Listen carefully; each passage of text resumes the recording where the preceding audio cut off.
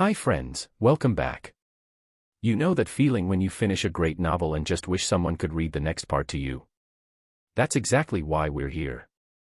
We already have over 100 novels ready as audiobooks, and if you want your favorite fanfic, or even the next part of a story we've uploaded, I can make it for you.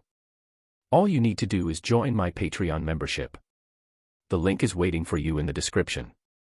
DxD Fusion. Chapter 1, Fusion. The magnetic field coils sang quietly as they reached operational power. From his station in the fusion control room, Scotty Gardner stared at the plasma readouts on the central display, a perfect, stable ellipse spinning in real time, locked within the reactor's vacuum chamber. Just where it should be. Plasma temperature holding at 152 million Kelvin. Magnetic confinement field at 98.7%. Neutron flux nominal. He didn't blink, eyes boring into the readouts, flicking from one screen to another. Maintain current parameters for the next 3 minutes, he said, voice even and precise. Around him, the team moved like clockwork. Engineers, analysts, techs, all quietly focused, immersed in the data and readouts on the various instruments and screens. The only sound was the low hum of machines and the tapping of keys, flicks of switches, taps on screens. Every eye in the room looked toward him after executing their commands, waiting for the next. Scotty leaned forward slightly. Not because he was nervous, but because this part mattered. They had conducted simulations for months. But today was the actual event. Controlled fusion. Continuous burn. No fluctuations, no spikes, no unexpected outcomes. This wasn't just a milestone for the reactor. This was his milestone. Confinement duration, 120 seconds. 150, 180. The lead operator glanced over. 3 minutes and holding, sir. Scotty scanned the diagnostics one last time. Heat exchange, fuel input, tritium value, magnetic stability, neutron output, all green. The Q value wasn't just 1.0, the break-even point. The Q value was an incredible 14.5, the ratio required to maintain plasma in a sustained state, producing 14.5 times more than the initial energy input. This was a new world record, and the start of the implementation of clean energy for the world. He gave a small nod and gently sighed. Begin shutdown protocol. A few keystrokes later, the display dimmed as the plasma cooled and the field coils powered down. Silence fell across the room, save for the slow, collective exhale of the control team. Holy shit. One of the junior techs stated, voice tight with disbelief. A Q value of 14.5? Are you serious? Dr. Gardner, we did it. Scotty allowed himself a breath. Yeah, he said. We did. The sound of applause erupted, a brief yet weary clapping that resonated with genuine appreciation. Each clap echoed with the fatigue of the audience, their hands slightly heavy from the long evening. It was 2 a.m. Despite the sincerity of the moment, he remained still, choosing not to partake in the tribute that surrounded him. He felt a hand pat him on the shoulder a few times. Scotty looked over to see Chris, his only real friend he'd made here, if he could even consider it that. Could you consider the only person you spoke more than commands to a friend? You did it, man. I can't believe it's actually viable. That patent you came up with completely changed the direction of this project, and now we're here. Scotty gave him a small half-smile, but it didn't reach his eyes. He couldn't look at his face full of elated enthusiasm. Instead, he turned his gaze toward the upper left screen, a split-cam feed of the reactor housing itself. A massive steel cylinder, wrapped in superconducting coils and buried 10 meters below ground. It sat quiet now, but just minutes ago, it had been a miniature hyperstar, 100 million degrees Celsius. The hottest star in the observable universe was only around 209,000 degrees Celsius. It was his remnants of a supernova. The applause had died down. The team dispersed. Briefings and paperwork could wait. Scotty. We've got to celebrate. You want to go out to that bar down the road I always invite you to but you never come to? If there's ever been an occasion, it's this one. Scotty turned toward Chris, a small smile that actually had a spark of emotion. Maybe after the last safety test tomorrow. If we get through that, then you can get me wasted for all I care. Right now though, I think I'm going to go pass out on the couch in my office. Hey, I'll hold you to that. Chris laughed joyously, like he finally won a long battle of attrition. Well, you get some rest then, because you won't be getting any tomorrow night if I have a say in it. Maybe I'll invite my girlfriend's friend Monica. I know she's been stealing glances your way whenever we're all together. Chris wiggled his eyebrows suggestively. Ha! Scotty barked out a laugh. Yeah, maybe that's just what I need to cheer myself up and celebrate, to get laid. Scotty couldn't help the sarcastic smile from forming on his face. Now you're speaking my language. Chris put his arm around Scotty as they walked out of the room. I'm gonna show you the world, Scotty. Oh, I'm sure, Scotty snorted out. Once him and Chris parted ways, Scotty finally stepped into his office and let the door seal behind him with a soft hiss. Silence. It was a large room, executive tier, but sparsely decorated. No personal photos. No plants. No clutter. The walls were cool steel and matte white. The shelves held awards he hadn't openly displayed. Glass dry erase boards filled with equations were near his desk, a smart holographic table in the middle of the room to display 3D prototypes. A digital display on one wall looped a rendering of the reactor core from today's test, the peak of modern physics, captured in neat rotations and color-coded readouts. A leather couch was against the wall. The wear on it suggested that he slept more here than he did in his own bed. Tonight was probably going to be the same. He had to prepare for that safety test tomorrow. He walked to the window. It didn't overlook a city or skyline, just the reinforced hangar where the reactor sat in cold shutdown. He watched the engineers below celebrating, hugging, shaking hands as they walked out to go home for the day, back to their families. Then he turned away. That wasn't for him. His eyes landed on the small velvet box resting at the corner of his desk. He reached for it slowly, like his hand knew the motion before his mind caught up. The velvet box yielded to his touch, the hinge whispering open, and he found himself staring down at the locket. It was a silver oval, small enough to conceal in a closed fist, but heavy with its own gravity.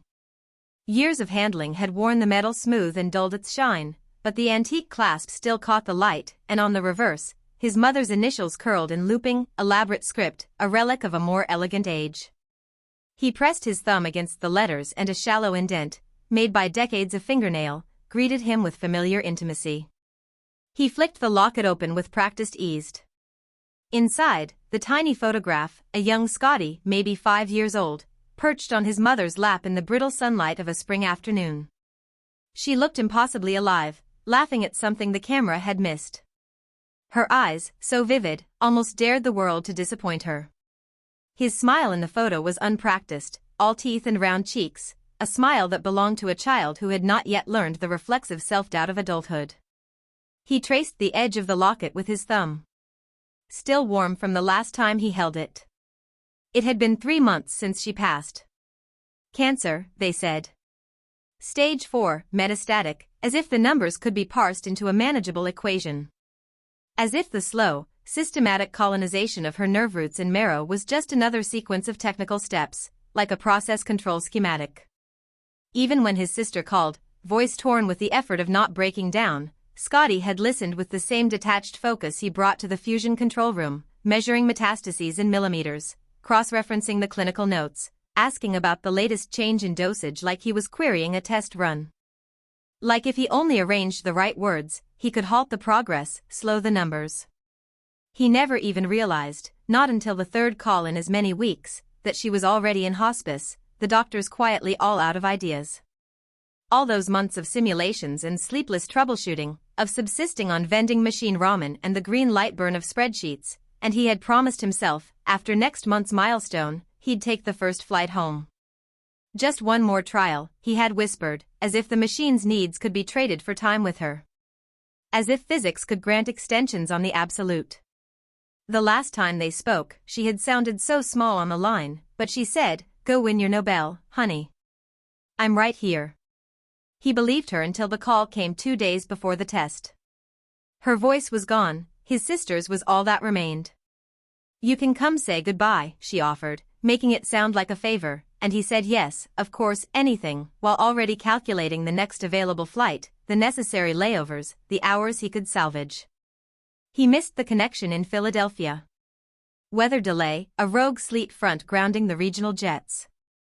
He spent the night in a beige terminal chair, surrounded by the unremarkable static of airport life, children in pajamas, couples face glowing in the blue of their screens, the rhythmic cleaning of the floors.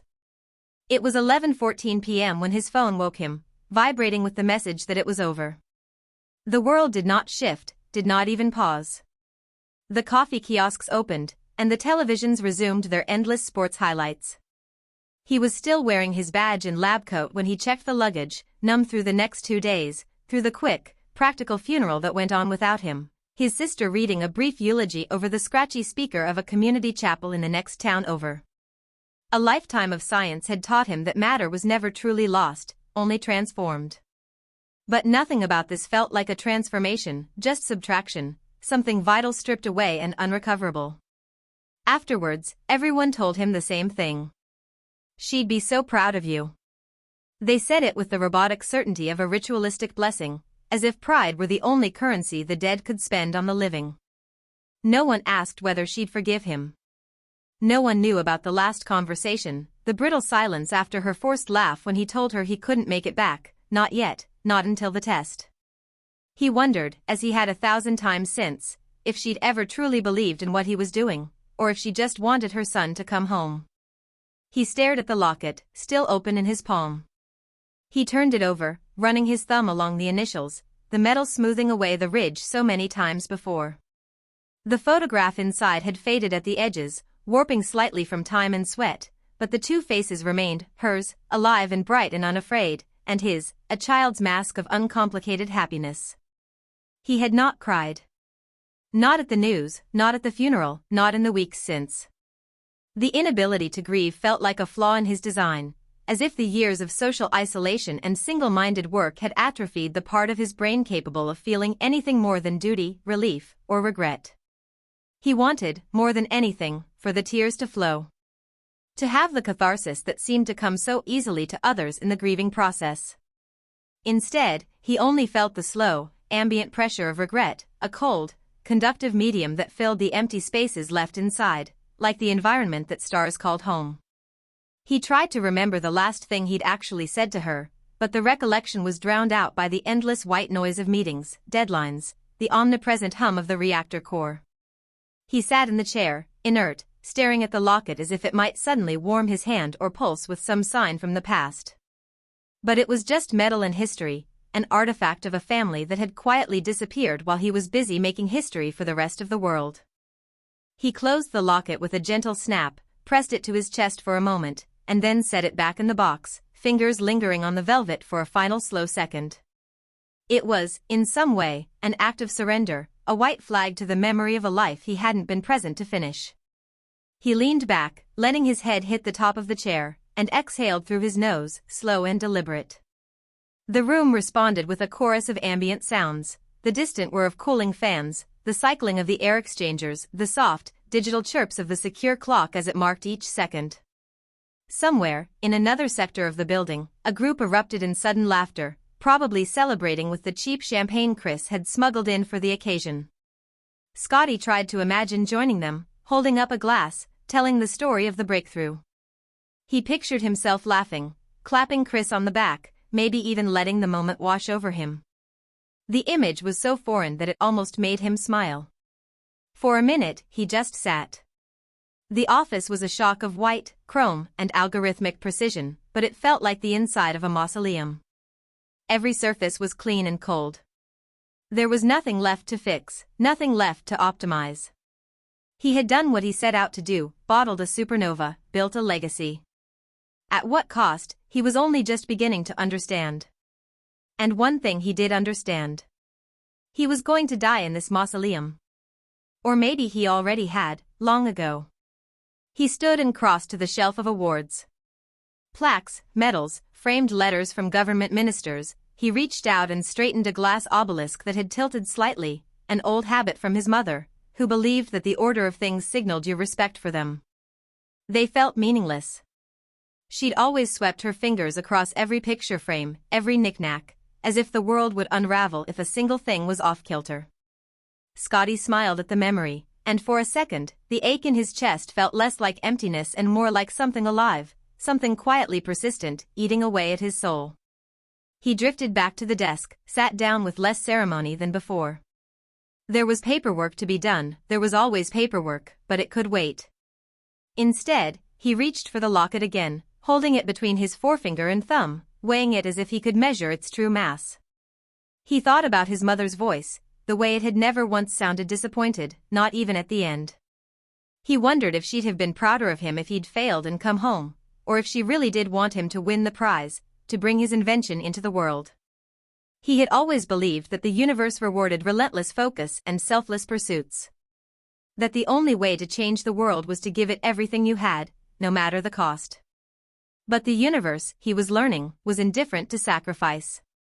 It took from you whatever you were willing to give, and then kept taking after you were empty until it ripped your very being apart. He set the locket down on the desk and pressed his fingertips to his eyes, willing the tears to come. They did not. Instead, he found himself mapping the problem, as if it were a thermal loss in a closed system, a minor inefficiency that could be corrected if only he ran enough simulations. He thought about the plasma in the reactor, so perfectly contained, spinning for just a few minutes in a history-making ellipse before it, too, had to be shut down. No system could sustain itself forever. Not a star, not a family, not a man. He reached for the dry erase marker and scrawled a fresh equation on the glass board, something about entropy, the tendency of even the best systems to drift toward disorder. He thought, not for the first time, that maybe the only real victory was delaying that drift for as long as possible. Maybe that was all anyone could hope for. He picked up the velvet box again and placed it with unnatural care on the corner of his desk where it could forever serve as a reminder. A reminder of what, he wasn't quite sure. Scotty closed the lockets box and sat in silence, fingers loosely folded, elbows on the desk. Across the office, a single sheet of reinforced glass looked down into the test chamber. The containment shell dominated the space below, still humming faintly from the successful run. The last of the technicians moved through the facility with a relaxed energy, the kind that came only after brushing against history. He watched them without really seeing them. The reactor was beautiful in a way only a physicist could appreciate, a fortress of superconducting coils and vacuum insulation, built to cradle energy that emulated a dissipating supernova. The numbers from the test still looped across his internal recall, energy output exceeding input by a factor never before seen. The 10x barrier, the holy grail of fusion technology, had finally been cracked. He had been the one to propose the solution, an idea no one else in the world had thought to try, or dared to.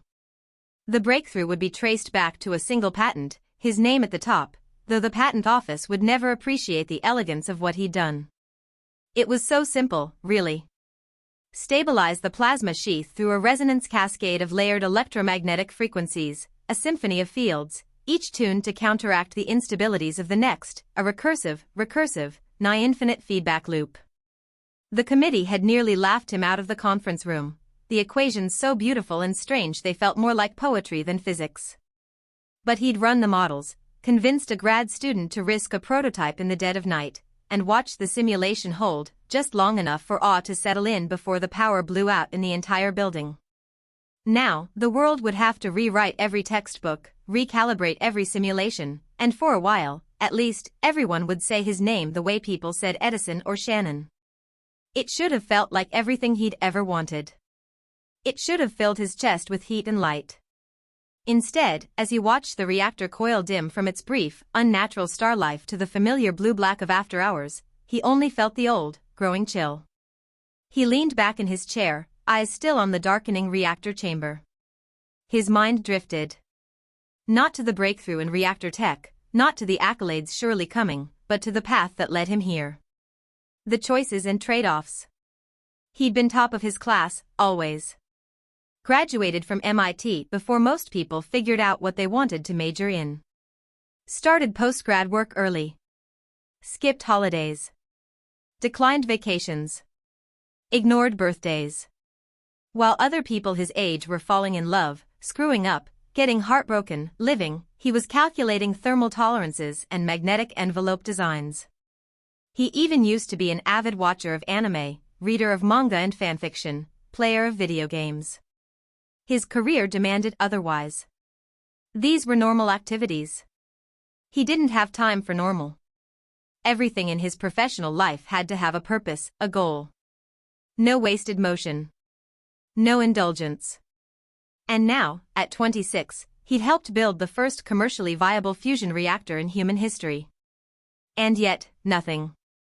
No exhilarating rush of fulfillment surged through him, nor did he feel the heavy burden lift from his shoulders. Instead, there lingered only a faint, familiar ache nestled deep behind his ribs, a dull reminder of loss that had settled there ever since the funeral he couldn't make it to. It was a sorrowful vacuum, a constant companion that pulsed like a distant echo of cosmic rays reaching the depths of the universe, refusing to fade away but ever persisting in utter emptiness. You can build a star, he thought, but you can't bring light into your own life. His reflection stared back from the glass, lean, sharp features, tired eyes that hadn't seen proper sleep in weeks. A man carved down to the essentials. Below, the last of the lights in the reactor chamber powered down, leaving the reinforced shell in shadow. He wondered if this modern marvel ever got lonely. Scotty didn't move from his chair for a while. Luckily, it was comfortable. XXX. The office lights were dim, save for the low blue glow of the standby displays. Somewhere nearby, the building's HVAC system murmured like distant wind. Scotty blinked awake. His neck ached from the angle he'd slept in. The well-worn leather couch under him groaned as he sat up and rubbed the grit from his eyes. The locket box still sat on the desk, untouched since last night. He didn't look at it. Instead, he stood, stretched once, then moved toward the building's on-site facilities. A quick rinse in the staff shower room was enough to shake off the heaviness from his chest, if not his mind. Cold water, synthetic soap, standard-issue towel. It wasn't comfort, but it was routine. And routine kept things together. 15 minutes later, he was back in a fresh change of clothes, black slacks, pressed shirt, lab coat, and hair still damp as he entered the command room. Everyone was already in place.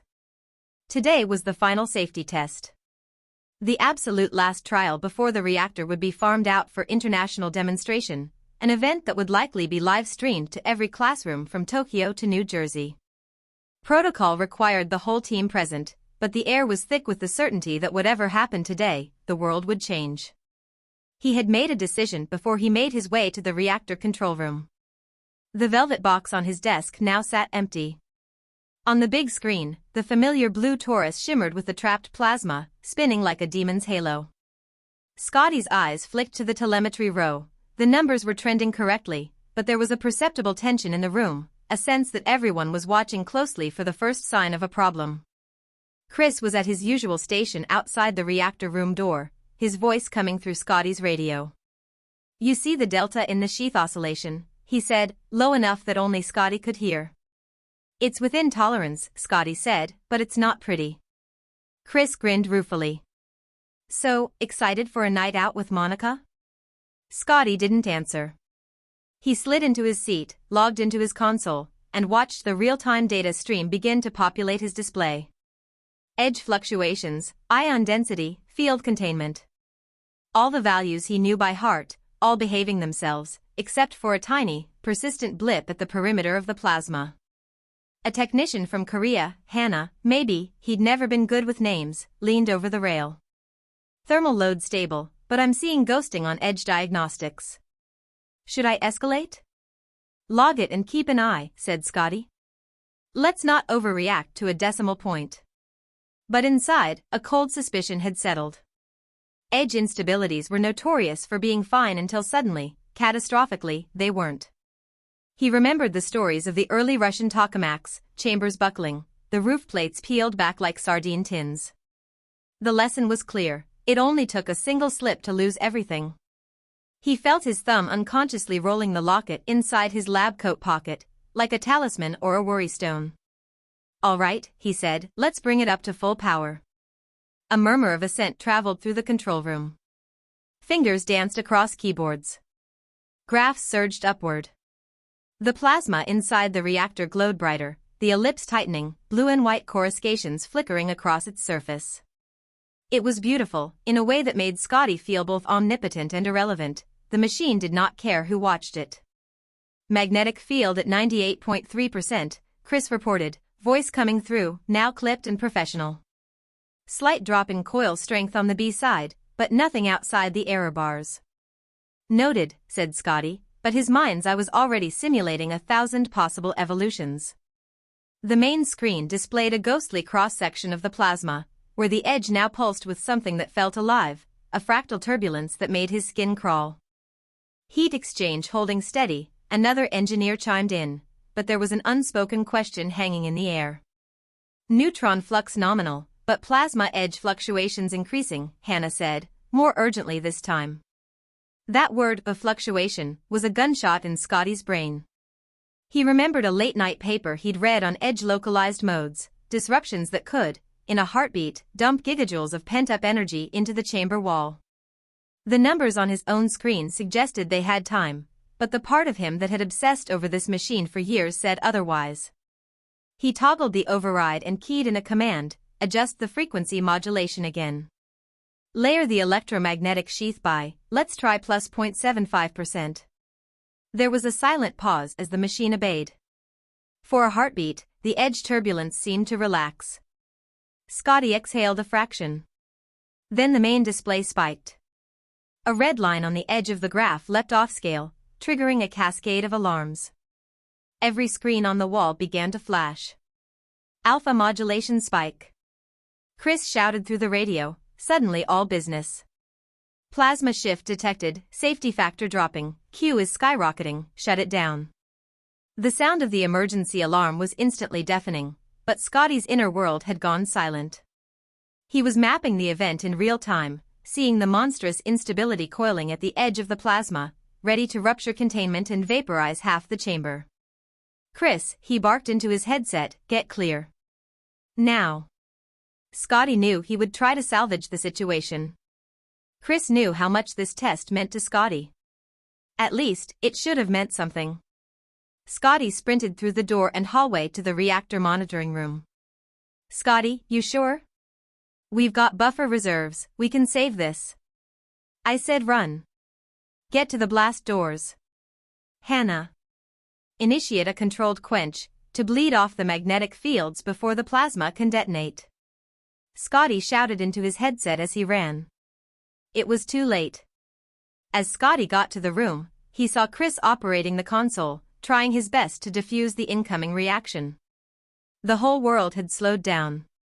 Each red pulse of the alarm was a lifetime. Scotty could feel the charge building in the air, taste the metallic ozone as the field collapsed and the superheated plasma began to escape the reactor in earnest. He realized, with a strange clarity, that he could still walk away. There were 30 seconds left. Instead, he dove into the emergency substation connected to the reactor monitoring room and began shutting down the interlocks manually, one by one, each switch a small act of defiance against the inevitable. He held out hope he could stop this. A hollow boom shook the floor. The pressure wave knocked him against the reinforced steel wall. On the other side of the small observation port, he saw the containment shell of the reactor begin to vent blue-white fire. For a moment, it looked like the birth of a tiny, furious sun. He turned and ran back to where Chris was still trying. Scotty tore him from the panel. Chris, we have to run. Get through the blast doors. Scotty noticed the fluctuations. There wasn't time. He had to do something to stall it. He pushed Chris out the door as he started to run to reach the safety of the blast doors. Reallocating tritium reserves to stall for just a little time, he turned to flee. He ran, every muscle burning, the locket cold and heavy in his vice grip. As he approached the blast door, he saw Chris make it through, Hannah making sure everyone else evacuated. Scotty was the last one. Lockdown mode had initiated, and the doors were on a timer. He was out of time. He dove to make it through the door as it was closing. He crashed into the steel door. His hand had made it though, but the rest of him didn't. Pain shot up his arm, but he barely noticed. His hand was gone. On the other side, Scotty could hear the faint taps of Chris pounding on the door, shouting something lost in the rising cacophony. He spoke through his headset, "Go. Run." He began sprinting toward the birthing sun. He had to do damage control. Anything he could do to keep this as a local explosion. He had to release the neutron poison. Why it hadn't worked earlier, he had no idea. The only way to find out was to go into the firestorm. He opened the reactor room blast door, where the plasma was now raging out of control, the whole chamber vibrating at some frequency that felt like it might tear apart not just the building but reality itself. No one else could stop it now. He alone could make sure the failsafes engaged before the whole system vaporized the campus, or worse, triggered a secondary cascade that would make Chernobyl look like a kitchen fire. His vision tunneled, time lost its meaning. He spotted the neutron poison manual release, right next to the reactor itself. His muscles felt like they tore as he strained to reach it. Radiation and temperature weren't even a concern. There was only the goal to save the minds that worked on this project. He noticed a shield plate had been blown off and damaged the neutron poison system, a faulty part that caused this disaster, not that it mattered now. He reached the core interlock and slammed the manual trigger, his skin partially melting from the heat inside the room. A premature detonation that would localize the blast to around 100 meters, the distance to the blast doors that took his hand. The poison would reduce it at least that much. Less than a second after hitting the trigger, the world erupted in light, a blue-white explosion brighter than consciousness. He was aware, for a fleeting instant, of every detail, the heat, the shockwave, the impossible beauty of the plasma arc as it tore through the walls. He felt his own atoms begin to disassociate, the searing pain registering as only a distant, abstract sensation. Mostly, he thought about the locket. How stupid, how trivial it was, compared to all this. But he clung to it, even as his remaining hand dissolved, even as his mind collapsed under the tidal wave of energy. There was a moment, impossible to measure in human time, when he floated in darkness, unanchored, bodiless. He wondered if this was death, or something stranger. He felt, in that interim, a peace so profound it almost erased the agony, the terror, the regret. Then a sensation like falling. Or maybe being born. He heard a voice, his mother's, he thought, but twisted, mechanical, reverberating through 1,000 speakers. "You did it," said the voice. "You saved them." Then silence. Chapter 2, Regret. There was nothing. No pain. No warmth. No breath in my lungs. No body beneath my awareness. Just absence. I don't know how long I drifted in that void. Minutes? Hours? Years? Time didn't pass here. It didn't move or stretch or pull. It simply wasn't. I had no heartbeat, no breathing rhythm, no limbs to twitch or tension to hold. Just thought. And even that started to blur after a while. At first, I tried to remember where I was. I tried to anchor myself to something familiar. The last thing I could recall was light. Not just any light, but a kind of brilliance that pierced the world apart. Cold. Blue. Unnatural. Then there was Chris. I remember shouting for him. Pushing him through the door. Throwing my phone to the seal. I remember the locket in my hand. The sudden silence. And then, this. I tried to clutch my hand on the locket I died with, only to notice its absence. With nothing else to hold on to, my mind circled back to the only thing it could still feel. Regret. It came slowly at first. A nudge. Then a steady weight. And then it consumed everything. I kept thinking about my life. Going over every single moment that brought me here. Not the science, not the reactor, not the tests or equations. No, I kept reliving everything I didn't do. Everything I traded for later. All the little pieces of myself I chipped away for something bigger. Something I told myself was more important. I emptied my own desires and interests to work towards bettering the world. Helping everyone else. If I ever stopped moving forward in my career, I might have noticed the crushing loneliness and the systematic stripping of everything that made me, me. Back in college, I had hobbies. I used to spend nights marathoning anime, grinding through RPGs, reading fanfiction until sunrise because I couldn't sleep. I remember sitting in the dorm common room, laughing with friends and acquaintances over the dumbest things. Back when I still had people I could call friends. People I actually talked to. But as I moved up, those things faded. One by one, they slipped through my fingers. I never noticed because I never looked down at my hands. I never recognized just what I was holding on to. My final year at MIT, I started cutting sleep to chase publishing deadlines. I stopped gaming and other hobbies altogether. I told myself I'd earned a little fun once the research was done. Once the models were perfect. Once the simulation framework was stable. Once I graduated. Then I graduated. And there was no break. When I got the offer to work at Commonwealth Fusion Systems in Virginia, I took it without thinking twice. It was the opportunity of a lifetime. Director track. Advanced reactor access. Lead on the most promising clean energy project on the planet with more government funding than any other project in history. So I packed my things, left Boston behind, and moved into a condo with no one waiting for me. I thought I would miss the noise. Wouldn't miss the snores of a roommate that annoyed me regularly. And I didn't. Not at first. But it was only a matter of time before the silence caught up. I met Chris 6 months into the project. He was one of the few people who didn't treat me like a walking calculator. We ate lunch together in the break room. He kept trying to drag me out to bars. Sometimes I said yes. Usually I said no. I wasn't good at small talk, but he didn't seem to care. That was rare. Maybe that's why I liked having him around. Then there was Monica. We talked in group settings. I didn't flirt. I wasn't sure I even remembered how. But sometimes I caught her looking at me when she thought I wasn't paying attention. I always told myself I'd say something eventually. Someday when I had time. After the next test. After the patent finalized. After. My mom would have told me to stop waiting. She was always better at living than I was. She knew how to appreciate the present, live in the moment. She often tried to drag me into it, but I always resisted. My brain could never shut off. My incessant need to solve things and learn more was a burden. And I realized that this burden cost me my life.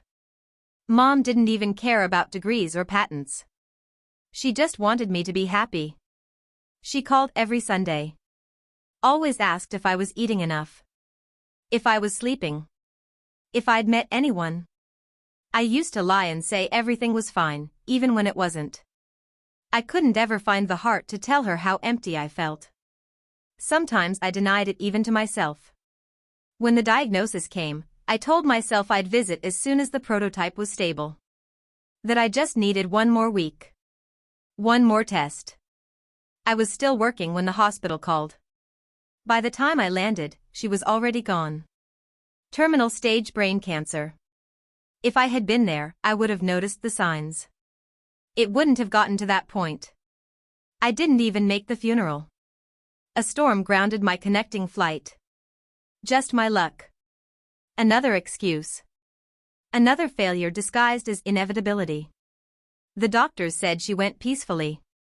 I hope they weren't lying. Everyone told me she would have been proud. I wonder if that matters. I wonder if she would have forgiven me for not being there. I wonder if I could ever forgive myself. Did she even blame me? I don't think she would have, and that makes it so much worse somehow. I should have done things differently. I should have said yes to dinner. I should have told Monica I liked her laugh. I should have called my mom more. I should have skipped one damn briefing and just gone home. I should have taken more moments to myself. I should have been more selfish. I should have lived. Instead, I died in a blast room with no one around to say goodbye. After saving the world from the energy crisis, they'll probably build me a statue and forget what my voice sounded like. I know that the blown reactor was a setback, but that only required one component switch, and with my patented design, my star would have soared. I'll never get to see it. And I don't think I care. I gave everything I had to something bigger, for the betterment of humanity. And somehow, I still feel like I left everything behind. I don't know how long I sat in that empty dark, repeating these thoughts like some sort of punishment. Maybe this was hell. Maybe this was just what I deserved, wallowing in the depths of regret. But then, something changed. I noticed the darkness wasn't complete anymore. The black started to soften at the edges, replaced by faint silver light. Shapes emerged. Gentle, transparent clouds, drifting like mist on an unseen breeze. I could feel something beneath me, not solid, but not falling either. When I looked down, I stopped breathing. Well, I would have if I wasn't a floating cosmic entity without lungs. There was a nebula. No, something more than a nebula. It stretched forever in every direction, a swirling tapestry of violet, crimson, and flickering sapphire. It pulsed with motion and color, a living storm of stars and light suspended below the cloud layer I stood on. I never remembered ever seeing something so beautiful. The clouds themselves were glassy, ethereal. I could see straight through them into the cosmic chasm below. But I didn't feel fear. Only awe. I wasn't falling. I wasn't floating. I was just here. Somewhere between the stars and the silence. And for the first time since I could remember, I felt like I was finally just living in the moment. No thoughts. Only appreciating what was in front of me. I could imagine the expression I would have had would be absolute awe, mouth agape. I don't know how long I looked below me to admire the beauty before me. I was quickly brought out of my reverie by a sudden, feminine voice. Hello, Scotty. I turned toward the voice, unsure what to expect. What I saw nearly knocked the breath I didn't have straight out of me. I'm starting to think I'm channeling Brooke or something. Just need a good ya-ho-ho-ho. I quickly focused back on the present. She stood a few paces away, though stood was a loose term here. Her feet didn't quite touch the clouds, and her long, flowing gown shifted more like it was made of nebula gas than fabric. Every strand of her hair shimmered with starlight, and her figure, well, let's just say if the afterlife was trying to distract me, it was doing a damn good job. She was curvy in all the right ways, and her presence radiated something far beyond human. Not just beauty. Ethereal beauty. The kind that made you feel seen and unworthy at the same time.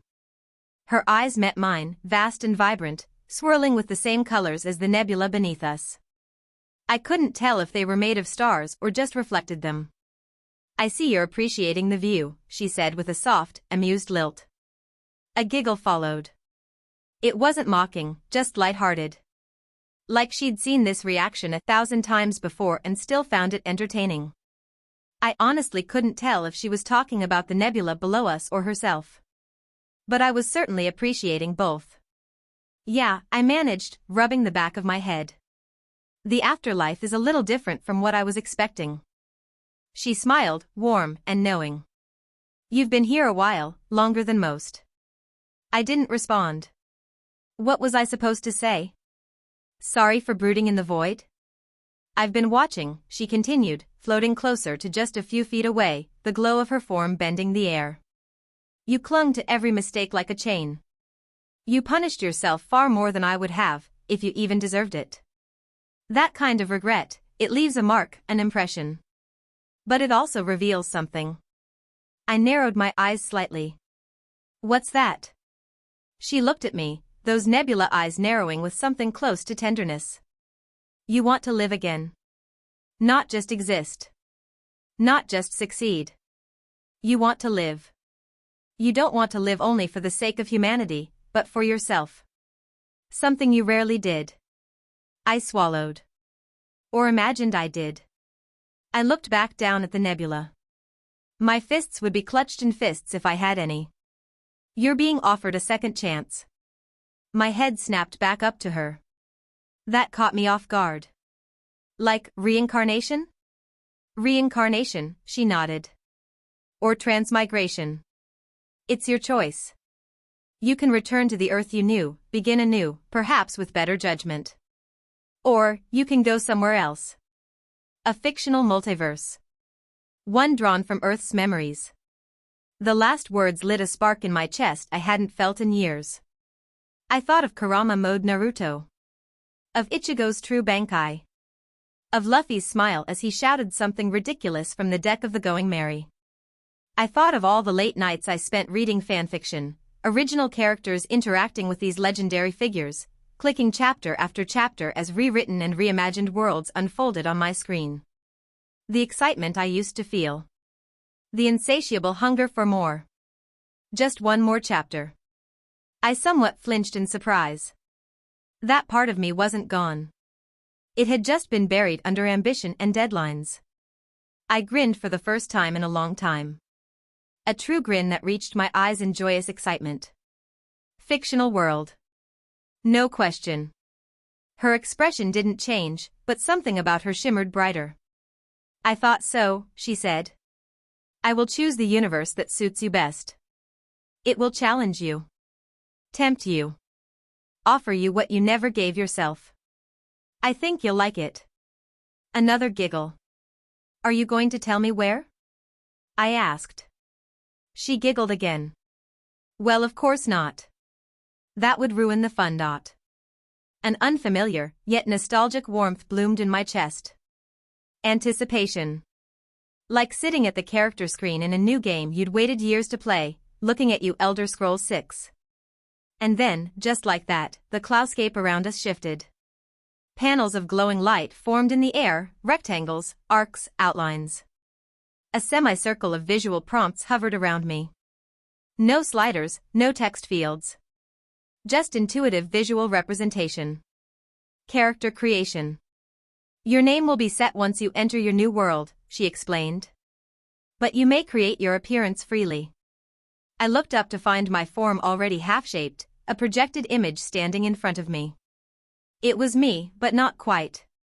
It was like a half-finished mold of what I used to look like. I looked for those characteristic sliders, but found none. I though of a change, and the body changed. Imagination it is. Never been my strong suit. Time passes as I make adjustments. A little taller. A little sharper. More defined, more confident. Like someone had taken every version of me that could have been and picked the best parts plus more. I made the figure have somewhat short, straight black hair, with a fringe just heavy enough to shadow the top of my eyes.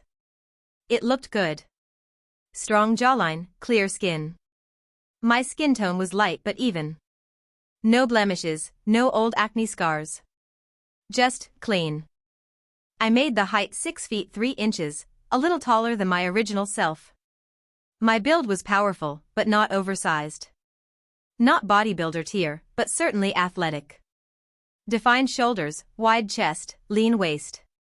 The kind of strength that said I train because I want to feel strong, not because I'm compensating for something.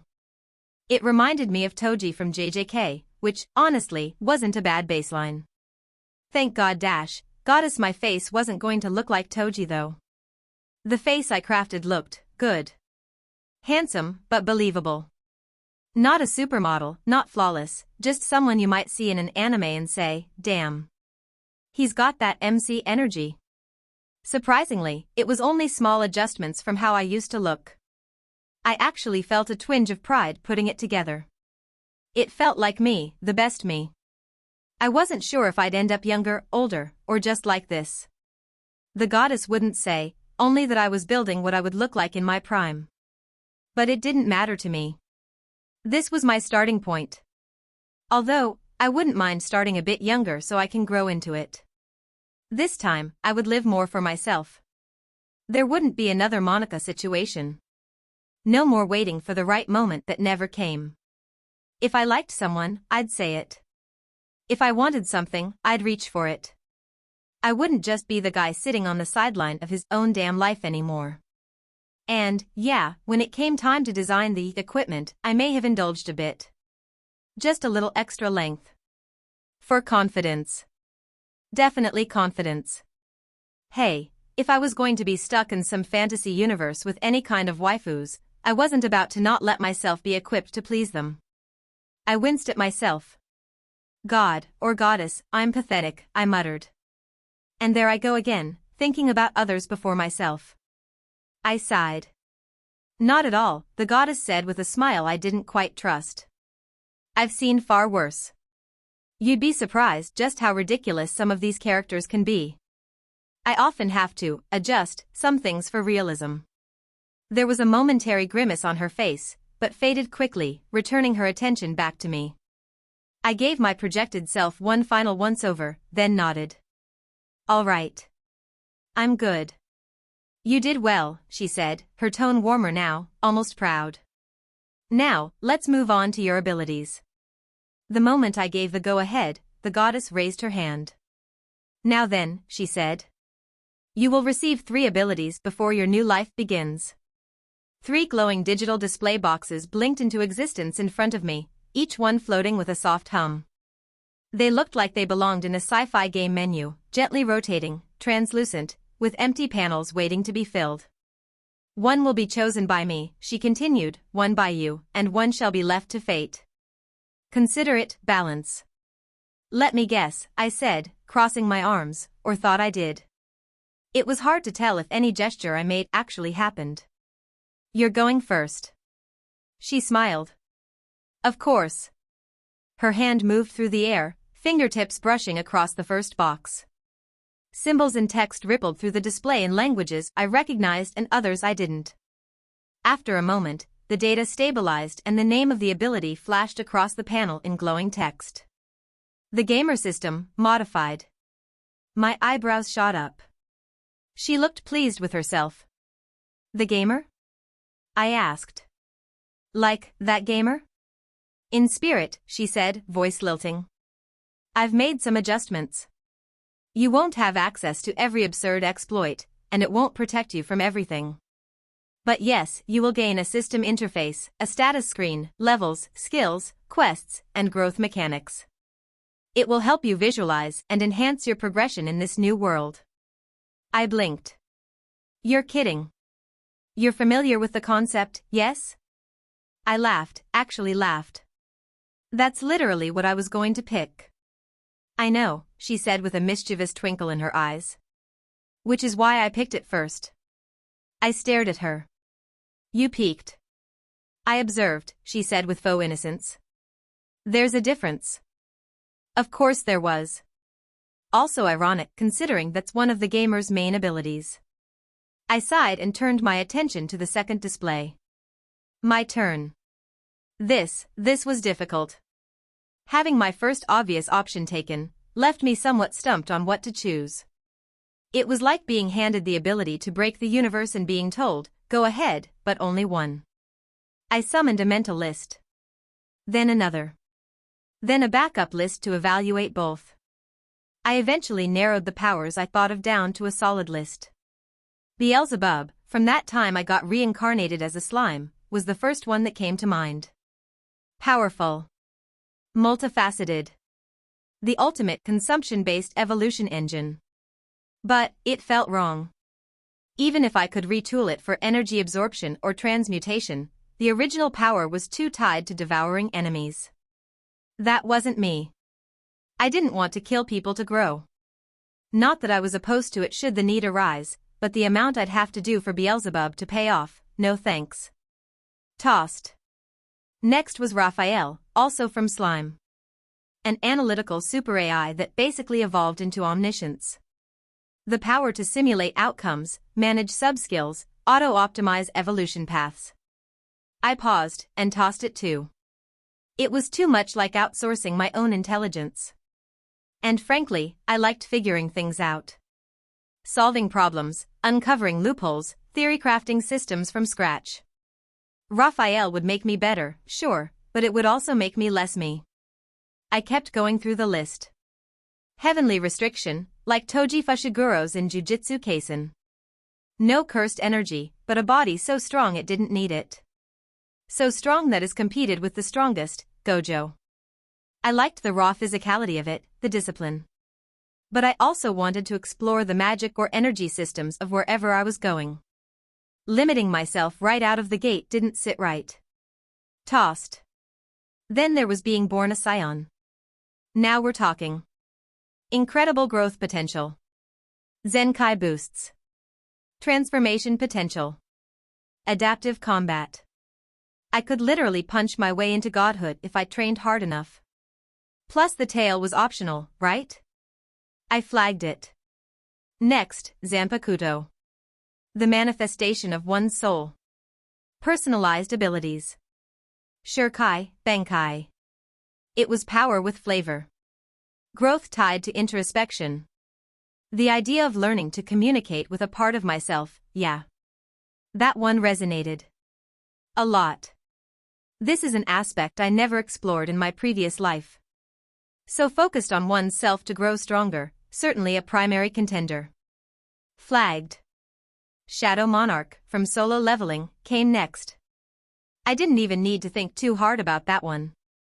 As cool as it was, I didn't want to be the king of the dead. The summons, the endless responsibilities, the dark aesthetic, too much like running a company again. I was here to live, not manage a shadow army. Not transcend beyond all of those I cared about. I didn't want to end up like Jinwoo. Tossed. Rinnegan, from Naruto. The potential was bonkers. Manipulate gravity, space-time, souls, chakra absorption, hell, I could technically create life. But I didn't want my eyes to look like someone dropped a rock in a pond every time I activated them. Besides, that level of power brought way too much attention.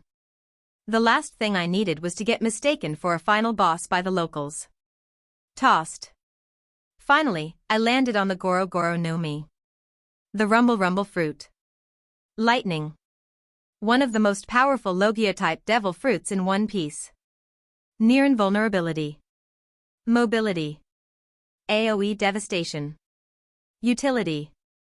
Pure power and spectacle. Flagged. I stood in front of the 3 panels.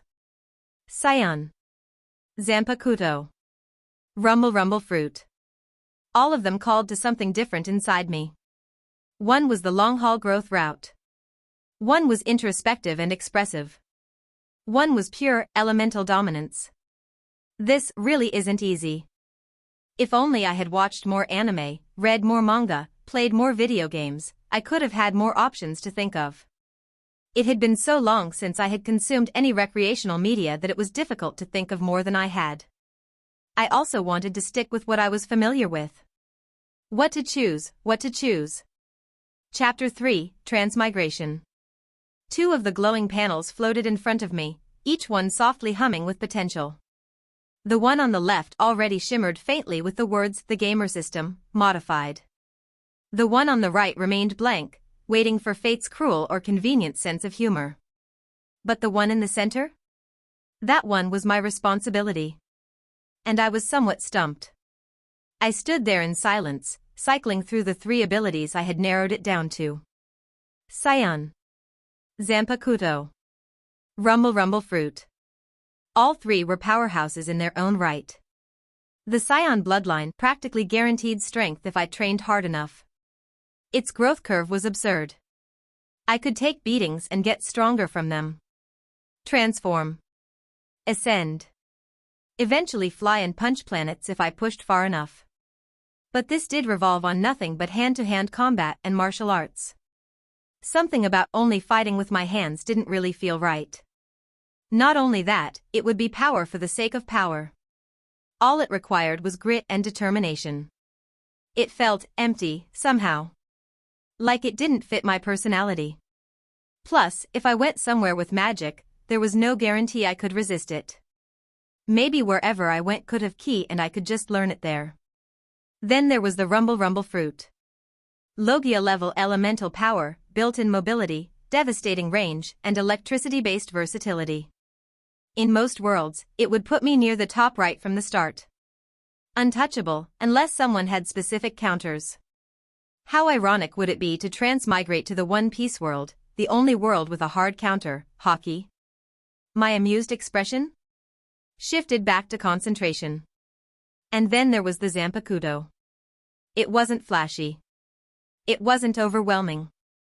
It didn't promise instant supremacy or constant transformations. In fact, it started slow, maybe even weaker than the other 2, both starting and towards the end game. The powers were abstract. Often symbolic. Sometimes limiting. Would I even have my own? Would it be something that already existed like Zangetsu? Zabumaru? Beniheim? I couldn't know. But still, something about it called to me. I tried to logic my way around it. Scion had infinite growth. Rumble Rumble had practical, near-instant dominance. Zanpakuto? It was a mystery. It was dependent on introspection. On understanding myself. It required patience and communication and emotional vulnerability just to unlock its true potential. Provided it came from my own soul and not a replication of someone else's. I couldn't imagine getting Ikaku's Hozukumaru. How underwhelming would that be? But why did I keep coming back to it? I stared at the middle panel. Still blank. Still waiting. And somehow, it felt like it was waiting for me. I wasn't sure what pushed me to decide. Maybe it was the idea of not just becoming strong, but the potential of becoming whole. Of my power being an expression of my soul, not just an upgrade. I spent so much of my life suppressing who I was, locking everything away behind logic and purpose. Maybe, just maybe, I needed a power that forced me to dig into that. To face it. To understand it. I choose the Zanpakuto, I said quietly. The middle panel pulsed with soft, golden light. There was a pause, then the goddess smiled. Not smugly. Not with surprise. Almost like she had been waiting for me to catch up with a decision she already knew I'd make. A good choice, she said, her voice gentle. Not the easiest, but one with depth. Fitting. I looked at her with suspicion. Did you know I'd choose it? I had a feeling, she said with a teasing glimmer in her eyes. Your soul has always been more expressive than your mouth. What did that even mean? I raised an eyebrow. Didn't know you were a fan of poetic riddles. Oh, I've read plenty of your fanfiction comments. You're more dramatic than you let on. If I had cheeks, they might have been blushing. Can a soul blush? I rubbed my temples. Great. My celestial overseer reads comment sections. All of my comments? I opened one eye to look at her, to see a very amused expression on her face. Maybe.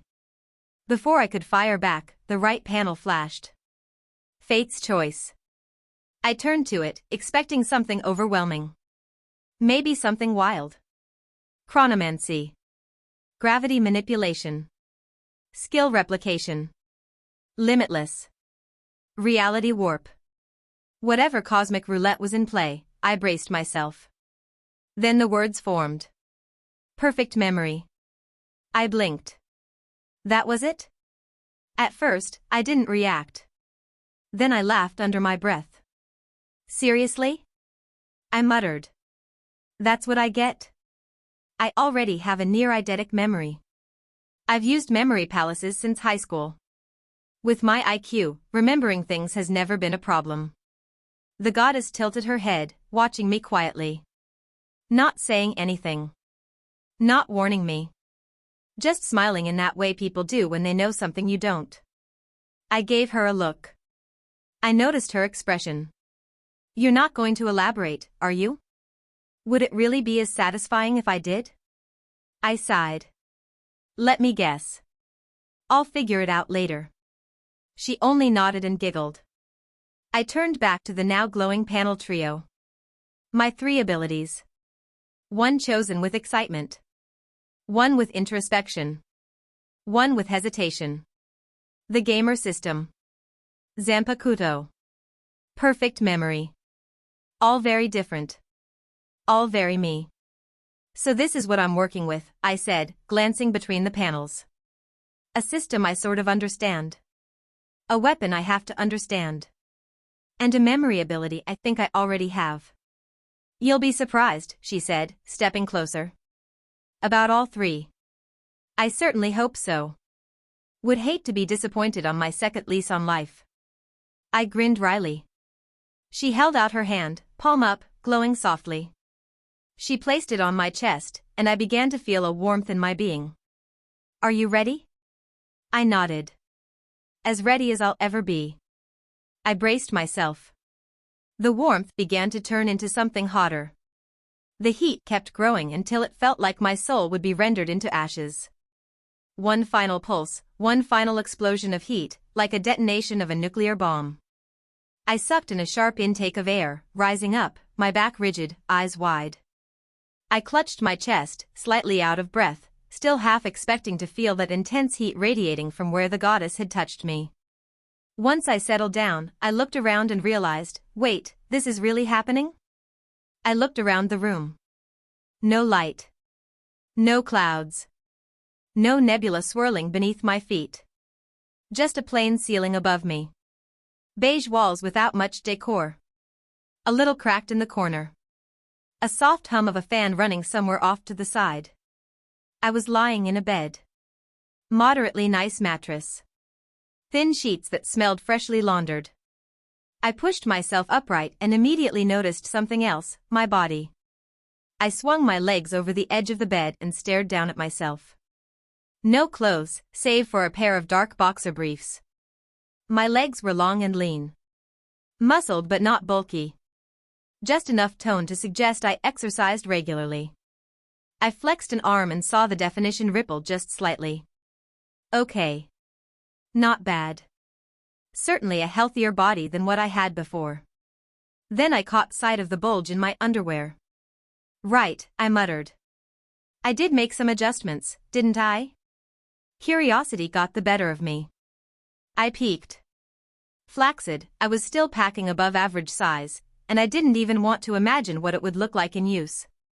I felt an odd sense of pride, and maybe a bit of embarrassment. Still, I couldn't deny the small smile that tugged at my lips. How childish and immature of me. Worth it. Before I could enjoy the moment longer, it hit me. A white-hot spike of pain slammed into my skull like a battering ram.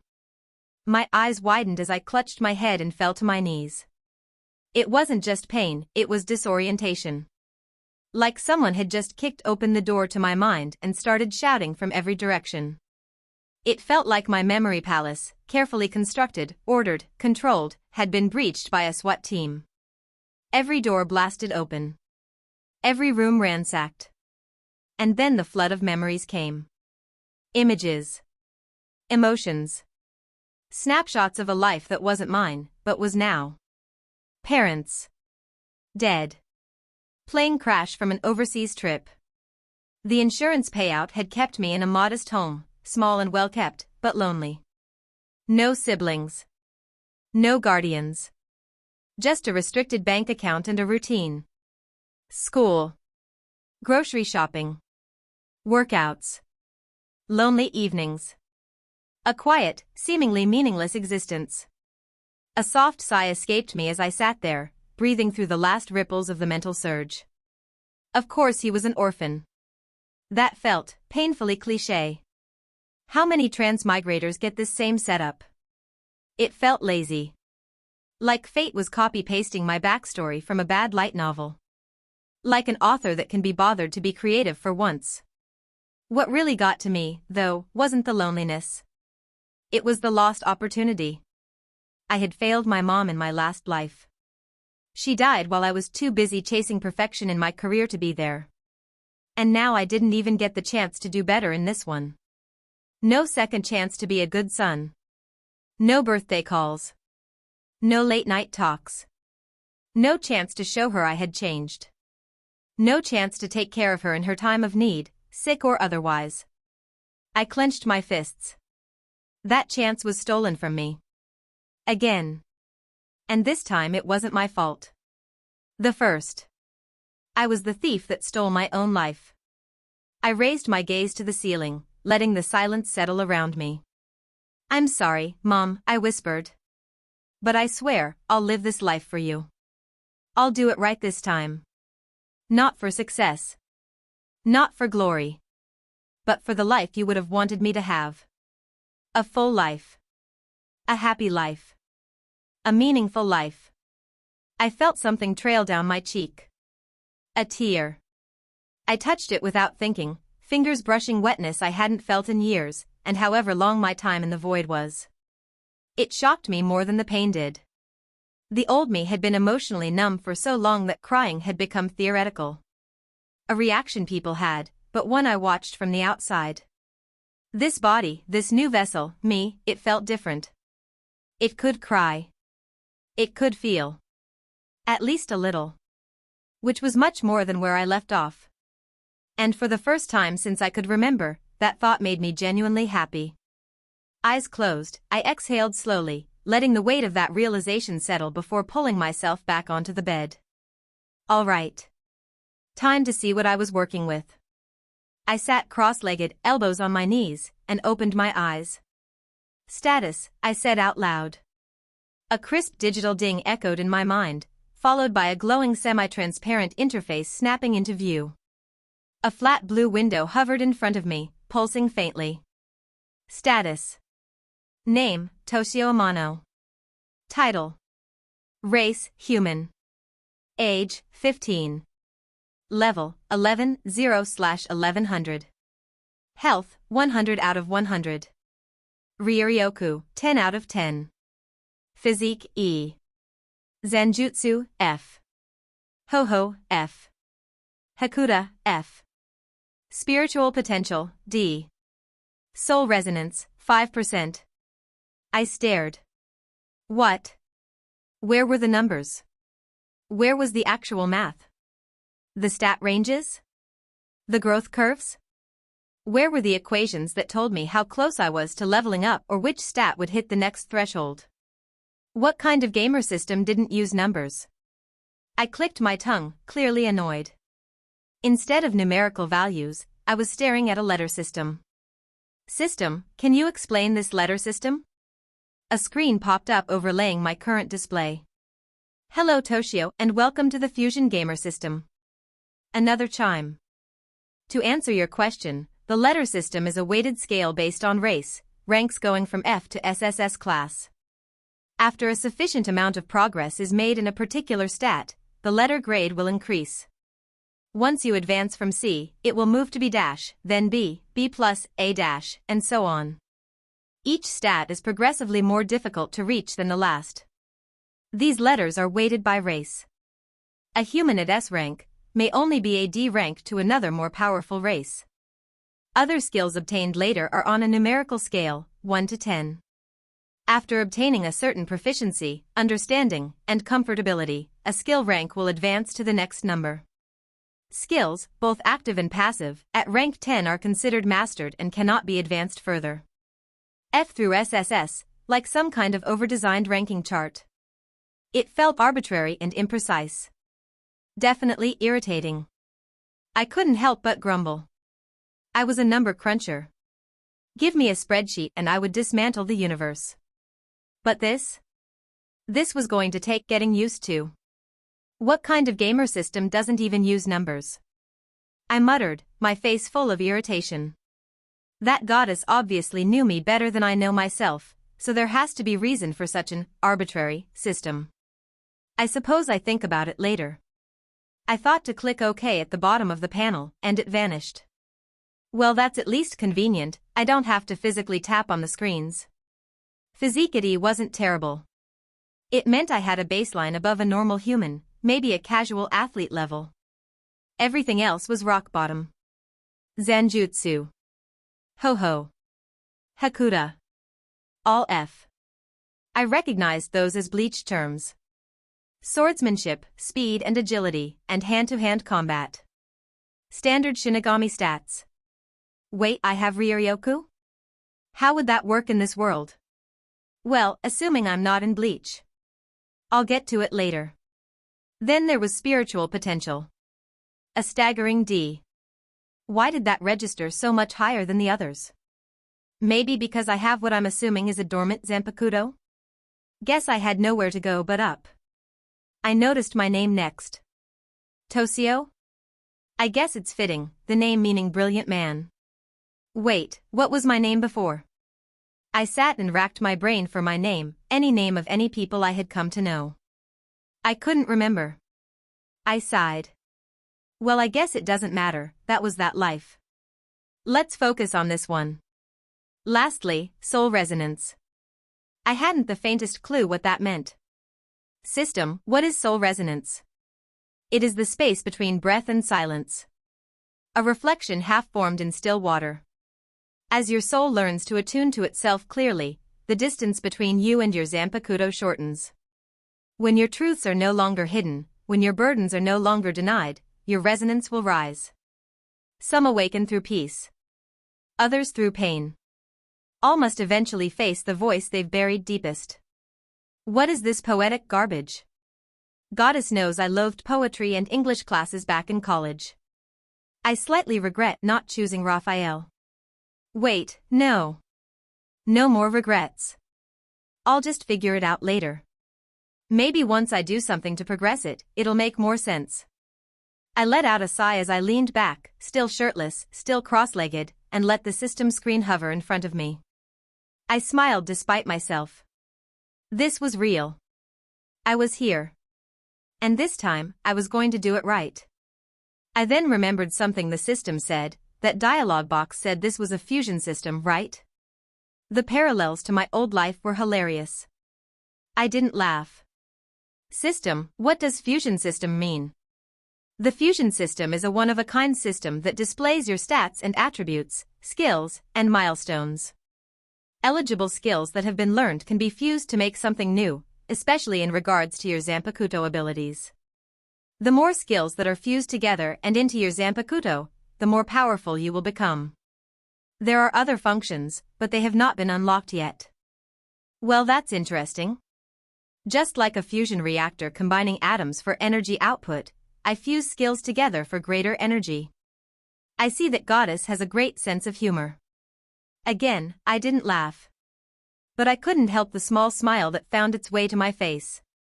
Okay, let's try skills. A chime sounded, followed by a new window materializing in front of me.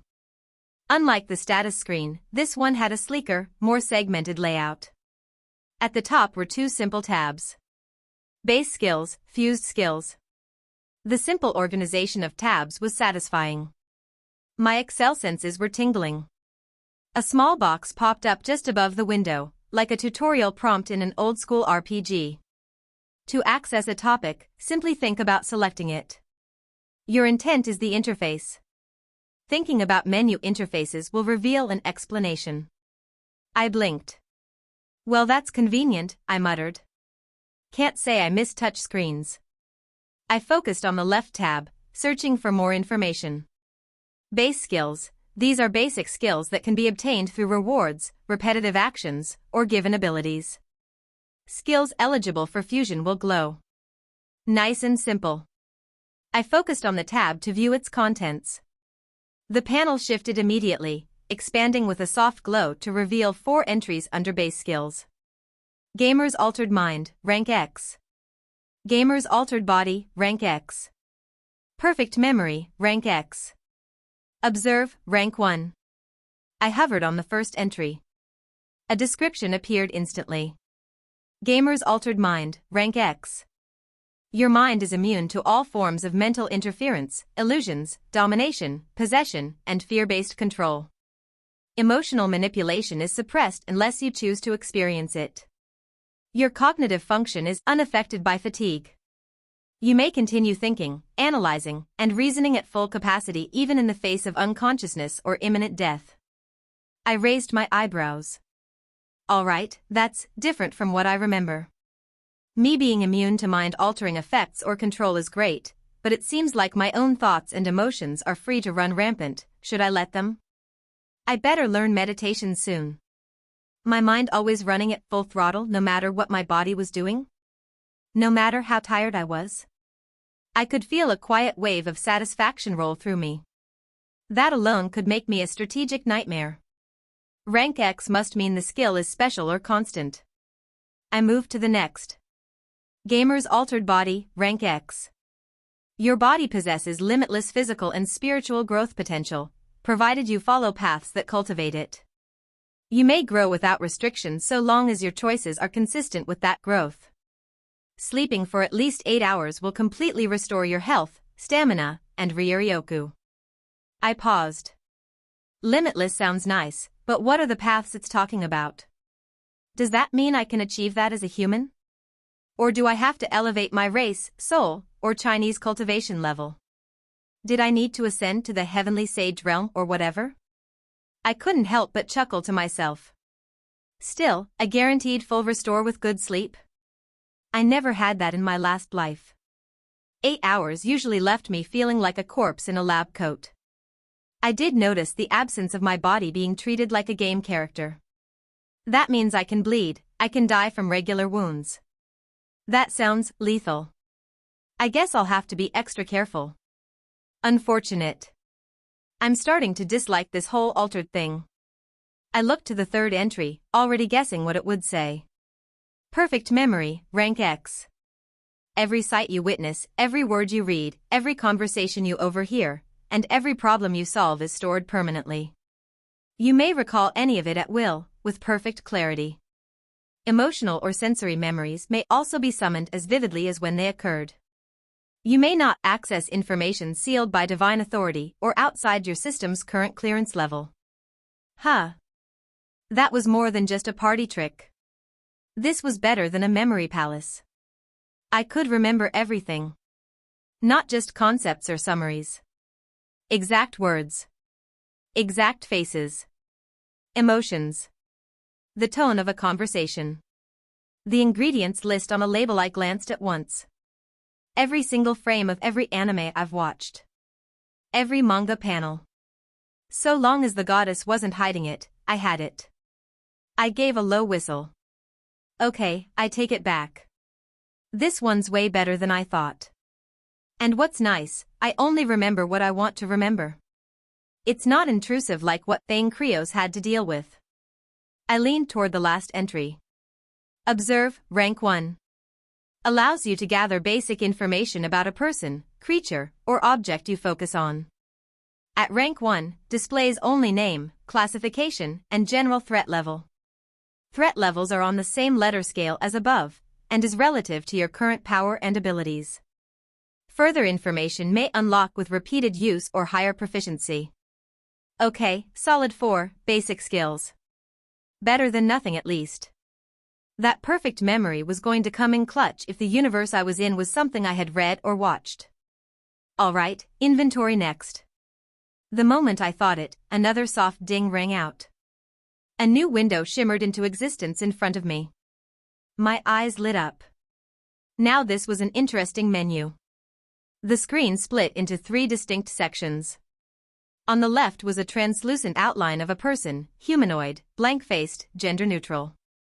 Around it were equipment slots, arranged cleanly, head, chest, arms, legs, feet, accessory slots, and even a cloak or cape option. It looked exactly like the kind of loadout screen from every MMO I'd ever played. Straightforward enough, although I really hope the items disappear like they do in solo leveling. I would hate to sacrifice aesthetics for utility. I did that enough in my old life.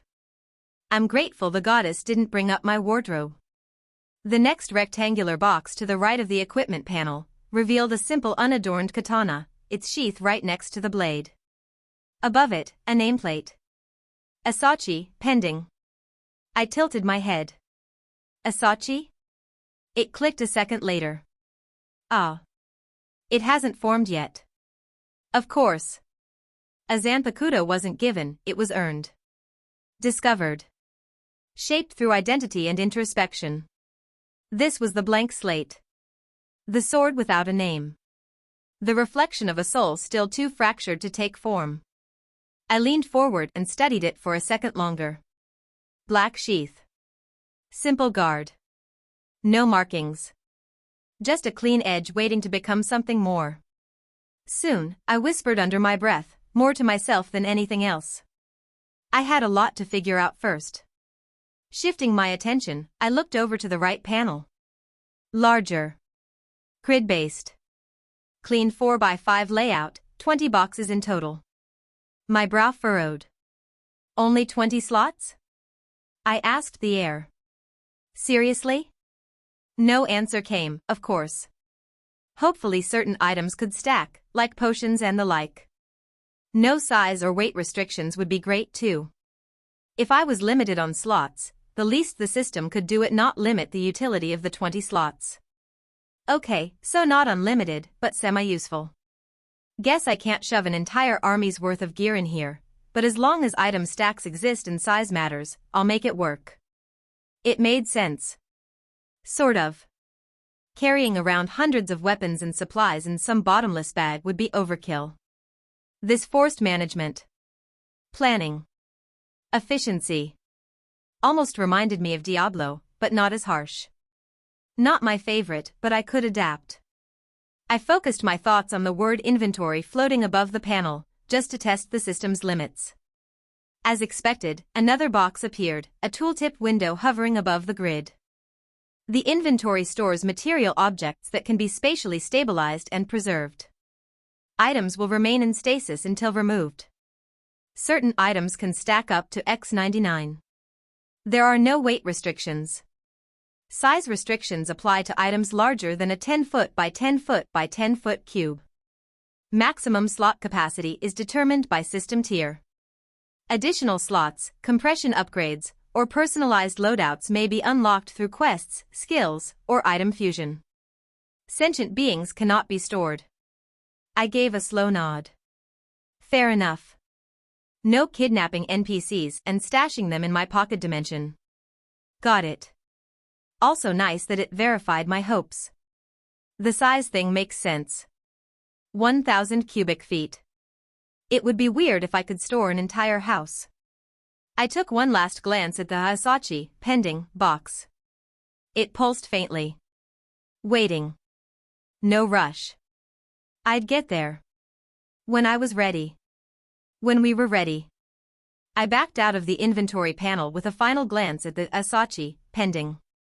The window folded in on itself, disappearing with a soft flicker. And then, ding. A new box blinked into existence front and center, edged in dark gold with a faint shimmer. Secret quest completed. Tutorial integration complete. You have explored the foundational systems of the Fusion Gamer interface. Basic orientation verified. Reward, plus 100 XP. The window pulsed once, then dissolved into glittering fragments. Another chime followed as a thin progress bar appeared across the bottom of my vision. XP tracker, just like a traditional RPG HUD.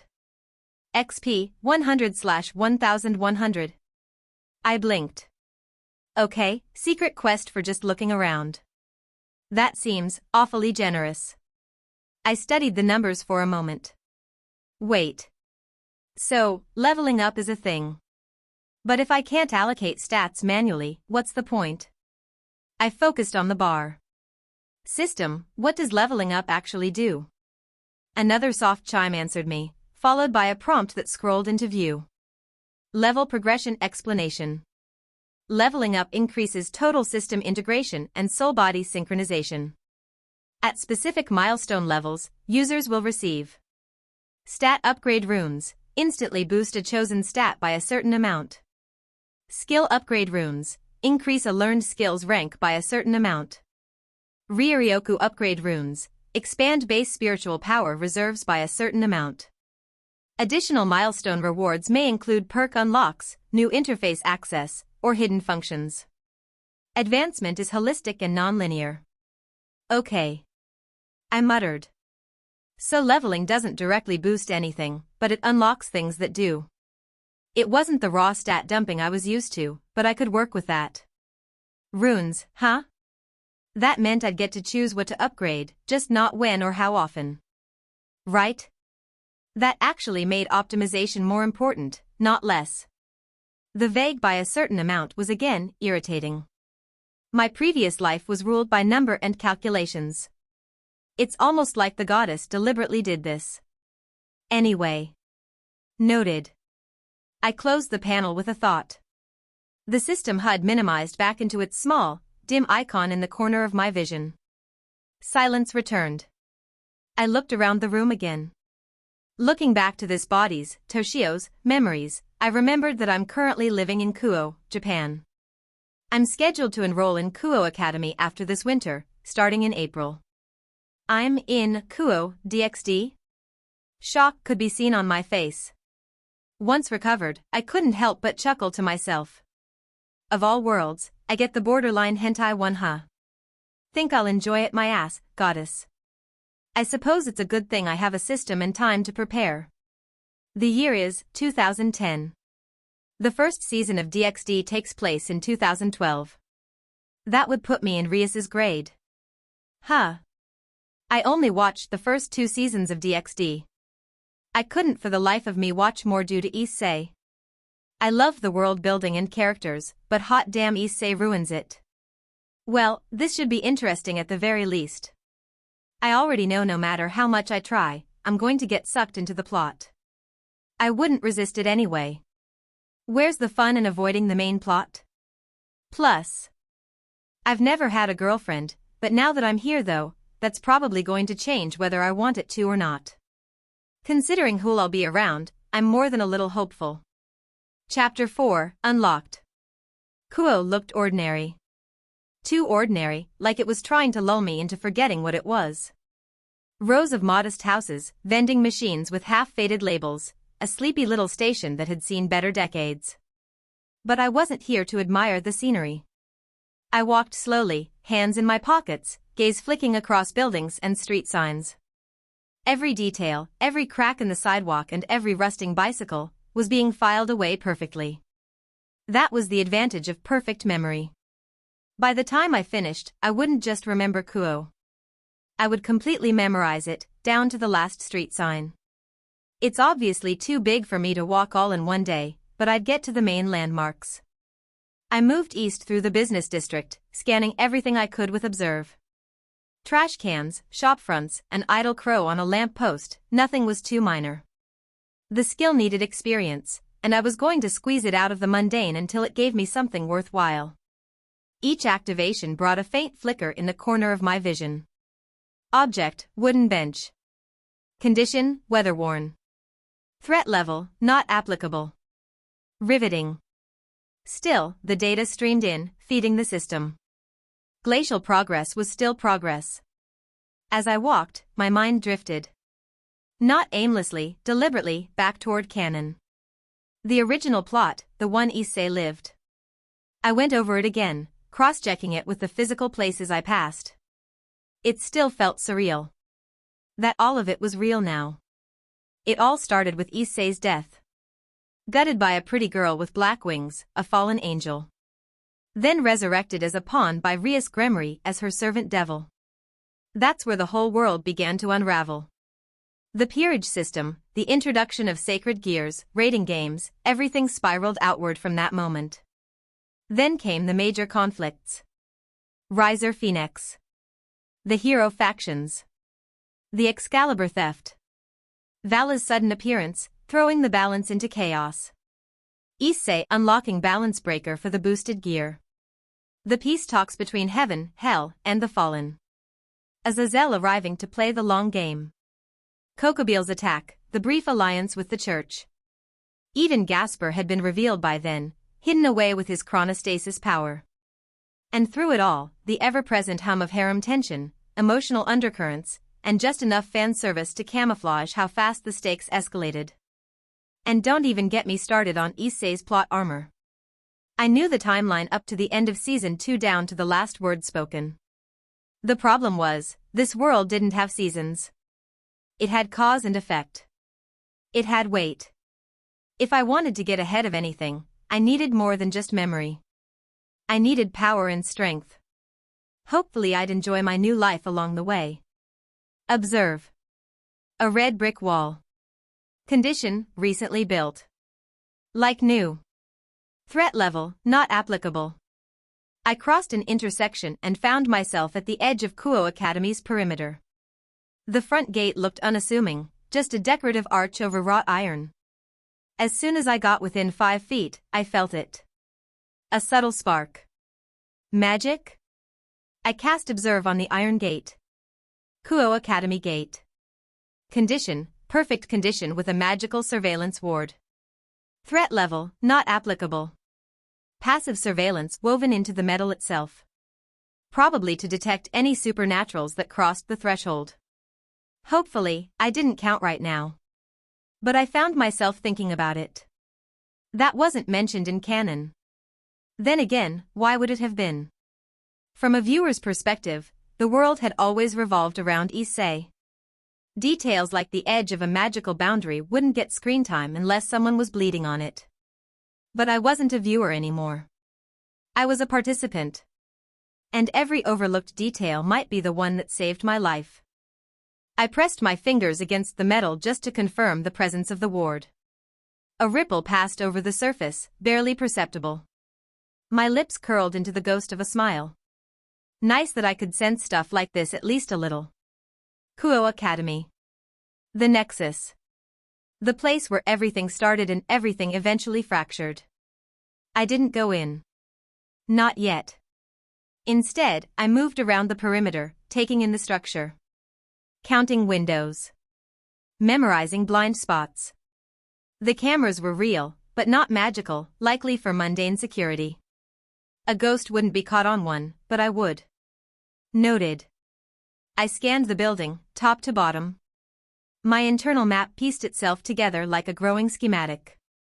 Every classroom, the gym, the old building where the Occult Research Club held court. I could visualize it all. When I finally sat down on a bench behind the tennis courts, Observe dinged with a notification. Observe level up, rank 2. New features unlocked. Level, if applicable, and within 10 levels of you. That it? I guess level 2 is still only level 2. I leaned back, eyes half closed, and let the sound of the summer wind and distant cicadas fill the silence. I hadn't met Rias. Or Aquino. Or anyone from the club. But they were all here, living out the days they didn't even realize were scripted. For now. I'd arrive on stage soon enough. But when I did, I'd be the only one holding the full script. At least for canon. I studied time manipulation a bit in college, part of an advanced physics class. As soon as I interacted with any of the main cast, it could completely throw off canon. The main plots of certain entities would likely remain unchanged though, like Phoenix and Rias's engagement, the Cows Brigade shenanigans, even the fallen angels killing sacred gear users. All nice to know, but it'll be the changes, my presence, that could derail everything. One step at a time. Not like I even feel fear or anxiety to begin with. Just move forward. I scratched my head. Well, I still need to try to live in the present, the moment. But how can you not think about what's coming next? I ruffled my hair with both hands. Man, this is going to take some practice. Having explored enough for the day, I start my walk back home. Once I got back to my small residence, I got on my computer to check out my money situation. A weekly stipend. I guess since I'm a minor, the bank controls how much I get. It's more than enough to pay bills and buy food. But if I ever wanted to upgrade my abode or buy other cool stuff, I'm going to need money. Being a minor, it'll be difficult to sell anything or buy anything, like a house, in my name.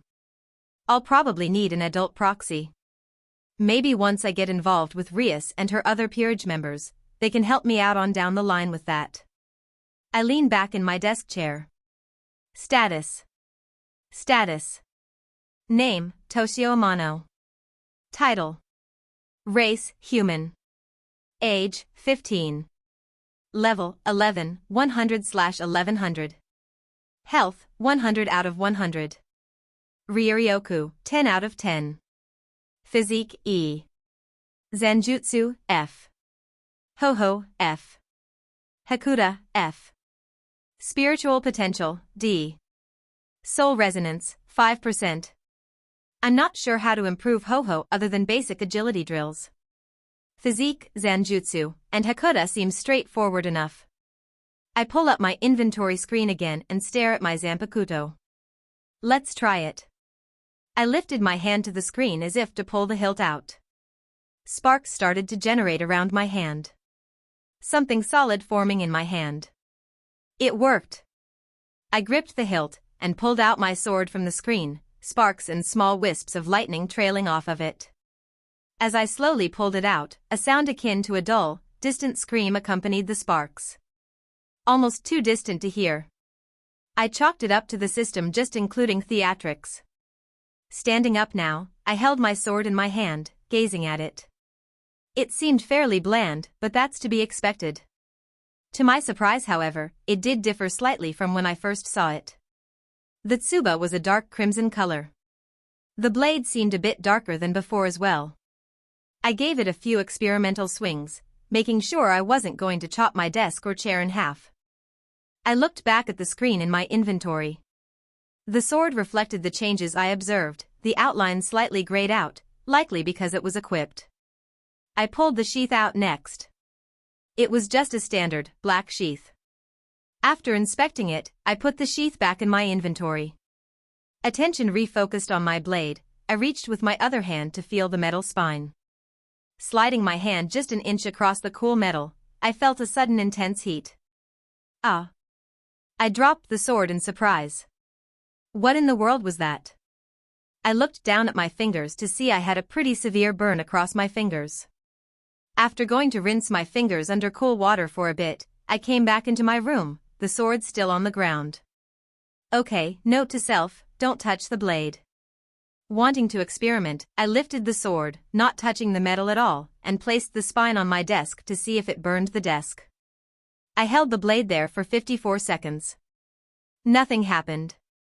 I lifted the blade up to my face in confusion. It's almost like it was a reaction to me. Maybe my Zanpakuto spirit? But this is my sword, why would it burn me?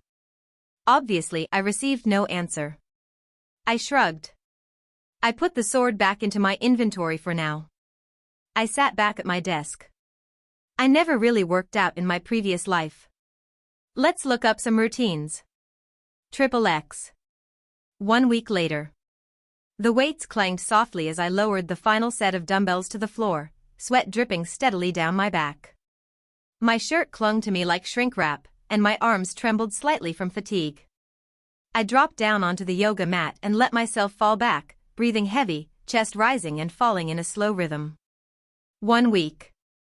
It had already been a full week since I arrived in this world, and so far, absolutely nothing out of the ordinary had happened.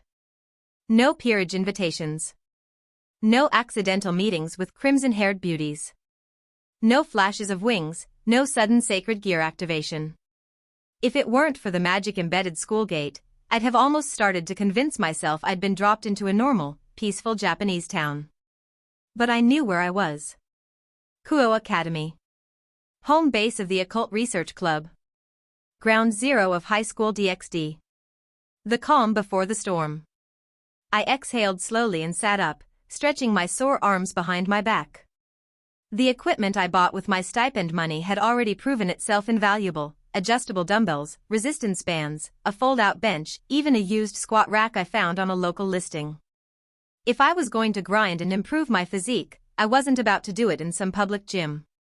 Imagine later when my physique was B-rank and I'm casually outlifting everyone. I don't want that kind of attention.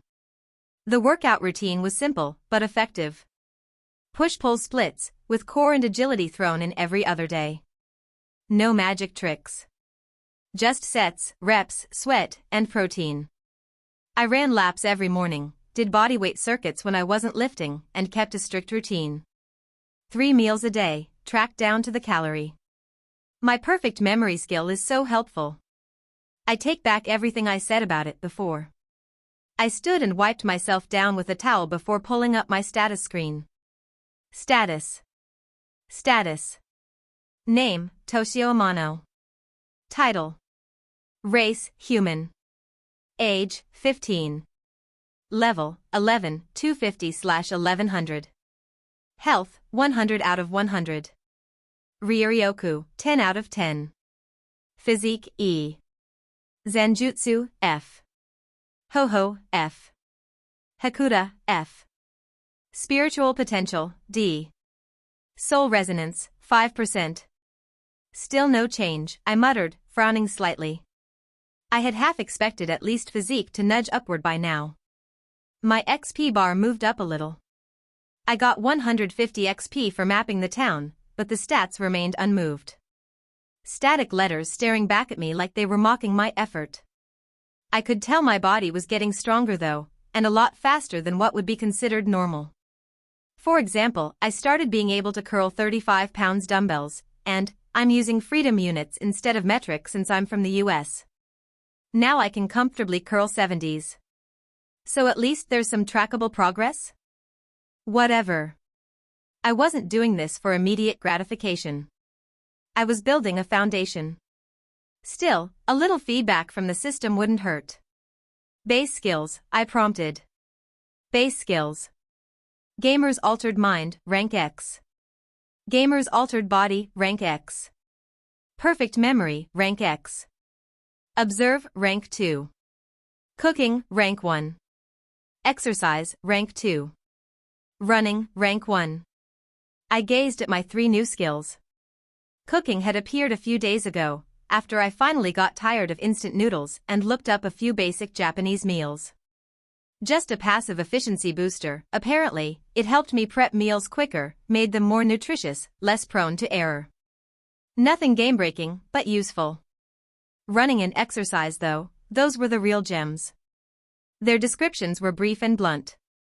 Exercise, rank 2 improves understanding and effectiveness of physical training. Boosts short-term and long-term stat gain potential when engaging in physical routines. Running, rank 1 increases cardiovascular stamina, acceleration, and reaction time through consistent use. Boosts the impact of agility-based training. When the exercise skill unlocked on day 2, it was like a switch flipped in my brain. Suddenly I understood my own body better. Micro-adjustments in form, posture, breathing patterns, optimal rest windows. I wasn't just following a routine anymore, I was optimizing it. It was like going from lifting blind to lifting with perfect instruction. I had a feeling that getting exercise to rank 3 or higher would start to show real gains in my physical stats. Probably a few plateaus ahead, but I could feel the groundwork being laid. That was enough for now. I rolled my shoulders, still catching my breath, and walked to my desk where I kept a printed flyer pinned to the wall. A simple black and white advertisement for a small kendo dojo just a few blocks from here. Local. Unassuming. And exactly what I needed. Although, I didn't need the flyer, memory and all. But it was nice to look at for something to look forward to. Tomorrow will be my first visit. I'm looking forward to it, I murmured. Swordsmanship in the real world. I wouldn't be learning from fanfiction, videos, or wiki pages. I could copy forms I've seen in my past life, but it also wouldn't compare. This would be first-hand practice. Real stances and blade control. A perfect way to build Zanjutsu from the ground up. I had my Zanpakuto, but swinging it in my bedroom like a LARPer wasn't exactly helping me master anything. Real instruction would help. After a moment, I walked back to the window and leaned against the sill, letting the breeze cool my sweat-slicked hair. My gaze drifted up toward the sky blue, calm, unassuming. And yet, I couldn't stop thinking about Ryoryoku. The stat sat there on my screen, taunting me. Just a number. 10 out of 10. Never moved. I hadn't felt a single pull from it, no warmth, no flow. So far, it had been completely inert. But I knew it wouldn't stay that way. It couldn't. I was in a world full of devils, angels, dragons, and gods. Spiritual energy was everywhere. Mana. Senjutsu. That's what they'd call it here. But mine wasn't just mana or ki. Mine was. A new window suddenly blinked into view. System notice. Ryoryoku is the label used within your interface. Others will perceive it as mana or magic energy. However, your Ryoryoku can be channeled into Ryatsu. A spiritual pressure that can physically suppress or intimidate others. Warning: uncontrolled Ryatsu may cause unintended emotional or physical effects in low-level beings. My eyes widened slightly. That was more than I expected. I'm kind of irritated that I didn't ask the system sooner. So I could suppress people? With spiritual pressure alone? It made sense. I'd chosen the Zanpakuto. I wasn't just channeling magic, I was shaping spiritual power, raw and personal. In the right context, Ryatsu wasn't just power, it was presence that could command or instill fear. A certain spiky-haired, eye-patch-wearing captain came to mind. This wasn't about tossing fireballs or chanting spells. My main strength wouldn't come from flashy nonsense. It would come from pressure. From weight. From the sheer force of will. Although tossing fireballs would still be pretty cool. Ryatsu, huh?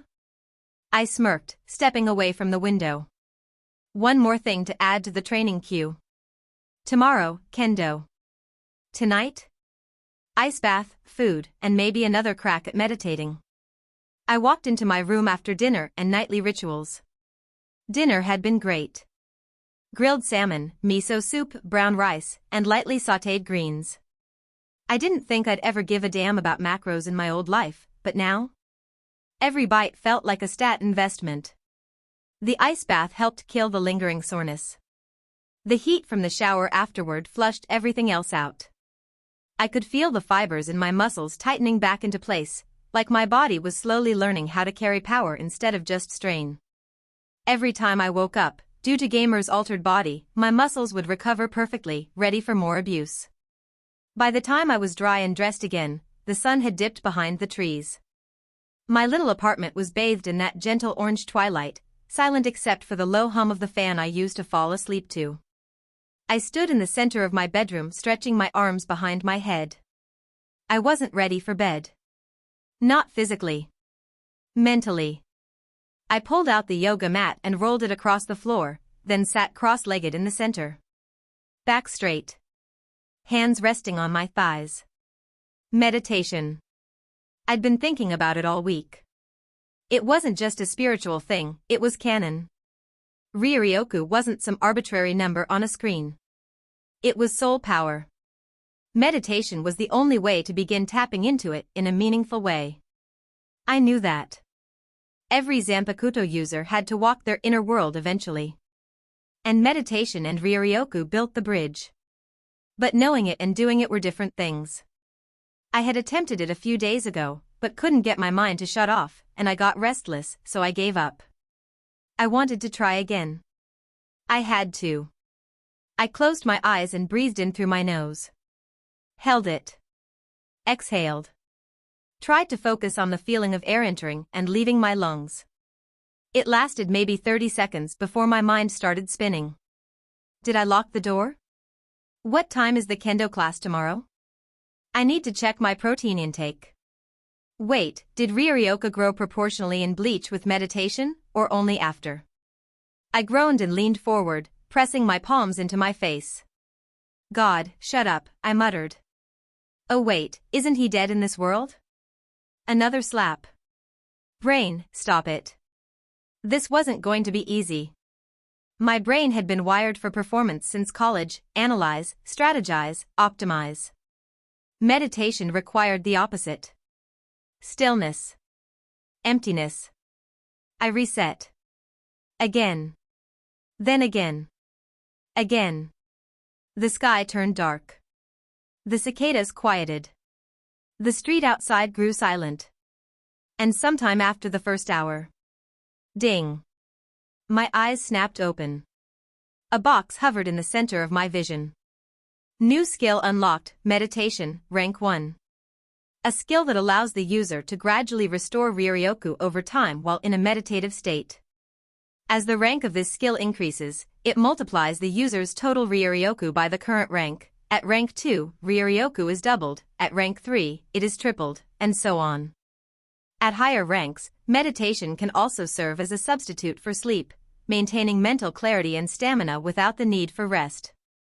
However, it does not restore injuries or physical damage the way true sleep does. This skill enhances spiritual awareness and control, serving as a foundational method for growth in Ryoryoku-based abilities. Holy shit. I sat there, blinking, rereading the message at least 3 times, not quite trusting perfect memory. This wasn't just powerful. It was insane. It meant I could potentially double, triple, quadruple my spiritual energy just by improving this one skill. No dangerous dungeon dives, no rare items.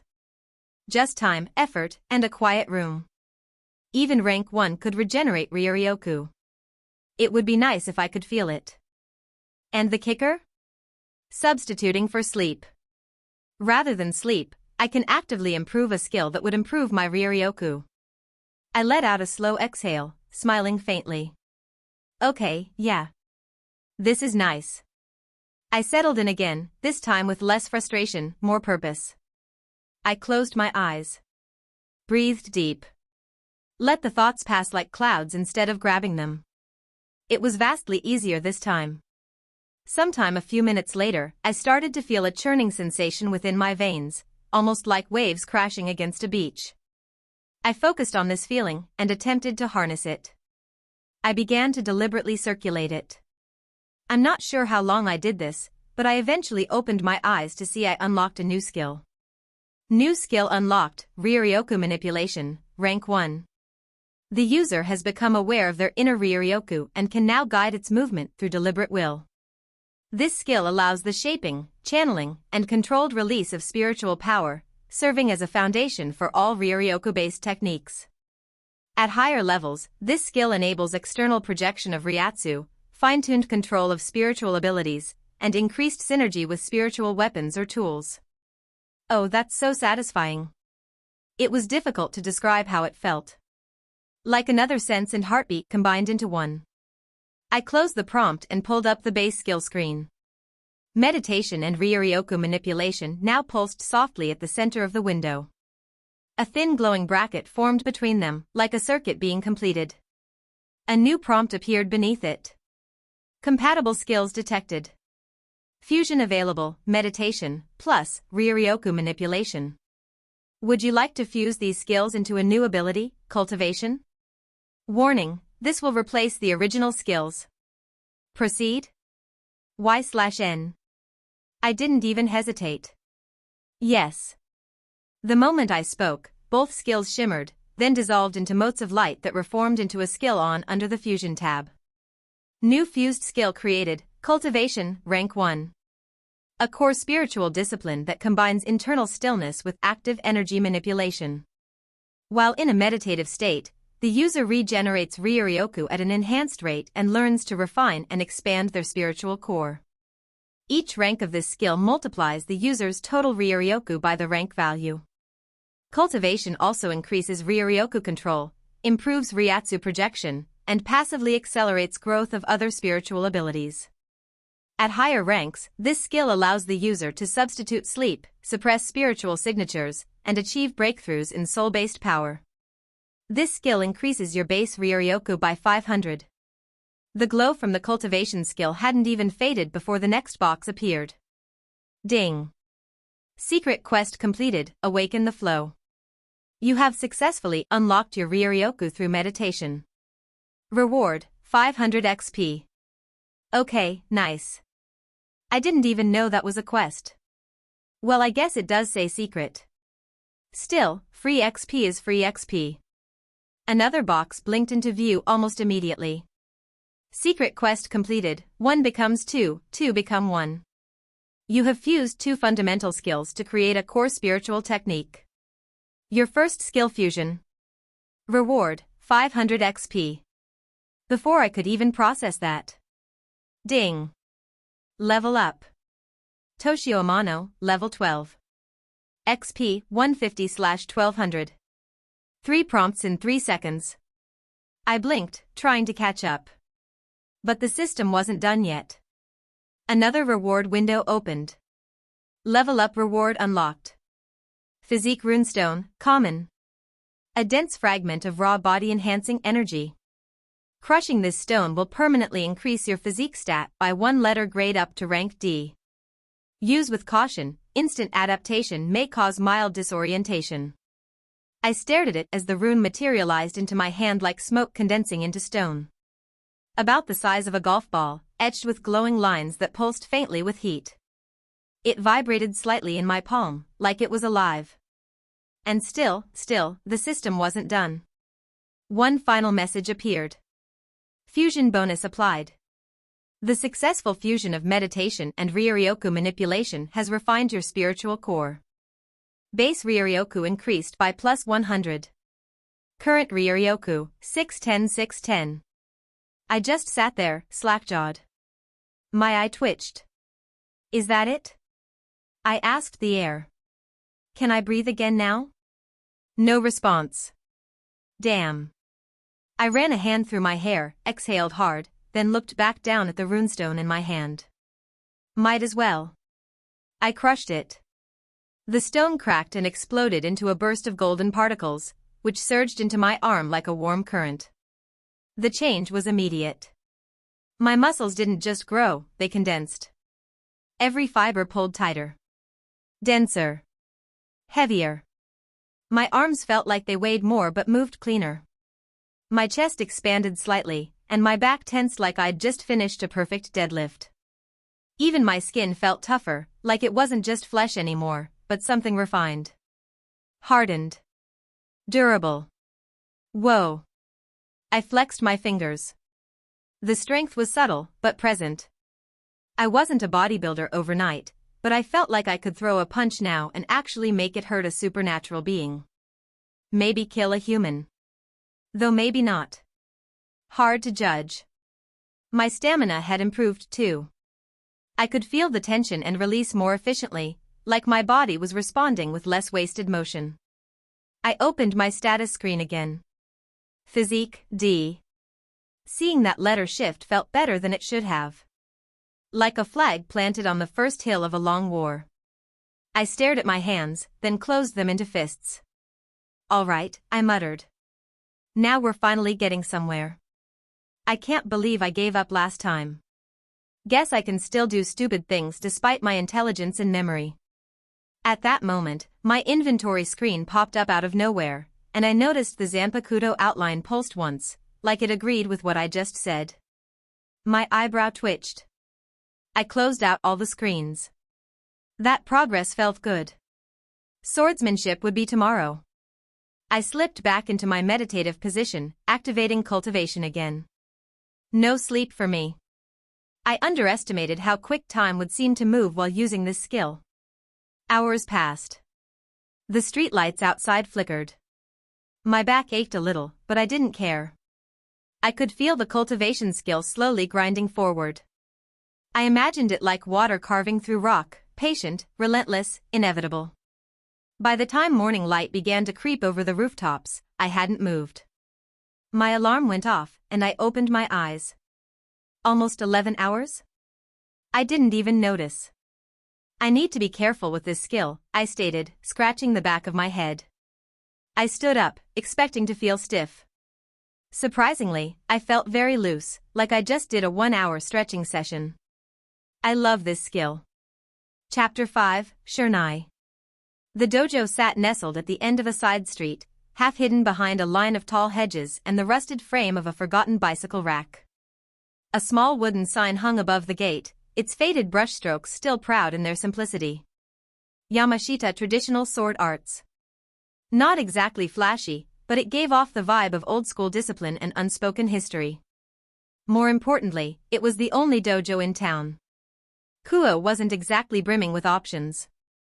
I slid the door open and stepped inside, greeted by the faint scent of sweat, pine wood, and polished bamboo. Smooth hardwood flooring stretched out before me, lined by neatly stacked shernai and polished racks of armor. Sparse. Clean. Efficient. It reflected my previous office, just a different aesthetic. I liked it already. I didn't wait long before someone approached, an older man, maybe in his early 40s, hair tied into a low ponytail, with sun-worn skin and sharp, narrow eyes that had clearly seen years of combat. He didn't look particularly bulky, but he carried himself like he didn't need to be. His gi was simple, sleeves rolled, and his calloused hands were crossed behind his back. "You here to sign up, kid?" he asked, voice deep but casual. "Yeah," I nodded. "Toshio Amano. I'd like to join." He eyed me for a moment, not unkindly. "You don't look like the type to want a hobby. But that's not a bad thing." He gestured toward a hallway. "Name's Hideki. I help run the place. But before you start, you've got to pass the test of will." "Test of will?" I asked, arching an eyebrow. "House tradition. It's different for everyone. It's whatever the master chooses it to be," he said simply. "Come on. We walked down the short corridor until it opened into a smaller, separate dojo hall. At the center stood a man. Still. Silent. His posture perfect, his hair short and silvering at the edges. His expression unreadable. The dojo master. Hideki gave a small bow. Master Kurigane. The boy's here to take the test of will. Kurigane said nothing.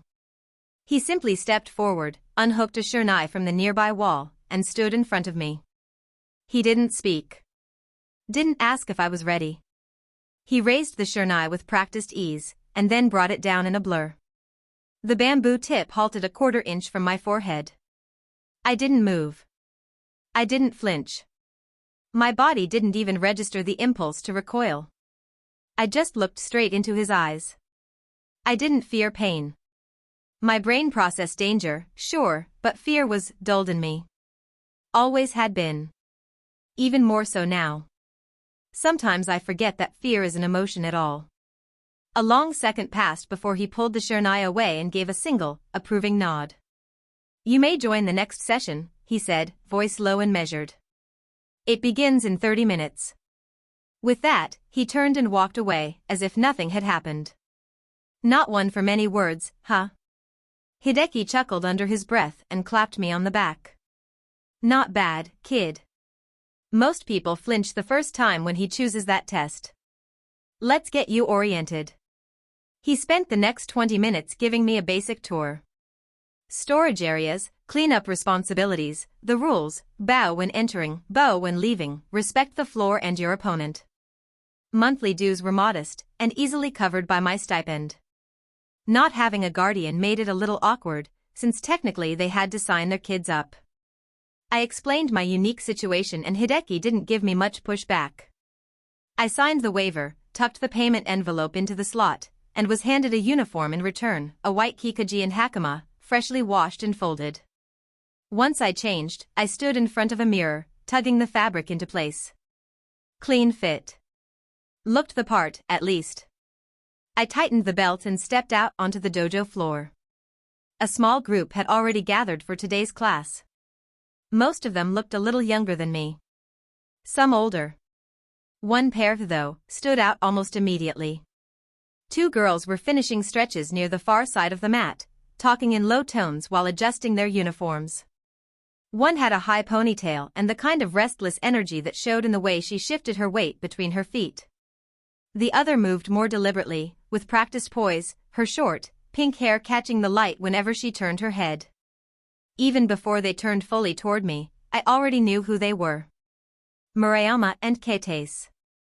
A little younger, maybe an inch shorter, not quite as sharp around the edges as I remembered them from canon. But the resemblance was unmistakable. Murayama still carried herself like someone who wasn't used to losing.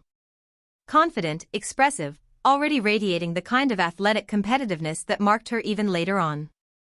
Keitase was cooler, her movements smooth and controlled, more like a tactician than a brawler. They didn't seem to notice me yet, which was fine. I wasn't here to make a scene. Kurigane stepped to the center of the mat. Today, we welcome a new member. Toshio Amano. Treat him with the same respect you give one another. The class bowed. I returned the gesture. Warm-up exercises followed shortly after. The warm-ups flowed into form drills.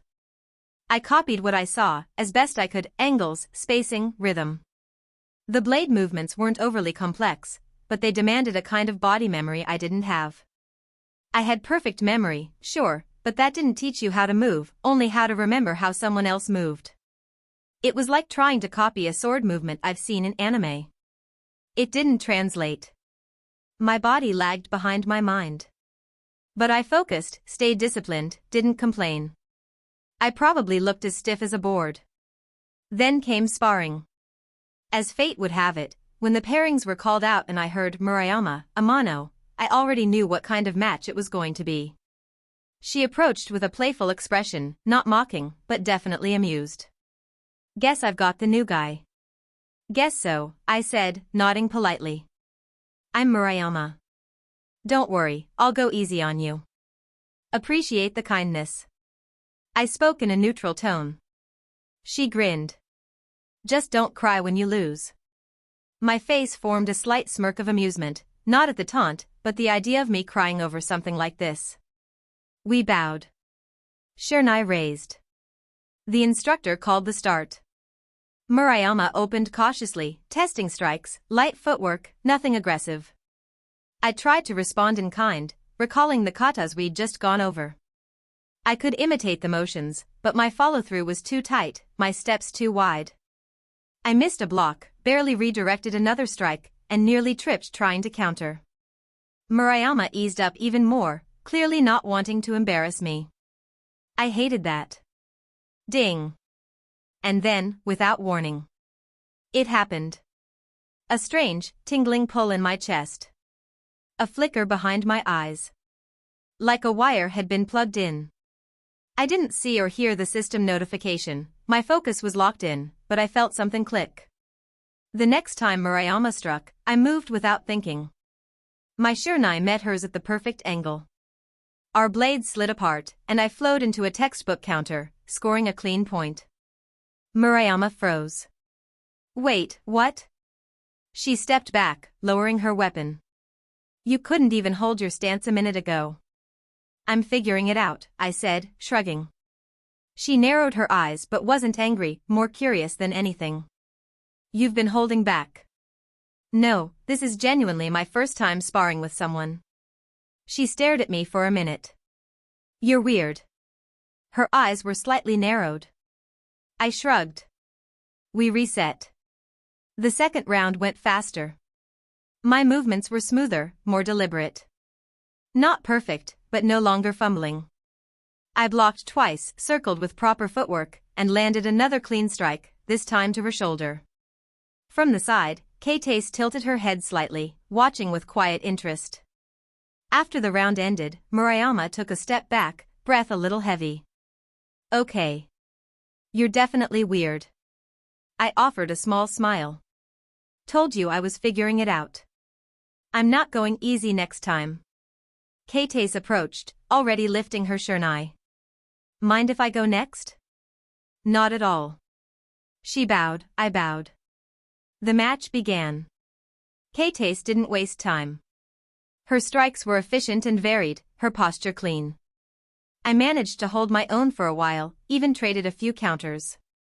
But eventually, she slipped past my guard and landed a clean hit just under my ribs.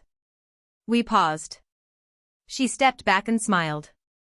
You improving fast, she said. Murayama wasn't exaggerating. I'm still catching up, I said, waving my hand in front of my face. Trust me.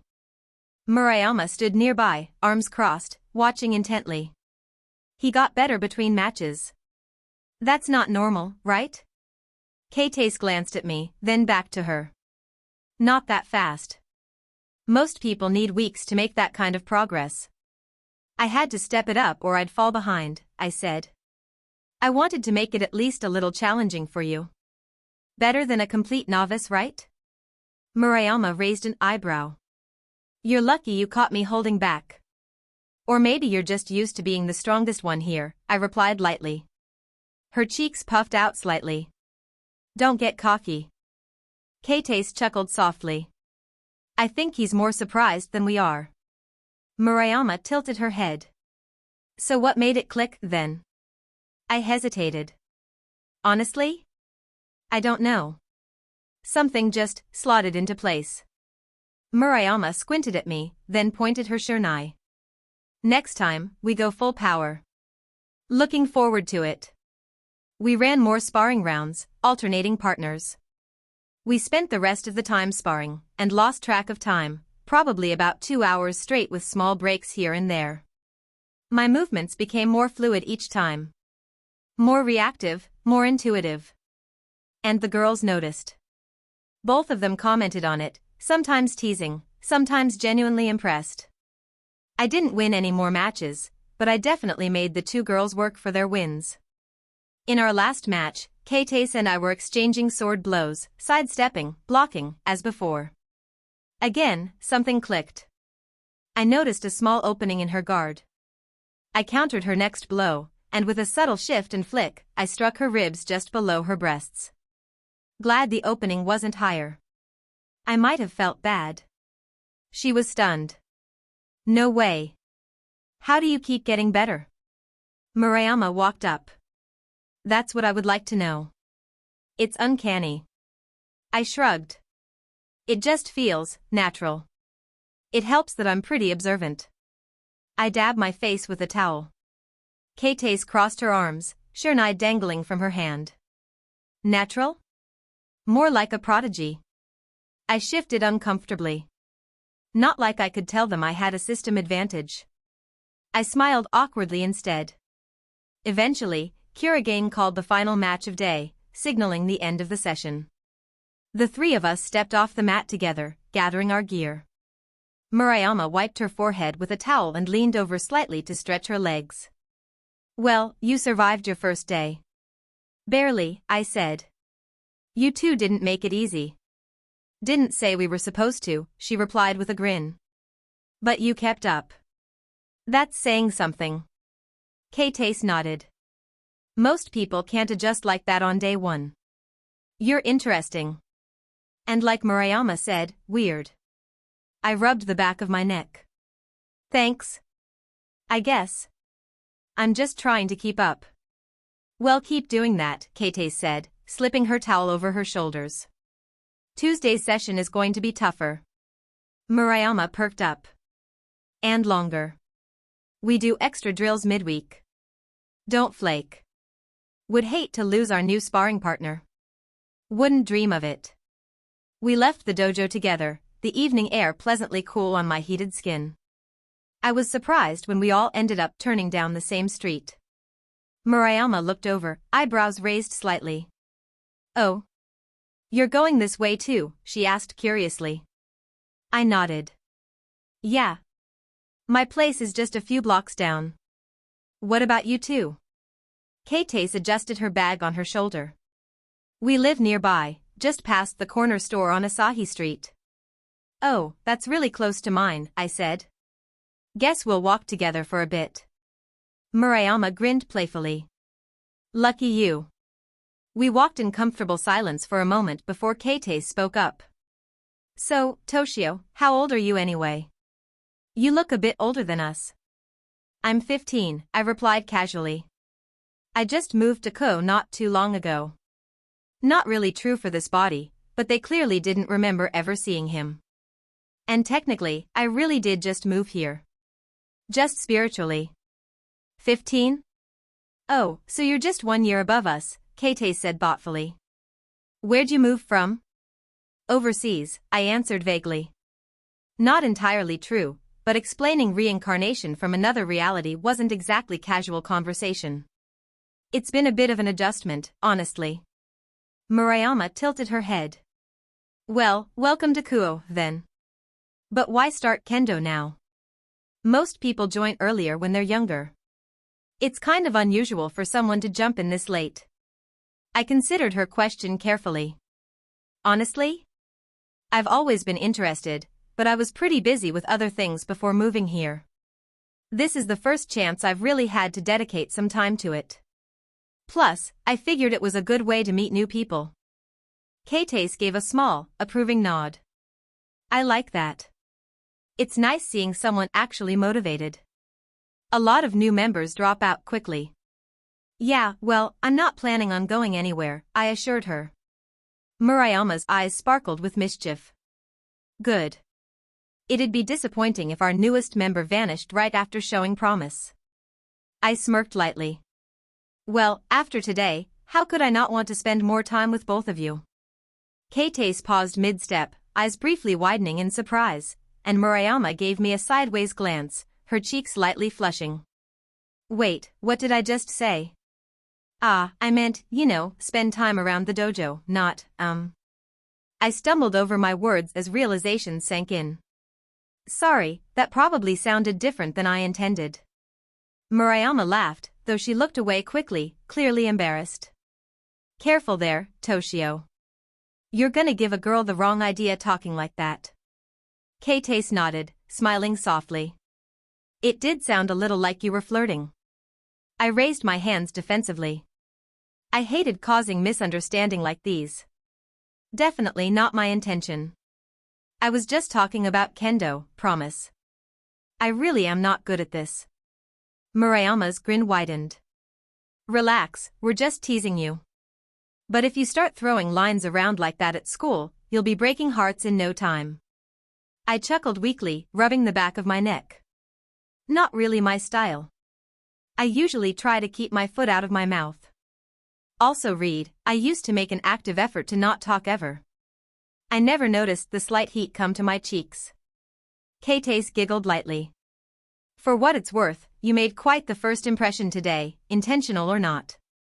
Murayama glanced at me again, her expression more thoughtful now. Yeah. You're pretty interesting, Toshio. We don't usually meet guys our age who actually take us seriously. You both seem pretty serious about it yourselves, I replied earnestly.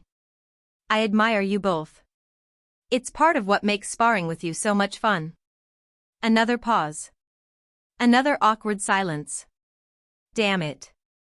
Murayama elbowed Keites playfully, smirking. Hear that, Keites? He admires us already. Keites just smiled warmly, unfazed. Well, the feeling's mutual. Thankfully, before I could make a fool of myself any further, we reached the intersection at Asahi Street. Keites stopped first, turning to face me. Murayama slowed down beside her, adjusting the strap on her bag. Looks like this is our stop, Keites said gently. Guess so, I replied, a little relieved and disappointed simultaneously. Thanks again for the spars today. I really enjoyed it.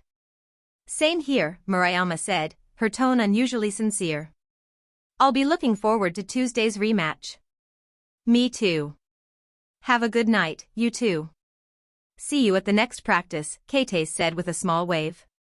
I waved back as they turned away, heading down the street toward their homes.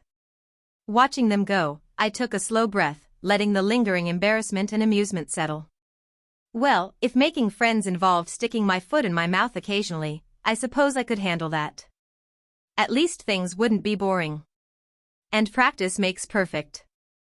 I suppose they can be my training partners in more ways than one before I meet Rias and her peerage.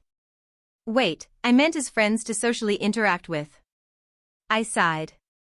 Smiling faintly, I continued walking home, the warmth of the evening air blending pleasantly with the unnoticed, subtle heat on my cheeks. Once we parted ways and I got over my mental turmoil, I finally pulled up my system screen, walking back to my place on autopilot. New skills unlocked. Swordsmanship, rank 2. Footwork, rank 1. A moment later, the system chimed again. Skill fusion available. Footwork, plus, running, agility, rank 1. Fusion will replace original skills. Proceed? Y/N. Yes. New fused skill created. Agility, rank 1. Combines advanced footwork and cardiovascular training to improve coordination, balance, burst movement, and sustained speed. This skill increases movement efficiency and combat responsiveness across all physical engagements. Stat affected, Ho-Ho increased to rank E. Fusion bonus applied. The successful fusion of meditation and Ryoryoku manipulation has refined your spiritual core. Base Ryoryoku increased by plus 100. Current Ryoryoku, 800. I stopped walking. Ho-Ho is E-ranked now. I stared at the screen for a long moment. Then I let out a low breath, the weight of the day finally starting to settle. I briefly took notice of my base Ryoryoku, happy that cultivating last night increased my base by 90. Not bad for a first day. Progress feels good. XXX. After finishing my workout, dinner, and a shower, I felt refreshed, physically tired but mentally sharp. My exercise skill had hit rank 3 during today's workout, and the difference was immediately noticeable. Every muscle felt more defined, more responsive. My breath came easier, recovery smoother, and growth more pronounced. It was rewarding, proof that my training wasn't going unnoticed by the system. As I sat on my yoga mat preparing to cultivate, my thoughts drifted naturally to Murayama and Keites. Sparring with them had been a genuine highlight of the day.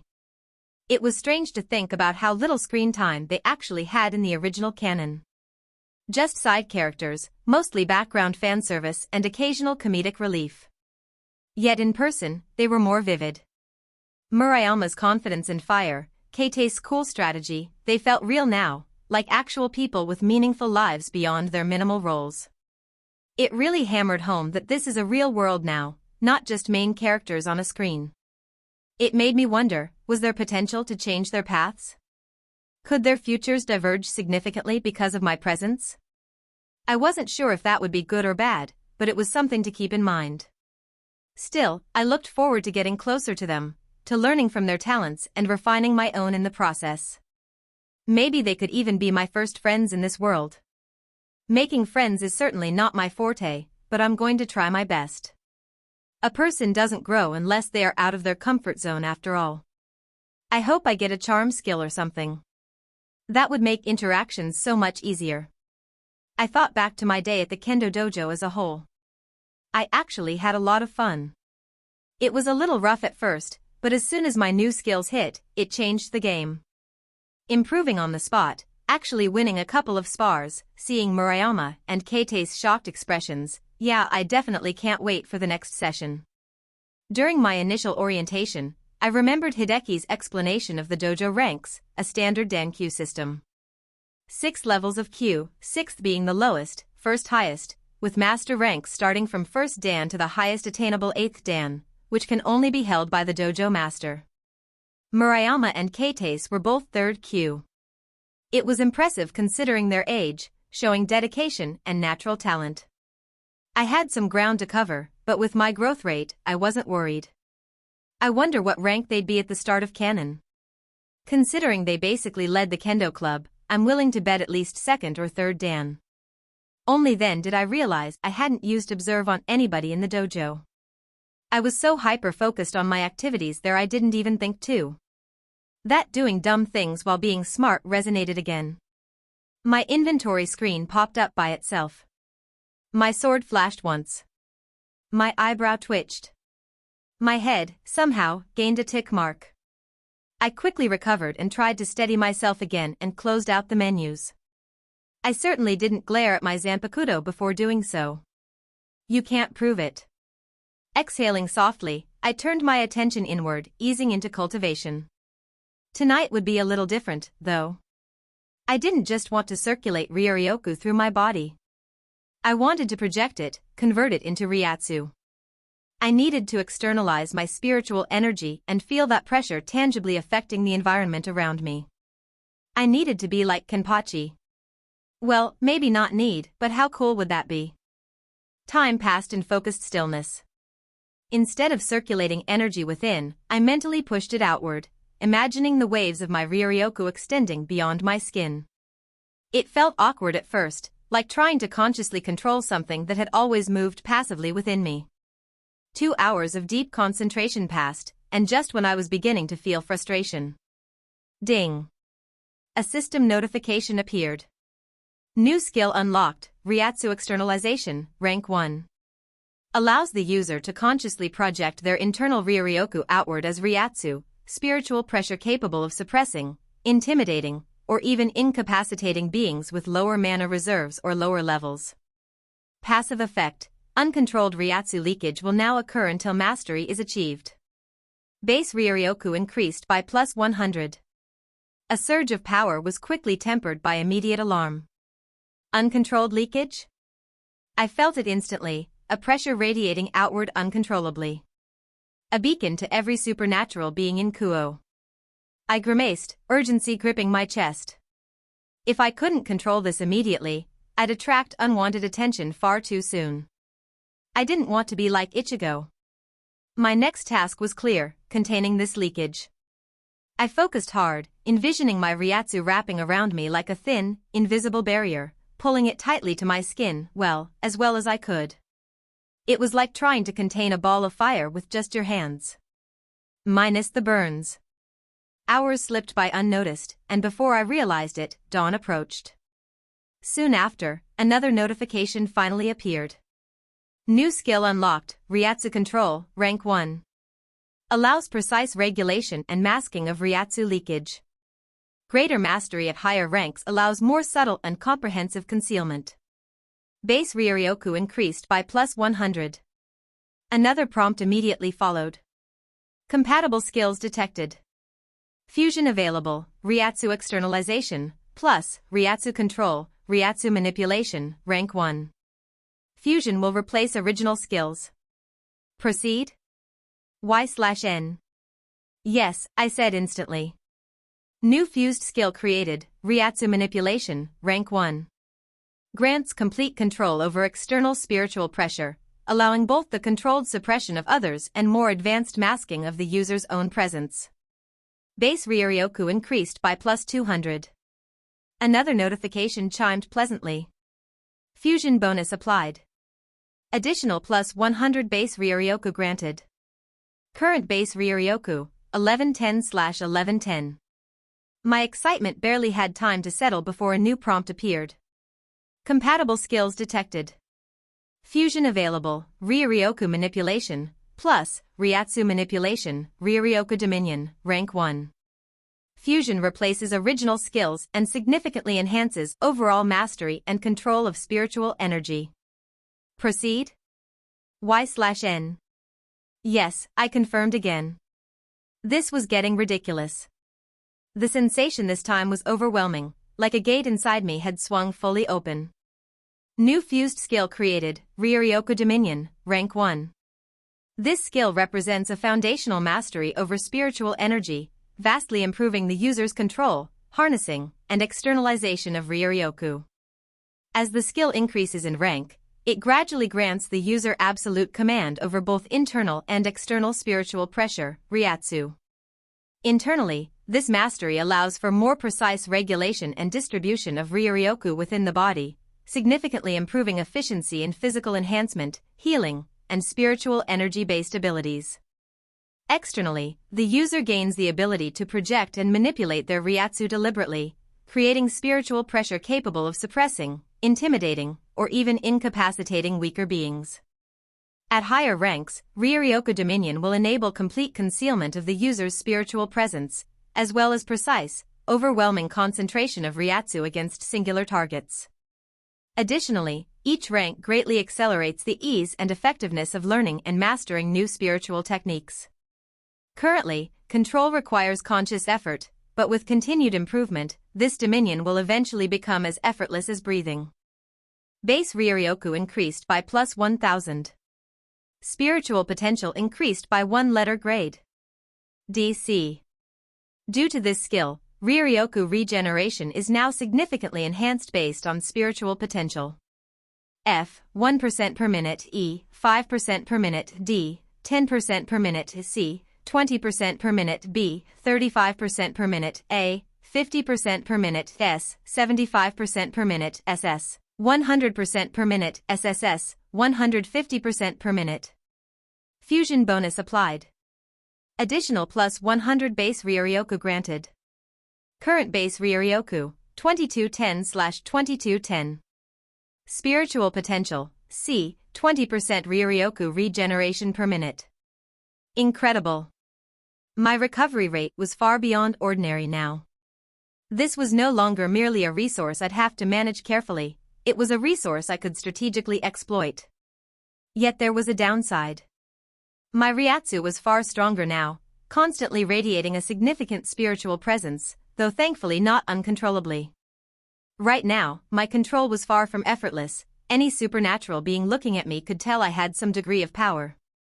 But I theorized based on the skill description that as my mastery increased, maybe at rank 10, I could suppress it completely, appearing indistinguishable from an ordinary human.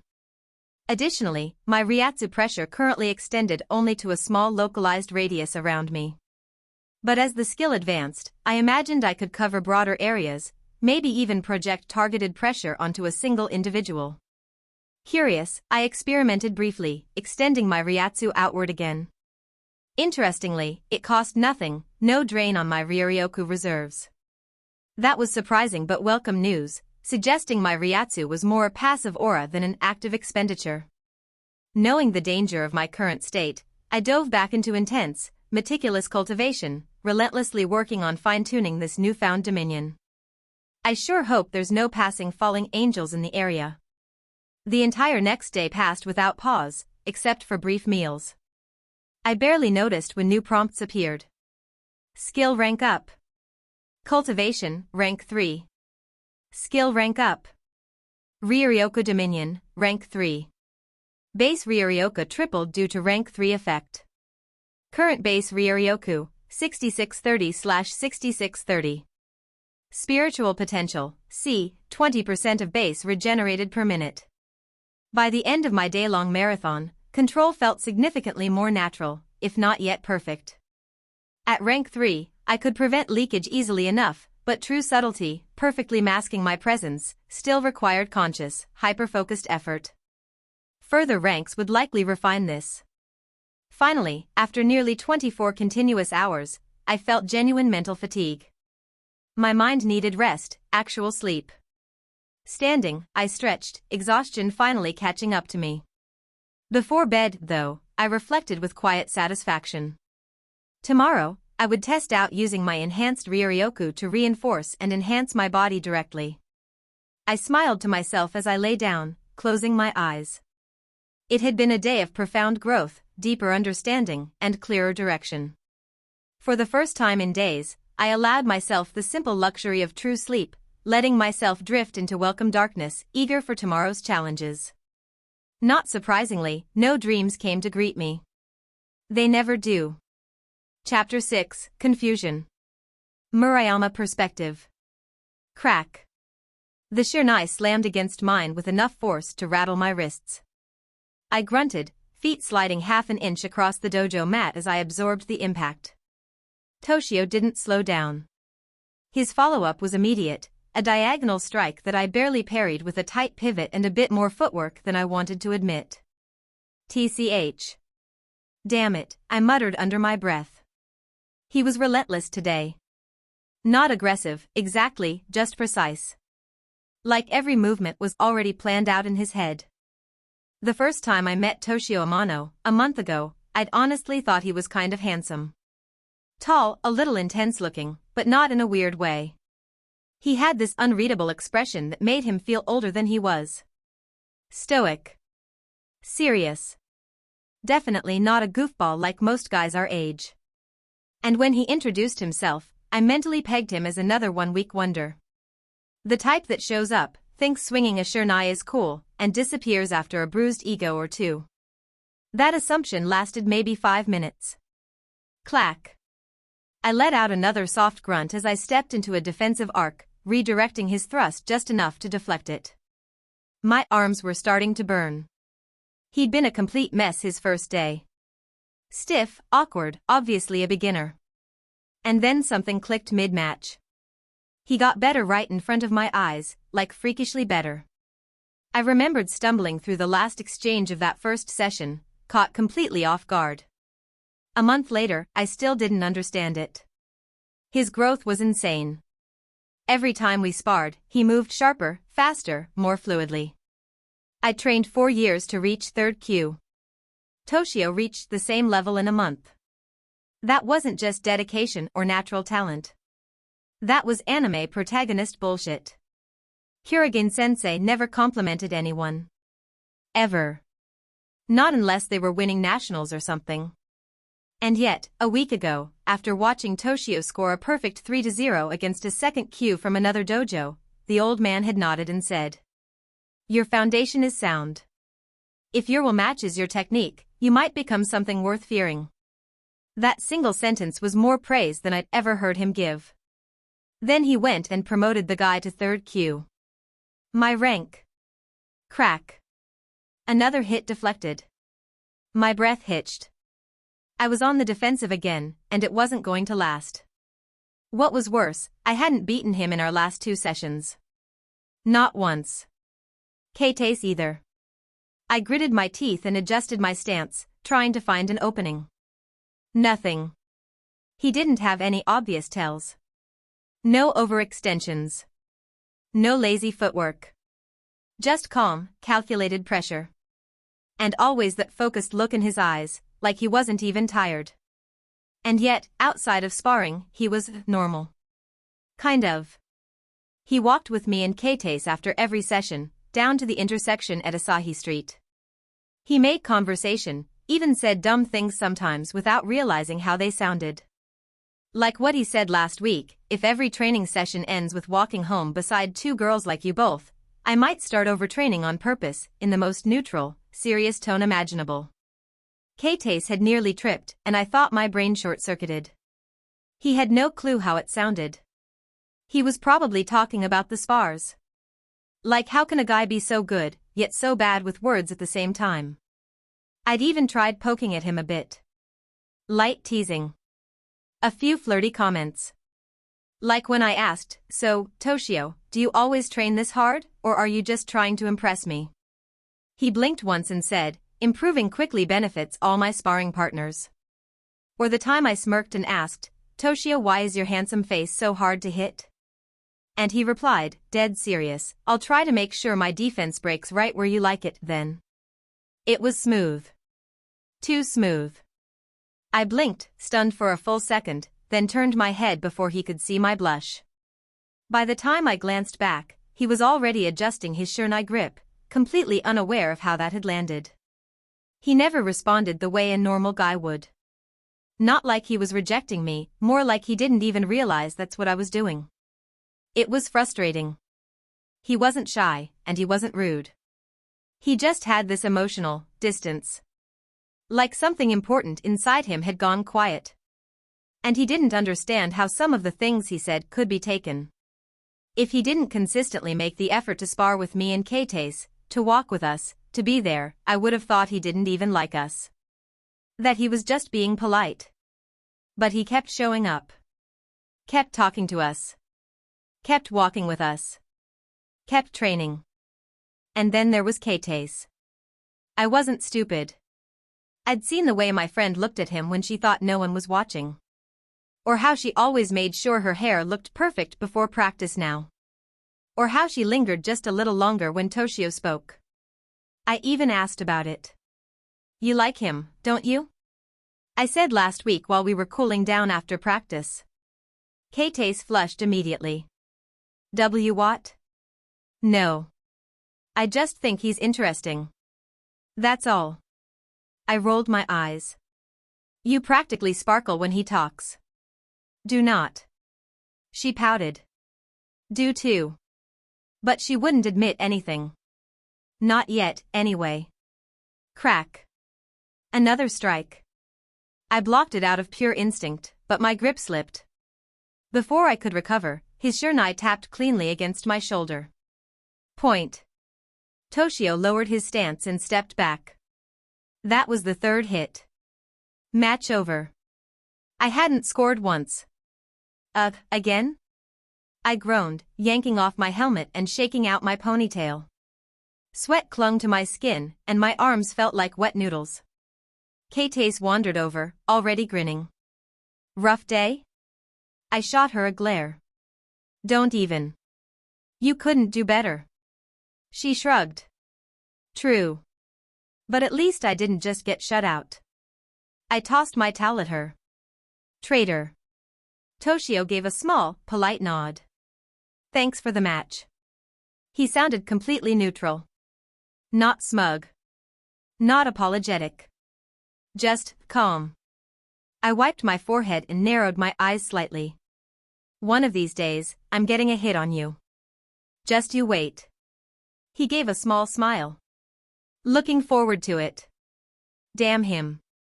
I really couldn't get a read on that guy. As we packed up our gear, I tossed my towel into my bag and glanced over. Hey, Toshio, I said casually, Kates and I were thinking of grabbing dinner after this. It's Saturday, so. Kates chimed in, smiling. We already cleared it with our moms. Want to come with?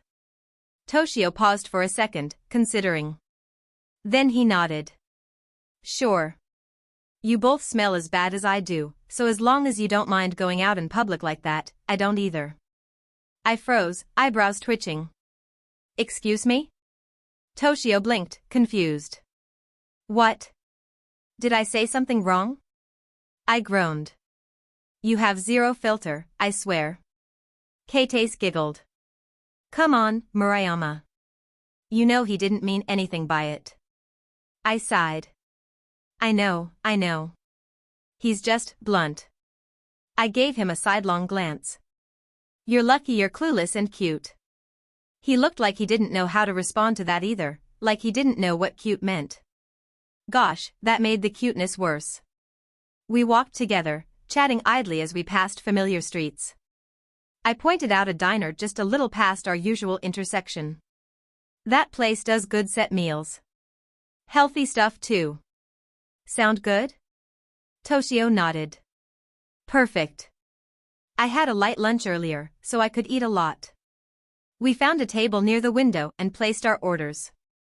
The waitress tried to hide a grimace, likely from how we smelled. Damn Toshio and him being right.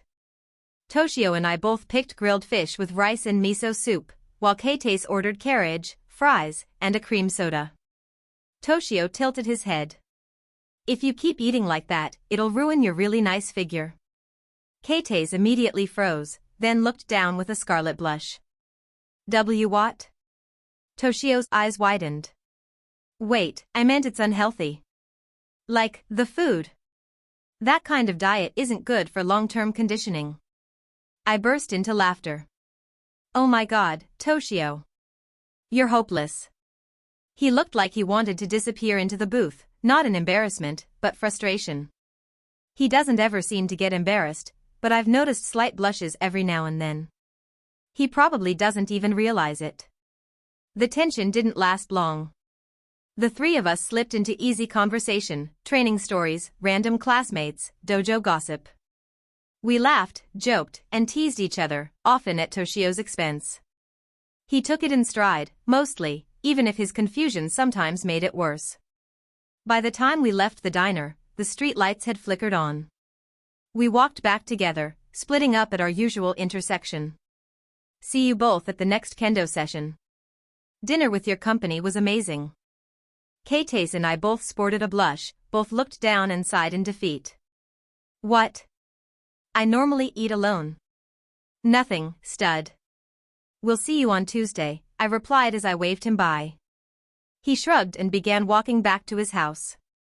I watched him go with a complicated look. Still can't figure you out. But I think I want to. Then I turned and walked away with Keitase. You like him too, huh? I swung my head to Keitase. I know you can probably tell that I do. Or I think I do. I can never hide anything from you for very long. Keitase sighed and looked up. I don't know either. I didn't know what to think or say. Should I comment on the fact that she just admitted her crush, or the fact that she was probably right? I sighed. I don't know, Keitase. He's fun to be around, but we're only 14. Right now I would consider all of us friends, so let's start there. You're right. I hope we go to the same high school. Yeah, me too. Hell, maybe we'll all be in the kendo club together or something. He'd be the club captain for sure. We both laughed. I didn't know what the future would hold. But for now, this felt good. XXX. Toshio perspective, 1 month later. The wind threaded through the trees like whispers, stirring the canopy in soft waves overhead. A chorus of cicadas droned in the background, but out here, beyond the edge of town, everything felt quieter, emptier. I escaped out here often, mostly to avoid prying eyes. The fewer people watching, the fewer questions they'd ask. I liked it that way. Less noise. Less interference. I stood in the clearing, shirt already discarded and sweat streaking down my torso. My chest rose and fell in controlled rhythm. Around me, the air was still. The faint scent of bark and old moss lingered. This was the third time I'd come to this spot today. I adjusted my stance, settled my weight into the balls of my feet, and concentrated. Focus. Compress.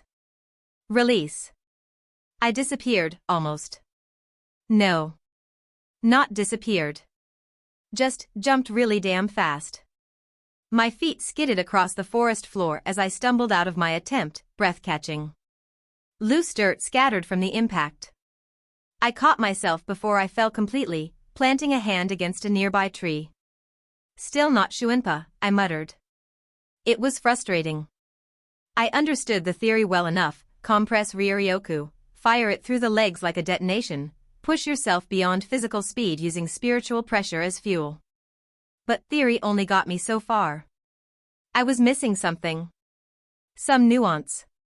Some rhythm of movement or burst timing I hadn't quite grasped. Again. My voice barely disturbed the quiet. I straightened, wiping sweat from my brow with the back of my arm. Ryuryoku flared through my limbs again, slightly sticky, slightly uneven. Still, I'd gotten a skill out of all this effort. New skill acquired, Ryuryoku Body Enhancement, Rank 2. It had popped up 24 days ago, after I finally figured out how to channel my spiritual energy into physical tissue. At first it just amplified my strength and speed in tiny bursts, barely noticeable. The first time I managed to push Ryuryoku into muscle and bone and tried an agility exercise, I'd been sore for days. Not from overexertion. From misalignment. From forcing power through tissue that wasn't used to spiritual reinforcement. Gamer's altered body only helped a little after I slept that night for the first time in over a week. But now, with practice, it granted significant boosts. For a few glorious seconds, my reflexes sharpened and my body felt lighter, faster, tighter. But then it drained me. Hard. I glanced at the status display floating next to me. My base Ryuryoku was still impressive, courtesy of Ryuryoku Dominion and Cultivation, but my control was still relatively early in its evolution. Enhancement burned through reserves like a wildfire. A full burst lasted maybe 30 seconds at most before I hit zero. And once that happened, my regeneration rate took over 20% per minute thanks to C-rank spiritual potential. That meant I'd recover everything in 5 minutes, but I didn't like waiting around. So I made it productive. When I emptied my reserves, I dropped to the ground and trained physically. Push-ups, sit-ups, body squats, stretches, isometric holds, anything to keep the time from being wasted. I usually extended it to 15 minutes though, because it's not easy to accomplish very much in only 5 minutes. Then I tried again. I was on my third rotation now. My muscles ached with a distant burn. My legs felt tight but strong. I could knew the way Ryuryoku needed to move through me, probably. It was just a matter of precision now. I exhaled slowly. Compress at the soles. Anchor the spiritual pressure in the calves. Snap upward through the hips and fire it all in one unified pulse through the legs. I moved. There was a blur. A whisper of acceleration, a flicker of motion, then pain. Then I hit a tree. Hard. The tree hit me before I even registered it. My vision cracked. I bounced off the bark and tumbled backward through loose soil, landing on my back with a dull, full-body thud. Dizziness surged. Leaves twisted above me, sky peeking through in shattered fragments. Somewhere off to my left, a cicada resumed its drone, like it was mocking me.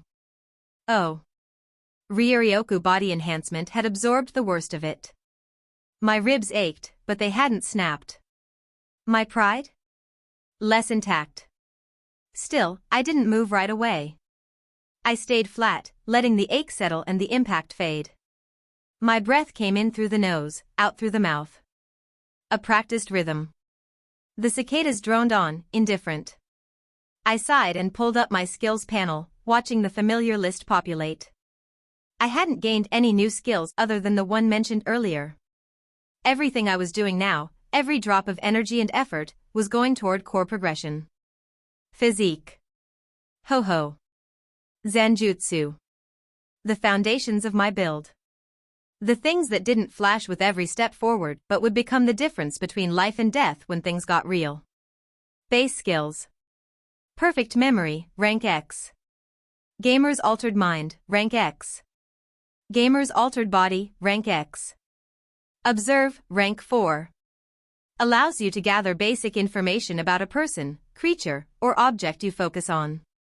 Displays name, condition, threat level, if within 20 levels of the user, and a brief descriptive insight. Threat levels are on the same letter scale as above, and are relative to your current power and abilities. Further information may unlock with repeated use or higher proficiency. Cooking, rank 3. The art of turning raw ingredients into nourishing meals increases nutritional value and efficiency of food preparation. Food taste and quality increase as rank increases. Exercise, rank 5. Enhances training efficiency, physical development, and endurance during workouts. Minimizes wasted motion, maximizes stat conversion, and grants passive minor fatigue resistance. Basic swordsmanship, rank 7. The fundamental skill of using a sword in combat. This includes proper grip, footwork, guard positions, and basic offensive and defensive techniques such as slashes, thrusts, and parries. It represents the user's general familiarity with bladed weapons and their ability to use them with control, balance, and purpose. Allows precise control over momentum, blade angle, and timing. Can counter other basic sword techniques easier. Ryoryoku body enhancement, rank 2. A technique that channels refined spiritual energy directly into the user's physical structure, enhancing muscle fiber density, neural conductivity, bone density, and reflex responsiveness for short bursts of heightened offensive and defensive physical performance. Passive, if the user's Ryoryoku is significantly higher than an opponent's magical or spiritual energy, they cannot cut the user. Fused skills. Agility, rank 3. A compound skill that enhances coordination, balance, reflexes, and movement efficiency. It represents the user's ability to transition smoothly between positions, react quickly to threats, and maintain control over their body during combat or high-speed movement. This skill improves foot placement, dodge timing, and the fluidity of bursts such as sprints, leaps, and directional shifts. Agility supports all forms of physical engagement, reducing the delay between intention and action while making the user harder to track or predict in motion.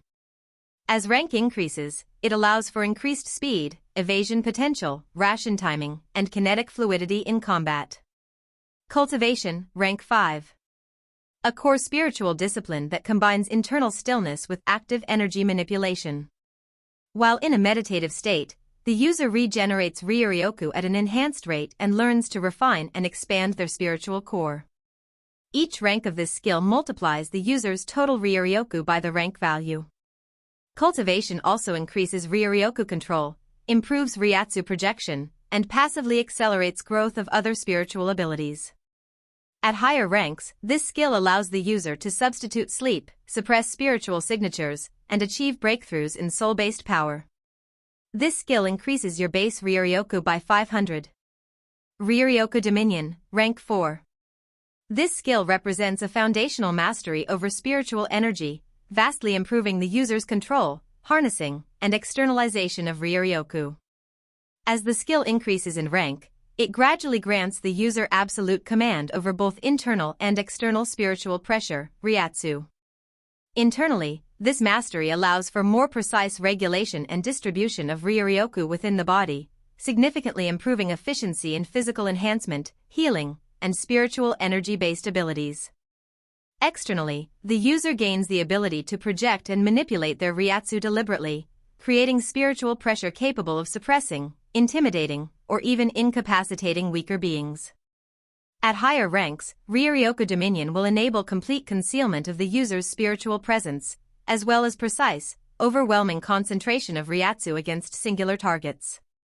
Additionally, each rank greatly accelerates the ease and effectiveness of learning and mastering new spiritual techniques. Current neutral control is passive. Base Ryoryoku increased by plus 1000. Due to this skill, Ryoryoku regeneration is now significantly enhanced based on spiritual potential. F. 1% per minute E. 5% per minute D. 10% per minute C. 20% per minute B. 35% per minute A.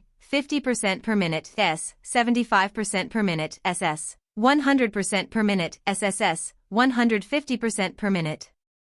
Progress. It was never fast. Not really. Even with the system, even with my fusion ability, none of this came easy. Observe at rank 4. Ryoryoku Dominion at 4. Cultivation at 5. Swordsmanship at 7. each of them representing thousands of hours of mental math, broken stances, soaked clothes, and aching tendons. It still looked satisfyingly neat on screen. Exercise had snuck up on me. At rank 5, it was less of a skill now and more of a state of being. I could train for hours without hitting a real wall. Fatigue came slower. Recovery, faster. My body felt like it had adapted to the grind itself. But sometimes, that made it hard to tell if I was pushing hard enough. If I was just coasting on efficiency. It worried me. If not for the gains in strength, I could probably bench press around 500 pounds if I tried. Pretty impressive, for a human. Basic swordsmanship was responsive. Alive. The dojo sessions with Murayama and Keitase had shaped me faster than I thought possible. At first, they just kicked my ass. Then, the system caught up. Now, sparring was a feedback loop. Every parry, every misstep, every unexpected counter burned into perfect memory and showed up in the next match. Rank 7 felt deserved. Earned in sweat and bruises and sideways glances from two girls who were clearly wondering who the hell I really was. I even impressed the dojo master. Apparently he doesn't give out compliments, yet I still received one. Ryoryoku body enhancement, though, that was still frustrating. Useful, sure. I'd learned how to channel it into my legs, into my arms and hands, even isolate it to my core for balance. But it was still something I had to activate. It wasn't seamless. Not yet. My dream was to keep it on passively, no flare, no burst, just on. Reinforcement is second nature. The same way I breathed or blinked. I wasn't there. Not even close. Every time I overused it, I'd burn through my reserves and spend the next 5 minutes doing push-ups just to justify the downtime. It felt primitive. Not to mention I knew I needed it to reach Shuinpa. I theorized that my low level here was why I couldn't figure it out. Agility was stuck. Rank 3 had taken weeks. Still, I could feel the difference. My footwork was tighter. Reflexes sharper. I could pivot around strikes mid-step now, chaining motion with motion like I was reading ahead in a fight before it happened. Sparring made that obvious. Keitase's strikes didn't surprise me anymore. Murayama's overheads were easier to bait. But the rank wouldn't budge. It was like the system was waiting for something else, maybe for me to apply it in real combat. Not training. Cultivation, at least, felt steady. Every day I practiced it. Without fail. It had become a ritual, before sleep, after training, sometimes even in the bath. Quiet focus, breathing, energy refinement. At rank 5, it even bled into my movement, keeping my regeneration trickling ever so faster, even when I wasn't meditating. I could feel the shape of my Ryoryoku shifting, becoming denser, more responsive. Not just power, but quality. I could tell, I could feel it. And the stats panel may have told me too. Ryoryoku Dominion, though, that was the one that was becoming more and more irritating. At rank 4, I'd hit a wall. A solid, invisible plateau. Even when I trained it alongside cultivation, even when I pushed my suppression to the edge, my progress barely moved. I couldn't brute force it anymore. My theory is that my spiritual potential needed to increase first. However I do that. Still, there were benefits. My spiritual pressure no longer leaked out like a broken faucet. I could keep it in check now. Walk through town without glowing like a damn lighthouse. That alone was progress. But it didn't make me invisible. Any supernatural being who glanced my way could still tell. They'd still clock me instantly as one of them. Not human. Not mundane. And that irritated me too. I didn't want the attention. Well, I never want attention in social settings, but still. I didn't need to be invisible. But I wanted the option. I wanted control. Maybe that was the whole point of Dominion. Not just wielding power, but owning it. Shaping it. Refining it until it bent to my will, not the other way around. Rank 10 couldn't come soon enough. I closed the panel. I sighed and opened the status panel, the familiar interface rising in front of me in faint translucent blue. No matter how many times I looked at it, it still felt surreal. A system screen, just like in the fanfics I used to read. Only this time, it was mine. Status. Name, Toshio Amano. Title. Race, human. Age, 15. Level, 13, 650/1300. Health, 100 out of 100. Ryuryoku, 32 25 64,500. Physique, C. Zanjutsu, D. Ho-Ho, E. Hakuda, F. Spiritual potential, C. Soul resonance, 5%. Level 13. Finally. The dojo questline had pushed me over after I beat that insufferable third Dan who treated me like a tourist. It had taken everything I had, sparring, polishing blades, even helping clean the damn shrine. Worth it. I'd grinned when the level up ping hit. Murayama and Keitase looked a little weirded out, probably not used to seeing me smile. But then the system didn't give me a runestone. I stared at the empty space where the reward should have been. Waited a minute. Refreshed the panel. Nothing. My smile had faded fast. I grumbled now just thinking about it. What was the point of finally getting to 13 if the system wasn't going to play fair? Every other milestone had given me something, EXP, quests, skills, even my first runestone at level 12. But this time? Just silence. No reward. No explanation. Still, I had to admit, I liked what I saw. Physique, C-. That was big. No doubt the exercise skill had carried a lot of that. I hadn't slacked. I hadn't skipped a single day. I ran. I trained. I fought. And the result was visible. My strikes had more weight, my footwork more stability, and I wasn't winded after 10 minutes of movement. C- felt earned. Not a gift. A result. I felt stronger. More durable. Whenever a shurnai struck exposed parts of my body, it didn't even sting. Ho-Ho, E, I frowned. That one did sting. Agility was rank 3 now. I'd improved dramatically in speed, movement flow, step control, but the stat hadn't budged. It was still sitting there like a stubborn nail, mocking me. I figured it was tied directly to agility, or maybe I just needed to apply it in a real fight. Either way, it irritated me. I wasn't slow anymore. But the system hadn't caught up yet. Maybe once I unlock Flash Step? Zanjutsu, D, no surprise there. Swordsmanship was my highest skill, and it showed. Every time I stepped into the dojo, my body moved more instinctively. More precise. Rank 7 had pushed me over the edge. Now I could see openings mid-strike, adjust to feints, even parry things I wouldn't have seen coming a month ago. D rank meant I wasn't a beginner anymore. I was also a first Q, something that Murayama and Keitase can't seem to get over. But this was still just basic. Which meant there was still a long road ahead. I should try to find a sword style. Maybe my Zanpakuto spirit had one?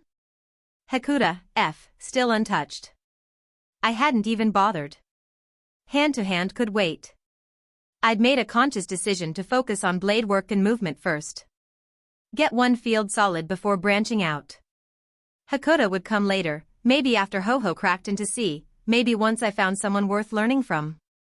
Spiritual potential, C, same as always. No real movement there. I had a hunch it only improved through emotional shifts or massive breakthroughs, not training. Which meant it was out of my control, and I hated that. Still, what caught my eye, every time, was the raw number. Base Ryuryoku, 3,225. That used to be impressive on its own. Now, it was a multiplier playground. With cultivation at rank 5, it was quintupled, 16,125. And Ryuryoku Dominion took that and multiplied it again. Times 4. Final output, 64,500. I whistled under my breath. It still made my brain twitch. 64,000. That was monstrous. Or at least, I thought it was. I had no idea what the average magical energy or mana pool for a devil, exorcist, or fallen angel looked like. For all I knew, I was sitting at mid-tier numbers. Or maybe I was top 1%. Or maybe lower than Donaseek. Man, I think that would actually embarrass me. Observe might help with that someday, when it reached rank 5 or 6. Maybe then I'd start seeing hard numbers on other people. Until then, I was flying blind. And then there was soul resonance. 5%. Still. I stared at that number longer than I cared to admit. No progress. Not even a twitch. It had been like that since day one. I really didn't like how the system described it. As your soul learns to attune to itself clearly, the distance between you and your Zanpakuto shortens. Most likely has something to do with my connection to my Zanpakuto spirit. But the explanation wasn't technical. It wasn't measurable. It was poetic. Vague. Something about depth of self, honesty of emotion, reciprocal recognition, bullshit riddles, if you asked me. I needed instructions, not metaphors. I groaned under my breath and muttered, just tell me what to do. Cry in a cave? Meditate harder? Bleed on the blade and whisper secrets? It was maddening. Physics never played these games. In quantum mechanics, probabilities could be defined.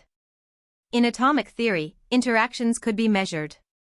If energy input equaled output under a given condition, it was reproducible, calculable. You could isolate the variables, adjust the parameters, and confirm the results across any controlled system. But this was chaos dressed up as poetry. No equations. No symmetry. Just vague metaphors and emotional noise. This was feelings. Self-discovery. Soul stuff. I hated it. Still, I knew it was important. I hadn't even seen her yet. And until I reached a deeper resonance, that probably wouldn't change. I shut the panel down and rubbed the back of my neck, jaw tense. Everything was improving. Everything except the things I couldn't brute force. Maybe that's why they mattered most. I took one last breath of forest air. The light was fading, and my Ryoryoku had just ticked back to full. I was going to get up before my mind drifted back to Murayama and Keite's. I wasn't sure when it happened, but somewhere between sparring matches and shared walks back from the dojo, I started looking forward to seeing them. That surprised me more than anything else. Back home, my old world, I didn't enjoy being around people. I wasn't antisocial, just indifferent. Or maybe I was, I can't tell. Everyone just felt like noise. Like distractions. I had my work, my research, and eventually my obsession with progress. Small talk drained me. Shallow conversations were pointless. And if someone got too close emotionally, I'd quietly, efficiently distance myself. But now? I liked hanging out with them. They were in younger, immature bodies. I mean mentally. Damn it. Anyway, they still cling to teenage assumptions about the world. And yet, none of that mattered. They'd laugh about stupid things after practice while I sported small smiles. Murayama would rant about how I wasn't trying hard enough when she couldn't beat me, and Keite's would lightly tease me for how serious I got during warm-ups. And I'd respond. Not coldly. Not awkwardly. Well, in my perspective. I had no idea how other people perceived me honestly. But I talked to them. I wasn't sure what to do with that. I wasn't stupid, well, I may do stupid things sometimes.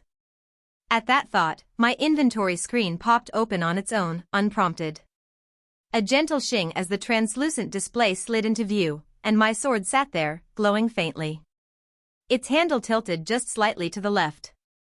If I didn't know better, I'd say it looked smug. Things can rotate in this menu?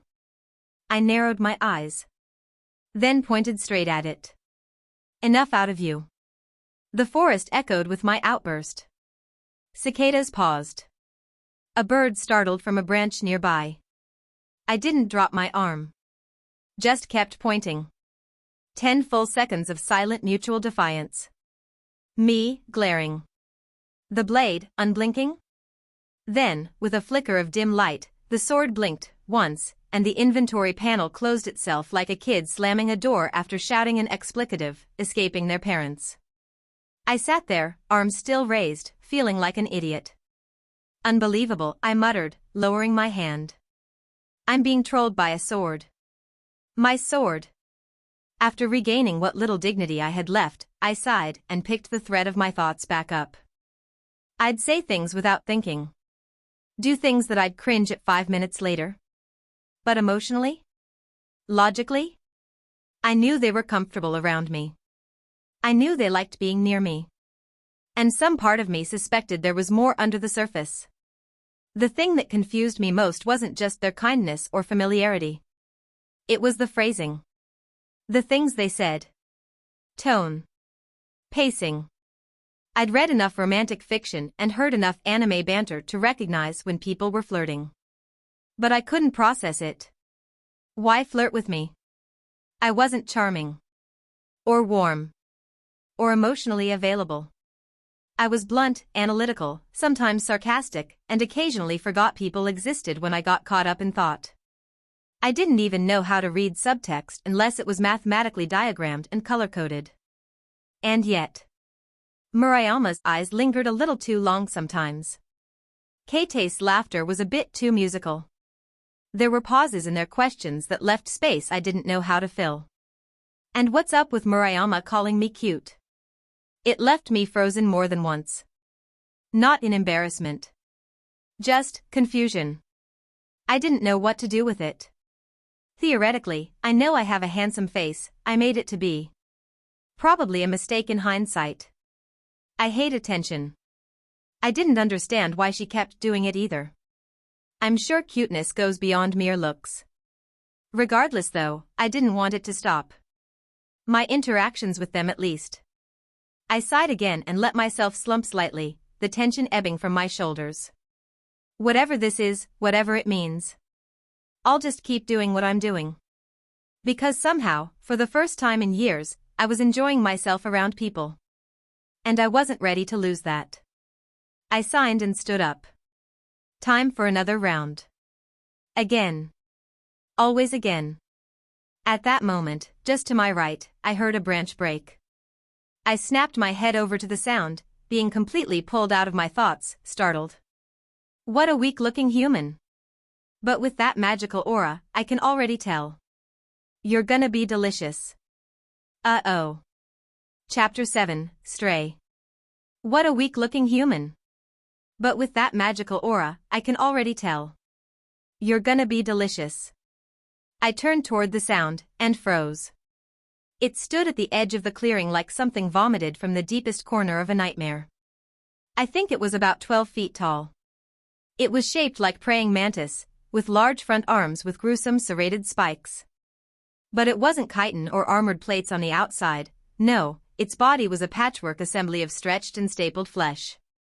Raw and unnatural muscle that was seamed together twitched under loose, uneven stitches. It moved like a marionette sewn together from the corpses of 100 things that should never have been combined. Where a mantis's head should have been, there was the torso of a human woman, but distorted, grotesquely sexualized. A large chest, bare and stained, jiggled with each twitch of movement. Black eyes with red irises, a mouth that was wide and lipless, stretching ear to ear with layers of serrated teeth glistening beneath skin too pale to be alive. A sharp tongue flicked out briefly, dragging across the corner of its cheek like it was savoring something that hadn't happened yet. Its expression was ecstasy. A look of obsessive, trembling anticipation, like the moment before the first bite of your favorite meal, but twisted into something raw and unholy. I drew my sword out of my inventory with a slow breath. Guess this'll be my first real fight using this. A blade of polished steel and potential shimmered faintly in the low light. Even sealed, even dormant, it felt ready. Waiting. I narrowed my eyes. Observe. The screen flickered. Name, Yomi. Condition, healthy, eager, edging.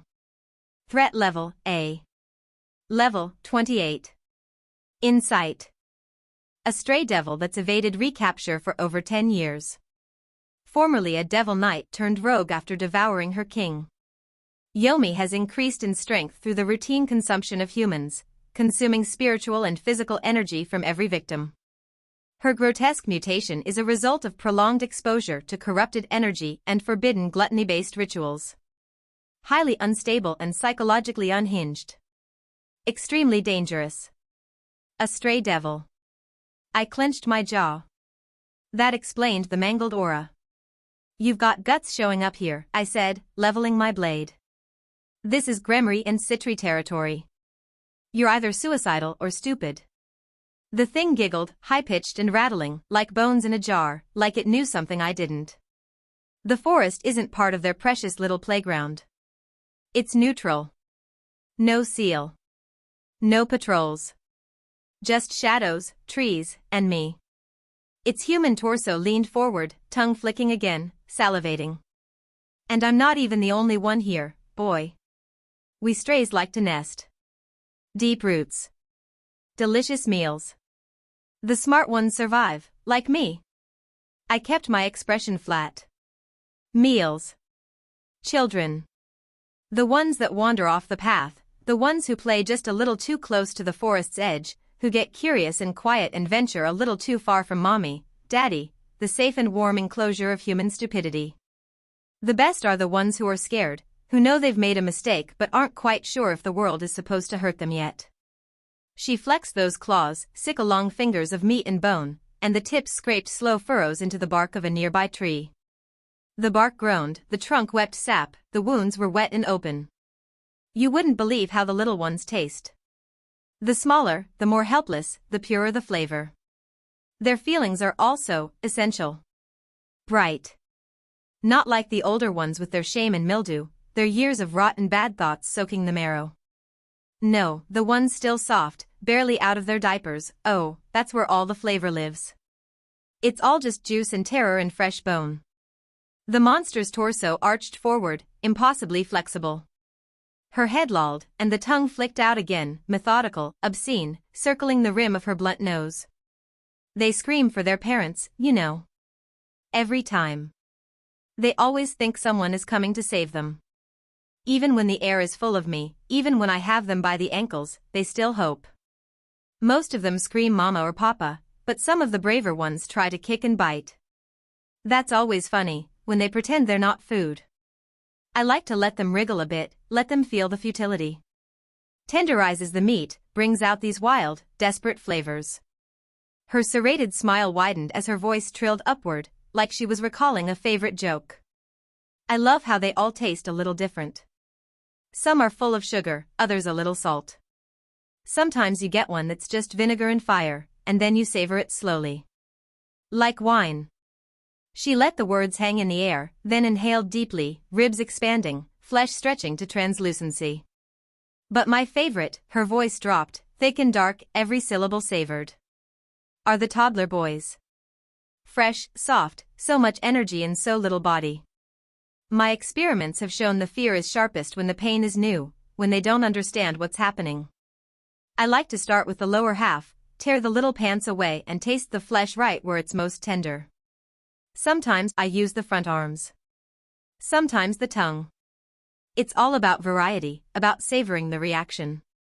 She leaned forward now, drawing her claws together in a slow, deliberate clap.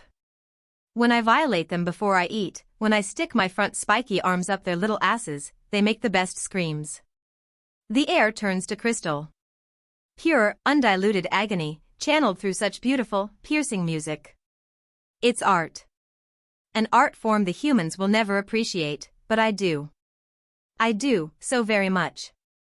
The tongue lashed out, quivering, and a dribble of something thick and dark ran down her chin to spatter on the forest floor.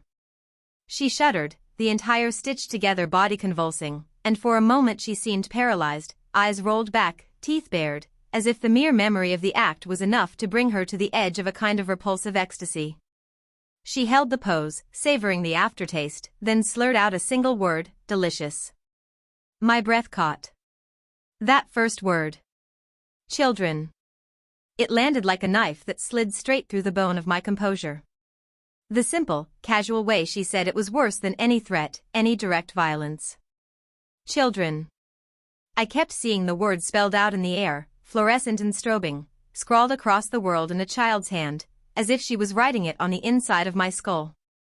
The way her mouth stretched around the word, the way she tasted every syllable and let it drip, each repetition drove it deeper. Like hammering a nail that had already gone through the board, flattening it until it split the wood, then kept hammering, just to see what would splinter next. Children. Children. Children. Something in me broke. It was not the thin, brittle snap of panic, nor the muddled, slow slosh of despair. This was a clean, precise fracture, an unfamiliar sensation that started behind my eyes and radiated outward, unfamiliar and cold as a surgical knife. For a moment, I absorbed her words in total silence, not breathing, not thinking, letting the horror of them sharpen and clarify. I was aware of the monster's every motion, her mandibles flexing, tongue flicking, the way her front claws toyed with the living tree as if she was drawing out the pain for its own sake. I could even smell the tang, the coppery metronome of anticipation as she arched her back and shuddered in private delight. There was a flicker of heat in my chest. A microscopic ember at first, almost gentle compared to the raw mechanics of fear. A faint, pulsing ember of something entirely new, anger. Not the low-grade frustration or irritation I often experience. This was something deeper, primal, more honest than any emotion I'd ever felt. It was like finding an ancient weapon buried under your own ribs, wrapped in silk and fire, waiting generations for someone to pull it free. Not frustration. Not irritation. Not even the slow, coiling snake of resentment that sometimes moved inside me on the worst days. This was pure, unfiltered rage. Rage with no hesitation, no aftertaste of shame, no inward aim. All of it pointed outward, channeled through every muscle and tendon, seeking a target. I felt my jaw set so hard my teeth ground together. My fingers, the ones holding the sword at my side, tightened, bones shifting beneath the skin, joints flaring white with pressure. Every syllable from her mouth stoked the ember until it was a coal, then a whole bed of coals, glowing inside my chest, radiating through the arteries and veins. The heat didn't stop there. It spread up to my scalp, behind my ears, tunneling down my spine in a shockwave of something animal. My vision tunneled, and the whole world shrank down to just me, my sword, and the blighted thing in the clearing. Still, some small, stubborn part of me tried to push it down. Tried to remind myself that this was a devil, this was what they did. But the logic sounded hollow, like a rubber mallet against steel. All I could see was the way she described the children, their screams, the ritual, the art of it. She wasn't just a predator, she was an artist, a connoisseur of human misery, and she had practiced her craft long enough to savor every note and aftertaste. It had to die. Death. Eradication. Purge. This composer of pain, this manifestation of evil incarnate. It must die. As these thoughts dominated my mind, I realized I've never felt so strongly about anything in my life. The monster's body moved with a slow, deliberate roll, like she was feeling out the boundaries of my patience. Her hands, claws? Hands? The line was too blurred to tell anymore, traced lazy, spiraling patterns in the air, as if she was conducting a symphony only she could hear. I could see the anticipation in her eyes, the hunger, and the way she watched me, taunting, baiting, waiting for me to break the way her victims did. A part of me wanted to lunge right then, to give her the violence she was coaxing out of me. But I held it in, letting the rage simmer, compress, distill into something sharper. I could almost hear the blood rushing in my ears, pounding out a war drum rhythm. The sword in my hand felt heavier, denser, as if it, too, had absorbed my anger and was itching to be put to use. And beneath all of that, a cold awareness, she was strong. Not just in body, but in mind. Every word, every gesture, was designed to unnerve, to destabilize, to make the fight over before it even began. She was a predator who enjoyed the kill most when her prey thought they had a chance. I would not give her the pleasure. I would not become the next flavor in her collection. I steadied my breath. Let the anger find its shape. I narrowed my gaze, and the world snapped back into focus, her, the clearing, the chill dampness of the earth, the scent of mold and blood and ozone. I met her eyes, unblinking, and let her see it. Not just the anger, but the promise of what I would do with it. A slow, deliberate smile worked its way onto my lips. The monster's own mouth twitched in response, surprised, maybe, or pleased at the new scent I'd given off. She tilted her head. "You're a little old for my taste, borderline really. I don't like eating humans once they get to high school age. But that aura of yours." Her eyes gleamed. Too tasty to pass up. A string of drool leaked out of her mouth. I didn't need to think. The world reduced itself, as if it too had surrendered or was caught in the undertow of what I'd become. I slid into a low, steady stance, the most basic of sword forms, something my kendo classes and my swordsmanship skill had drilled into me until it haunted my muscles in sleep. Weight forward, hips low, back foot braced. The tip of the blade quivered in the air, as if eager to taste what waited ahead. My elbow was loose, my breath stopped up in my chest like the air before a storm. There was only the monster, the clearing, and the unknowable force of my will. The blade began to hum. Not a sound, exactly, but a resonance, like the spiritual energy inside me was trembling through the steel, vibrating the edge until it blurred, almost like it was trying to radiate its approval. The monster's attention snapped to it, eyes dilating, nostrils flaring with the same greasy hunger as before, but now wary, a little uncertain. She cackled, the sound of flaring car alarm in the night. "Oh, how adorable. Gonna fight me with a little toothpick? I'll slice that smug face in half and slurp out whatever magic's making you so chewy. I want to hear your screams as I crush your limbs. As I rip open that asshole with my spikes." The moment the words left the monster's mouth, something inside me gave way. All the heat, all the pressure, all the violence that had built up in my marrow snapped its leash and became one pure thing, a single vector pointed straight at her.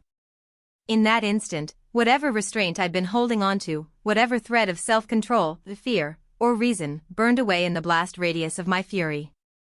I don't know if I chose to let it go, or if it simply tore free, like a dam giving under the weight of a black flood. All I remember was the sensation of my body filling, then overfilling, with an energy so intense that it radiated outward, lighting up the insides of my bones and the backs of my eyes. My Ryatsu exploded. There was no warning. No signal. It just happened. A detonation without a fuse, a spiritual Big Bang. The pressure hit the clearing like an earthquake. The ground buckled and spat up clods of earth. Branches snapped, a shockwave rippling outward through the forest canopy, leaves detonating off their stems and swirling in a hurricane spiral. The air itself seemed to shatter, refracting and bending, warping the monster's outline until she looked like a mirage seen through a furnace vent. Yomi's entire body seized, as if every muscle in her composite body had tried to contract at once. Her laughter died in her throat, replaced by a strangled, animal grunt. She dropped, or rather, collapsed, to one knee, or multiple. The legs were odd and jointed in too many places. The claws that had been poised to strike now dug furrows in the dirt as she fought the gravitational pull of my spiritual weight. What the hell, is this?" Her voice sounded different now. Smaller. A little girl's whisper trembling on the edge of a nightmare. I didn't answer. Instead, I forced myself to look at her, really look. Not at the mask or the eyes or the smile or the grotesque feminine affectations of her upper half, but at the center of her human-looking torso, the broken geometry of her being. I focused on where the heart would be, if there was one, behind the parody of a chest that bulged with outrageous, stitched-together breasts. I locked my eyes on that target, not for any tactical reason, but because it seemed important that she see the intent there, see that I was coming for her. Then I moved. I don't remember the transition, only the result. The world flicked forward, a jump cut, and I was inside her reach, the monster's claws whistling through the space where my head had been a heartbeat before. My blade stabbed straight through her humanoid torso, entering just below the ribcage and driving upward, the point erupting out her back in a shower of black and red ichor. Yomi shrieked, all the voices in her layered together, a chorus of children, women, men, animals, each one howling in surprise and outrage, likely all of those she had consumed. She slashed at me, wild and spastic, but I was already gone, flipping backwards, feet churning up divots in the dirt as I retreated out of range. The world came back into focus, slower, brighter, and I found myself standing, sword in hand, watching as the monster reeled and staggered on her many legs. She clutched at her own chest, claws raking over her meat and bone in confused, infantile pain. Then her head snapped up, eyes wide and seething. You bastard!" The words cracked the air. Her body shook, but she forced herself onto her feet, the wound in her human chest pulsing blood with every syllable. Her voice was a storm now, all fury and spit, but her body still trembled under the press of my spiritual force. "You surprised me with that energy. But I've beaten and eaten stronger. Don't think you're special." She grinned, an ever-widening crescent of enamel and gore. "You even thought that's where my heart is? How cute." Then she charged. Faster than before. Much, much faster. There was a blur, an afterimage, like the memory of a shape passing through the world before the light could catch up, and then the claws were already there, intercepting me mid-step. I barely managed to twist aside, bringing my sword up in a frantic parry, but her limb caught me in the ribs, the force of it enough to make my vision go white around the edges. The impact launched me sideways, and I remember only fragments, the sensation of flying, the trunk of a thick tree, the splintering, wet crack as I hit it, and then another as I passed through, landing in a heap yards away. I lay for a second, stunned. The world wobbled in and out of focus. A flavor lingered in my mouth, metallic and oily, both sharp and clinging. I gasped, tried to push myself up, but the pain in my side was so immediate, so total, that I almost blacked out again. I could feel the bones knitting and unknitting with every breath, the muscles spasming where the claws had scraped them raw. Health, 23 out of 100. Got to get up. I grit out with gnashed teeth. I willed myself upright, legs wobbling, sword dragging through the soil as I used it for balance. I could feel blood soaking my shirt, warm and slick. Too weak. Too slow. Too soft. The words repeated in my head, each syllable pounding, relentless, like a smith's hammer against the battered, misshapen iron of my pride. I could not escape them, they rang in my ears, over the pulse of blood and the ragged tearing of my breathing, over the spasmodic twitch of my muscles as they fought to hold my body upright. Every time I tried to stagger forward, the litany of failure echoed louder, a god's chorus of derision. As I stared at the monster, at the rage and hunger in her eyes, I caught my own reflection in her glossy black carapace, the bent, bleeding boy, the dirty, shaking animal with a sword too heavy for his arms. I saw the ridiculousness of it, the pathos of the scene, and in that moment, something inside me rejected the narrative. I would not be prey. I would not be a collector's piece in her grotesque trophy case. If I was going to die, I would do it on my feet, with my face bared to the world and the last of my energy spent in defiance. The shame was still there, yes, a sediment at the bottom of the vessel.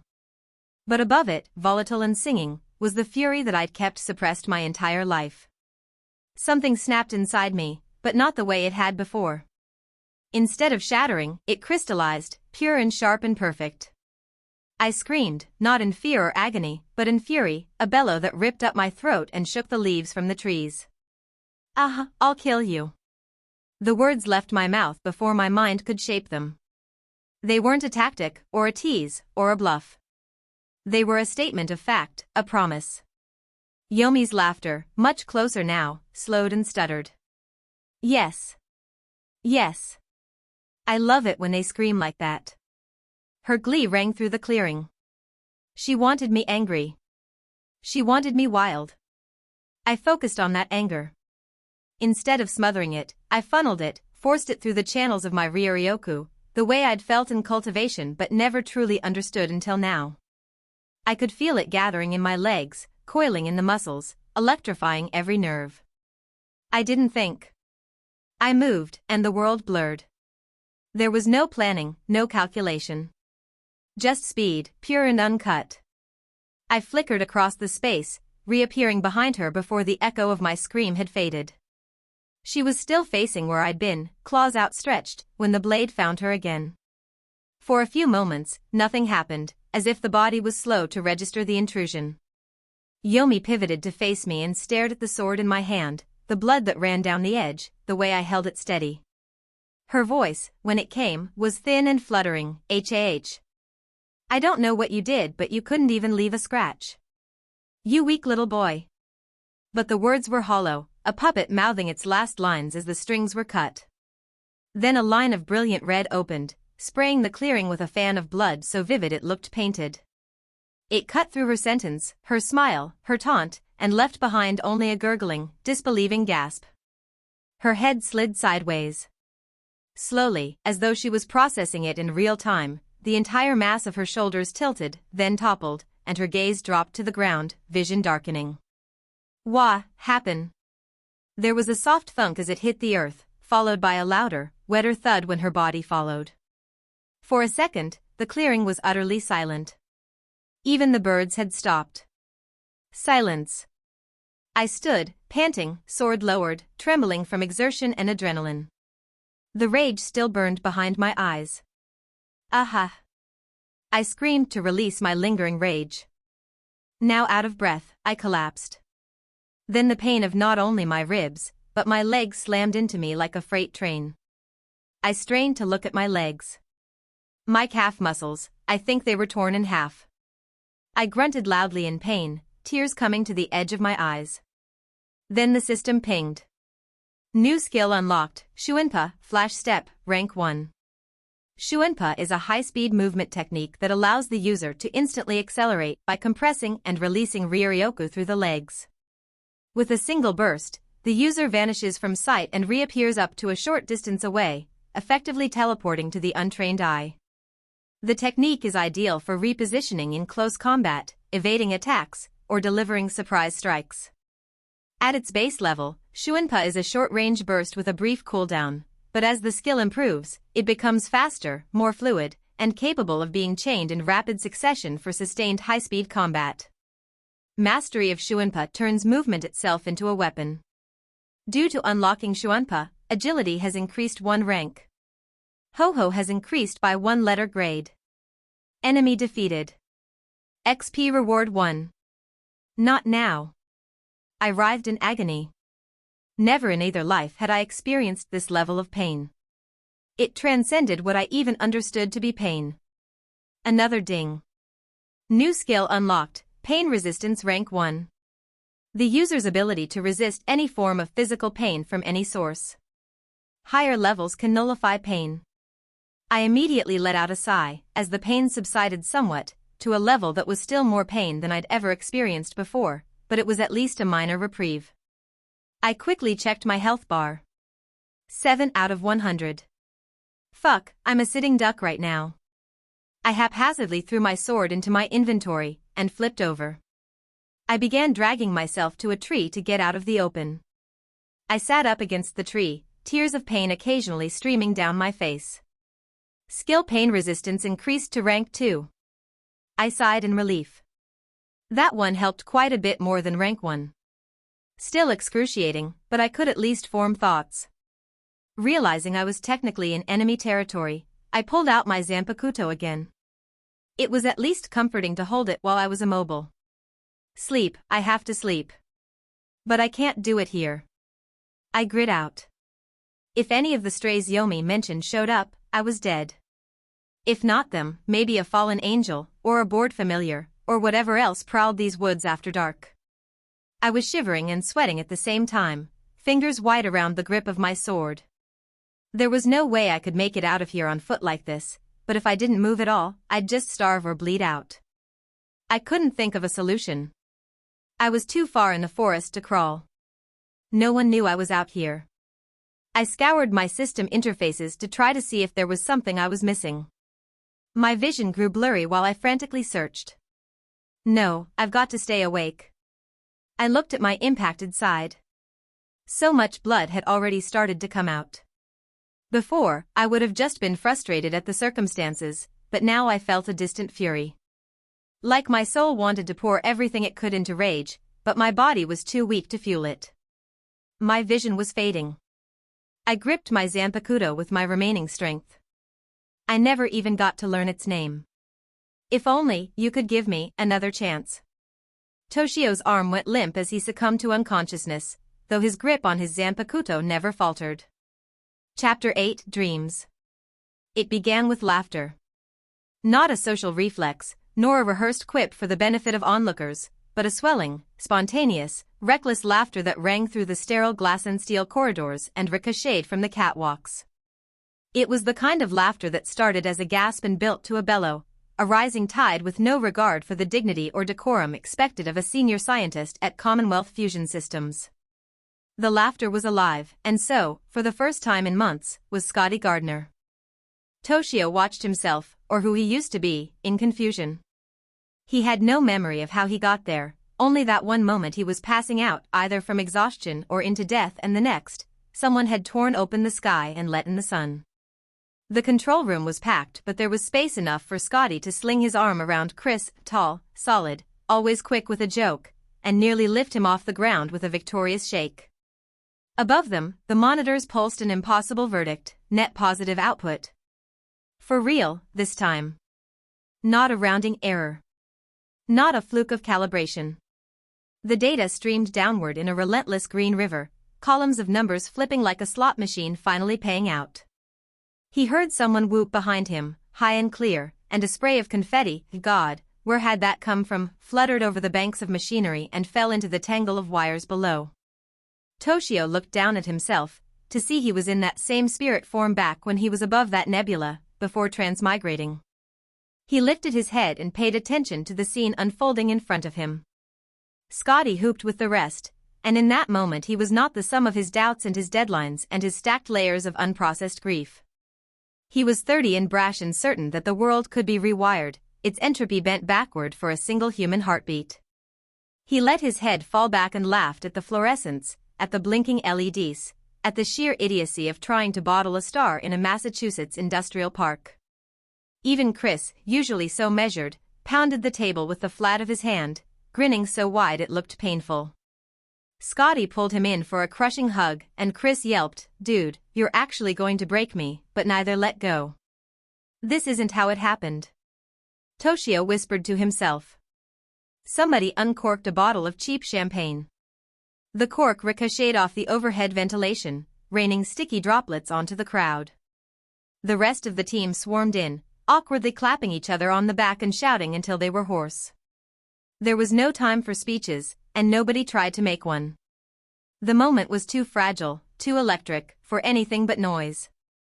Toshio, for a split second, recalled of a younger version of himself, Scotty at 15, in the battered library of his high school, staring at a diagram of the sun's interior and thinking, "I want to do this. I want to know how it works. I want to control it." It was a simple want, but in that control room it felt as if the universe had rearranged itself to answer it. The scene bent, flexed. The edges of the room softened, colors going saturated and strange, until the control room felt like a diorama glimpsed through a child's kaleidoscope, warping into his old office. Scotty was laughing still, but now the sound was wrapped in static, echoing down a hallway he didn't remember entering. Toshio blinked, and the air shimmered around Scotty's form, glitching like he was stuck in 5 frames of laughter. A sudden, striking glitch and Scotty was alone.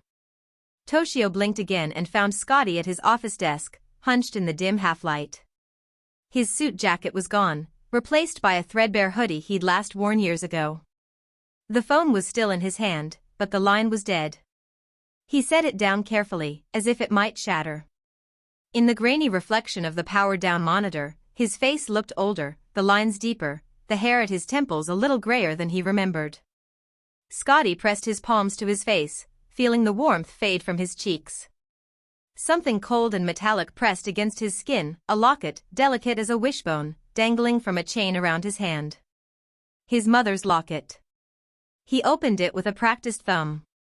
Inside, 2 photographs, badly faded, his mother, smiling at the camera, himself, squinting into the sun on some lost summer day.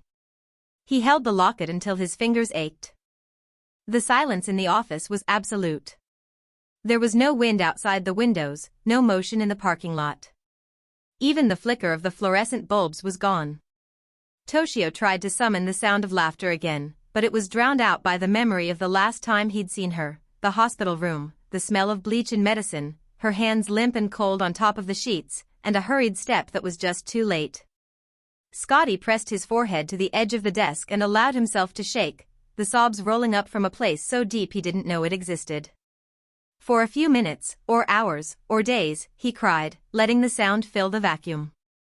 Toshio watched the scene, watching his past self sob and cry uncontrollably, the locket desperately clenched in his hand. The intense wails of sorrow seemed like they went on for an eternity. And then a sword flashed, a line of light, violence, and intention. Memory fractured, skipping its groove like a scratched lacquer disc. Instead of Scotty slumped in grief, the world was now a gymnasium, walls echoing with footfalls and the musty tang of sweat. Time had unspooled forward, and the body braced beneath the steel light was not the postdoc with a dead mother but the teenage kendo prodigy, shirtless and lean, a blur of youth and muscle. This was Toshio Amano, not Scotty Gardner, the separation abrupt, but the spirit unmistakable.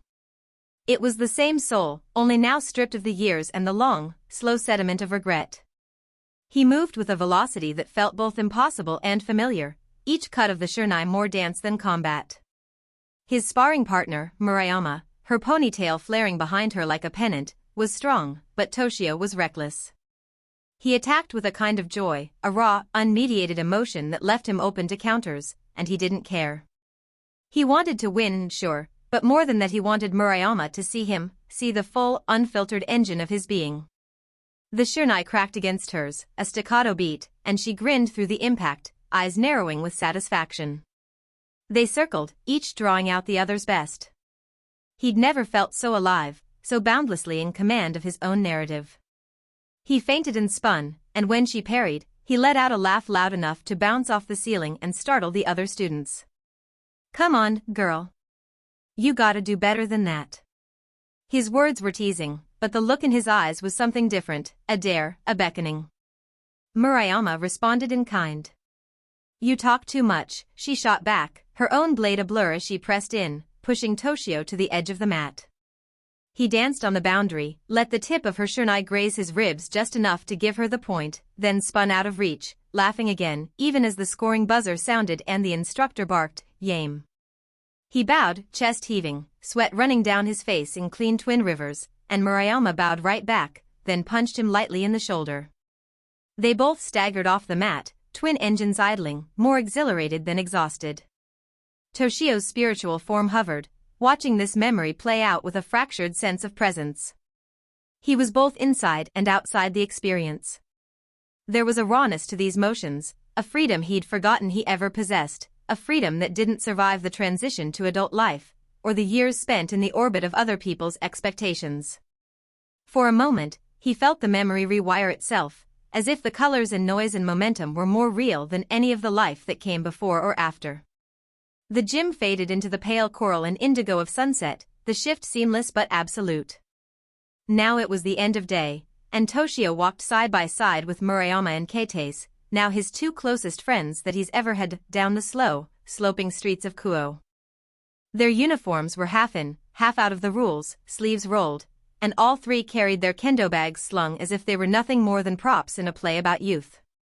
The dusk was alive with cicada calls, and the street lamps buzzed faintly as they flickered on, one by one. Murayama elbowed him, hard, but with the affection of someone who'd known him since the first grade. "You ever gonna stop showboating on the mat, Amano?" she said, her grin betraying the absence of real irritation. Toshio shrugged, exaggerated. "If I did, you'd start winning."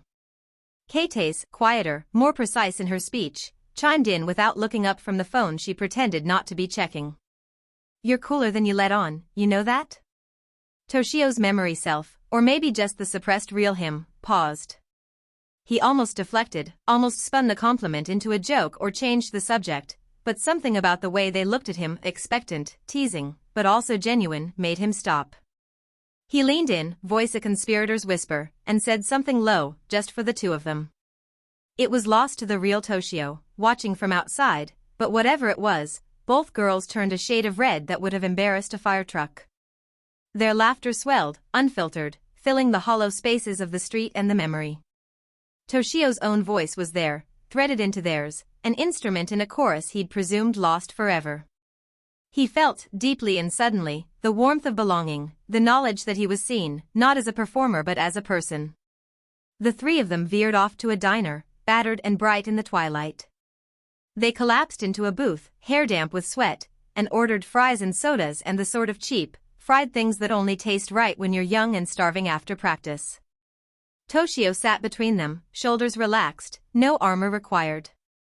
Keitase mimicked a rival's awkward kendo stance from the match earlier, crossing her eyes and puffing her cheeks, and Murayama nearly choked on her drink laughing. Toshio laughed too, so hard his face hurt. There was nothing complicated here, nothing tragic, nothing deferred. Just the moment and the way it stretched, infinite, across the tiny table. This, the watcher Toshio realized, was what he had lost, not a particular person, not the comfort of a specific friendship, but the ability to simply exist in the present, just like his mom tried to tell him. The capacity to be sincere, to act on impulse without filtering every word and motion through the sieve of anticipated disappointment. He envied this false self, and for a second, he hated him, too. But mostly, he just wanted, desperately, irrationally, to be him. Why are these memories so different? Why do they feel more real than my own? Toshio's spirit whispered.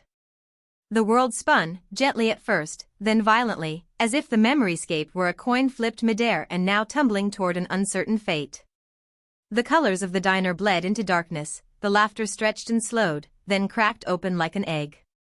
Toshio's spiritual form drifted, unmoored, as the scene warped again. He was back in the dojo, but it was different this time. The mats were cleaner, the air colder. His opponent across the strip was not Murayama but a stranger, an older student, a second Dan from another dojo, taller, older, and with the clipped, efficient movements of someone who'd been drilled to win and cared for nothing else. The room was silent except for the careful tap of bare feet on vinyl and the dry, ticking sound of the wall clock. There was a moment of pause, a microsecond in which the two measured each other with the smallest tilt of the head, the subtle flex of grip on the shernai. You've got this, Toshio. Murayama stated with confidence. Keitase nodded beside her. Then the second Dan smirked, just enough to be visible. Little kendo harem you've got backing you up, he murmured. TCH. I guess low-tier girls will cheer for anything with a pulse, must be easy to impress when you've never trained with real swordsmen. The words were garden-variety cruelty, meant to push buttons. But in the memory, Toshio felt the old burn of anger, not defensive but something more, protective, territorial. You shouldn't have said that, you piece of trash. Spirit Toshio remembered at that moment, he had wanted to say something similar, but resolved to just win the match instead. The physical Toshio bowed, perfect form, then straightened and stared his opponent dead in the eye. The second Dan looked more than a little peeved at his comment. Toshio could feel the weight of Murayama and Keitase watching from the side of the sparring floor, their presence unspoken but absolute in their support. The match began, and Toshio didn't hesitate. He attacked with a clarity that bordered on violence, every strike a translation of intent into physics. The older student was skilled, but he was fighting for reputation. Toshio was fighting for something elemental. His shernai became an extension of his anger and pride and longing to protect the small, perfect world he'd built with his friends. Strike after strike landed, clean and forceful, until the second Dan stumbled, off balance, and the match was over in a heartbeat. There was a great sense of satisfaction. He won against the guy easily, channeling his anger to protect the girl's image.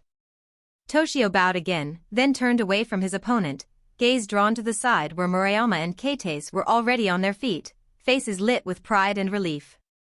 They met him at the edge of the mat, overlapping in a rush of praise and gratitude, but he silenced them both with a hug, awkward in its suddenness, but true, thanking him for standing up for them.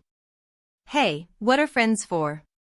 He held them until Murayama wriggled free, face pink, and Keitase shook her head, smiling, sporting an atomic blush. There was no need to say more. The memory contracted around that embrace, a point of warmth at the center of a cooling universe. Toshio's spirit, hovering above, felt a pull, a gravitational tug toward the bodies below, the living, laughing people who he now envied. He wanted to fall in, to let himself be recast in the role of the boy who could laugh and care and fight for his own happiness. And then, The forest. Exactly as it had happened. No distortion. No laughter. No shift in tone. The memory was unrelenting, vivid in its clarity, as though fate demanded he relive it over and over again until it consumed every fragment of his being. Listening to the things that monster had said again. Spirit Toshio stood over the grotesque corpse of Yomi, wishing he had a leg to kick the decapitated head of the abhorrent stray devil. His dream counterpart was now up against the tree, blood still dripping off his blade. His body broken, his hand trembling, his knuckles white as he clutched his zanpakuto to his chest and whispered that final, sorrowed plea while staring into the blade. "I'm sorry, if only you could give me another chance." In spirit form, floating beside the scene, Toshio watched his own body fall unconscious. His emotions, even in spirit form, had twisted into a knot of sorrow. Something about disappointing his zanpakuto, not even coming to learn their name, it was something to mourn for. The blade in his unconscious form's hand began to glow. It pulsed once. It pulsed again, brighter this time, and with it came an odd sensation that rippled through Toshio's spirit form like a shockwave. It wasn't pain exactly, but it wasn't pleasant either. It felt like being unmoored from reality itself, like standing on shifting sand while an invisible tide pulled at him. Light spilled from the seam of the hilt, climbing the blade like fire ascending a wick. It grew stronger, hotter, more blinding, until the world became white. He shut his eyes against the brilliance and opened them into darkness. Total black. A perfect absence, not just of vision but of substance, of memory and category, an erasure so complete that for a span of seconds, even his sense of falling through the dark was lost. There was no forest, no lingering scent of blood, no echo of adrenaline in his muscles, just a suffocating silence, and the knowledge that he existed within it, defined only by the boundaries of his own thoughts. Then, as if conjured by the desperate need for context, something began to take shape in the distance. At first it was outline only, the faintest suggestion of vertical pillars, thick and uneven, emerging from the void like bone from black flesh. A roof, slanted and broken, hovered above them with the implausibility of dream geometry, each tile held in place by some force more psychic than physical. Below, a slip of stone stair curved downward into the abyss, each riser chipped and half-drowned by shallow, crystal-clear water that lapped at the edges with the gentlest, most deliberate sound. The air was cold and thick, scented with the sharp tang of burnt wood and the impossible sweetness of cherry petals. He stepped forward, surprised that he was suddenly in his physical form again. The temple, if that's what this place was, seemed to absorb him with every move, magnifying his loneliness and wonder until his thoughts hummed at the threshold of panic. He almost felt like an intruder here, but also a necessary pilgrim, and the whole structure vibrated with the expectation of some ritual he'd never been taught.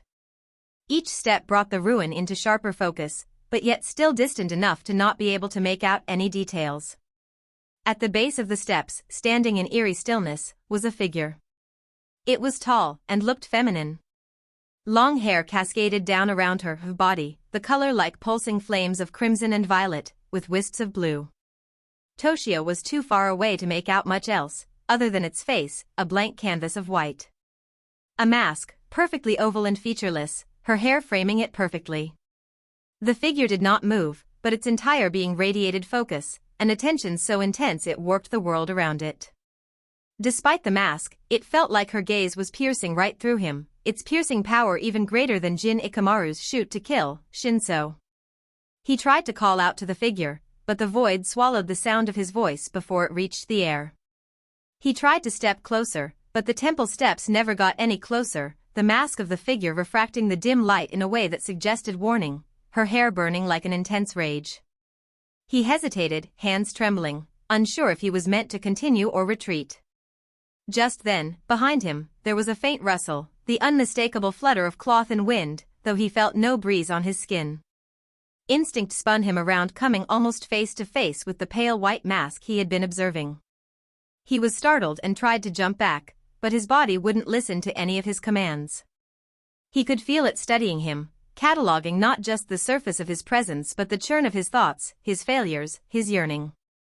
He felt exposed in a way he never had before, as though even the things he'd hidden from himself were now the subject of a silent, merciless scrutiny. Being so much closer, he could feel her aura, an aura of intense, unyielding fury that seemed to bury something else. Sorrow?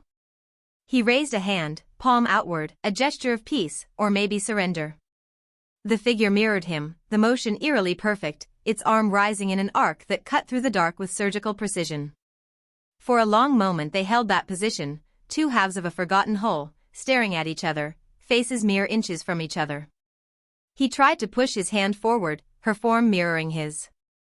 Once their hands were only an inch apart, Toshio was almost crushed with an emotional intensity that he couldn't quite describe. It was suffocating. Rage. Sorrow. Envy. Lust. Joy. Grief. Passion. Love. The predominant emotions, rage and sorrow, despite their intensity, poured into him a profound sense of love. Such intense love. It made no sense to him. His eyes were streaming with tears. He didn't even notice. His gaze never left that pool of whiteness, an endless sea of something forgotten. Something removed. Something more. The mask tilted, and in the gap where a mouth might have been, a voice emerged. It was not a voice made of air or sound, but a vibration in his bones, a resonance that threatened to unmake him. I wore your name in silence. You forgot the sound of mine. Your reflection remembers what your mind discarded. The sound of the figure's voice came without tone, the sound permeating the very fabric of the reality Toshio found himself in. He tried to respond, but his mouth filled with the taste of ash and flowers. The figure lifted her other hand up, fingers long and impossibly warm, and pressed the tip of her nail to his forehead. The contact sent a jolt through him, a current of memory and sensation that bypassed thought and plunged straight into raw experience. He saw every mistake, every petty cruelty, every moment he'd chosen truth over feeling, analysis over emotion, numbness of mind over the depths of his heart. He saw the smiles of Murayama and Keite's, the warmth of belonging, and felt the knowledge that he would lose it all again and again. He saw the forest, the blood, the corpse of Yomi. He saw his mom, weeping at his absence. And above all, the deep, gnawing shame, regret, and sorrow of never learning the name of his own Zanpakuto, the thing that had tried to save him. Then, on the bottom left. The mask cracked. Toshio perspective. I gasped awake and sat upright in my bed, drenched in sweat, chest heaving. My shirt clung to my chest, soaked through. His eyes darted around, wild. Clutched in both of my hands, was my sheathed Zanpakuto, my right hand on the hilt, left on the scabbard. I breathed hard, like my body couldn't get enough oxygen. As I began to calm down, I noticed I was in a different change of clothes. There was a glass of water on my nightstand, my blankets were tucked around me, and my body washed. I was safe. Home. I was utterly bemused. What just happened? What was that? I then noticed a water droplet fall onto my arm. I reached up to my face. I was crying. Why? Finding comfort in it, I placed my hand back on the scabbard of my sword, gripping it tight. Once recovered, I drank the entire glass of water that was next to me. I lied back down. That dream, who was that? I looked down at my Zanpakuto. Was it you? I received no answer. The silence of the room wrapped around me like a comforting shroud, yet the weight of the dream lingered, clawing at the edges of my mind. I turned the questions over in my head like stones in a stream, each thought sending ripples through my consciousness. Who was that figure? What did it mean to wear names in silence? And why did I feel such profound emotion, an amalgam of grief and love that threatened to drown me? As dawn's light crept shyly through the curtains, painting the room in soft hues of orange and gold, I pushed myself upright once more. The memory of the dream clung to me tenaciously, I could still feel her warm touch against my brow. Who saved me? I looked around the room again. I looked down, then unsheathed my Zanpakuto, gazing at the blade's edge. If it was you, thank you. For some reason, the thought of my Zanpakuto spirit saving me just felt right. Even though it made absolutely no sense. Only when you're ready to reach Bankai could a spirit interact with the world in a physical manifestation. I was nowhere close to that. I sighed. I needed a distraction. Status. Status. Name, Toshio Amano. Title. Race, human. Age, 15. Level, 14,950 of 1,400. Health, 100 out of 100. Ryoryoku, 32-25-64, 500/64, 500. Physique, C. Zanjutsu, D. Hoho, D. Hakuda, F. Spiritual potential, C. Soul resonance, 15%. I stared at the screen for a moment, letting the numbers sink in. Level 14. I'd been fighting for my life barely a day ago, and out of it, I gained 1 level. A genuine reward. That hellish encounter hadn't been for nothing, I guess. A soft ding pulsed in the corner of my vision, an alert I hadn't noticed before. I focused on it, and a translucent menu unfurled before my eyes. Level up reward available. You have reached level 14. Claim reward. I didn't hesitate. I tapped the prompt, and a subtle shimmer filled the space before me. With a gentle flash, a single item materialized mid-air and dropped into my open palm. Hakuda Runestone, Common. Crushing this stone will permanently enhance your Hakuda stat by 1 letter grade up to D. I blinked. Hakuda, huh? Not what I was hoping for, but I wasn't about to complain. I turned the faintly glowing, thumb-sized gem over in my hand. Pale blue light pulsed inside it, a slow heartbeat of potential. With a sigh and a bit of ceremony, I clenched it in my fist and crushed. The stone disintegrated instantly.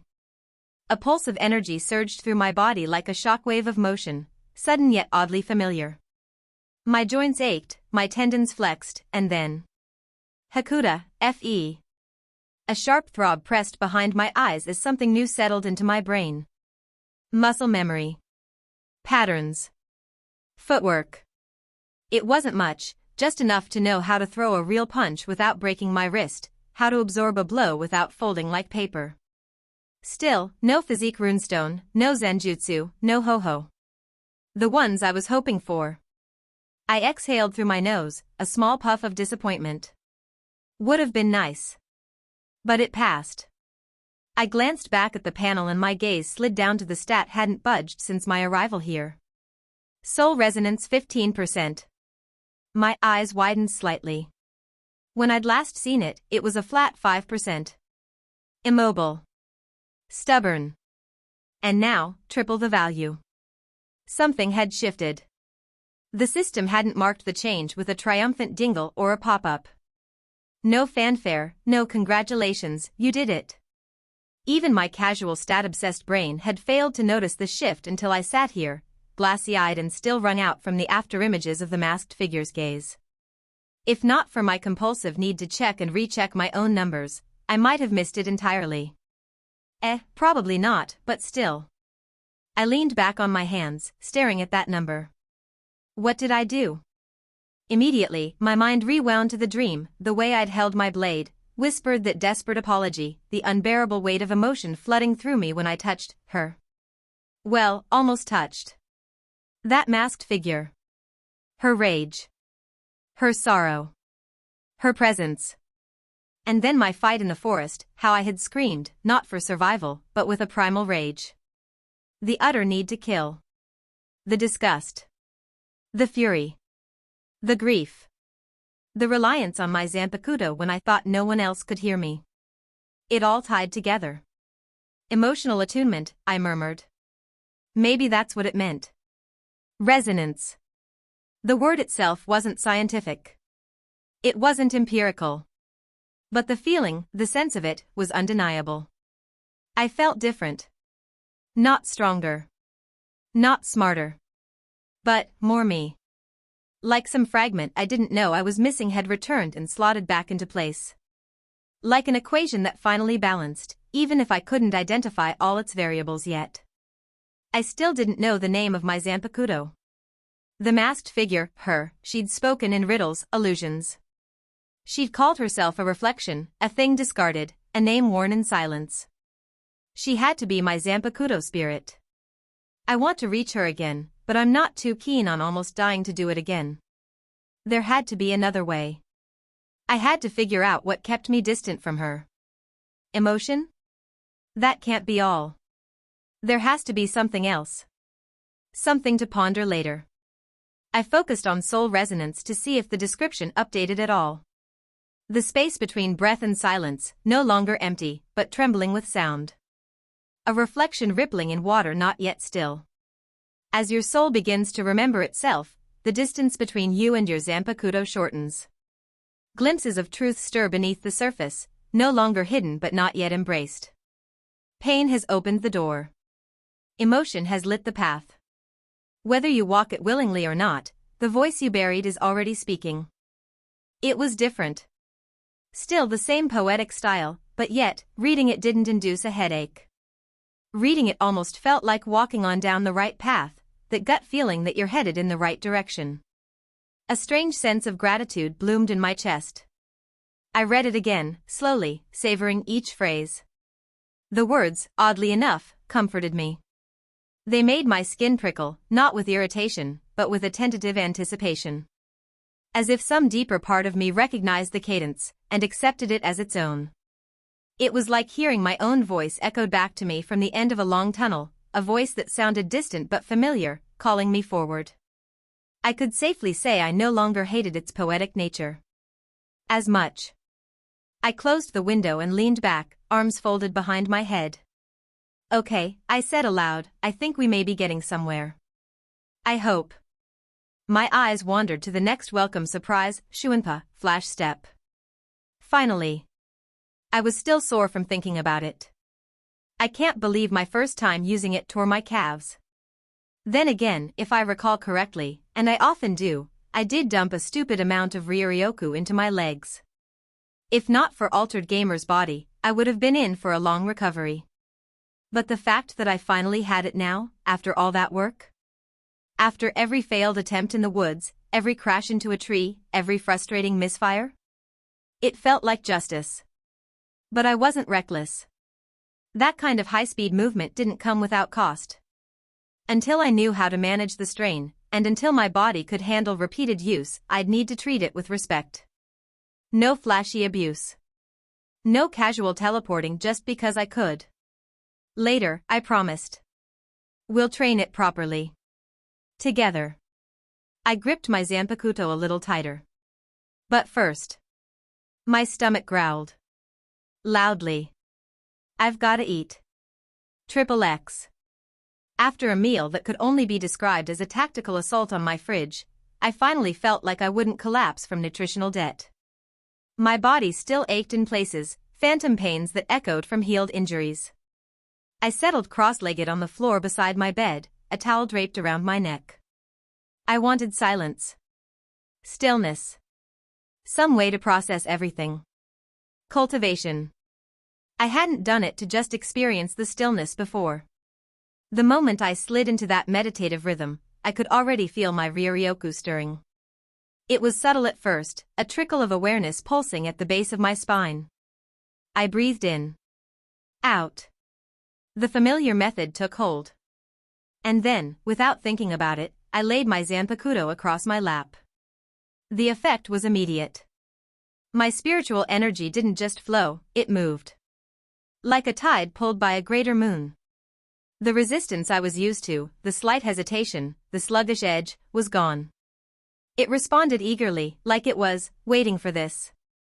My spiritual energy didn't just flow, it was as if the dam cracked open and the river of Ryuryoku rushed outward, alive and insistent, sweeping aside all the silt and debris of mental thought processes that usually choked it. It wasn't just a current. It was a living thing, a force of its own, and it wanted, no, demanded, to be near the blade.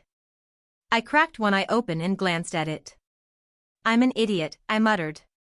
The sword gave a short, almost imperceptible vibration. My eyebrow twitched, and I sighed. Why the hell haven't I been cultivating with you before now? It felt right. Of course it did. The sword wasn't just a weapon. It was part of me. How could I try to strengthen my spirit and leave out the other half? I was so focused on unlocking and strengthening my Ryuryoku, so focused on leveling up skills and stats, I didn't even think about it. And the more I thought about it now, the more idiotic I felt. I'm starting to seriously doubt my intelligence. I stared at the Zanpakuto in my lap, the way the reflected light played along the black gloss on the scabbard. It glimmered, not with menace, but with something like expectation. Like it was waiting for me to get it together, to finally stop being such a dumbass and listen. "You're right, I know," I muttered, feeling a blush creep up my cheeks. "I'm an idiot. A world-class idiot." No response this time, just a sense of wry resignation radiating from the sword. Like a teacher rolling her eyes at a slow student. There was something almost comforting about it. Somehow. I closed my eyes again, sinking deeper. Then, something shifted. A quiver. A wobble in the current, a barely there after-image lingering at the periphery of consciousness. I focused on the sensation, expecting it to pass, but it only grew sharper, louder, as if whatever it was had been waiting for me to notice it. I tried to analyze it, to break it down into familiar components, but found it uncooperative. Try as I might, it resisted every attempt at categorization. This wasn't Ryoryoku. This wasn't energy in the traditional sense. It had feeling.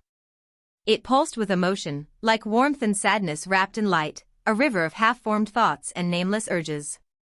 I recoiled at first from the sheer rawness of it, like standing too close to a bonfire. My first instinct was to shield myself, to close off.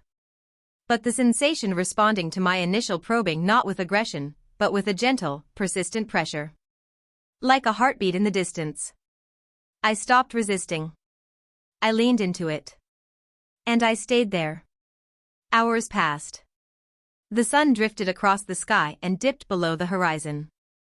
I sat still as stone, sword balanced across my legs, breathing slow, eyes closed. Time didn't matter. Hunger didn't matter. All that mattered was the flow, the integration of self, spirit, and sword. I let the swirl of emotion mix with the cycle of energy, the two feeding each other, folding inward, wrapping around my soul like a second skin. When I opened my eyes again, it was dark. Cultivation has increased to rank 6. Base Ryoryoku plus 500. Ryoryoku regeneration multiplier increased. Cultivation now passively improves clarity and emotion-based control of spiritual energy. Physique has increased to C. I blinked, stunned. Wait, what?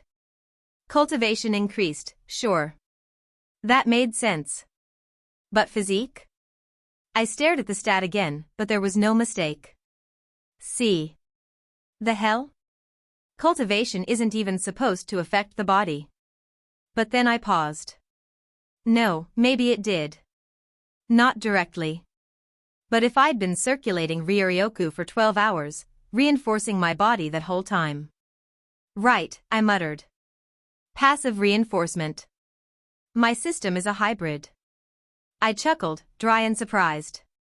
Guess that's what happens when you meditate for half a day while emotionally charged. My legs were numb. My back ached. But I stood. Slowly. Satisfied. And for the first time in what felt like forever. I wanted to rest. Not to sleep. Just rest. I went to the living room and I turned on the television for the first time since coming here. An anime came on, local to this world, so nothing I had heard of. Lizard Block A. Seemed to be about martial arts. It wasn't good, but I didn't care. I relaxed into the couch of my living room. And for the first time since transmigrating into this world, I let myself just be. Chapter 9, Contact. The aroma of jasmine tea drifted through the air, weaving between shelves lined with ancient tomes and occult artifacts. Crimson light from the stained glass windows cast long, elegant shadows over the room's Gothic interior. Velvet chairs arranged in a semicircle around a low, intricately carved table gave the space the air of an aristocratic salon masquerading as a high school clubroom. This was her domain, Rias Gremory's domain, and she had built it with careful hands. The Occult Research Club building had once been a decrepit section of Kuoa's old schoolhouse, abandoned and destined for demolition until she had intervened. A few quiet words to the right administrators, some enchantments, and a well-placed transfer of demonic currency had transformed it into something far more regal. Now, it served as her base of operations, her sanctuary within the human world. Rias leaned back into her chair, the crimson curtain of her hair cascading down her back like a waterfall. Aquino stood beside her, calm as ever, pouring tea with the grace of a shrine maiden and the precision of a sniper. Kaneko lounged near the window, curled like a small white cat on the sill, her eyes half-lidded in boredom but never truly asleep. She would occasionally nibble on a piece of candy. "I've fulfilled 2 contracts this week," Aquino said, handing Rias a porcelain teacup with both hands, her voice soft and lilting. Both were handled without incident. One was a love charm request. The other was less charming. "Summoning devils for revenge is so old-fashioned," Rias murmured, accepting the cup. Her fingers closed around it absent-mindedly, but she didn't drink. Her gaze drifted beyond the flickering candlelight to the far wall, where an old tapestry fluttered despite the absence of wind. Kaneko mumbled from the window. "Some humans are still stuck in the past." Rias smiled at that. "Yes, well, perhaps we all are, in some ways." Truthfully, her thoughts were elsewhere. She looked around the room, the sanctum she built from dust and ruin, and allowed herself a moment of quiet pride. Kuo was everything she'd hoped it would be. Far enough from the rigid expectations of the underworld, and yet still far enough away from large, bustling cities like Tokyo. She was grateful that Sona, her best friend and rival, had chosen to attend school here alongside her. Rias had been relentless in convincing Surzex to let her go, to let her claim a piece of the human world as her own. Her brother, always doting yet suffocating, had finally relented after much persuasion, and only after placing a series of magical wards and contingency plans that still made her bristle in mild annoyance. At least he finally relented, despite agreeing to his overprotective stipulations. The first few days of school had passed smoothly. The girls whispered about her in the hallways, as they always did, admiring her beauty, envying her poise, and speculating wildly about her connections to have been able to claim an entire building as her clubroom. She already heard whispers of the student body calling her and Aquino both the 2 great ladies of Kuo. The newly co-ed policy had also turned Kuo Academy upside down with gossip and speculation, especially since only one boy had enrolled this year. One. And that one was odd. Toshio Amano. She'd noticed him the moment he stepped into class before anyone else, before the other girls had time to notice whether he was beautiful or plain. He didn't seek attention, far from it. He carried himself with a quiet, confident detachment, never boasting, never stumbling over words like the other boys she had known. His aura was faintly magical, but not in any structured way. It wasn't sacred, nor fully demonic. Not even distinctly magical. More like a pulse. A fragment of something deeper. It didn't match any signature she'd catalogued before, yet still similar enough to the human magicians she's encountered to be considered human. He sat 2 rows to her left, close enough to be observed without suspicion. He rarely spoke, unless prompted, and even then, his answers were dry and calculated, never rude, but never inviting. It intrigued her. There was power there, she was sure of it. Not strong enough to pose a threat, not yet, but enough to make her raise a well-groomed eyebrow. She had considered recruiting him, briefly. A weak magician might not be worth the effort, but, if he was something else entirely, then allowing him to remain unclaimed was a risk. Stray devils could sometimes sense spiritual anomalies, treat them as prey. If that happened just outside her territory, she would feel guilty for not being able to protect him. But for now, if he stayed within the bounds of Kuo, her territory, he should be fine. Also, the other part, he was fairly handsome. Many of the girls had tried to get his attention, all had failed. Not once did he show the faintest sign of being flattered, embarrassed, or even aware of the fuss he created with his mere presence. For a boy his age, to not respond to an entire female student population basically throwing themselves at him, odd indeed. He didn't even so much as blush either. By week's end, the rumors about him had grown into their own minor ecosystem. There was a Toshio Amano fan club, unofficial, but with a surprisingly sophisticated website, there were conspiracy theories about his real identity: crown prince of a foreign country, secret government agent, literal robot. There was even a list circulating of the 3 girls he had allegedly crushed on, all of which were complete fabrications. The best part was, Toshio was probably clueless to it all. On the 3rd night of school, she had Kaneko tail him after school. Not out of suspicion, but in curiosity.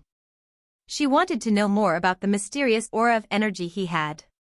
She was surprised when all he did was go to a kendo dojo, then go home. She supposed it made sense. He joined the school kendo club on his first day, or tried to. He had become a full member after day 2. One thing that was odd though, he walked home without his backpack, but yet had a long object in a black bag, likely a shinai. Maybe a sword. Why would he leave his backpack at the dojo though? Kaneko was certainly annoyed she had to stake out the dojo for so long. The petite girl would never admit that to Rias, but there were always signs. By the 4th day, Rias found herself thinking about him in idle moments, wondering if she should just approach him and get it over with. It was not in her nature to be so tentative. She was a gremry, for Satan's sake, and she had never shied away from a challenge. Yet there was a peculiar pleasure in the slow burn, a scholar's delight in unraveling a mystery one brittle layer at a time. She had time. If he was going to join her peerage. Still time until that upcoming day. There was also the matter of Sona. If she had noticed Toshio's oddity, and of course she had, Sona was nothing if not thorough, then they were in a silent race to determine who would claim him first. If he was worth claiming. Sona had the advantage of intellect, but Rias possessed the more dangerous weapon, charisma. If she decided to recruit the boy, she could have him in her peerage by the end of the week. But she hesitated, because she did not want a tool to solve her own problems. A chess piece treated as disposable, like so many other devil kings treated theirs. She wanted to know what he was. Who he was. Still thinking about him? Akino asked. Rias blinked as she was pulled out of her musings and turned her eyes toward her queen. Akino offered a faint smile, the corners of her lips curling in amusement as she gestured with her chin toward the untouched teacup in Rias's hand. "You're getting easy to read, Rias," Akino said, her tone light but her dark eyes observant. "Am I?" Rias mused, then finally took a sip. The tea was perfect, as always. "Just wondering if I'll be able to add more members to my peerage this year." "You mean besides the obvious candidate?" Akino tilted her head cutely, a knowing smirk on her face, her generous breasts bouncing slightly with the movement. Rias gave a soft chuckle. "Yes. Besides Sona beating me in every academic ranking, I don't want her beating me in adding members before I can." Kaneko stirred at that, looking over to the 2 older devils.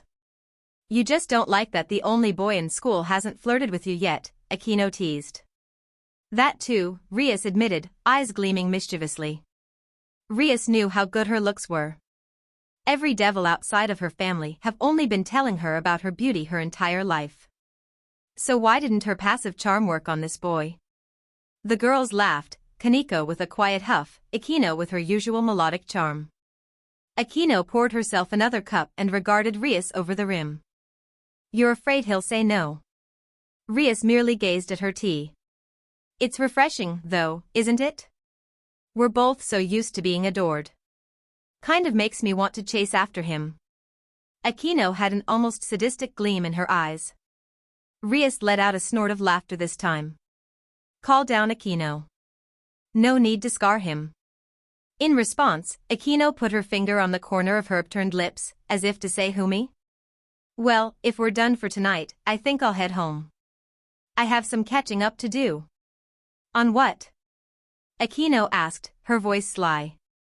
Rias grinned, bearing a flash of perfect, pearly teeth. "One of my favorite anime. They finally released the new episodes of Gugutsu Taisen. I've been waiting all week." "Priorities, huh?" Akino teased again. "Absolutely." Rias stood and stretched, graceful even in casual motion, causing her chest to puff out slightly, her white button-up struggling against the motion. "If anything important comes up, message me. Otherwise, the rest of the night is mine." Kaneko raised a hand without looking. Don't stay up all night. Again. Not planning on it, Kaneko. Rias chuckled softly. Rias gave one last glance around the room before turning toward the door. The ORC building, with its thick stone walls and flickering sconces, was beginning to feel like home. Like hers. She'd fought hard for this place, this freedom. The freedom to watch anime and read manga, instead of attending high-class devil social outings. She wasn't going to let anyone, stray devils, fallen angels, mysterious boys, or even her own family, disrupt it. XXX. The sharp scent of lacquered wood and sweat hung in the air, mingling with the soft tap of feet adjusting positions on the waxed floor. Fluorescent lights buzzed faintly above the Kuo Academy gymnasium, casting an even sheen across the polished kendo ring taped out at center stage. Crack. Shernai collided with Shernai in a blur of motion. The sound was clean, like bamboo snapping through the wind, but it came with impact, pressure, and precision. The shock of it reverberated down Toshio's arms. He barely moved his wrists to absorb the force. Another blow came, fast and low. Crack crack. Toshio turned his left shoulder just enough to deflect the strike, his body gliding a half step to the side. He didn't counter. Not yet. He didn't need to. He watched. His opponent, Kia Hozuki, was the third-year captain of the club, and she was fierce. Every strike was executed with expert precision, refined through years of disciplined practice. Her long black hair was tied into a no-nonsense ponytail, the tail flicking sharply with every pivot of her slender form. She had the textbook stance of a seasoned competitor, stable, forward-driving, alert. But her brows were pinched with frustration now. Her strikes were good, excellent, even, but every one was parried. Redirected. Nullified with movements that looked almost careless. No. Effortless. Thwack. Another swing, this one diagonal. Toshio didn't move this time until the last possible instant, when his wrists flicked upward like a whisper of wind cutting through the forest. The strike missed. The girls around the edge of the practice hall watched in stunned silence. A few were frozen mid-wipe with towels still held in hand. Others stood clutching Shernai, lips parted, eyes wide. Even the other senior members weren't saying a word. Captain Hozuki hadn't been bested by anyone in over a year. Yet this quiet, first-year transfer student had already scored 2 clean hits. Toshio's expression remained unreadable behind his mask. Calm. Focused. His breathing was steady. His footwork silent. The only sound now was the soft creak of his bare soles repositioning across the glossy wood floor. Hozuki lunged again, this time with fury. She twisted her hips into a sweeping strike that could have broken someone's guard outright. It came with a sharp, commanding ki. That rang through the gym like a battle cry. Toshio met it with a sidestep and a single, decisive thwack to her exposed shoulder guard. Point. Match. 3-0. The final strike echoed like a gavel across the room. Hozuki held still for a moment, her shoulders heaving under the padded jacket.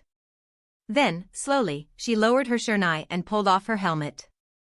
Her face was flushed, partly from exertion, partly from frustration. A loose strand of damp black hair stuck to her cheek. She stared at him, then exhaled sharply. You win, she said simply, bowing. That makes 3. Toshio removed his helmet with the same deliberate calm he'd shown throughout the match. His dark hair clung slightly to his forehead, but his face was as unreadable as ever, his steel blue eyes unwavering. There was a brief pause. Then Hozuki stepped forward and held out her shernai across both palms. You're captain now. Gasps rippled through the spectators like a sudden gust of wind. Toshio blinked. You're serious. I don't joke about things like this, she said, exhaling again. The strongest should lead. That's the dojo's way and the kendo club's way. And I hate losing. But I hate clinging to status more. She gave him a sidelong glance, folding her arms. I'll help you with the transition, paperwork, drills, club approvals. But I'm challenging you again next week. Toshio nodded. I'll be here. I hope you win. Her breath caught for a second. A small, involuntary blush colored her cheeks, and she turned her face away. Don't patronize me. I'm not. She clicked her tongue softly, but the corner of her mouth twitched like she might have smiled if no one were looking. Behind them, the club finally broke into hushed chatter. Did he really just beat Hazuki-senpai? He didn't even look like he was trying. Is he single? He's so cool. I want him to teach me. Like, one-on-one. A group of second-year girls stood huddled by the storage racks, all whispering excitedly behind their masks. Even some of the older members wore looks of stunned respect. Toshio turned to face the group, lowering his shurnai. If everyone's this fired up over my win, then I have a proposal, he said, voice clear and steady. The dojo I train at, Yamashita Traditional Sword Arts, runs a more intense regimen than what is practiced at this club. Twice the physical demand. Better results. He lifted his shurnai slightly, as if to indicate proof of his statement. A few girls went pale. One actually took a half-step backward. But others leaned forward, visibly intrigued. Several nodded. If you want to get stronger, Toshio continued, this will help. We'll start tomorrow. Someone near the back raised a hand hesitantly. Will you be leading the training yourself? Yes. That alone seemed to inspire an enthusiastic ripple of agreement. Then I'm in. Me too. Oh. Same here. Even Hazuki gave him a sidelong glance, hiding a smirk. Maybe a small blush. With club activities winding down and the gym lights beginning to dim, Toshio returned his shurnai to the locker and changed. The last echoes of practice clattered to a close. He thanked Hazuki for the match, and walked calmly out into the quiet courtyard of the school. Toshio looked up to the sky. I wonder when Kiba will come around. I need a new sparring partner. Without another word or sound to his movements, he walked out the front gate. He hadn't noticed he was being watched from a second-story window, a flash of red as they turned away once he left through the gate. XXX. Toshio perspective. Kendo club captain, huh? I adjusted the strap on my shurnai bag, which actually contained my zanpakudo. I tried my best to keep it close. Being in class without it feels wrong, like I'm missing a limb. After it being by my side ever since that day in the forest, I didn't realize how much I'd rely on its weight, its presence, until I had to leave it in my inventory for the entire school day. It made me wonder how I had kept it there for so long at the beginning of my life here. The evening breeze pushed past me, warm and lazy. The sky was streaked with fading amber light, the last edge of the day curling over Kuoa's rooftops. Crickets were already starting up in the distance. Kendo club captain. It wasn't like I hadn't seen it coming. I'd wanted the position shortly after I joined. Not for status. Not for ego. Just because I felt like I wanted it. A novel experience for me, let me tell you. I knew that with my skill, I'd be able to defeat anyone there anyway. I wanted to enhance the club and teach what I knew, what I gained through the system. Still, getting in hadn't been instant. Being the only guy in the entire school, then signing up for a club full of girls swinging sticks around? In a world where jiggle physics were turned up to the maximum? Yeah. It took some convincing. The first meeting had been cold smiles and quiet assumptions. I heard the whispers before I even crossed the gym floor. Is he just here to stare at us sweating? This isn't some closet pervert that thinks he can sneak a peek, is it? It wasn't a ridiculous concern. Given this world, and given one particular lecherous trio, it was extremely reasonable. Just inaccurate. I'd shut that down in 2 days. All it took was one match against a third year. I didn't goad or taunt. I didn't leer or have wandering eyes. I didn't flinch, my confidence in my skill radiating out of me. During my 2-day probationary period, I just kept showing up, matching tempo, adapting to their styles. The potential pervert label died quietly, replaced by something else. Respect, maybe. Or admiration. That was fine too. I hadn't forgotten that my skills weren't really earned the way theirs were. My system gave me basic swordsmanship right out of the gate, and I could feel its structure in my muscles from the very first swing, angles, spacing, tempo. It was like someone had carved it into my bones. And when I practiced, the returns came fast. Unfairly fast. I wanted to pass some of that on. It wasn't much, but it felt responsible. A certain quote from Uncle Ben came to mind. I didn't have to bleed to earn what they had to claw for. The least I could do was give them a guidance. A few days ago, just before the school year really picked up, I'd gone back to the Yamashita dojo for one more test. A private challenge against the master himself. It was my first real loss. 3-2.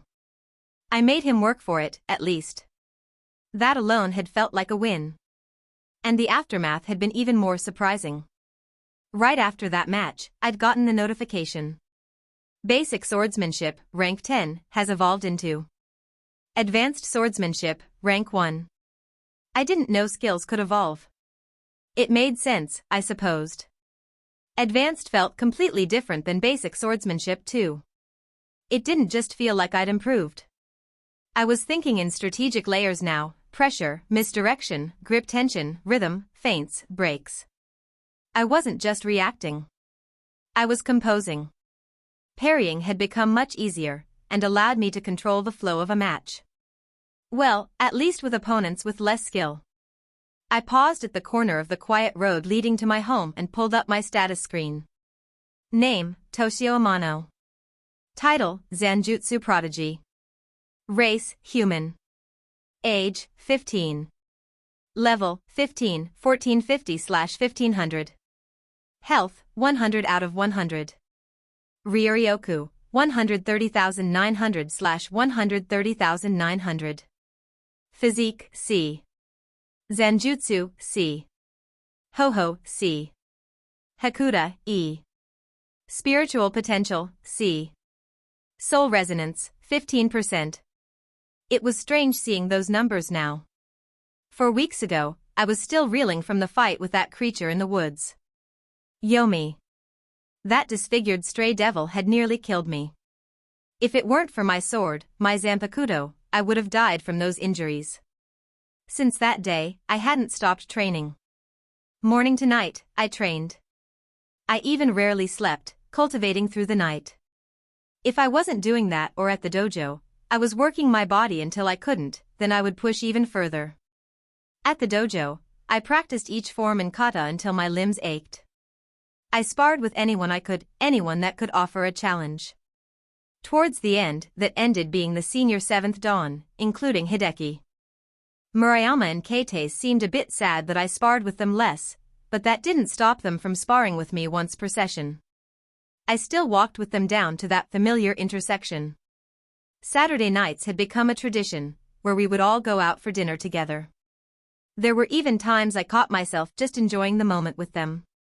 Hearing them bicker from across the table, ending in a joke at the other's expense, but always resulted into laughter. It was fun. I never missed a kendo. I'd ask Sensei if anyone else in town would be willing to spar. Sensei, the dojo master, seeing my drive, stopped holding me back. He pitted me against higher ranks, people I shouldn't have beaten. People from other dojos who had heard the rumors. I never lost. Sensei had suggested I go to regionals, that I could probably be crowned the best in the country.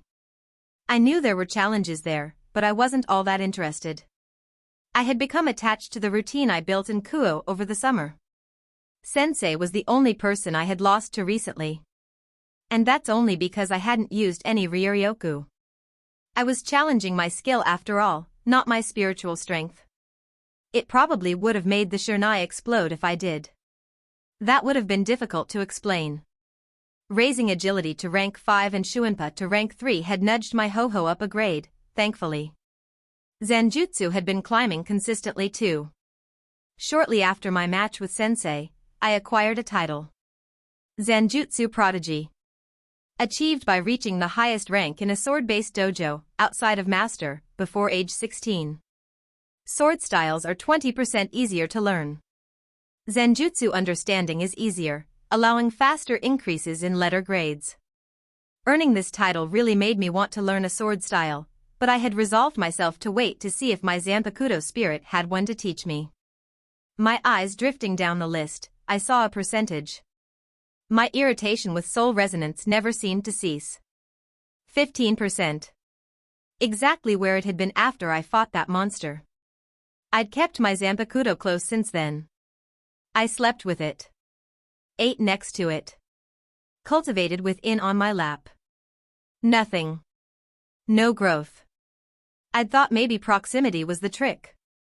That treating it like a companion would deepen the bond. But now I wasn't so sure. However, cultivating with it did increase my rank with that skill to 7, multiplying my total Ryoryoku by 7, then another 4 for our dominion.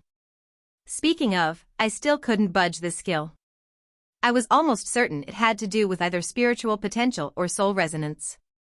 Probably a combination of both. After that increase to 15%, I did notice one thing, though.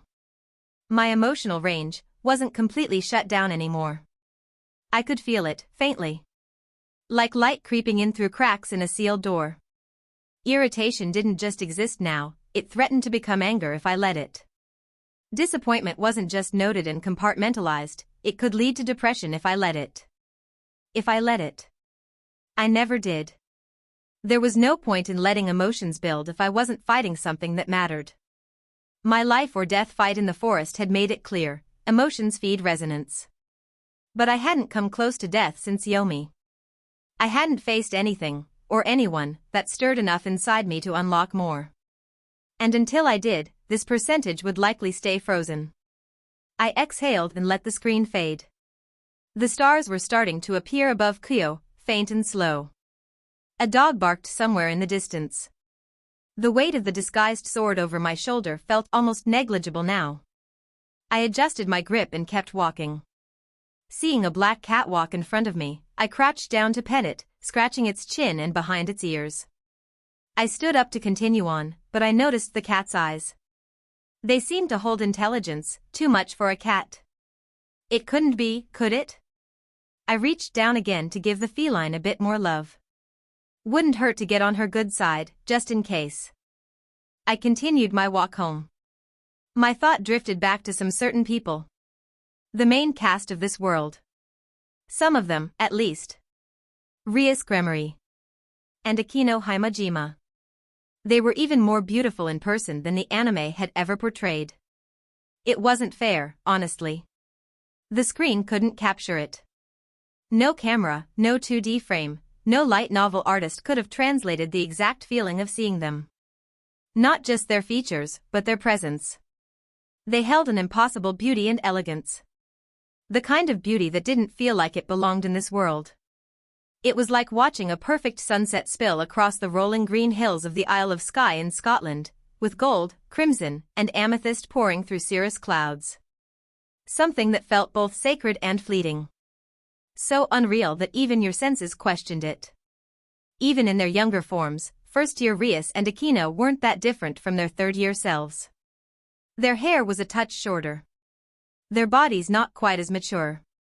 But still enough to put grown women to shame. They didn't carry themselves like high school girls. Not in the way they walked, not in the way they watched, not in the way they sat. Rias's posture radiated elegant nobility without arrogance. Akino's gaze could peel the armor off a man with a glance and make him thank her for it. The first time I saw Rias, really saw her, I felt something stir in my chest. Just a small pulse. Barely noticeable. But enough to make my breath catch for a fraction of a second. I didn't know what it was. It was completely foreign. Infatuation? Lust? Simple admiration? Or maybe it was just the effect of her devil charm. That supernatural charisma she wielded like a weapon at times. A passive ability, subtle and always present. Like gravity. I'd told myself it was just that. A trick of the senses. An enchantment that didn't mean anything. But the memory still lingered. And every time I saw her, it's like reality was trying to prove my theory wrong. Then there was Sona Citri.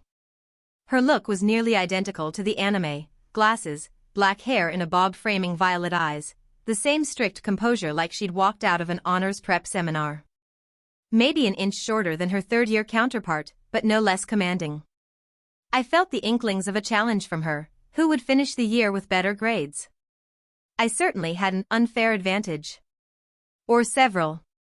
Of course, she'd already been voted class representative within 2 days of school starting.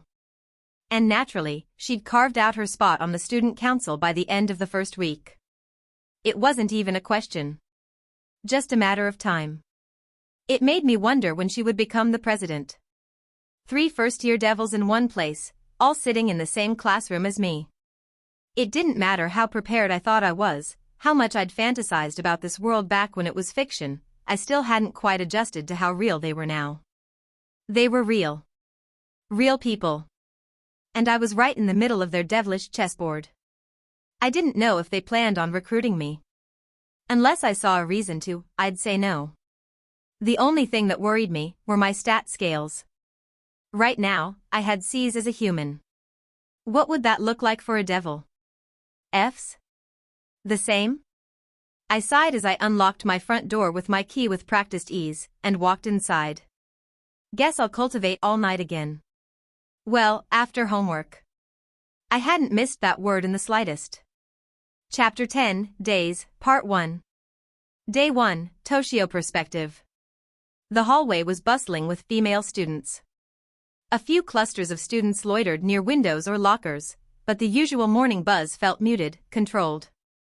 There was a strange undertone of tension, like the academy itself was still adjusting to its new shape. Maybe that was just me, or maybe it was the fact that I was the only guy walking these halls. The only boy in a school that had only just gone co-ed this year. My shoes clicked evenly against the waxed floor as I rounded the corner toward Class 1A. My uniform fit well, pressed, clean, and unremarkable. Speaking of uniforms, the female uniform really was outrageous. Vest cutouts for busts, skirts so short that a slight breeze threatened a wardrobe malfunction. Yet, I couldn't find it in myself to complain. Must be the adolescent hormones. Probably. I walked toward the classroom. Just another student. Just another face. I wish. I was being stared down from almost every angle. It was difficult to ignore. I hate attention. Why am I here again? I sighed. I adjusted the strap on my bag and stepped into the classroom. And time slowed. The first thing I saw, truly saw, was her. Crimson hair. Vivid, blood-bright and luminous in the morning light that streamed through the tall windows. It framed her pale skin like a painter's flourish, bold and deliberate. She sat near the windows, one leg crossed over the other, posture relaxed but perfectly aligned. Her presence wasn't loud. It didn't need to be. It was magnetic. Rias Gremory. Sitting beside her, like the counterpart to a matched blade, was Akino Himajima. Long black hair, tied in a ribbon, flowed like silk over her shoulder. Her expression was soft, almost shy at a glance, but her eyes told a different story. Calculated. Coy. 2 queens of a forgotten court, placed quietly among students who couldn't begin to fathom what they really were. My breath hitched. Only for a second. That level of beauty is unreal. Supernatural. It probably was. I recovered fast enough that no one noticed. I think. But she had been watching me since the moment I stepped inside. Her gaze already locked to mine, as if she'd been waiting. A second of stillness passed between us, maybe 2. No words. Just a quiet collision of eye contact that lasted longer than it should have. Something in my chest stirred. Heat. Not emotion exactly. Just movement. A pulse that broke the stillness in me. It passed as quickly as it came. I looked away and made my way toward the back row, sliding into an empty seat near the middle. I didn't need to be in the front like last life. I likely already knew everything they could possibly teach. I was 2 rows away from her. Who's the hottie? Someone whispered, loud enough to be heard across 2 desks. The only boy in school and he looks like that? I didn't react. But I was sure Rias heard it. When I glanced back, her eyes were still on me. She wasn't hiding it. She looked at me like she expected something. A word, a reaction, a tell. I gave her none. Pretended I hadn't noticed.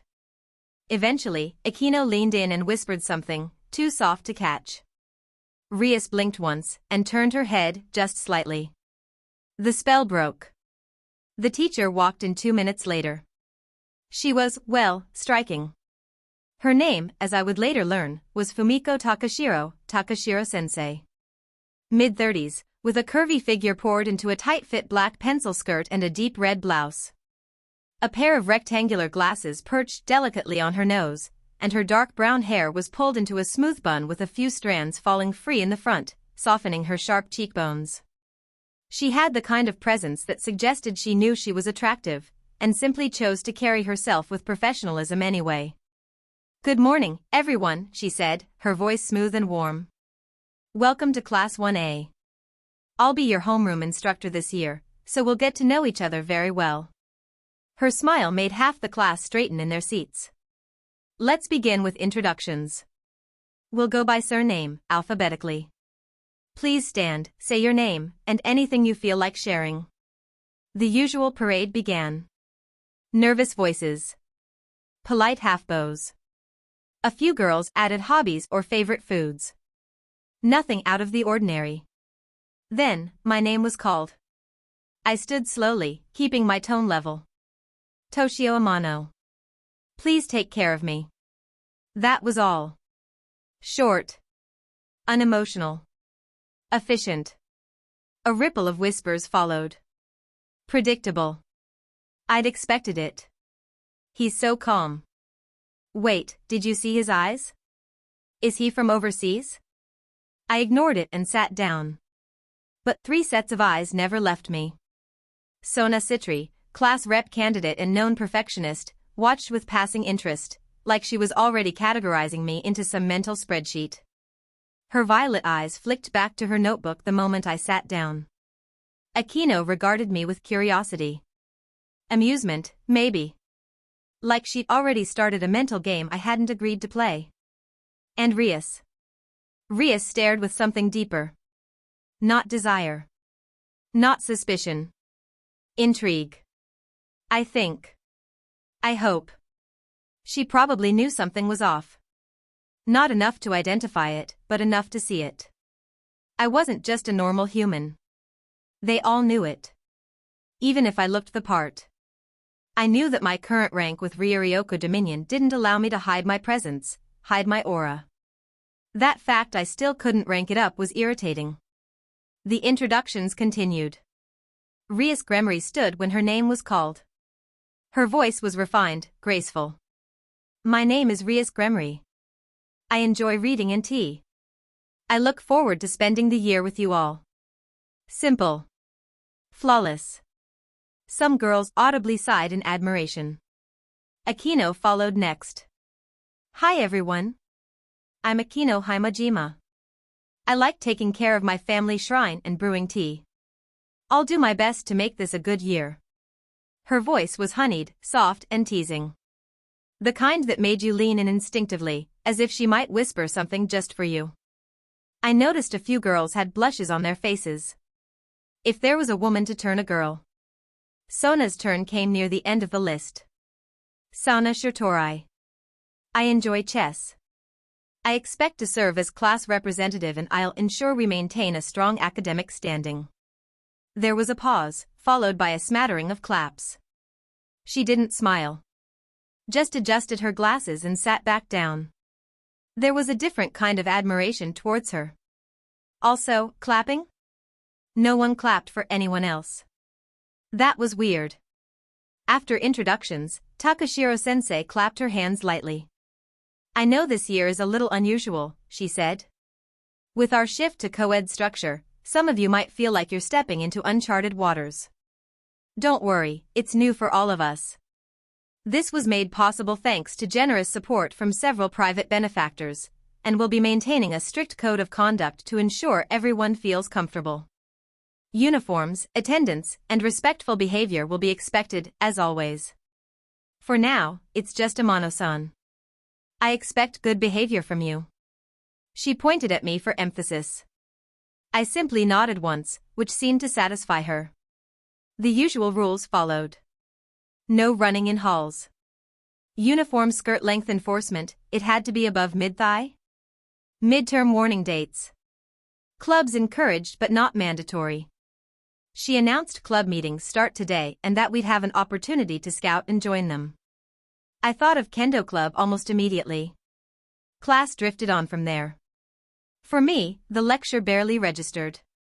I took notes when needed, which was almost never, but most of the words blurred. My mind drifted to the girls who weren't supposed to be real, to the storylines that had once lived on my screen, and to the next 3 years I was about to live through from the inside. I had no idea how closely I was already being watched.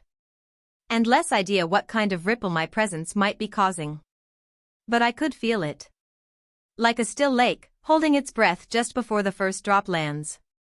Throughout class, I had given Rias glances, not because I wanted to look, but because it felt like I was being watched. Each time, she was peering at me, an expression like she was trying to piece together a puzzle she couldn't quite solve. I blame my Ryuryoku. I wonder when the recruitment pitch will come?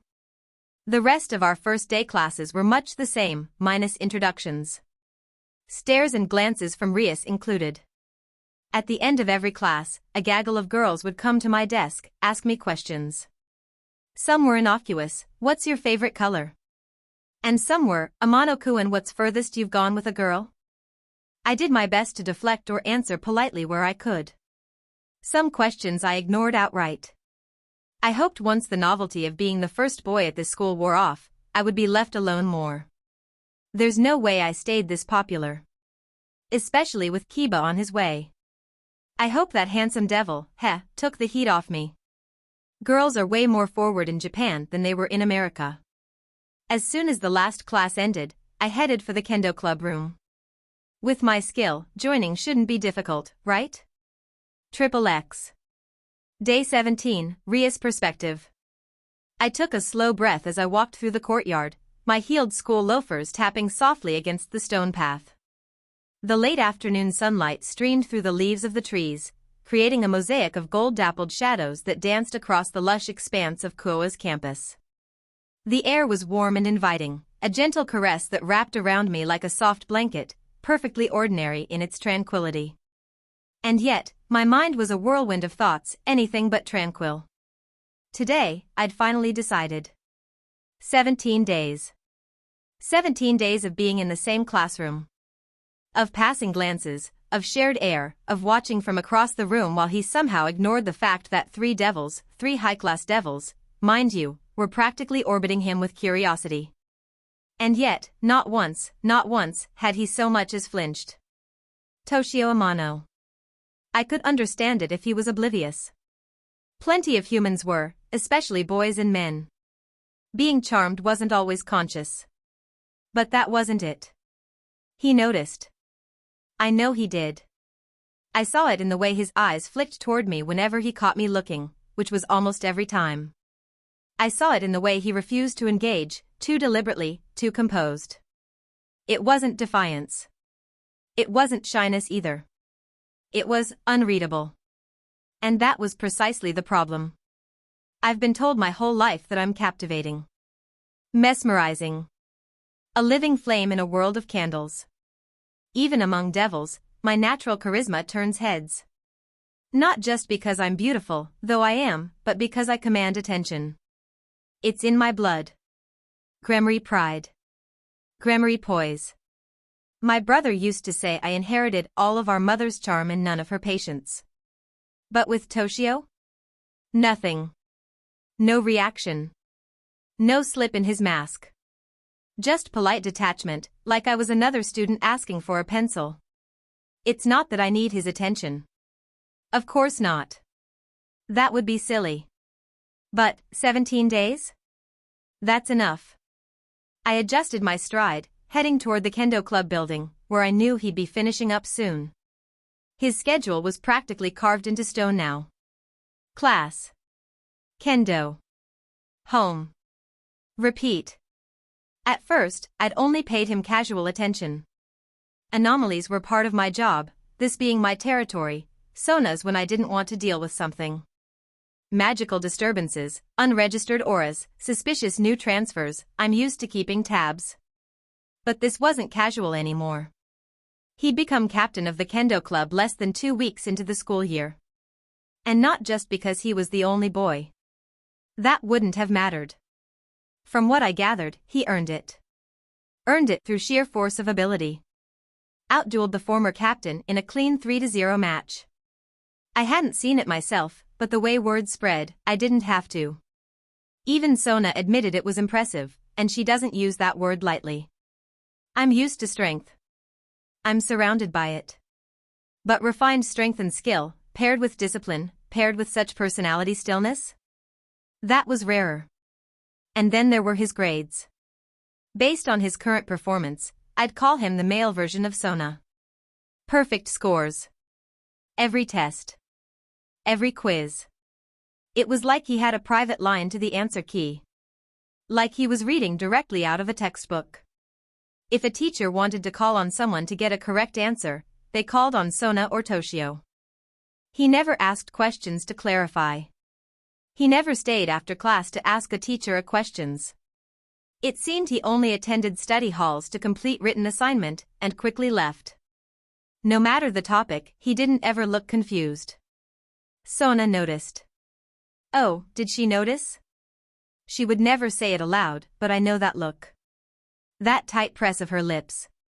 That slow narrowing of her eyes whenever a perfect paper was handed back with his name on it. They're tied right now, in terms of academic ranking. Tied. Sona hasn't been academically tied with anyone since she was 6.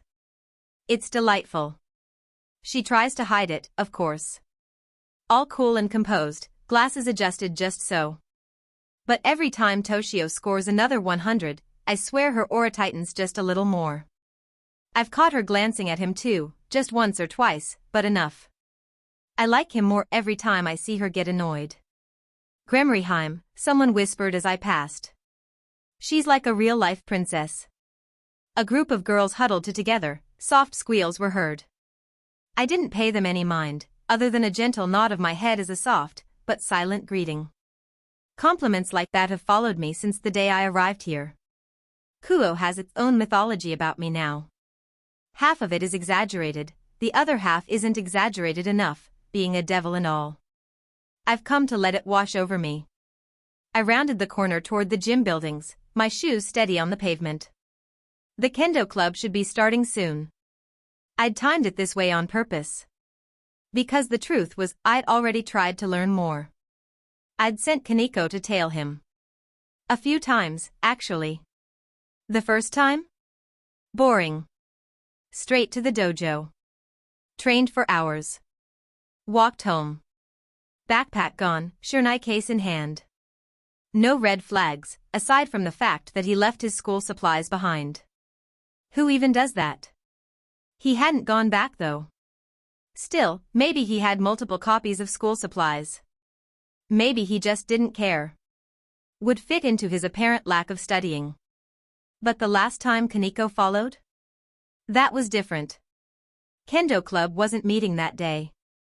And instead of going home like usual, he turned and walked toward the forest at the edge of town. Kaneko followed the silent, cautious, almost curious herself. Me and Kaneko both are confident in her stealth abilities. Probably comes from being a Nikomata. He rounded a bend in normal walking pace. When Kaneko turned the corner shortly after, he was gone. Vanished. No trace. No sound. Just empty road and sidewalks and too many unanswered questions about his apparent powers. I don't like unanswered questions. Especially not ones wrapped in such a frustratingly attractive package. So today, I would change that. No more tailing. No more observing from afar. I would talk to him. Directly. No pressure. No manipulation. Just a friendly chat. And maybe an invitation. After all, he's caught my interest. And not many things do. I rounded the final corner just in time to see the door to the Kendo Club building come into view. a breeze pulled at the hem of my skirt, carrying with it the scent of sakura and wood polish, both familiar notes in the air around this building, given the time of year. And then he was there. Toshio Amano, just a few steps ahead, turned the corner from the other direction and nearly collided with me. He stopped abruptly, his frame tensing slightly, only inches away from me. I felt the shift in wind as he stopped, his scent carrying on like it didn't get the memo. He smelled nice. For a moment, we stood closer than we had ever been before. He took a step back quickly after. His expression shifted from surprise to neutrality in the span of a heartbeat. Composed. Almost impressively so. "Sorry, Gremory-san. Please excuse me," he said politely, bowing his head affably. His voice was calm. Clear. Smooth in that way his academic answers always were, measured, efficient. I raised a hand gently and pressed it to his chest, stopping his motion before he could walk past me. "Wait," I said, my voice softer than I intended. "It's all right. I was actually hoping to speak with you." I felt his chest shift under my fingers, just a small breath, caught somewhere in the middle. His eyes lifted to meet mine, and for the first time, I noticed how piercingly blue they were. Like deep, clear water under moonlight. Not just striking, they were unsettling in how still they were. As if he saw through layers most wouldn't even know to hide. He gave me a look that bordered on understanding. Almost like he already knew what I had come to say. "We're in the same class," I said, clearing my throat slightly. "But I realized we haven't properly introduced ourselves. Not formally, at least." He nodded slightly. "That's true. Toshio Amano, first year." Brief. Neutral. And there it was again, distance, wrapped in civility, the way he spoke to everyone. His gaze dipped, subtle, but I noticed. And I realized belatedly that my hand still rested lightly on his chest. The warmth of him beneath his uniform had caught me off guard. I withdrew my hands slowly. "I'm Rias Gremory," I said, recovering smoothly. "President of the Occult Research Club. We occupy the old school building just beyond the West Courtyard." He nodded once, not even bothering to pretend it was news. "I've passed by." His voice was the same understated baritone, as if nothing in the universe could rattle it. I orchestrated a small smile, the sort that blurred the line between invitation and challenge. "You should stop by sometime. You might be surprised what you'll find."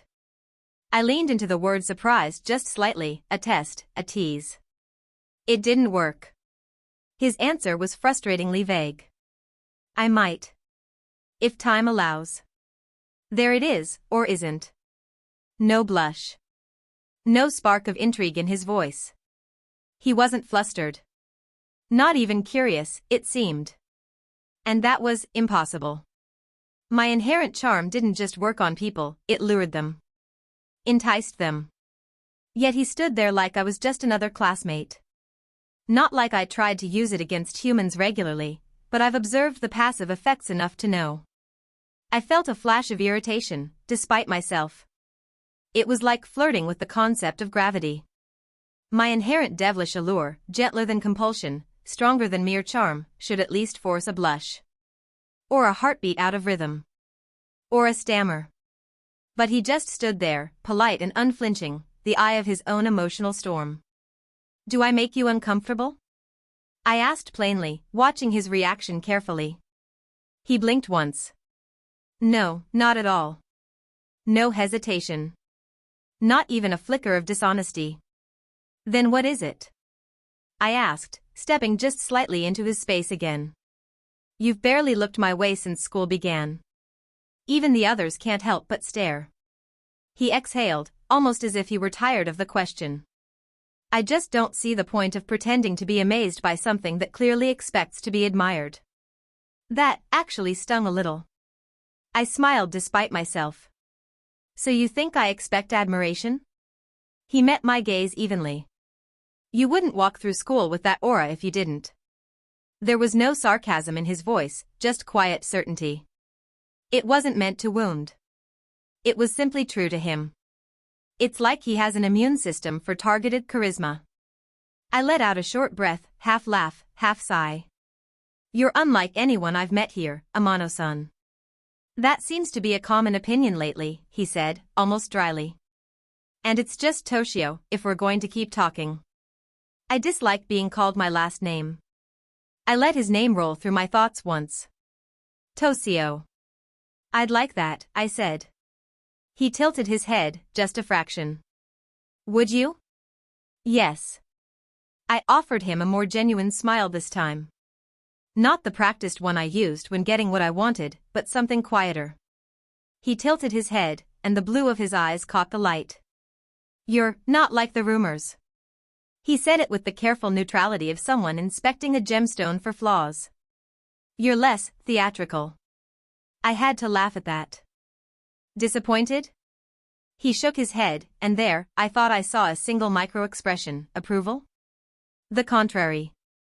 I was taken aback slightly by those two words, yet he still wore that frustrating neutral expression. Does it bother you? I asked, softer now. My aura. He regarded me, and for a moment, his gaze flickered to my right side briefly, where one would expect a wing to pop up. A subtle tell. Did he know? No, he said. But I am curious why you wear it like armor. The words struck deeper than I cared to admit. I felt my composure slip, just for a heartbeat. Maybe I don't have a choice. Maybe it's just who I am. I noticed my expression had become slightly guarded. Maybe. Flat delivery. No change in expression. You're not easy to read, Toshio. I don't like that. I'll try not to lose sleep over it. Something about the flat delivery. I laughed before I could stop myself, placing the back of my hand against my mouth. Did he just smirk? He turned slightly toward the kendo club door. I should go. Club starts soon. Of course, I said. But think about visiting. We have excellent tea. That earned me the barest curl at the edge of his lip, if you could call it a smile. I'll consider it. And with that, he moved past me. Oh, and Toshio? He turned to me with his hand on the door. Next time, you can be the one to ask questions. It's only fair. I simply smiled. He snorted out air and gave a half smile. I'll consider it. Then he opened the door and walked in. He said that again on purpose, didn't he? I watched him go, my gaze lingering longer than I meant it to. That half smile was the most I've seen him emote since he started at this school. But throughout our entire conversation, he remained the same as before. Still unreadable. Still maddening. But definitely not uninteresting. He hadn't looked back once. I wasn't sure if that annoyed me more, or intrigued me further. I sighed as I started walking to the ORC building. Can't wait for Akino to tease me about how this went, I spoke softly to myself as I walked away. XXX. Day 21, Toshio Perspective. I adjusted my grip on my bag as I climbed the main stairwell, the morning light filtering through the windows behind me in long, diagonal shafts. It caught the dust in the air, turning each step into a stage. My footfalls were steady. Quiet. Kendo had been going well. Better than expected, honestly. When I first joined, the girls were suspicious of my intentions, understandably so. First-year boy joins an all-girls club in a school that just went co-ed? The math did itself. The stares, the whispers, the quiet assessments, they were constant for the first 2 days. So I just started swinging. By the end of that third day, suspicion turned into awe. And lust, I think. When I started sparring seriously, showing control and technique that didn't just match theirs but surpassed it, without arrogance or theatrics, they started watching. Really watching. By the time I fought Hozuki-senpai and won, awe and more lust had replaced doubt. But not everyone was quick to follow. Some of the girls, especially the older second years who had looked up to Hozuki, were hesitant to take instruction from me as their new captain. I could feel it during drills, the resistance in their stances, the way some of them executed footwork with forced precision rather than intention. They respected the match result, sure. But that didn't mean they trusted me yet. So I taught. Other than changing their regimen to something closer to what the dojo had, I broke down forms and explained why each movement mattered. I adjusted stances mid-swing, walked through their errors, demonstrated silently when needed. I didn't bark orders, I gave clarity. Guidance. Then I started seeing results. Footing improved. Guard recovery got faster. Reaction times sharpened. Strikes more precise. They noticed the jump in skill. And the hesitance faded. By the second week, the whispers had changed. Not flirtation. Not uncertainty. Respect and admiration as a leader, though I still couldn't escape some lust. I started getting questions after practice. Notes handed to me between sessions asking for personal feedback. Nods when I entered the room. They started organizing without my prompting. Some of them even formed their own drills based on the feedback I gave. It wasn't praise I was after, but it felt good to see the effect. To know I was helping them grow. For my efforts, I receiving something that made it even easier. New skill acquired, combat instruction, rank 1. You have demonstrated consistent and effective guidance in martial disciplines. Your ability to teach others has taken form as a skill. Students under your guidance learn faster and retain more. Efficiency of training sessions increased by 25%. Improves cooperation and trust with subordinates in structured combat environments. It was strange. I didn't even know that was a possible skill. But it made sense. I wasn't just getting better. I was helping others get better. With less effort. Faster.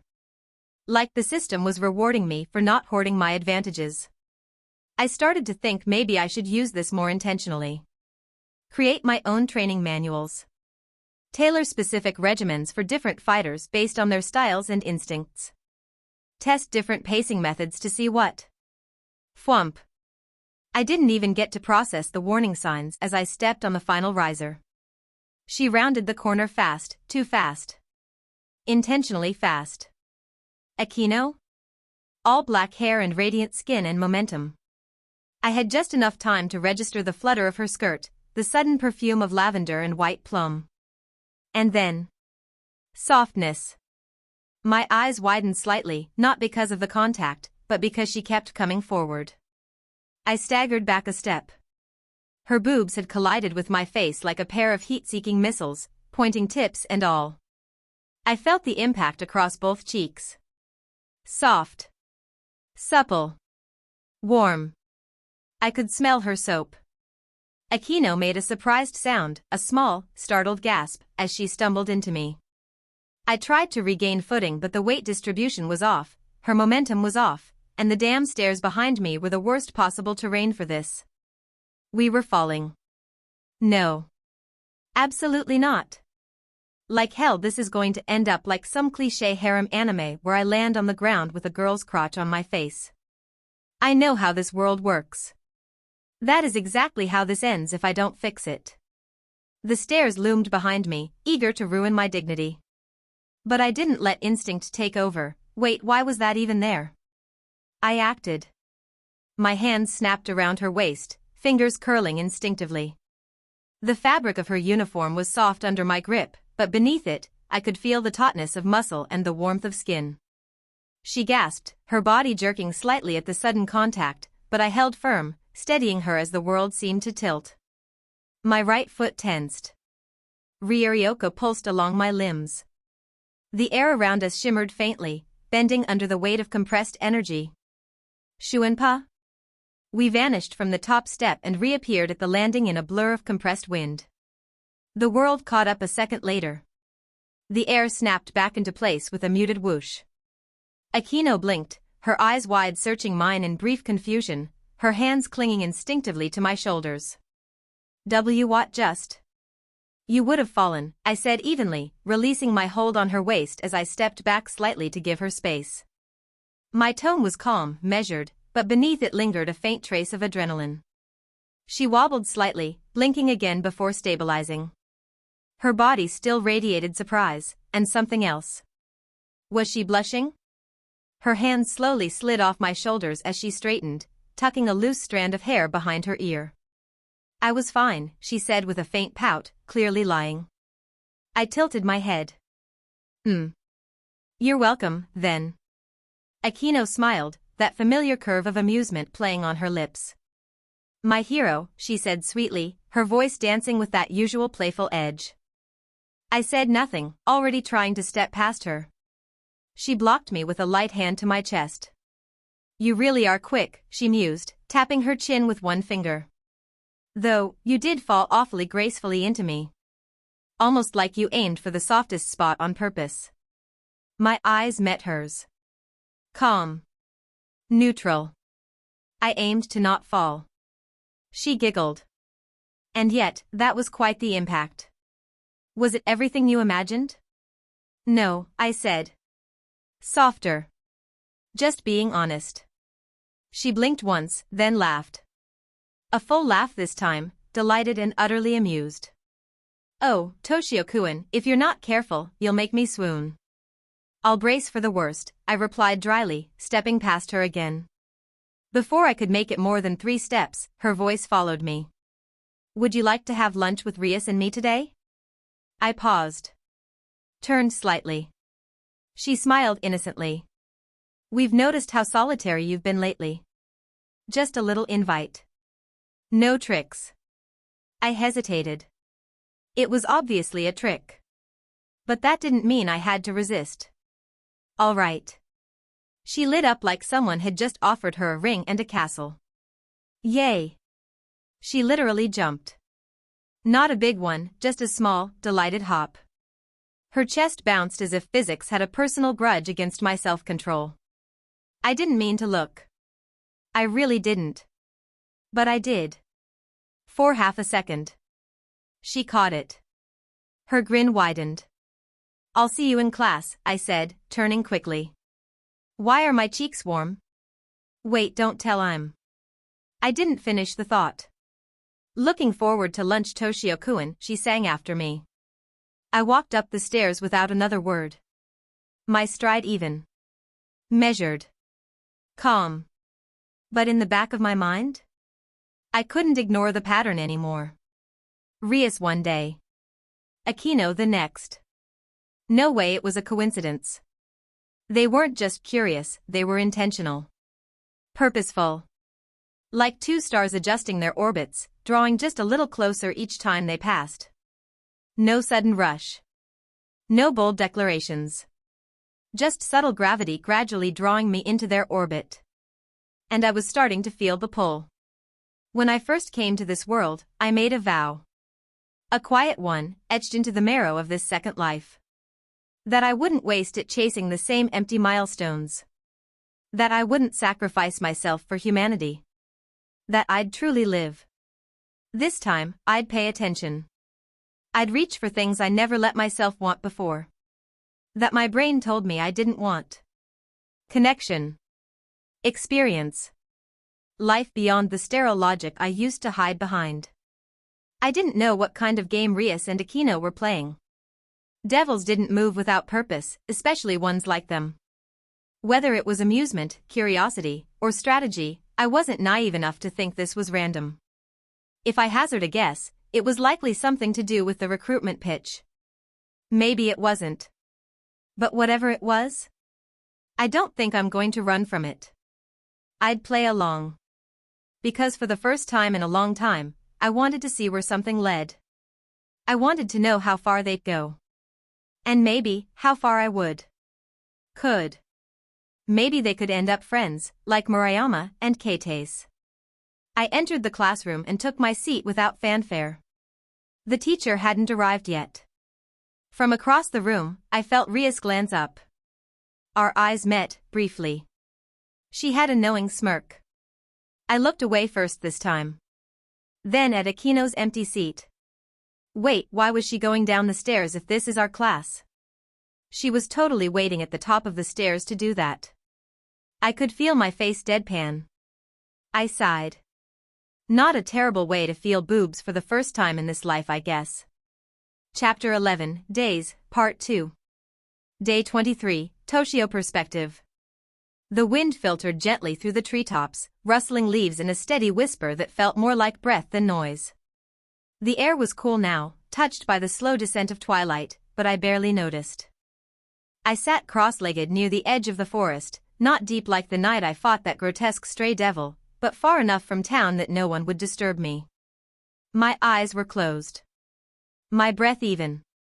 My hands rested on my knees, palms up. My zanpakuto lay across my lap, unmoving. But I wasn't here to cultivate. I was here to stop getting caught with my damn pants down. First that devil nearly gutted me. Then Rias cornered me outside kendo. Then Aquino decided to weaponize gravity and weapon-grade breasts. Only one of those I minded, but the principle remained. I needed a way to sense things. Not just see or hear them, feel them. All living things give off energy, even if it's faint.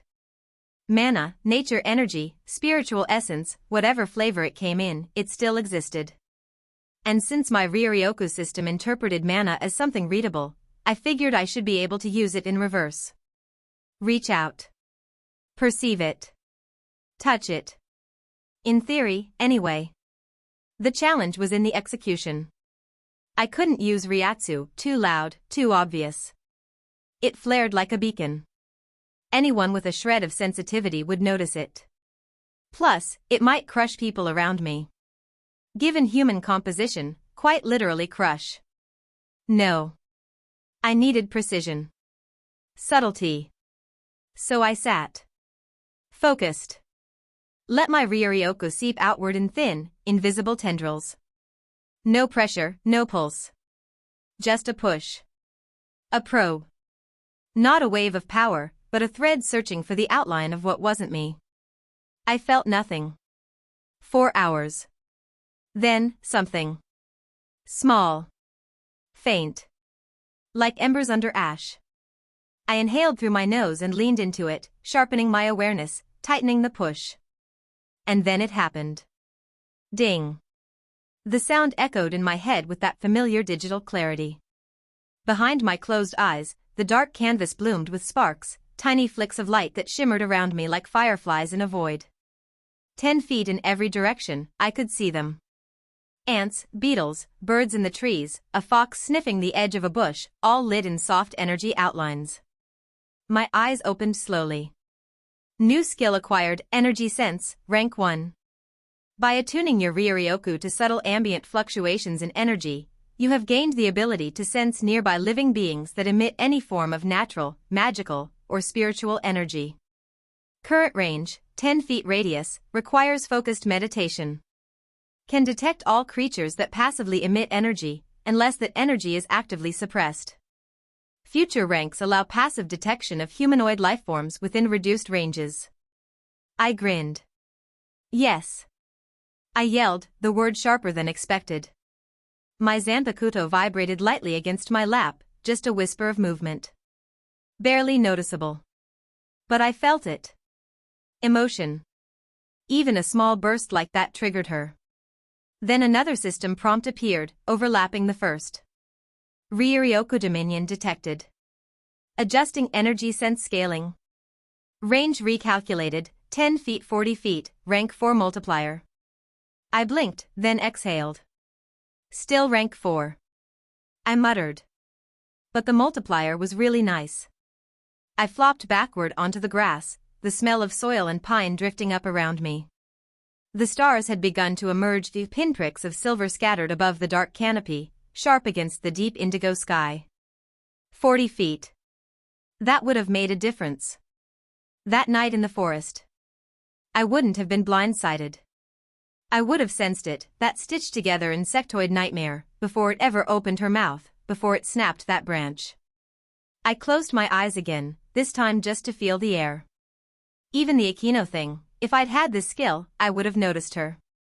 Stepped aside. No contact. But. I frowned slightly.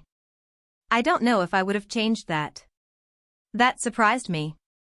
Not that I enjoyed it, well, maybe I did, but more that I was willing to admit it to myself. That I didn't want to avoid every unexpected encounter anymore. Maybe that meant something. I pushed the thought away before it could fester. Getting to the forest at times was interesting. Kaneko had been tailing me every now and then. Today was another time. I'm grateful that she isn't that inconspicuous, otherwise I would have never known. The way she hides behind light poles reminded me of Tony Chopper. I'd simply turn a corner and with a quick flash of Shuinpa, I'd seemingly vanish. I bet it was frustrating to not just her but Rias too. The thought made me smirk. Then, I let my mind drift to the past couple days. Lunch had become a new kind of routine. As promised, I'd joined Rias and Aquino at their table. The school hadn't exactly handled that calmly. Within an hour, I heard no less than 4 new rumors. One said I was being scouted as a new ORC member. Another said I was dating both of them. A third insisted I was a long-lost noble from overseas, chosen as part of some political marriage game. The fourth? Something about me being hypnotized by a spell of theirs. I ignored all of it. So did they. Lunch was simple. Surprisingly so. We talked about school. Club activities. Exams. Kendo tournaments.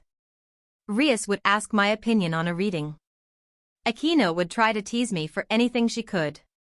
Occasionally, they'd debate something absurd, like whether the faculty or the student council had better taste in tea. They never pried into my life. Never pushed. No questions about my past, my family, my weird aura. They let me be me, and that was nice. I'd forgotten what normal felt like. What casual conversation felt like. Did I ever know? I hadn't realized how much I missed it, interactions like these.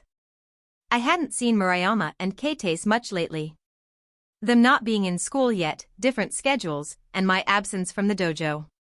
Last Saturday, we all met up for dinner. Nothing fancy, just ramen and dumb jokes and playful sparring in the alley after.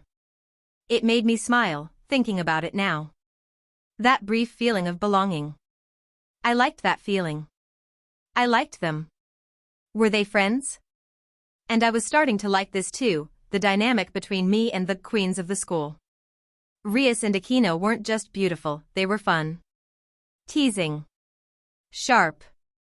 Comfortable in their own skin. It reminded me of Murayama and Keitase, in a strange way. The banter. The little back and forths. Aquino would tease Rias just to watch her puff up, and occasionally I'd catch Rias giving her a side glare like a princess deciding whether to roll her eyes or issue a royal decree. Aquino sometimes made me the punchline in her teases at Rias. I didn't even mind. Honestly? I was looking forward to tomorrow. Not just for the food or the company, though those were welcome surprises. The food from the Kuo cafeteria was like a 5-star restaurant, insanely good. But also for the rhythm of it. The quiet momentum building between us, one conversation at a time. Lunches with Rias and Aquino weren't exactly relaxing, not with how sharp and observant they were, but they were steady. Familiar in a way that felt foreign to me now. Something I didn't realize I missed until it returned. And more than that, I wanted to see where it all led. What this dynamic could become. What I could become. Not just someone who exists in the margins. Not just a silent observer walking from training to task, chasing strength because he doesn't know what else to chase. But someone real. Present. Connected. I'd never had real friends back in my old life. Not in the way that mattered. Not the kind who knew me. I had colleagues. Teammates. People I shared space with and even laughed with, but that wasn't the same. Friends sounded nice. It was such a simple word. But it felt so heavy in my chest when I let it breathe. Could I have that now? In this life? Maybe. Maybe not. But I'd never even tried before. This time, I was willing to. I exhaled slowly, my body relaxed against the cool earth, and let my gaze wander up to the night sky. Through the treetops, the stars flickered, soft and constant, ancient and uncaring. The system flickers still danced in my peripheral vision, energy signatures marking the pulse of the world around me. For the first time in a long time, I didn't feel adrift. I wasn't just reacting. I wasn't just surviving. I was moving forward deliberately. Even if I didn't know the destination yet.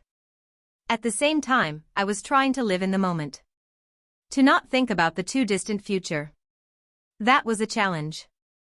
Tonight, under the trees, with starlight above and flickering Ryuryoku outlining the world around me like echoes of breath.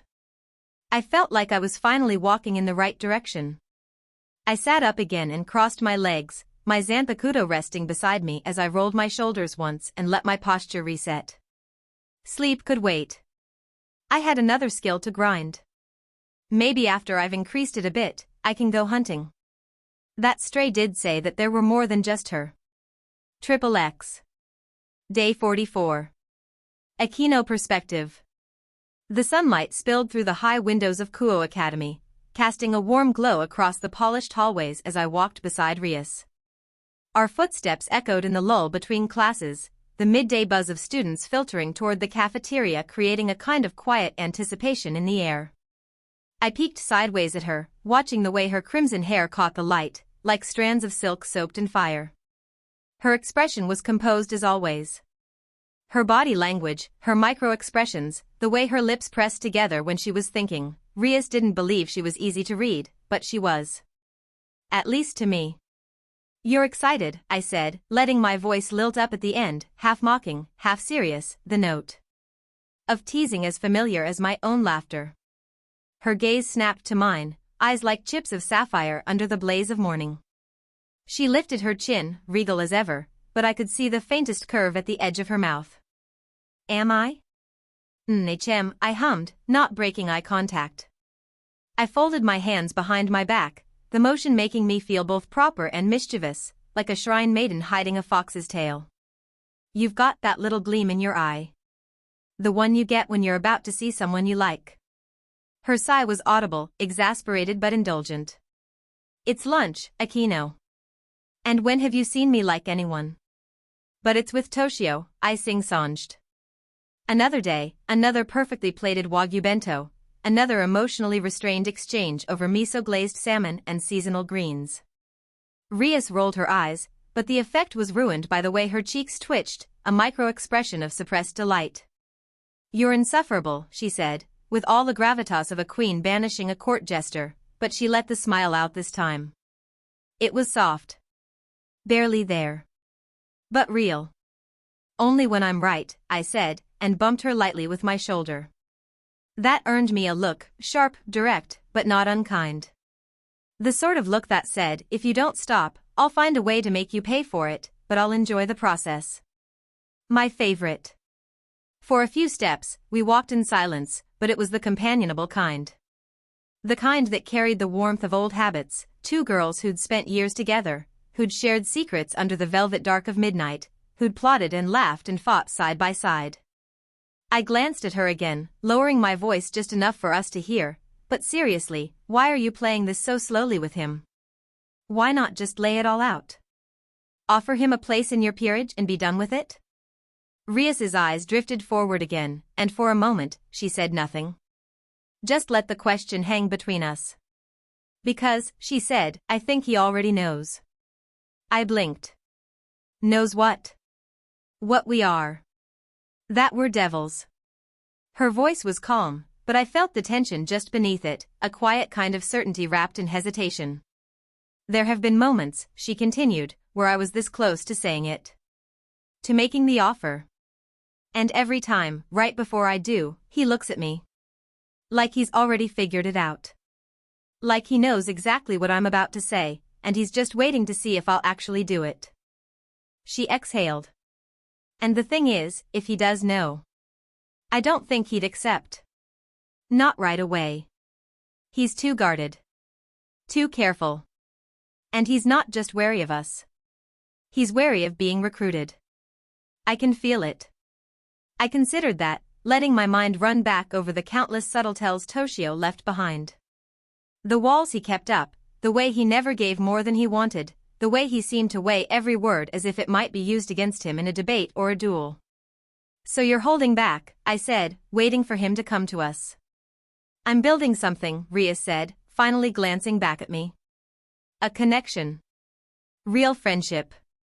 Something with weight. I want him to want to be part of our world. Not because we asked, but because he chooses it. I nodded slowly. I could see it now, the plan, the patience, the long game. It was so very Rias. Some devils bargained with souls and power. Rias bargained with trust. Long game. Very long, she admitted. Maybe end of second year. Maybe beginning of third. But not now. You really like him, huh? I said softly. It's rare for someone to catch your interest like this. She didn't respond, but she didn't have to. I smiled to myself. Rias always did have good taste. Lunch with Toshio had become a quiet ritual. One I hadn't expected to enjoy so much. At first, I thought they'd be dull. Reserved. Awkward. All stiff silences and unspoken curiosities. But they weren't. I also noticed there was a kind of tension between him and Rias, a silent, slow, chemical burn, but it was never uncomfortable. It just was. The way the air was heavy before a summer rain. Our lunches together were calm. Peaceful. And somehow, consistently interesting. We'd usually eat in the cafeteria, but once or twice a week Rias and I relocated to the ORC building so Kaneko wouldn't feel neglected. She pretended not to care, of course, but we knew better. Toshio never asked where we'd go. He never acted like it mattered. Like he considered being around people a privilege and never asked the whys behind our actions. I think he's probably been lonely for a long time. I found myself wanting to know more. Not just about his powers or his past, but about him. The way he always tucked his left foot behind the chair leg. The way he'd almost never make any sound with any action he made. The way he'd sometimes go silent, looking out the window with this faraway stare, as if remembering another world. Lunch with Rias and Toshio had become a kind of secret delight for me, though I'd never admit it to anyone, not even to Rias herself, who could read my moods as easily as I read hers.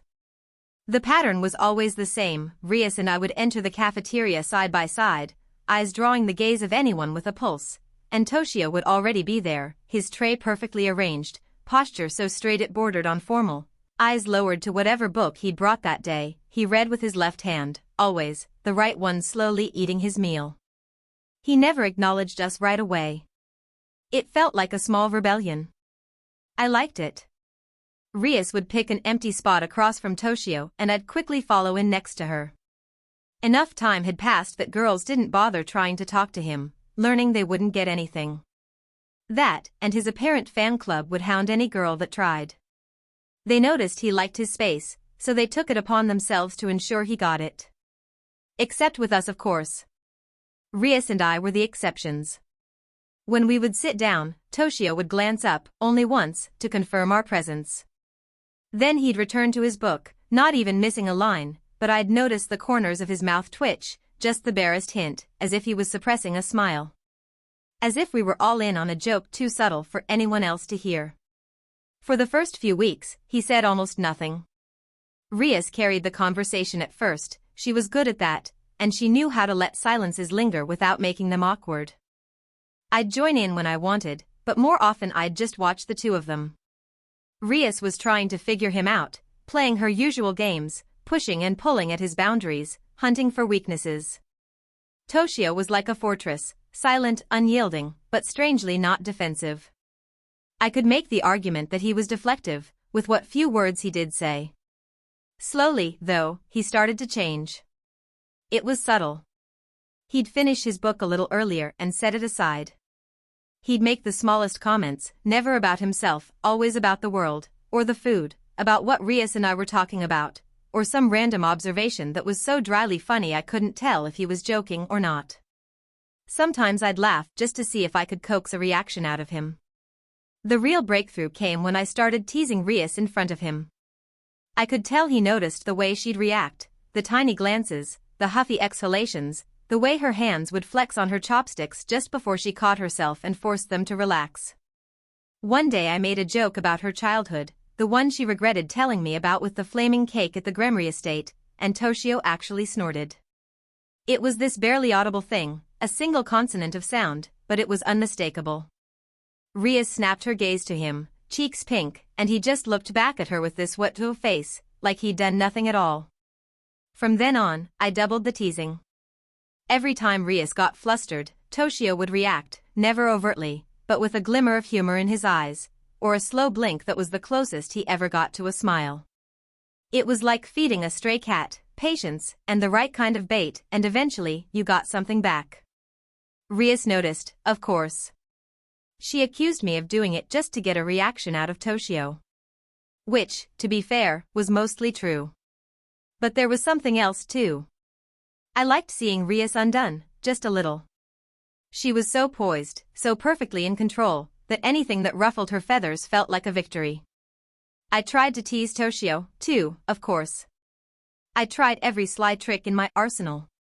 But it was like flirting with a locked vault. No, not even that. It was like attacking a magical barrier that repelled my strongest lightning attacks. Toshio's composure was absurd, almost supernatural, and every time I sent out a little feeler, a suggestive tilt of the head, a purr in my voice, a playful insult, he'd deflect without even raising his guard. He'd just let my words ripple over him, not even pretending to play along. The only sign he'd noticed at all was the faintest shift in his gaze, or a blink that lasted a fraction of a second too long. He never blushed. He never stammered. His eyes tracked every movement, sure, but never with hunger or embarrassment, only an analytical calm, like a chess grandmaster considering the board. I should have been annoyed. After all, one of the few reliable joys in life was getting a rise out of people, cracking their armor, finding the raw core beneath. But with Toshio, even the failures were interesting. The challenge made it better. It was as if he turned every advance into a gentle reversal, so that I'd end up feeling like the one who'd been seen through. Every so-called victory was met with a polite, unflappable courtesy that only made me want to try harder. I liked it. Especially after the stairway incident. That still made my cheeks warm, just thinking about it. The way he caught me. The way we didn't fall. That blur of movement, faster than anything I'd seen from a human. The quiet power in the way he moved, the precision of his grip. The way he held me, not like someone panicking, but like someone entirely in control. He didn't grope. Didn't flinch. Didn't even blush. And that was the most frustrating part. After that, I made a point of bumping into him whenever I could. Call it research. Sometimes I'd pretend to fumble a stack of papers near his locker, or accidentally cut across his path walking to class. He caught me every time. By the sleeve. By the wrist. By the waist. By the shoulders. Once, he twisted his hand so that his thumb landed precisely in the gap between my thumb and palm, like a judo move softened to the point of gentleness. It was the kind of thing that would have sent most boys into an awkward panic, or at least triggered a blush. Not him. He just gave me a little nod, sometimes a shake of the head. One particular incident he just looked at me deadpan and said, "Really?" Like he knew exactly what I was doing. And then came the day of the bridal carry. I'd gotten a little cocky. Decided to up the ante. At the top of the main stairwell, I tripped hard enough that my feet genuinely left the ground, and before I could shriek, he swept both arms under me and lifted me up. Bridal style. I don't know if you've ever been carried like that by someone who's both taller and stronger than you, but it's a little like being dropped through the floor and caught on a silk net. Do you know how rare that is for a man to pull that off without dropping the girl or fumbling the landing? He did it effortlessly, barely breaking stride, and set me down a few moments later without a word. My hair was mussed, my heart was pounding, and all I could do was gape at him. He didn't laugh. He didn't even smile. Just gently shook his head and said, "Please be more careful." Like he knew what I was attempting and it had gone wrong. You'd think that would be the most embarrassing part, but it wasn't. The most embarrassing part was Rias. She'd seen the whole thing. I caught her watching from the landing above, arms crossed, face impassive. But her aura, oh, her aura, flared up like a solar storm. I'd spent enough time around her to know when she was rattled. She masked it well, but the signals were all there, the narrowing of her gaze, the way her lips pressed into a line, the infinitesimal delay before she looked away. I could practically taste the jealousy. For a moment, I thought she might even say something, but she just flicked her head and walked away, her long red hair trailing behind her like a banner. That's when it hit me. Rias liked Toshio, and it unsettled her that someone else, even for a split second, might touch a part of him she hadn't yet claimed.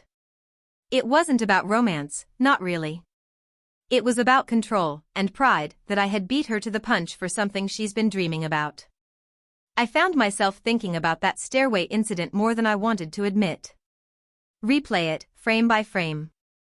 The way Toshio's eyes never left mine, even as he caught and carried me. The weird, electric calmness of his touch.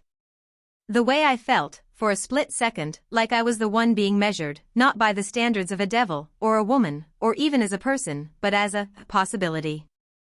The intense feeling of him being in control of every part of the situation. From then on, my teasing got more creative. I'd engineer situations, minor emergencies, little moments of chaos, just to see how he'd handle them. Each time, he responded with the same eerie poise. One afternoon, I deliberately made a mess of the student council's sign-up booth, scattering clipboards everywhere, me on my knees with my skirt flipped up, hoping he'd lose his cool. Instead, he just gathered everything up, handed it back to me, and gave a one-word critique, sloppy. Another time, I tried a classic, the dropped handkerchief. I'd borrowed one from Rias, white with red embroidery, and let it slip from my uniform pocket right in front of him. I bent over, knees locked. I went with a thong that day. I was so close to him I could feel his breath on the bare skin of my ass. When I stood back up to look at him, he was staring into my eyes with an eyebrow raised. Not a word. Then I caught a twitch in his expression. Finally, a victory. I wanted to break him. Not in a cruel way. Not even in a romantic way, necessarily. But emotionally. Energetically. I wanted to see what was behind that stoic shell. What it would take to make him laugh out loud. To flinch. To blush. To stammer. To react. Because right now, it felt like I was flirting with a statue. A very attractive, mysterious, possibly dangerous statue, but still. Maybe it could even go the other direction. Him being in control. Control of me. The thought sent a shiver through my body, ever so slightly dampening my panties.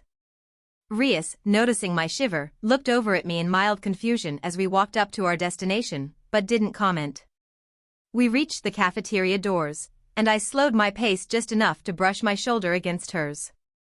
I have an idea, I said, letting the words slip out smoothly as I turned to her with a small, sly smile. Rias narrowed her eyes slightly, skeptical already. What kind of idea? I opened the door for her, gesturing like a gentleman. One that involves a breakthrough. She gave me a long look, then stepped inside. Do I want to know? I just smiled. She'd find out soon enough. We made our way through the usual crowds, trays in hand, the smell of freshly made duck confit and roasted garlic miso soup wafting through the air. The chefs at Kua were almost comically overqualified. I never thought I'd look forward to school cafeteria food, but here we were. I spotted Toshio at our usual table, already seated, as always, posture flawless, tray aligned perfectly, reading another book with that ever-quiet focus. Different cover, different thickness every day. I made a note to figure out where he got them all. The library didn't carry half of what I'd seen him read. Rias and I moved toward him, and I acted without hesitation.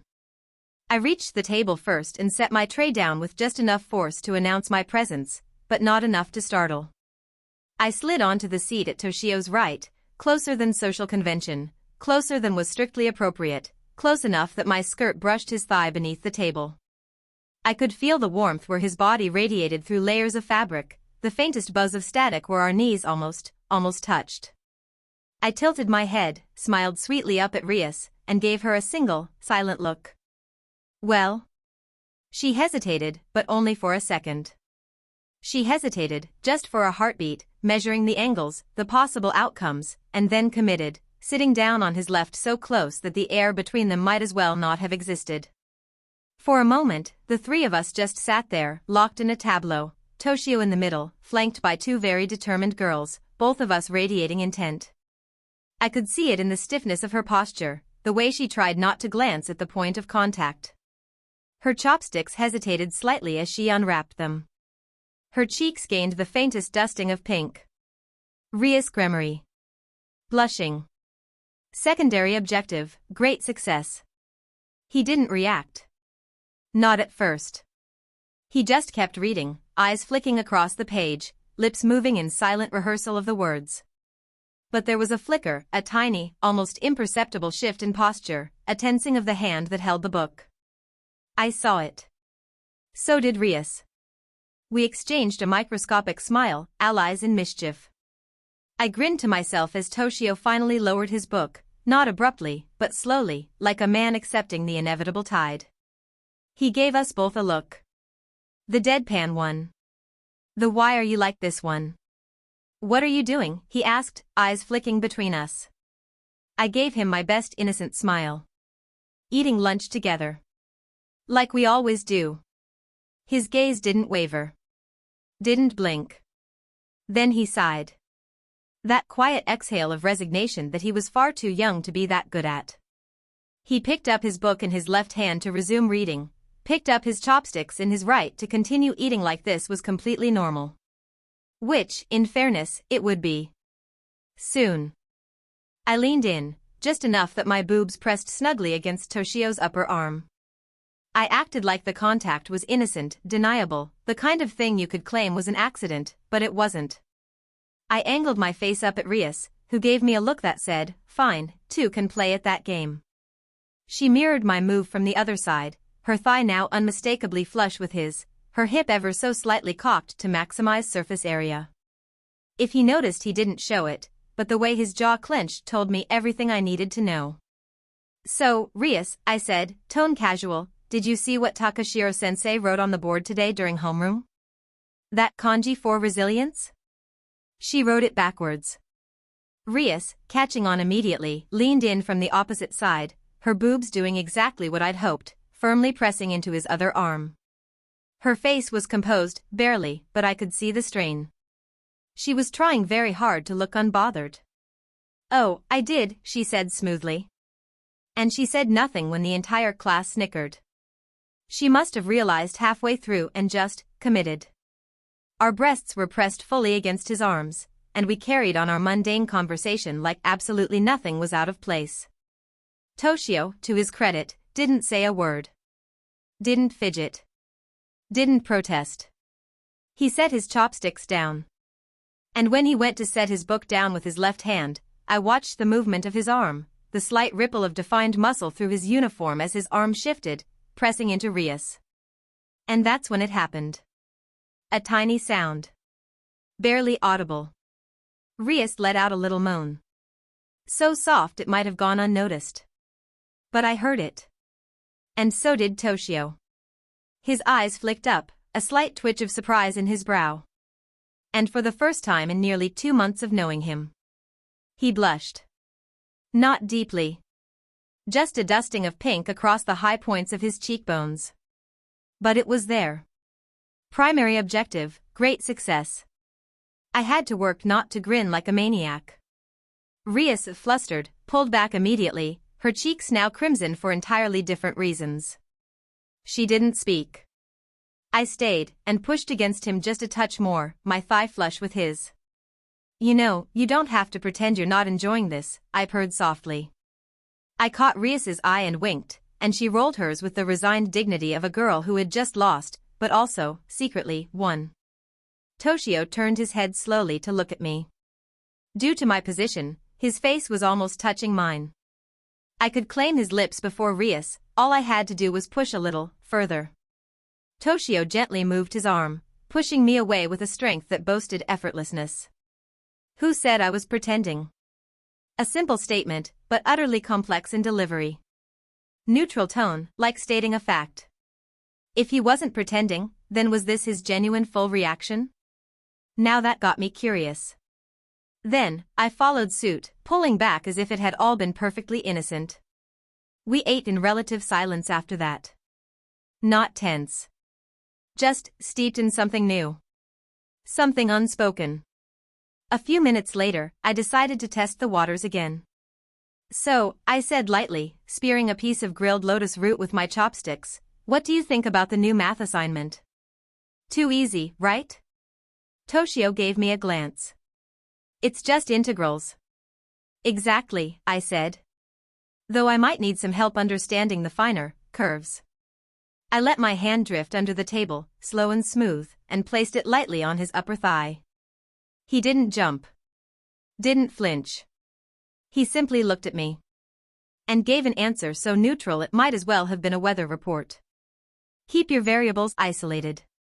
Don't overthink the boundaries. I pulled my hand back, chuckling softly. Okay. That one was actually good. I didn't push any further after that. Not because I was afraid of crossing a line.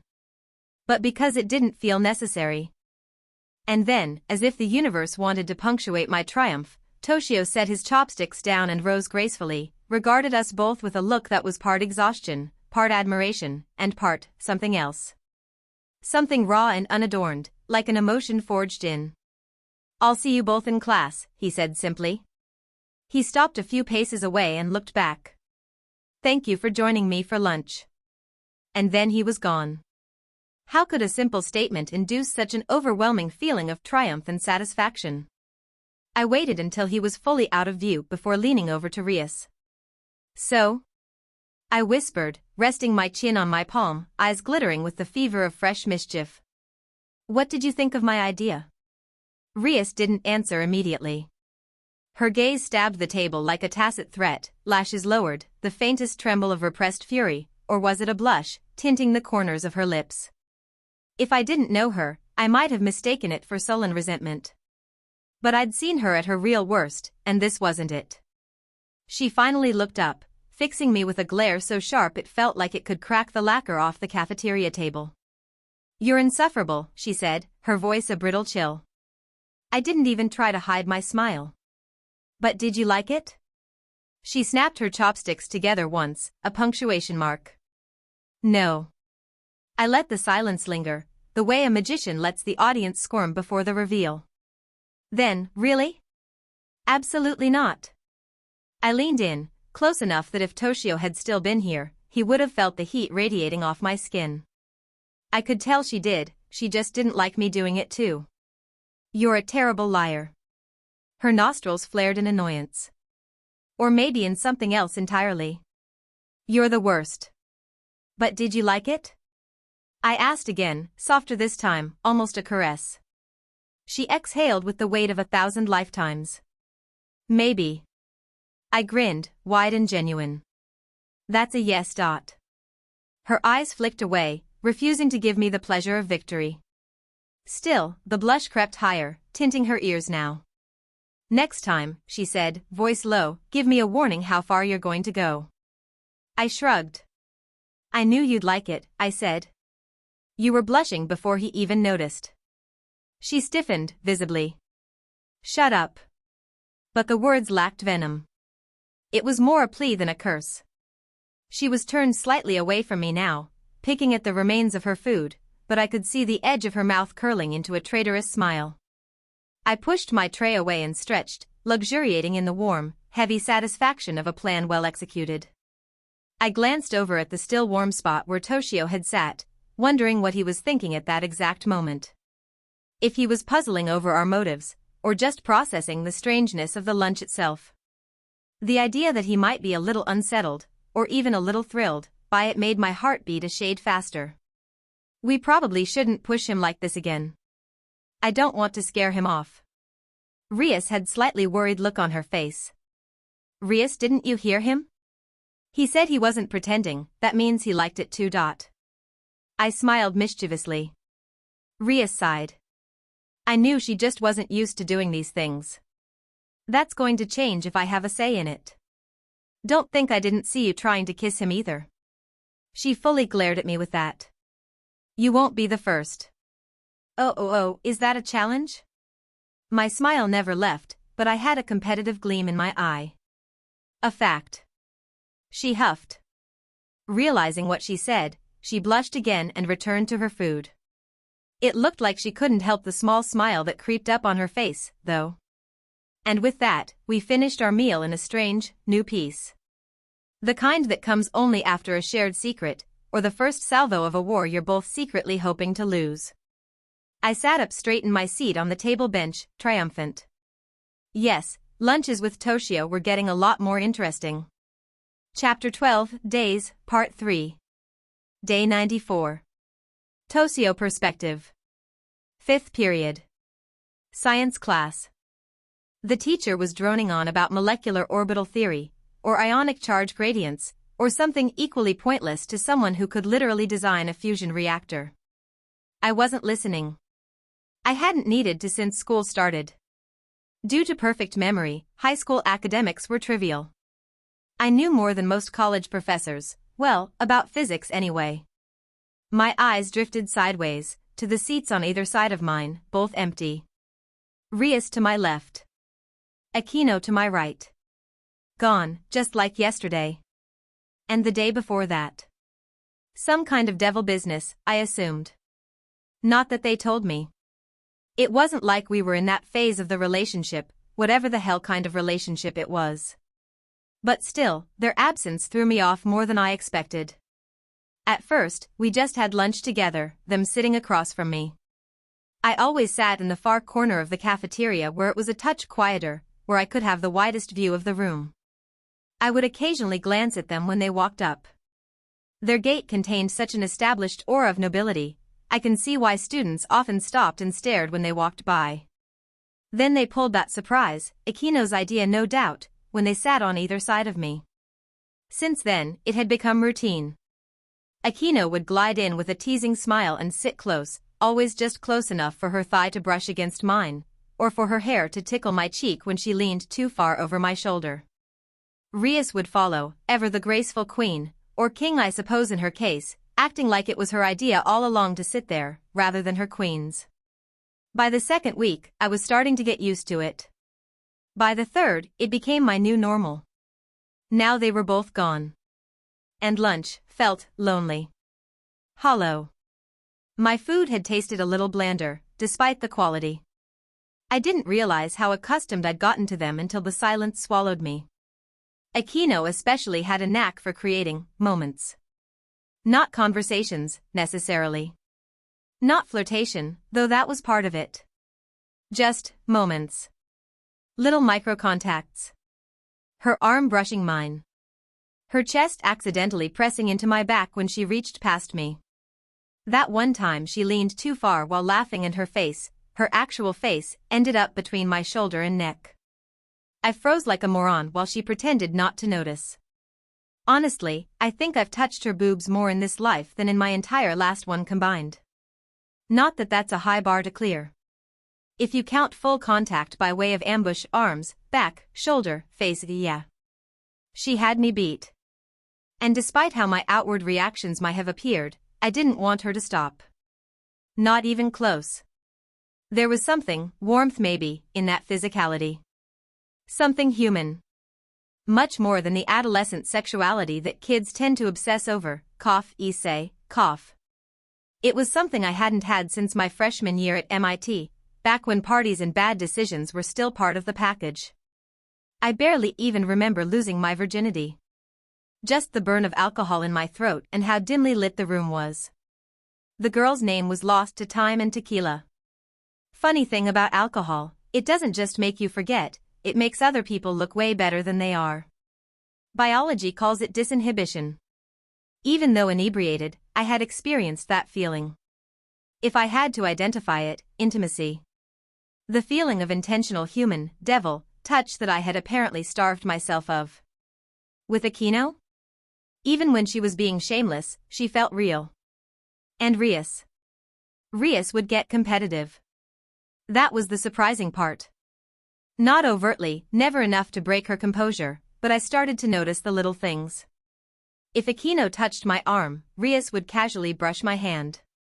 If Aquino made a joke while leaning in, Rias would up the ante by tugging me aside for a private word, her face inches from mine. Sometimes she blushed. Sometimes she pouted. One time, she rested her head on my shoulder after sighing about noble burdens, and I swear she peeked to see if Akino noticed. It was cute. All of it. Frustratingly so. And lately, something had started to stir in me. I didn't know what to call it. Lust was too easy. Passion too grand. Love, too dangerous. Maybe it was just warmth. Or the memory of it. Maybe I liked being seen. Wanted. Pulled in. Interacted with. It was like dumping water in the vast, desolate wastes of a desert that had never seen water, every drop poured out a fleeting moment of connection, eagerly devoured and swiftly dissipating, leaving an insatiable thirst for more. And it made me feel grateful. I wish I knew how to express it better. It was like completely understanding and acting on an utterly foreign concept, in a different language. I didn't know what to do with it. But I wanted to. Whatever it was, I didn't want it to end. They must have known. My lack of resistance was practically consent. Maybe even encouragement. So they got somewhat bolder, more comfortable. Not that I was complaining. Not when Akino started resting her hand on my knee during lunch. Not when Rias would lean on my desk and speak low, like her words were meant just for me. At times, while I was reading the book I brought in to memorize, Rias would lean over against me. The warmth from contact like that, is that what I had been missing out on all my life? Some afternoons, one or both would walk with me toward the kendo club before disappearing off to do their ORC things. I never asked what those were, even though I pretty much knew. I could have. But it felt good to have that final moment, like I mattered enough to be seen off. They'd come to me with it when they're ready to. I wasn't in a hurry. Speaking of kendo, that was going extremely well. At least, the teaching part. 3 of the girls I'd trained entered the regional tournament this month. All 3 placed in the top 10. One of them even made 3rd place, and then she placed in the top 20 at nationals. No one from Kuo had ever even qualified for regionals before. Now we had a trophy case. The downside? I'd hit a plateau. No real sparring partners meant my Zenjutsu and advanced swordsmanship skills were stagnating. Training lower-level students was great for reinforcement, but not evolution. And I needed evolution. Growth. Still, they all respected me. Way too much, honestly. All girls. All deferential. Even the 3rd years called me Amano-sensei now, despite my constant protests. I tried to get them to just call me Toshio. I even offered them an out, for them to go with Toshio-sensei. Still no. Likely the cultural respect that's ingrained into every Japanese native. It annoyed me. But I let it go. The weird part was how the flirtatious tension from the earlier days had all but vanished. Well, not entirely. It was like I'd become off limits. The status of club captain had turned me into some kind of semi-sacred figure, and my public proximity to Kuo Academy's 2 queens only amplified the effect. I had even heard some rumors in passing that my fan club chased off girls who wanted to confess, knowing I liked to keep to myself. That was nice. At first I dreaded that I got one, but now I'm actually thankful. But at kendo especially, now I got reverence instead of flirtation. Discipline instead of innuendo. The school gossip, however? That had only gotten worse. Apparently, I was secretly engaged to Rias, being seduced by Akino, or caught in some weird polyamorous triangle involving both. Someone actually posted a theory on the school message board that I was the runaway heir of a European oil dynasty, hiding out in Japan under an alias to avoid an arranged marriage, while the girls were sent by rival factions trying to seduce me into signing over control of the company. Who came up with this stuff? What was this, a K-drama? I should have been offended or annoyed. Instead, I gave them a mental A for effort. I stayed quiet, and they filled in the blanks with whatever fulfilled the ravenous hole that was drama. Teenage girls, I swear. Still though, the results of my teaching efforts don't lie. My combat instruction skill had hit rank 4 last week. Watching the way the girls progressed under my guidance, seeing their form sharpen, their timing refined, their stances strengthened, it was rewarding. Strangely cathartic. Like sculpting people with movement instead of marble. I actually got to tell the girl, Hozuki, the previous captain, that I was proud of her for making it to nationals. As an unintentional side effect, that gave her an absolutely atomic blush. Hopefully she didn't get the wrong idea. The bell rang, loud and final. I blinked once, broken out of my reverie, and stood. Time for the next class. I gathered my things with mechanical ease, still caught in the half-hollowed mental space lunch had left behind. I went to my locker to change class materials, more for show than anything, and use the bathroom. As I made my way back to Class 1A for 6th period, I preemptively braced myself for more empty seats. Another hour of silence, another reminder that I'd gotten used to warmth I never asked for. So when I stepped into the classroom and saw them both, Rias and Aquino, already in their seats, I actually froze in the doorway for half a second. There they were. Just like always, like they were never absent. Rias at her desk, posture straight, red hair cascading over her shoulder like a curtain of fire. Aquino beside her, one leg crossed elegantly over the other, her fingers idly twirling a pen as if it were a ritual dagger. But it wasn't just them. There was someone new. Sitting to Rias' left was a blonde boy in Kuoa's uniform, tall, athletic, immaculate. His appearance alone was like something sculpted, pale skin, clean-cut features, and eyes the color of steel left out in the rain. Too sharp to be kind. Too tired to be cruel. His presence was the only thing messier than his perfection. His energy was cold. Not detached like mine, more like someone who had fallen so far inward they didn't care if they ever came back out. I recognized that look. I'd seen it once years ago, in a mirror at the funeral. That mix of numbness and suppressed trauma. The kind of stillness that only came after dying and waking up again. Rias caught sight of me and gave a small wave, beckoning me over. I made my way to her side. I glanced at the new guy, then back at her. New transfer? Rias smiled softly. Sort of. His name is Yuto Kiba. I helped him out of a difficult situation recently, and got him enrolled here. There was weight in those words. She didn't elaborate. I didn't push.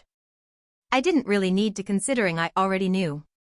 I stepped forward and bowed slightly. Toshio Amano. Nice to meet you. Kiba looked up at me slowly, his eyes dragging over my face like they weren't sure I was real. After a long pause, he bowed his head slightly. Yuto Kiba, he said quietly. Nice to meet you. Rias turned toward him, her tone lighter. Toshio is also the captain of the kendo club. That made Kiba's eyes flicker, barely perceptible, but it was the first real sign of life behind the dead calm. I tilted my head slightly. So, do you practice swordsmanship? He nodded once. I do. Want to spar sometime? There was another pause.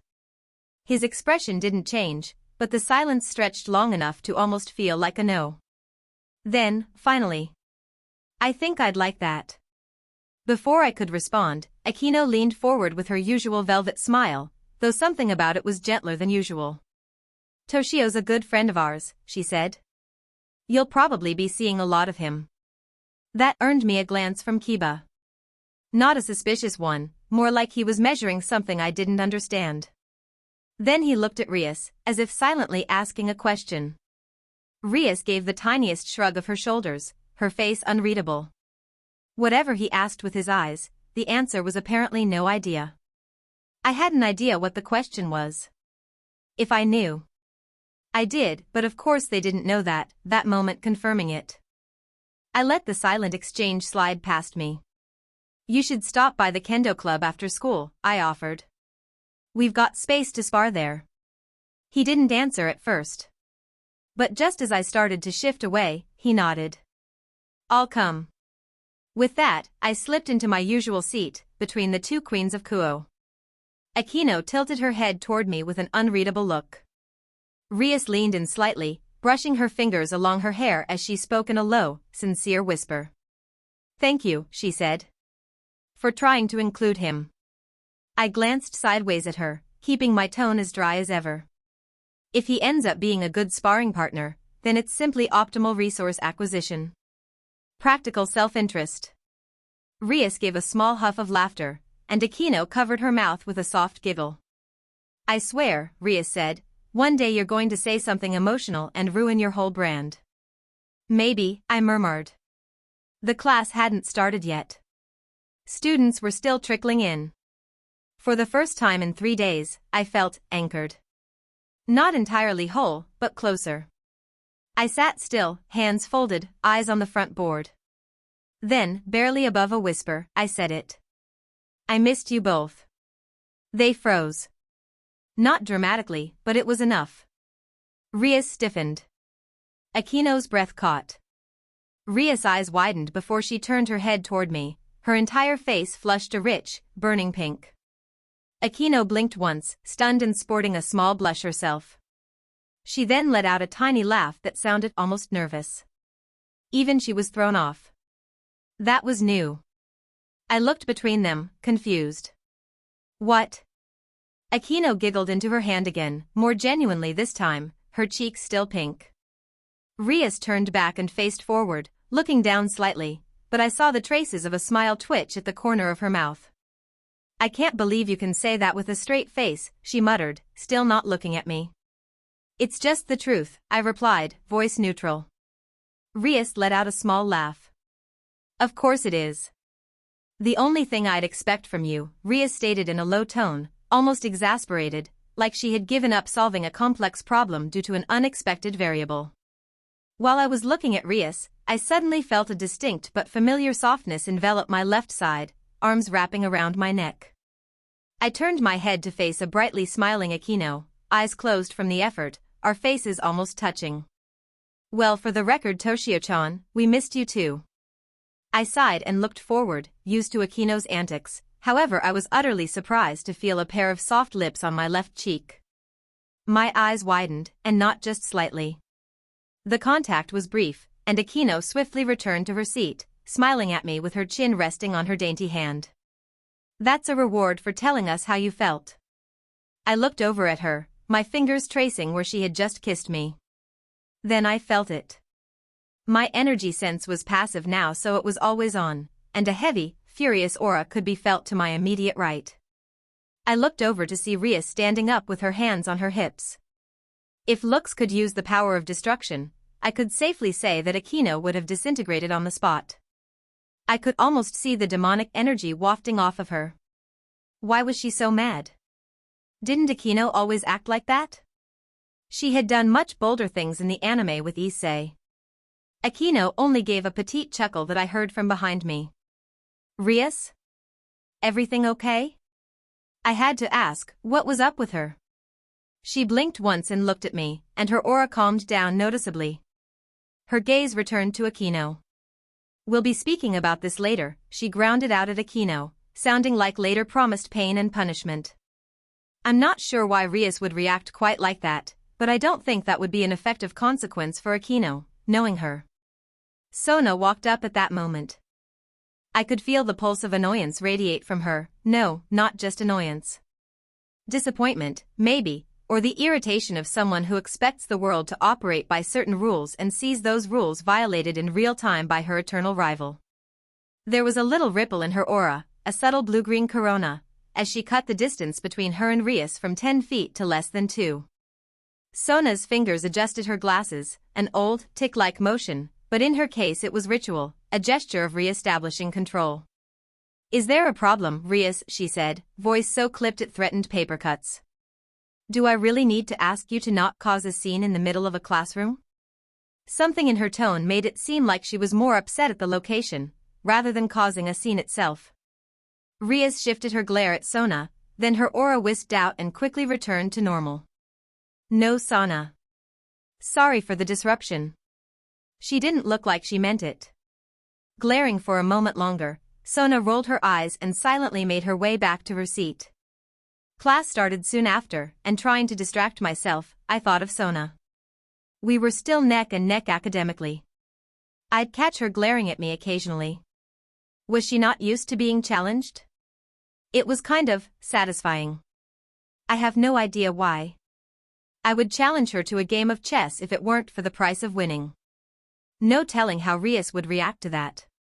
Somehow I just knew that what just happened with Rias was going to churn the gossip mill. Several students had seen it after all, even Aquino's action toward me.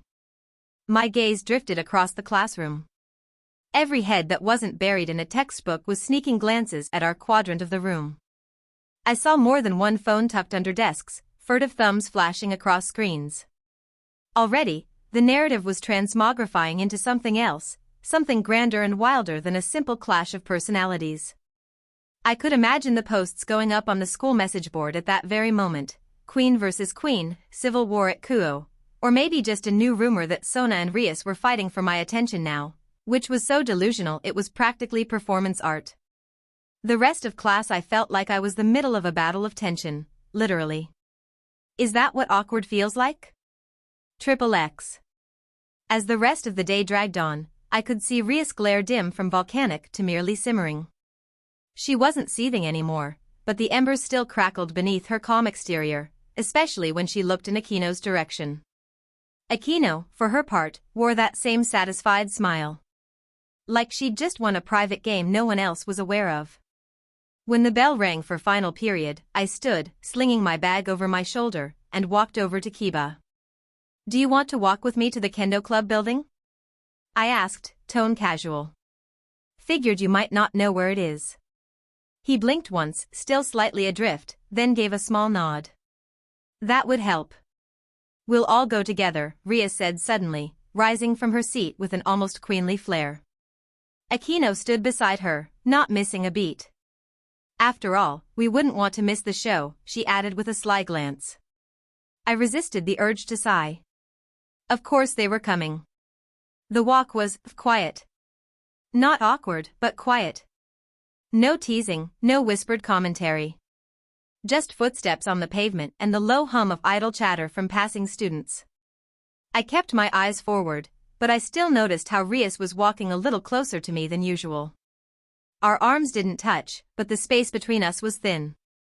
Her presence radiated a silent intensity, like she was trying to make a point without words. I didn't mind. I'd gotten used to her aura by now. It was nice. As we moved through the courtyard, I caught the tail end of passing conversations. "Is that the new guy? He's so pretty, I thought he was a model. He looks like a literal prince. How is this school even real? Wait, why are all four of them walking together? Are they like the new four kings or something?" Even I couldn't stop my eyebrow from twitching at that last one. We reached the kendo hall just as the rest of the club members were filtering in. They all saw me and immediately stopped talking. A synchronized chorus rang out. "Good afternoon, Amano-sensei." Each girl gave a formal bow as they entered, first years, second years, even the third years. I gave a nod in return, nothing more. Short, clean, practiced. A ritual. Rias, Aquino, and Kiba all paused behind me. I didn't need to look to feel their expressions. Surprise. Curiosity. Maybe even confusion. Without acknowledging their looks, I led them into the main sparring area.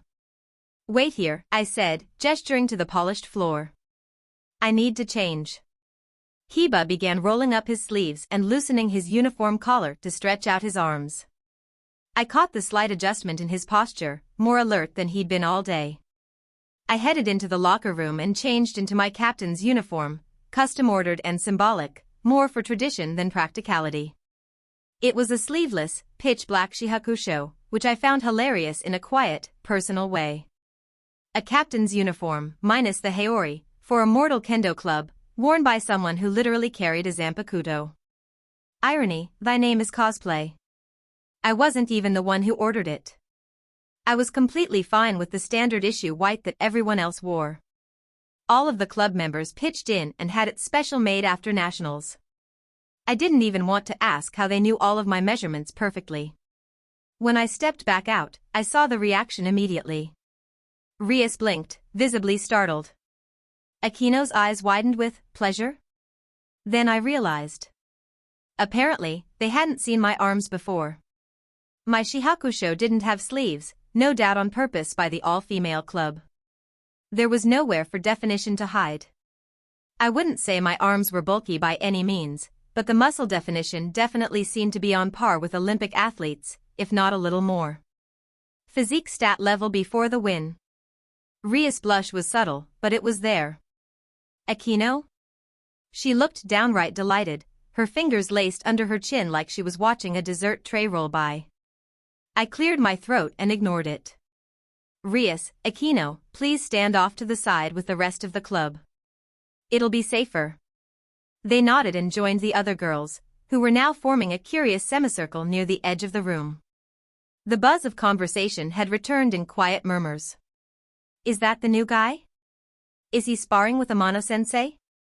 He's gonna lose for sure. I hope they don't go too hard, he's cute. I could see Kiba stiffen slightly as the whispers reached him. He hadn't said anything yet, but the energy around him had shifted. The listlessness was gone, replaced with a subtle edge, like a blade being pulled from its sheath. I tossed him a shurnai. He caught it one-handed and gave it a few slow test swings. Fluid. Intentional. Yeah, he wasn't just posturing. Don't hold back, I told him. If you do, you'll lose. He glanced toward Rias, just for a second. She gave him a small, almost imperceptible nod. His grip tightened. I turned to Hozuki, who was standing near the storage cubbies with the attendance sheet. Hozuki, can you ref this one? She blinked twice, looking between me and Kiba like she wasn't sure if she heard me right. Then she grinned. Yes, sensei. Happily. She stepped out to the center and bowed to us both. Do either of you want protective armor? No, I replied immediately. Kiba matched it. I don't need it. A ripple of gasps went through the club. I couldn't blame them. Most high schoolers never sparred without at least a face guard. But I trusted my reflexes. And judging by the calm in Kiba's stance, he knew what he was doing too. That, and he probably thought his new devil toughness would save him. Hozuki stepped back, taking position. Ready. She called, eyes flicking between us. Begin. The tension crackled in the air as I faced off against Kiba. The room fell silent, every breath and movement heightened to an almost unbearable level. Sensations of anticipation and energy charged the atmosphere as we squared off. I started things off as I lunged forward, my shurnai flashing towards Kiba's shoulder with precision. Kiba parried effortlessly, countering with a swift strike aimed at my midsection. I danced back, narrowly avoiding the blow. Nice move, Kiba remarked, a hint of challenge in his tone. I smirked, a glint of determination in my eye. Just getting started. His eyes gleamed with anticipation. Our movements became a blur of motion, each strike and parry executed with skill and speed. The sound of wood meeting would echoed through the room, punctuated by the occasional grunt or sharp exhale. You're not bad, Kiba said, a bead of sweat trickling down his brow. I grinned, feeling the thrill of adrenaline coursing through me. Likewise. I hadn't broken a sweat yet. XXX. Yudo Kiba's perspective. I didn't know what to think of him. Toshio Amano. Polite. Distant. Quiet in a way that felt purposeful. There was something strange about him, but I couldn't quite put my finger on it. His presence was calm but carried weight. Not magical, not devilish, just centered. And after what I'd just been through, that didn't mean much to me. I'd died. Literally. And now I lived again by Ria's grace. That was all I needed to process right now. Everything else, classrooms, uniforms, gossip, even Toshio, felt muted by comparison. Unreal. The only reason I had a sliver of interest in this guy was because my king seemed to trust him. Rias talked about him like he mattered. And Aquino, well, I'd never seen her smile at anyone like that before, however briefly I've known her. So when he invited me to spar, I accepted. Why not? I had nothing to lose, and if nothing else, it would be a way to reorient myself, or distract myself. I was confident in my swordsmanship. I'd trained hard before I died, though not totally my choice, and I had my new strength now, devil strength. Enhanced speed, power, endurance. Though since I'm sparring with a human, I shouldn't need it. At least that's what I thought. No human should have been able to match me. And yet, here I was. The moment Hozuki called the start, Toshio lunged like a coiled spring. His shurnai sliced toward my shoulder with precise intent. I blocked without thinking, my body moving on instinct, and countered with a sharp strike to his side. He retreated with ease, his eyes never leaving mine. Nice move, I offered, testing his reactions. Just getting started, he replied, deadpan. Not cocky. Just honest. I narrowed my eyes. All right then. We circled. Struck. Parried. Moved again. The sound of bamboo clashing filled the air. Each exchange grew faster, tighter, more fluid. He matched me beat for beat, and I felt myself focusing in a way I hadn't since, before everything. You're not bad, I admitted, sweat forming on my brow. Likewise, he said, calm, steady, like he was still warming up. But that couldn't be right. He wasn't sweating. Wasn't breathing hard. His feet moved with surgical precision. His stance adjusted microinches at a time. My hits came fast, angled, unpredictable, but he blocked or deflected them all without breaking form. What the hell? I narrowed my stance and dipped into my strength, letting the power Rias had gifted me flow into my limbs. My next strike was faster. Harder. I heard a few gasps from the club girls on the sidelines as our shinace cracked together again, louder this time. I pressed harder, changing angles rapidly, feinting low then twisting high. Toshio kept up. Effortlessly. Each time I pushed, he matched. No, I realized. He didn't just match. He anticipated. His shurnai moved to intercept before I finished committing. He wasn't reacting, he was reading me. Like a chess player already 10 moves deep. You sure you're just a human? I muttered between strikes, low enough so only he could hear it. I think about that a lot, actually, he said evenly, blocking a strike aimed for his knee with the butt of his shurnai and sliding back with clean footwork. Damn it. I wasn't even holding back anymore. And he still wasn't flinching. My pride wouldn't let this stand. I surged forward, pushing my speed toward its upper limit. The room became a blur of light and sound. My movements blurred, twisting strikes, low lunges, rotational sweeps designed to test timing and control. I was fast enough now to overwhelm most foes. Certainly human ones. Not him. Toshio parried everything. Minimal motion. Maximum efficiency. And then he stopped moving. He just stood there. Breathing slow. Shurnai relaxed at his side. His gaze fixed on me. I didn't understand. He wasn't even defending anymore. Just waiting. I darted back, then circled wide, trying to flank. I moved fast enough to make a blur to most eyes. My footing was perfect. My strike clean. I pushed down the last sliver of hesitation and committed. All my focus. All my strength. No fear of consequence. I raised my shurnai, aimed for his shoulder, and brought it down with everything I had. Hiba, stop. I heard Ria's call from the sideline. Too late. As my shurnai descended, Toshio moved. A blur. That's all I saw. He twisted at the waist, not an inch wasted, and his shurnai whipped up and across with speed I barely perceived. The clash of wood echoed like a gunshot. The force jarred my arms. The impact stopped me mid-strike. And then, snap. I stumbled past him from my own momentum, landing several paces behind. My feet skidded against the polished floor, breath ragged in my chest. I looked down at my shurnai.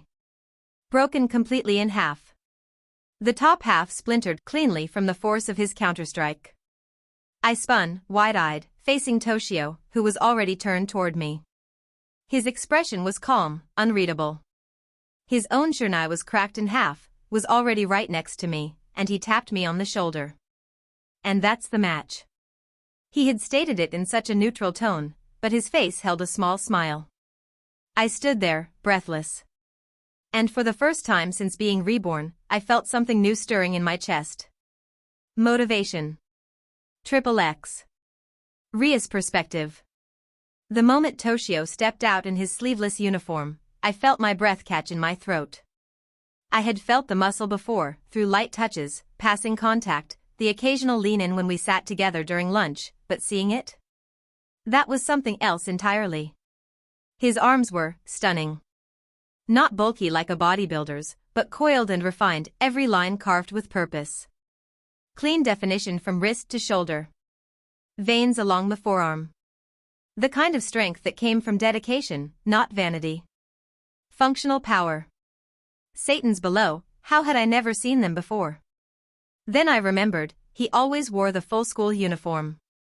The blazer, the long sleeves, buttoned all the way to the collar like he was allergic to showing skin. A puzzle piece fell into place. That distant formality, that effortless self-control, those abilities he tries to hide, it extended even to his wardrobe. And now that I'd seen a glimpse, I couldn't help but wonder what the rest of him looked like underneath. I quickly snapped out of that line of thought as he gestured toward us. Rias, Aquino, please stand off to the side with the rest of the club. It'll be safer. I nodded, silently thankful for the excuse to move. It felt odd, standing here with the other students. We were surrounded by Kendo Club members now, girls of all years, buzzing with excitement. But their attention wasn't on Aquino or me. It was on him. Their captain. And for once, I wasn't the center of attention. It was novel. A little jarring. But not unpleasant. I let myself glance at Kiba as he took his position. His expression was neutral, but I knew that stance. He was taking this seriously. After his reincarnation, Aquino and I spent 2 days with him to make sure he was okay, and yesterday she had Yuto show her what he could do by sparring with Kaneko. She remembered his serious stance. Good. I was excited but nervous too. I knew Kiba's strength. He was fast. Strong. A knight's speed alone should make him faster than any human could realistically handle. Toshio might be skilled, incredibly so, but even he had to have limits. Right? Still, I didn't know how much power Toshio actually had. All I knew was that he was fast. And sharp. And unervingly composed. Hozuki called for the match to begin. And then they moved. At first it was light, probing exchanges, a test of rhythm. Kiba opened strong after Toshio's initial strike, but Toshio matched him. Effortlessly. I watched as my knight lunged, turned, feinted, and Toshio just flowed around him. Calm, deliberate, unshaken. I blinked. Was Kiba already using his speed? No, not yet. It was the borderline between what a human could accomplish and a knight's strength. He looked at me, as if silently asking permission. I gave the smallest nod. He needed it. He needed something to keep up. As long as he didn't take it too far, Toshio should be fine. The next exchange was faster, noticeably. I could feel the shift in air pressure with every strike. The kendo girls gasped and murmured as their bamboo swords clashed again and again, but Toshio remained unflinching. His body moved like water, absorbing force and returning it without excess. Was this really a human? Kiba began pushing his limits, his movements now a blur to the human eye. But Toshio didn't fall behind. If anything, he seemed to anticipate it. Every escalation was met with exact precision. I felt a prickle of anxiety in my chest. Kiba wouldn't go too much farther, would he? Then I saw him pull wide, circle around Toshio's blind spot. I saw the position of his feet, the build-up in his stance. My eyes widened. No, he's going all out. Kiba, stop. I called, the words sharp and sudden, panic slipping into my voice. That could seriously injure him. In my sudden panic, I had forgotten to lace my call with a king's command, something I seldom have ever used. But it was too late. Kiba's shurnai came down with full force. And then, crack. Toshio spun faster than I could process.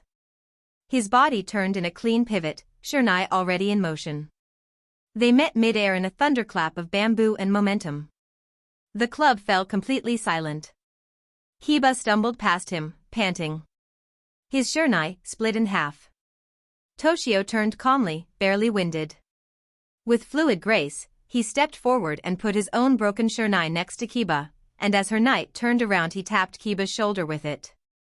"And that's the match," he said simply. My mouth was slightly open. I closed it quickly. I knew Toshio was impressive. I thought I had some idea of his capabilities. But this wasn't human. It couldn't be. I overheard the whispers behind me.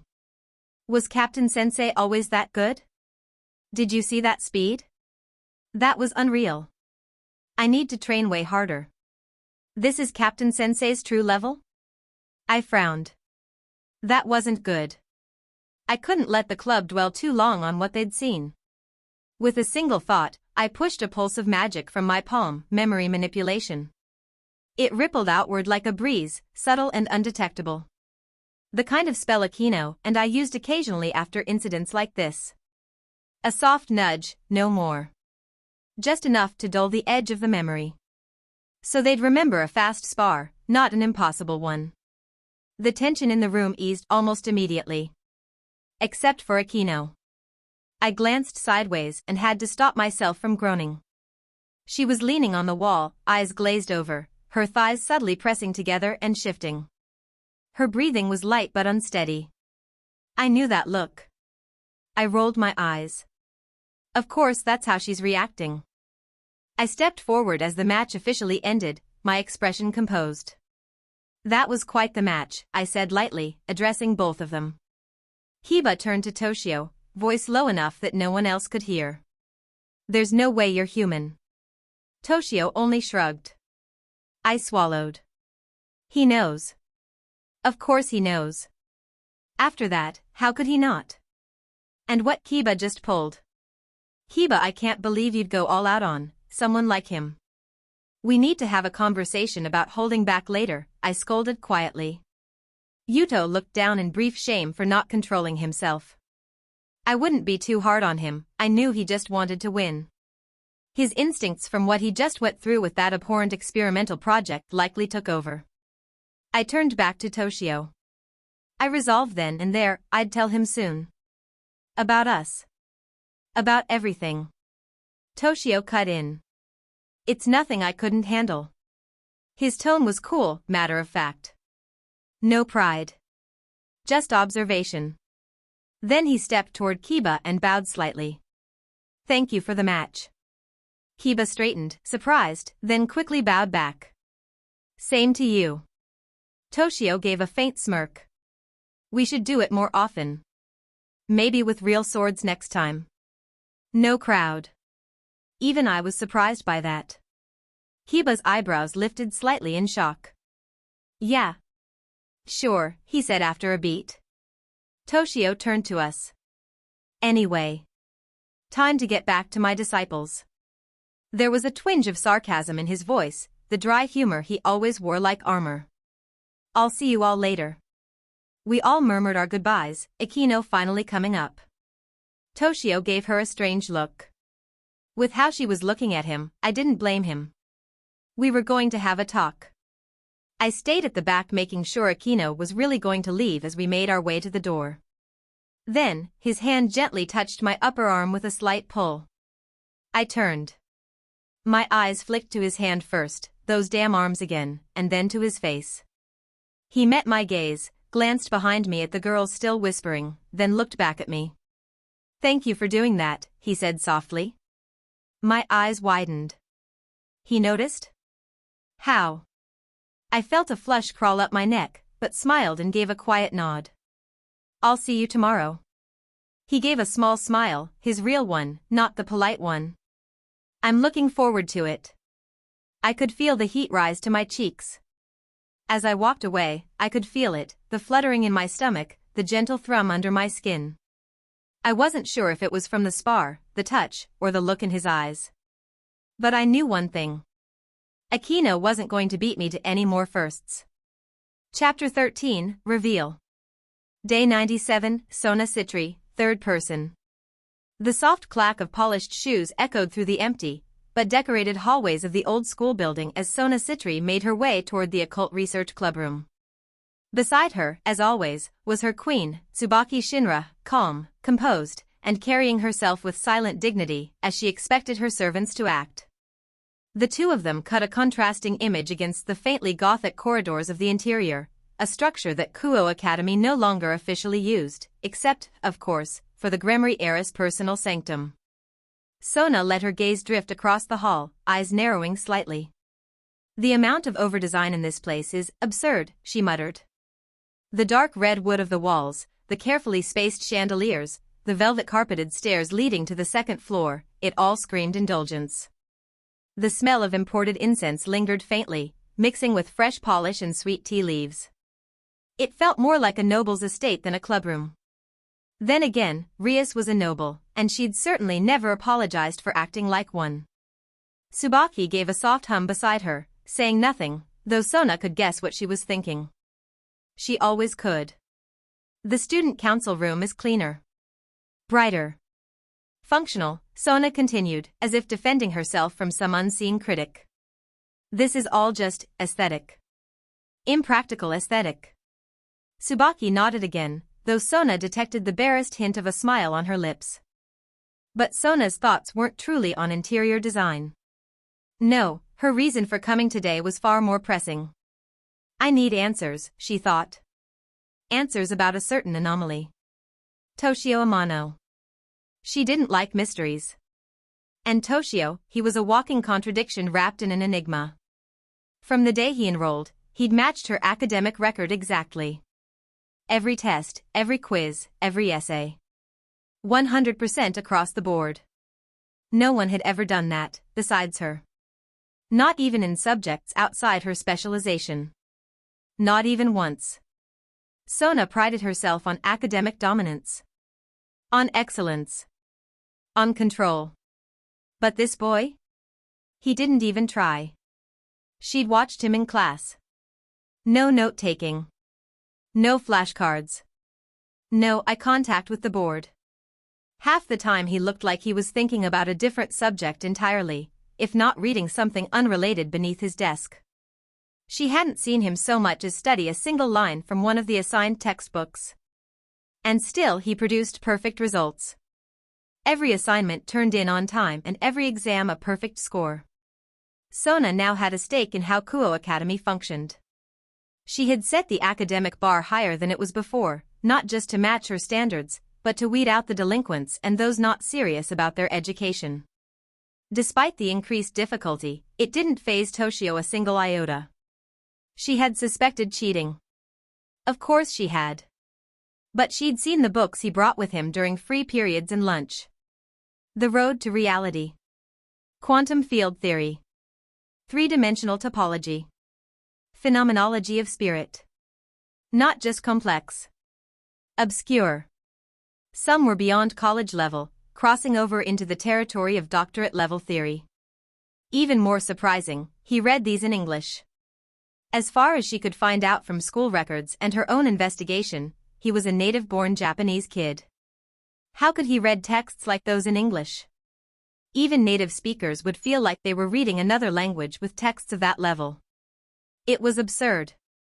Occasionally, she'd see him read something completely opposite, like Lord of the Wings. To her understanding, it was a fantasy novel series about giant eagles or something. She hadn't gathered much from her investigation either. He had no family on record. Only a basic life insurance inheritance. Quiet. Private. Emotionally distant. And now, somehow, also captain of the Kendo Club, one that had placed 3 girls in the top 10 at regionals this year, with one making it to nationals. And as if all of that weren't suspicious enough, Rias and Aquino, were always by his side. Like they were orbiting him. No one pulled those two. No one. Something was off. And if Rias wasn't going to tell her, then Sona would extract it herself. She reached the ornate double doors of the ORC room and opened them without knocking. The scent of hibiscus tea and parchment hit her immediately. Inside, Rias Gremory sat at her desk, legs crossed regally, a small stack of devil contracts resting before her. Aquino stood nearby in her usual maid-like stance, pouring steaming tea with the poise of a priestess. Kaneko was curled up on a couch, absently munching on a taiyaki. Kiba was nowhere to be seen, likely out on a contract run. Rias looked up and smiled. Sona. How rare. Rias, Sona greeted coolly, stepping inside. I hope I'm not interrupting your decor appreciation time. Not at all, Rias replied with a chuckle. We were just going over our weekly reports. Please, have a seat. Sona accepted the offer and sat on the sofa next to Rias' desk. Tsubaki, ever the silent sentinel, took her place behind her. Rias set down her pen and circled around the desk, leaning against its front edge with casual grace. Her smile was serene. Almost too serene. Sona didn't waste time. I'm here about Toshio. Rias blinked once, then tilted her head ever so slightly. Are you? What is he? That gave Rias pause. She tapped her chin thoughtfully, as if pondering a trivia question. You know, Sona, she said slowly, I'm not really sure. She smiled, like she was deliberately withholding something. Sona's eyes narrowed. You're not sure? You spend nearly every lunch with him. Aquino practically hangs off him like a shadow. And yet you don't know what he is? Rias shrugged. He hasn't revealed anything. Not directly. He has some kind of power, but he keeps it well contained. Though, we haven't asked either. She tapped her chin with a delicate finger. That's dangerous, Rias, Sona said sharply. You're the head of a noble peerage. You bring an unknown anomaly into your orbit and you don't even screen him? You don't probe for his identity? Being in our territory. All for his allegiance? He could very well be a disguised threat from one of our enemies. Rias let out a laugh, short, musical, and utterly amused. Sona didn't see the joke. I'm serious. I know, Rias said, still smiling. Then she let it drop. A ripple of pressure expanded outward as Rias released a sliver of her magical aura, dark and powerful, like fire wrapped in the abyss. The room darkened, just slightly. Enough to convey the message. I don't appreciate you calling him a threat. Rias had an eerie smile, but a glare that could cause something to spontaneously combust. Which she could, Sona had seen it before. Sona stiffened, mildly taken aback. She glanced at Tsubaki, who remained stone-faced, though her hand had shifted closer to her pocket, ready, but not reacting yet. Sona folded her hands over her knee. I don't mean disrespect. But he is an anomaly. And I trust him, Rias said simply. Sona frowned. How could Rias trust him with such blind faith? After a beat, she sighed. Fine. I'll trust your judgment. For now. Good, Rias said with her usual regal sweetness. Aquino, ever on cue, appeared with a second teacup and placed it delicately before Sona. Would you care for tea? Sona accepted with a nod. Thank you. Tsubaki declined with a shake of her head. The mood in the room settled slightly. Rias took a small sip of her own tea before glancing sideways at Sona. For what it's worth, he sparred with Kiba 3 days ago. Matched him, strike for strike. Even when Kiba went all out.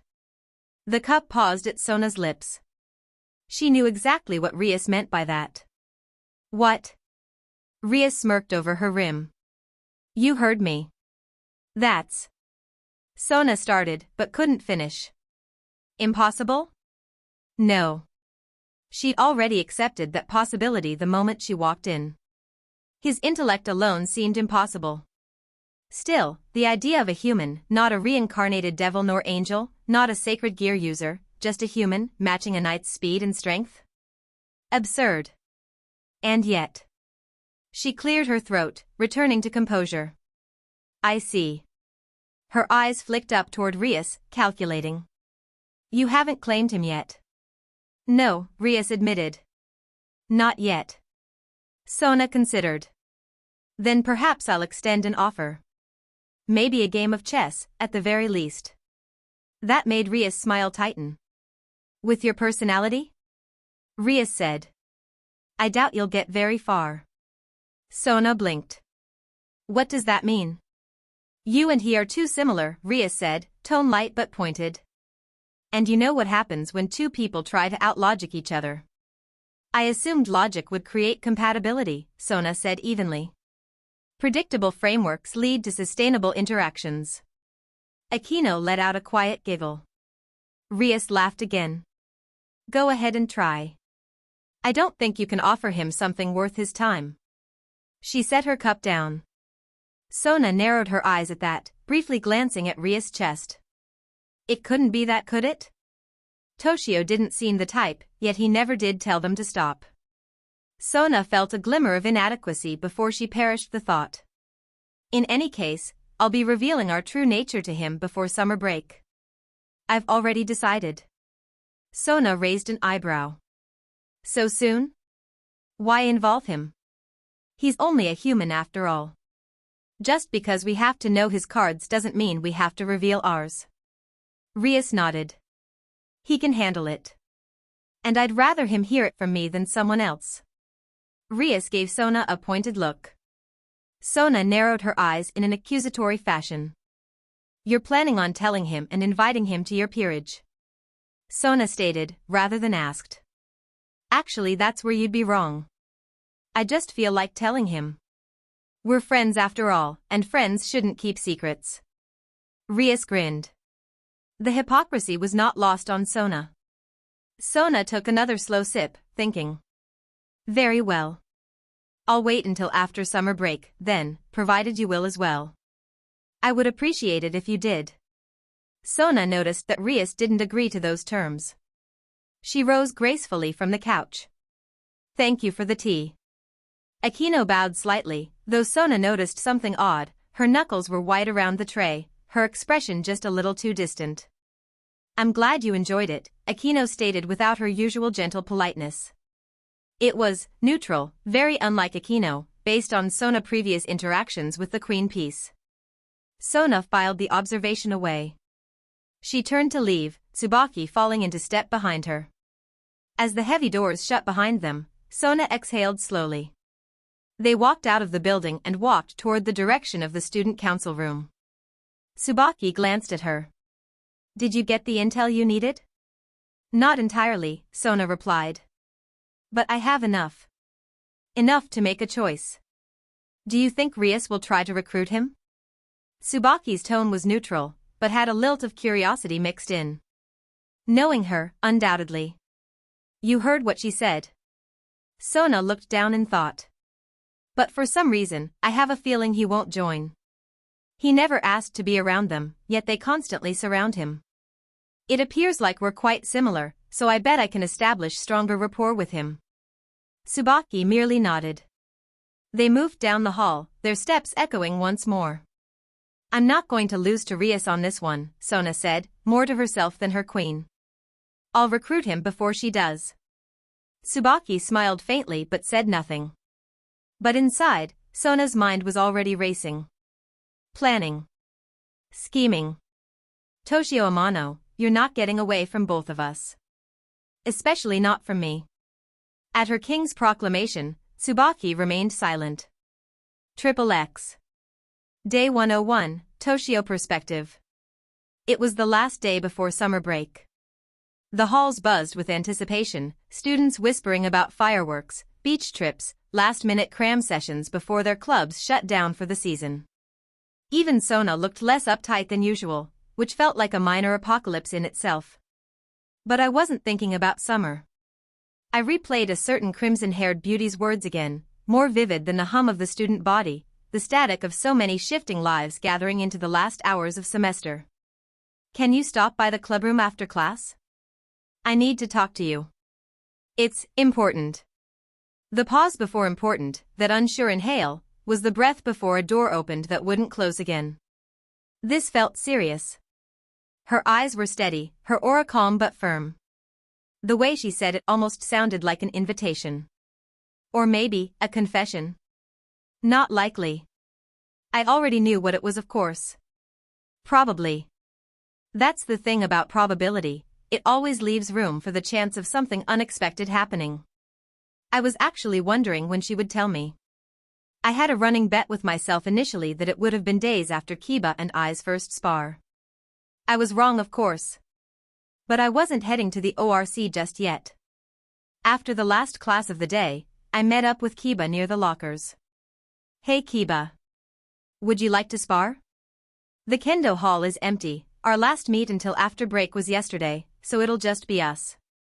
Kiba looked like he knew what I was implying. He responded soon after. Sure, I don't have to be at the ORC until a little later. He finishes his exchange of items with his locker and closes it, and we make our way to the kendo hall. After we set our things down, I led him to the sparring mat and turned to face him. He looked at me in minor confusion. He wanted to know where the Shernais were. Ready for a real match? I asked with a challenging smirk. He looked at me, surprised. Like, with real swords? I thought you were just kidding before. I don't kid about my endeavors. I gave him a flat look. Yeah, I suppose that's true. I don't think I've ever heard you even joke around. Just that same dry humor. He blew air from his nose in place of a laugh. I would prefer not to. Rias would end me if I hurt you, Kiba said, trying to blow me off. He really thinks. Do you even have swords for us to use? They tend to be expensive and sparring with them can damage them pretty badly. Wasting no words, I reached out in front of me, my hand disappearing. Kiba's eyes snapped to attention. Slowly, I dragged my sword out of my inventory, spatial magic for those not in the know. Those static sparks and licks of electricity dance across the edge of the blade at its border to my gamer storage, until it's completely drawn out. First battle against another sword. Let's do this, and maybe have fun. Together. I squeezed the handle, hoping my thoughts were relayed. Kiba was now wide-eyed in shock, taking a hesitant step back like he just saw a ghost. It's not what you're thinking, this is the one and only sword I can produce. So go ahead and make your own. Kiba now was at a complete loss for words. I did just allude to knowing what his sacred gear was. Eventually he recovered, shaking his head from the shock. He raised his arm and flicked it down, a pitch-black long sword a bit longer than my katana. I didn't flinch. Yeah, there's no way you're human, at least not completely. There are no sacred gears that match the description of the abilities you've shown so far, especially what you just did with your sword. The only explanation is that you're a magician, and Bucho told me none of them have the physical capabilities you have. I shrugged. As of now, I am 100% human. I just happen to have a few things most people don't. Certainly not a lie. And the way you said, you probably know what we are, don't you? Kiba stated rather than asked, his stance becoming a bit guarded, for some reason. Why does that even matter? Can we start? Ha! Look at me getting impatient. Kiba didn't look like he was very happy that I dodged his question. He sighed, and slowly lifted his blade up to get into his initial battle stance. Oh, before we start, I willed my equipment screen to come up. My body flashed a white light and I was suddenly in my black shihakusho. It's only fitting. He looked even more confused as I revealed more of my abilities. Let his little mind think. I shifted into my battle stance. First blood wins? I couldn't help but smirk. Kiba, surprisingly, reciprocated. Sounds good. Go all out. No holding back. He lifted an eyebrow. You sure? Completely. He nodded once, and then he vanished. He came at me fast, blade sweeping low, forcing a quick backstep. I blocked cleanly, our swords clanging with a satisfying note of steel on steel.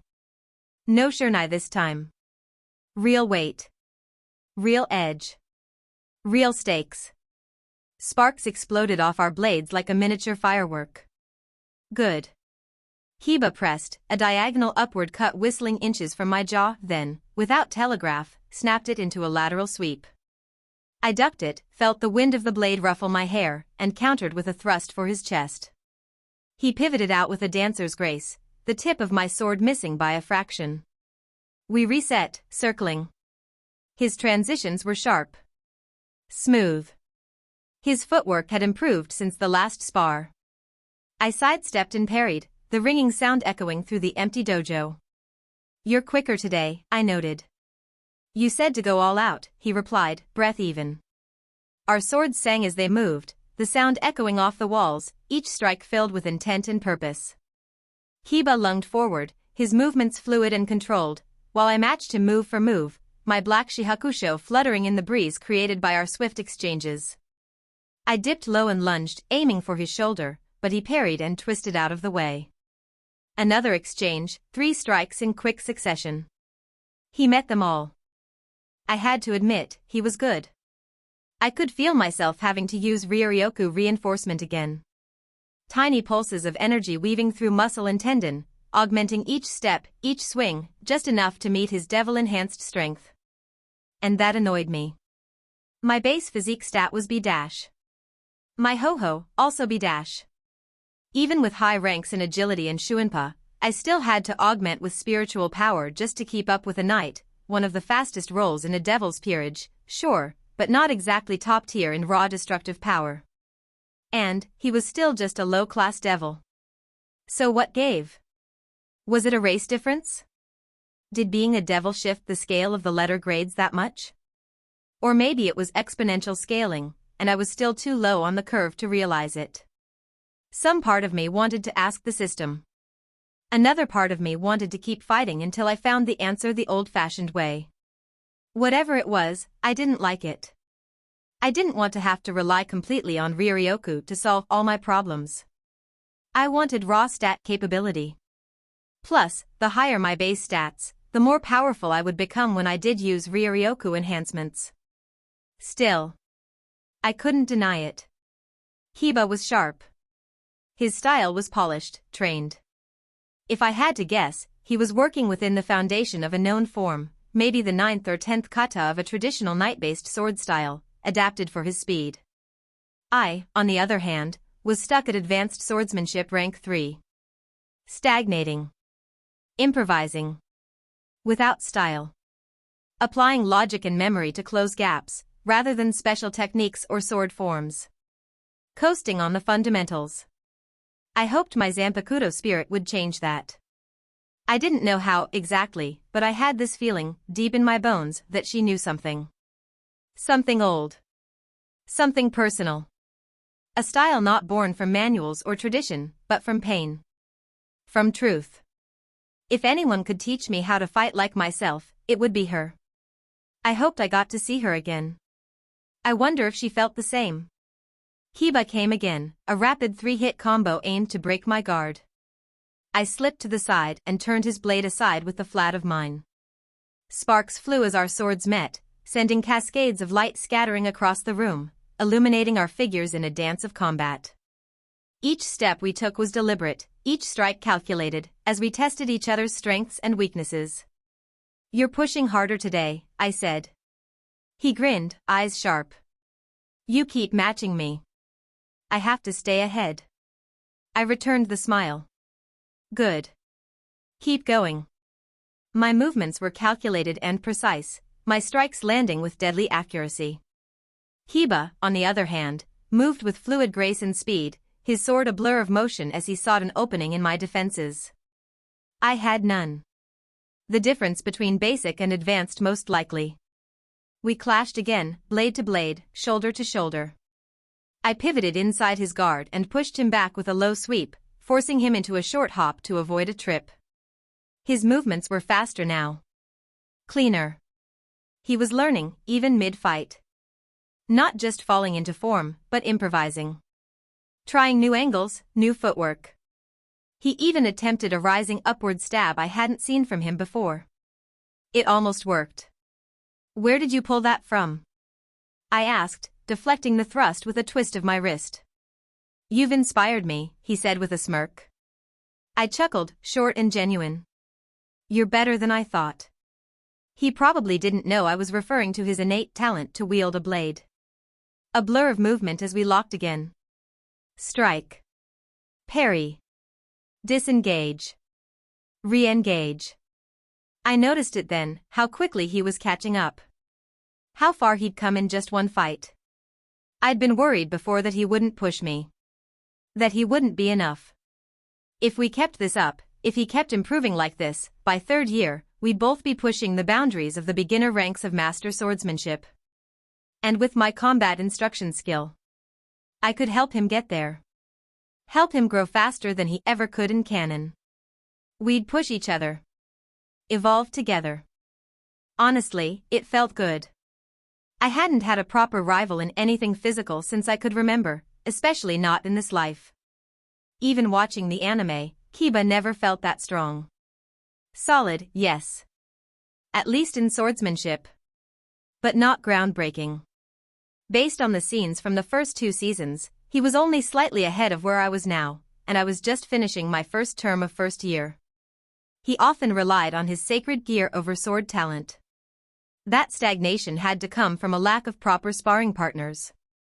Sparring with Kaneko does not make a good match for a swordsman to get better. That was going to change. The gap was going to shrink. I lunged, Kiba parried, and countered with a spinning arc aimed at my shoulder. I ducked under and hooked his wrist with my free hand, twisting until he had to pivot back to avoid being disarmed. He spun wide, regained footing, and smiled. I returned the smile. We reset, about 10 feet of distance between us.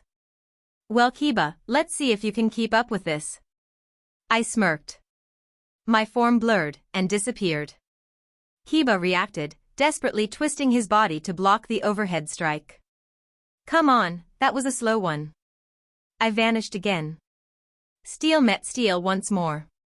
Triple X. Ria's perspective. Kiba was late. Which was strange. He was usually punctual, especially when I asked him to be somewhere on time. I was just about to comment on it when the door creaked open, and in walked my knight, golden hair tousled slightly, uniform still neat despite the summer heat.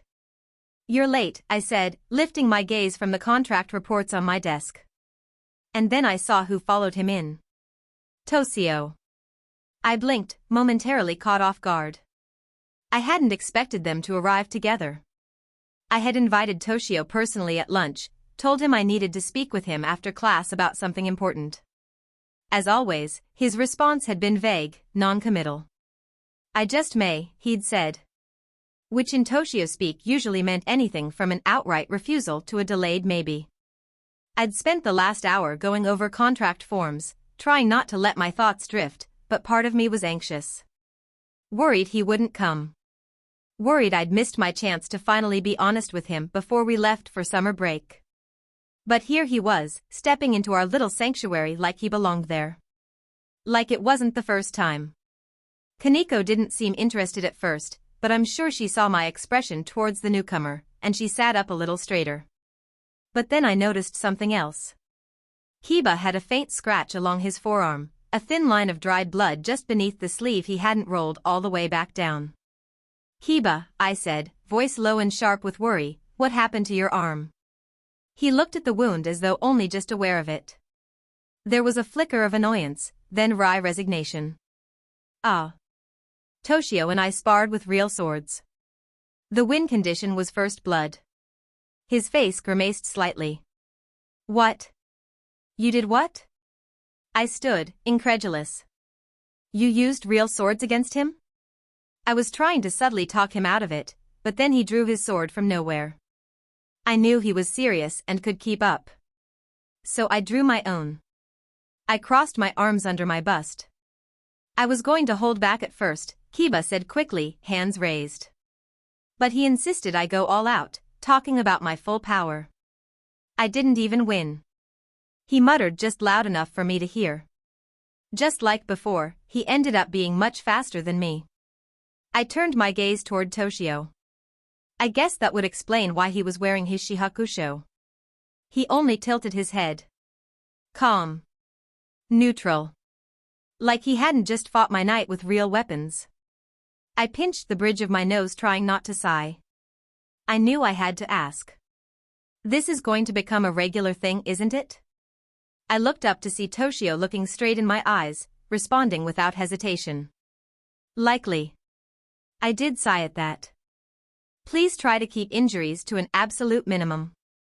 I can heal Kiba, I can't heal you, Toshio. Despite not having revealed it yet, it didn't seem like it mattered. Toshio knew something.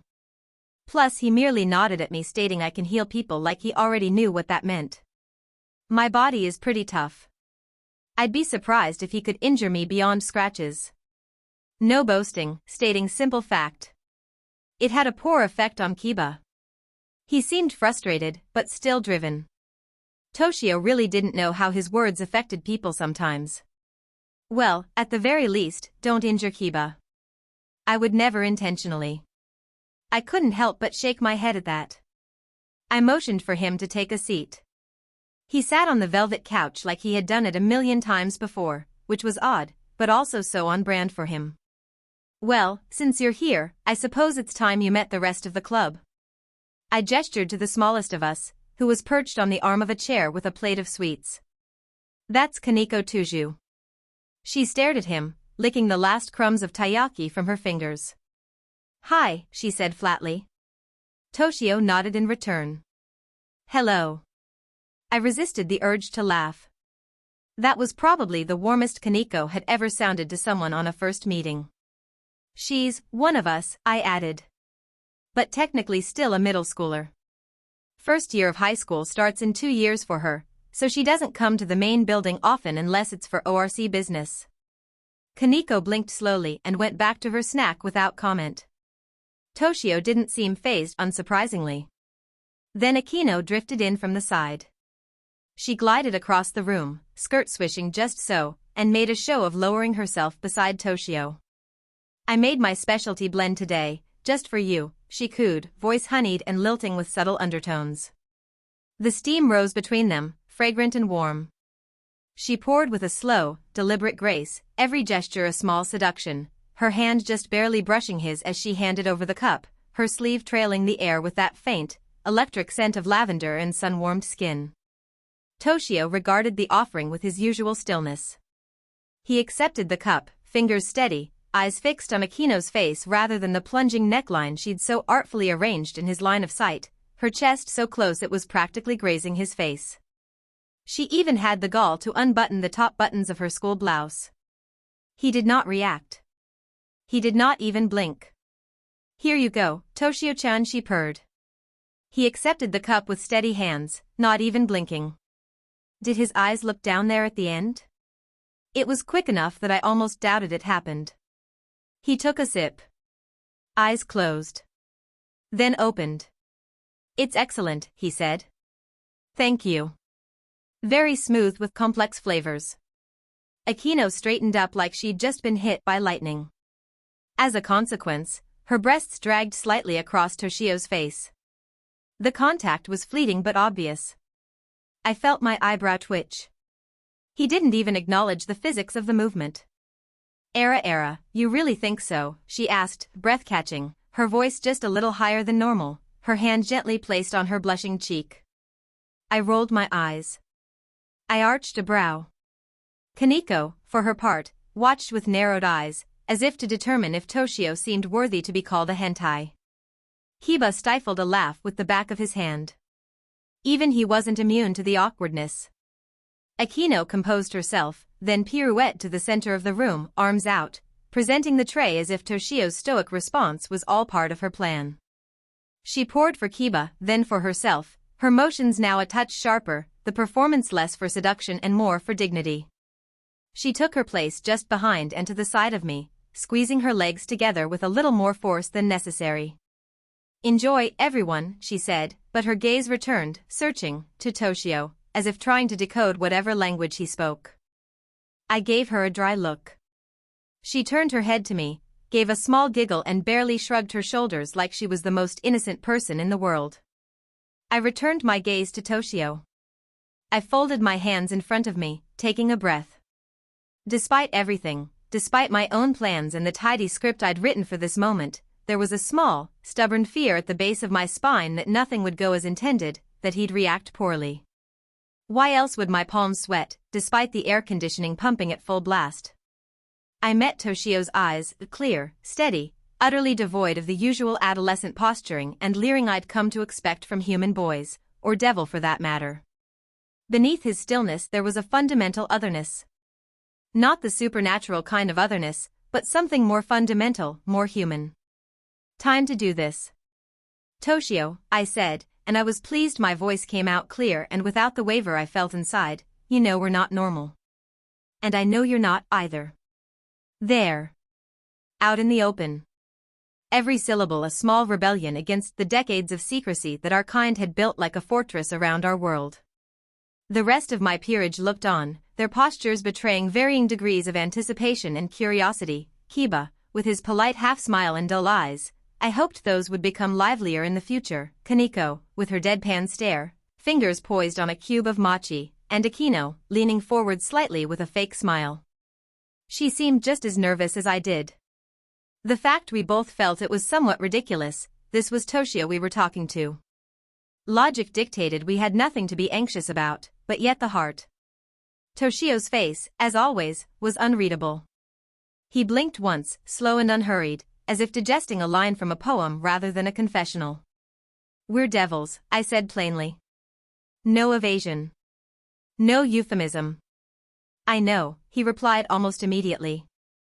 I had no prepared script for this. None of the elaborate emotional arcs I'd imagined for this unveiling accounted for the possibility that he would simply accept it. Not question, not recoil in fear, not even pretend to be surprised. Just, I know. I blinked, and for a split second, I lost the thread of the conversation. You what? Since when? I've known since the beginning. Even Akino, ever unflappable, had a minor look of shock on her face. Kaneko looked up mid-bite. How? I asked. I could hear the slight edge in my own voice. He shrugged, a casual gesture that looked out of place on him. Aura signature. Magic in the air. Behavioral patterns. You weren't subtle. I stared at him. For a moment the room was silent, save for the faint ticking of the clubroom clock. Well. Damn. Why didn't you say anything? He shrugged. He considered this, and for the first time I caught a glimpse of something like amusement in his eyes. Why would it have mattered? I stared, my eyes widening a bit. Why would it have mattered? In so many ways, it was the least human answer he could have given, and yet, the most honest. No fear. No awe. Not even curiosity. Just cold logic, wrapped in neutrality. But maybe something more. I looked at Kiba, expecting a smirk, but he was as stunned as I was. Even Kaneko, usually so indifferent to the social theater of devils, seemed to perk up.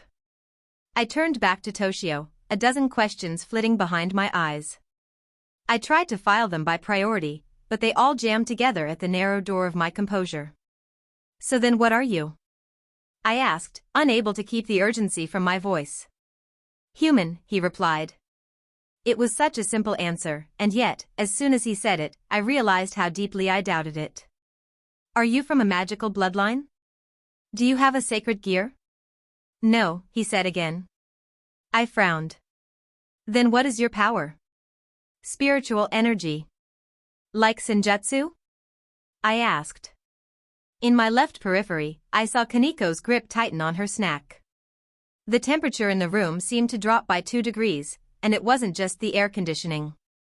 Toshio shook his head and responded quickly. No. It's not nature-based. It comes from the soul. The self. Even Kiba furrowed his brows at that. What did that even mean? The more he explained, the less I understood. It wasn't a regular power, not one codified in the underpinnings of the supernatural world like demonic magic or divine blessings. It was, what then? A human anomaly, perhaps. A system not yet mapped or even recognized by the great cartographers of the supernatural world. I felt the urge to dig deeper, so I pressed on. Have you always had it? Yes. Did your parents? No.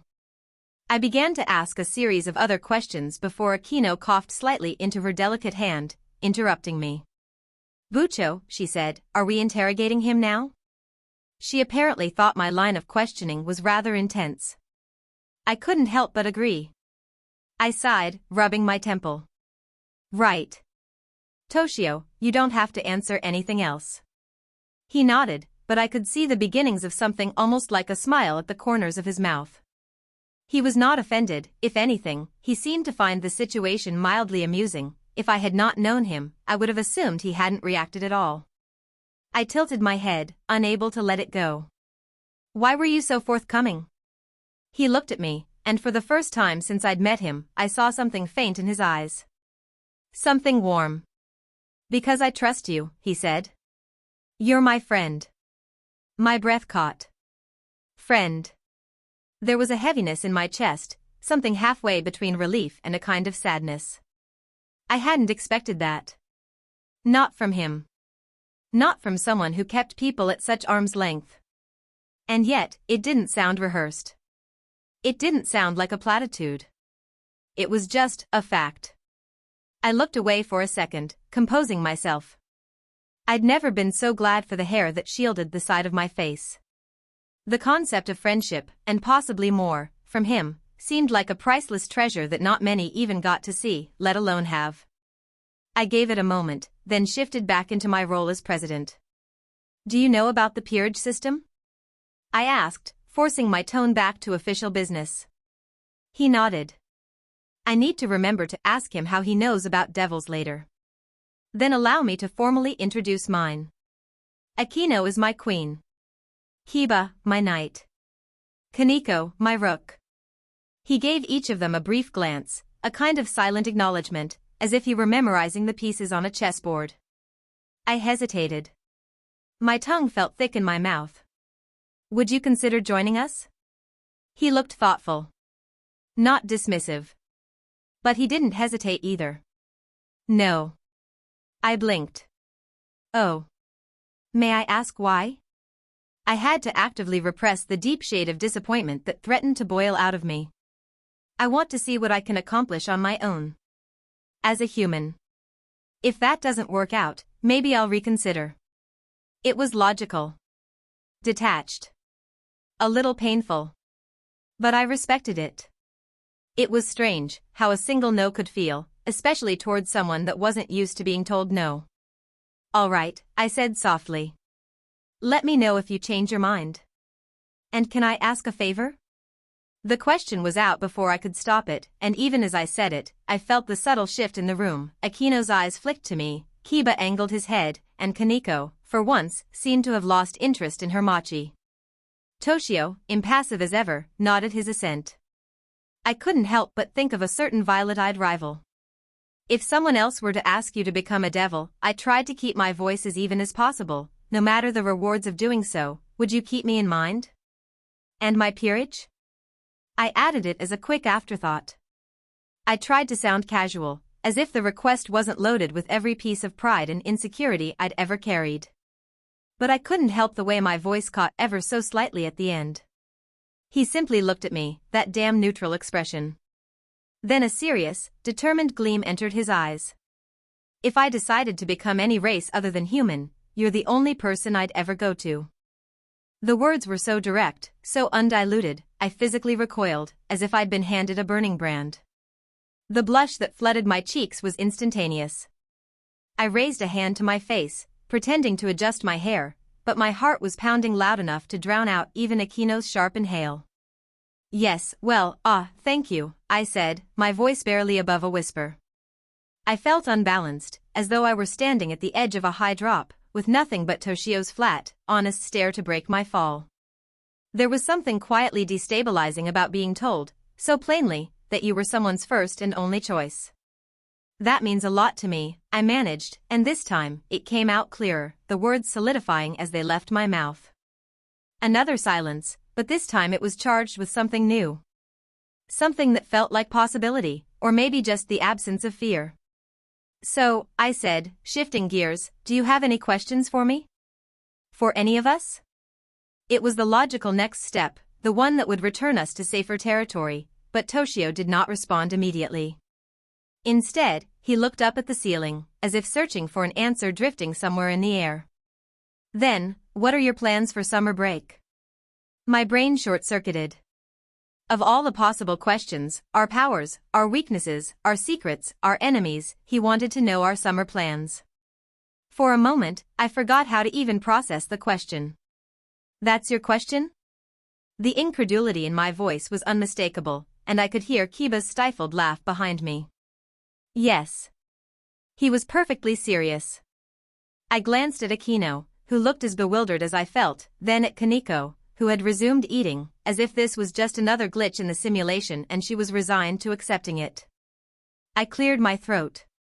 We'll be going to the underworld, I answered, trying to sound as though this wasn't the first time I'd been asked such a question. Visiting my family, doing some of the training.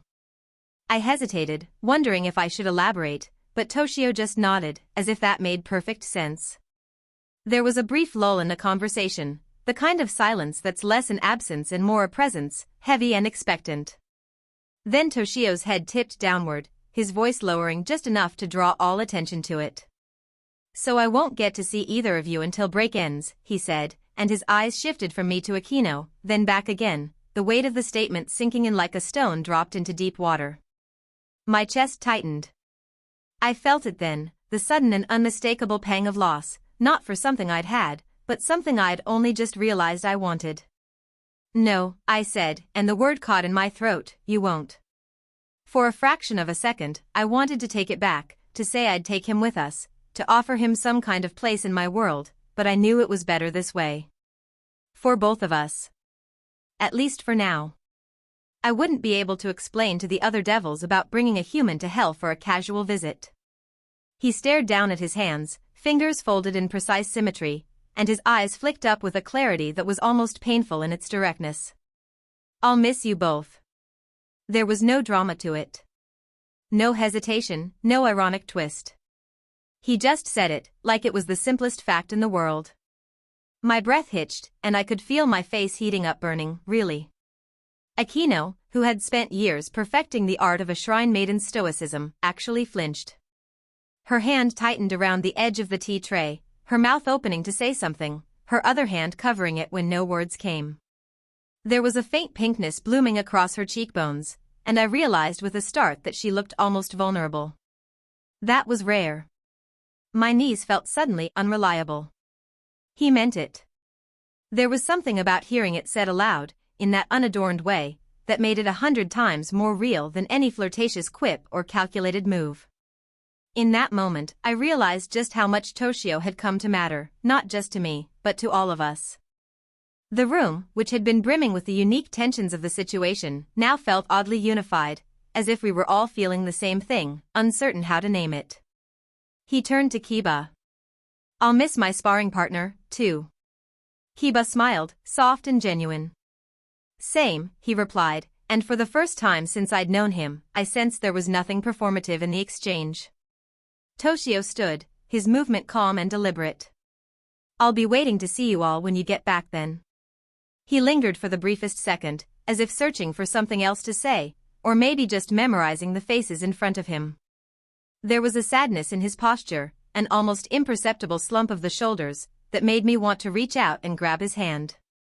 He turned and stepped toward the door. He paused, his hand hovering over the handle, the way a diver hesitates at the edge of the board before leaping. I could see the tension in his wrist, the slight tremor that betrayed what he would never say aloud. Toshio? I called out, softer than I'd intended. Is something wrong? He never hesitated. But now he did. For a second, I thought he might just walk out and never look back. But then, with the kind of quiet resolve only he had, he turned around, crossing the space between in a moment. He stopped in front of me and Akino, his head bowed a little, as if he was unsure of how to look either of us in the eyes. His voice, when it came, was so small I almost didn't hear it. Can I hug you both before I go? He stammered. To tide me over. I've become used to our interactions. And I think I'm going to miss them. No embarrassment. No shame. Just quiet honesty. I smiled. Of course you can, I replied softly. The words came easy, like breathing. I stood, and before I could wait a moment longer, I wrapped my arms around him, left hand curling behind his neck, right hand finding the small of his back. He hesitated at first, not out of reluctance, but surprise, then returned the gesture, arms enveloping me with a warmth I hadn't realized I craved. He was solid, steady, and the heartbeat I felt through his chest was fast, as if he was just as nervous as I was. We stayed like that longer than we probably intended. Satans, why does this feel so nice? I couldn't help but think. I didn't want to let go, but Aquino cleared her throat, and I could feel her radiating impatience like a space heater on high. Riaz, she whined, drawing out the last syllable, when's it going to be my turn? I pulled away, a little reluctantly, and Aquino immediately stepped in, pressing herself flush against Toshio with a theatrical sigh of contentment. Her boobs threatened to spill around his sides.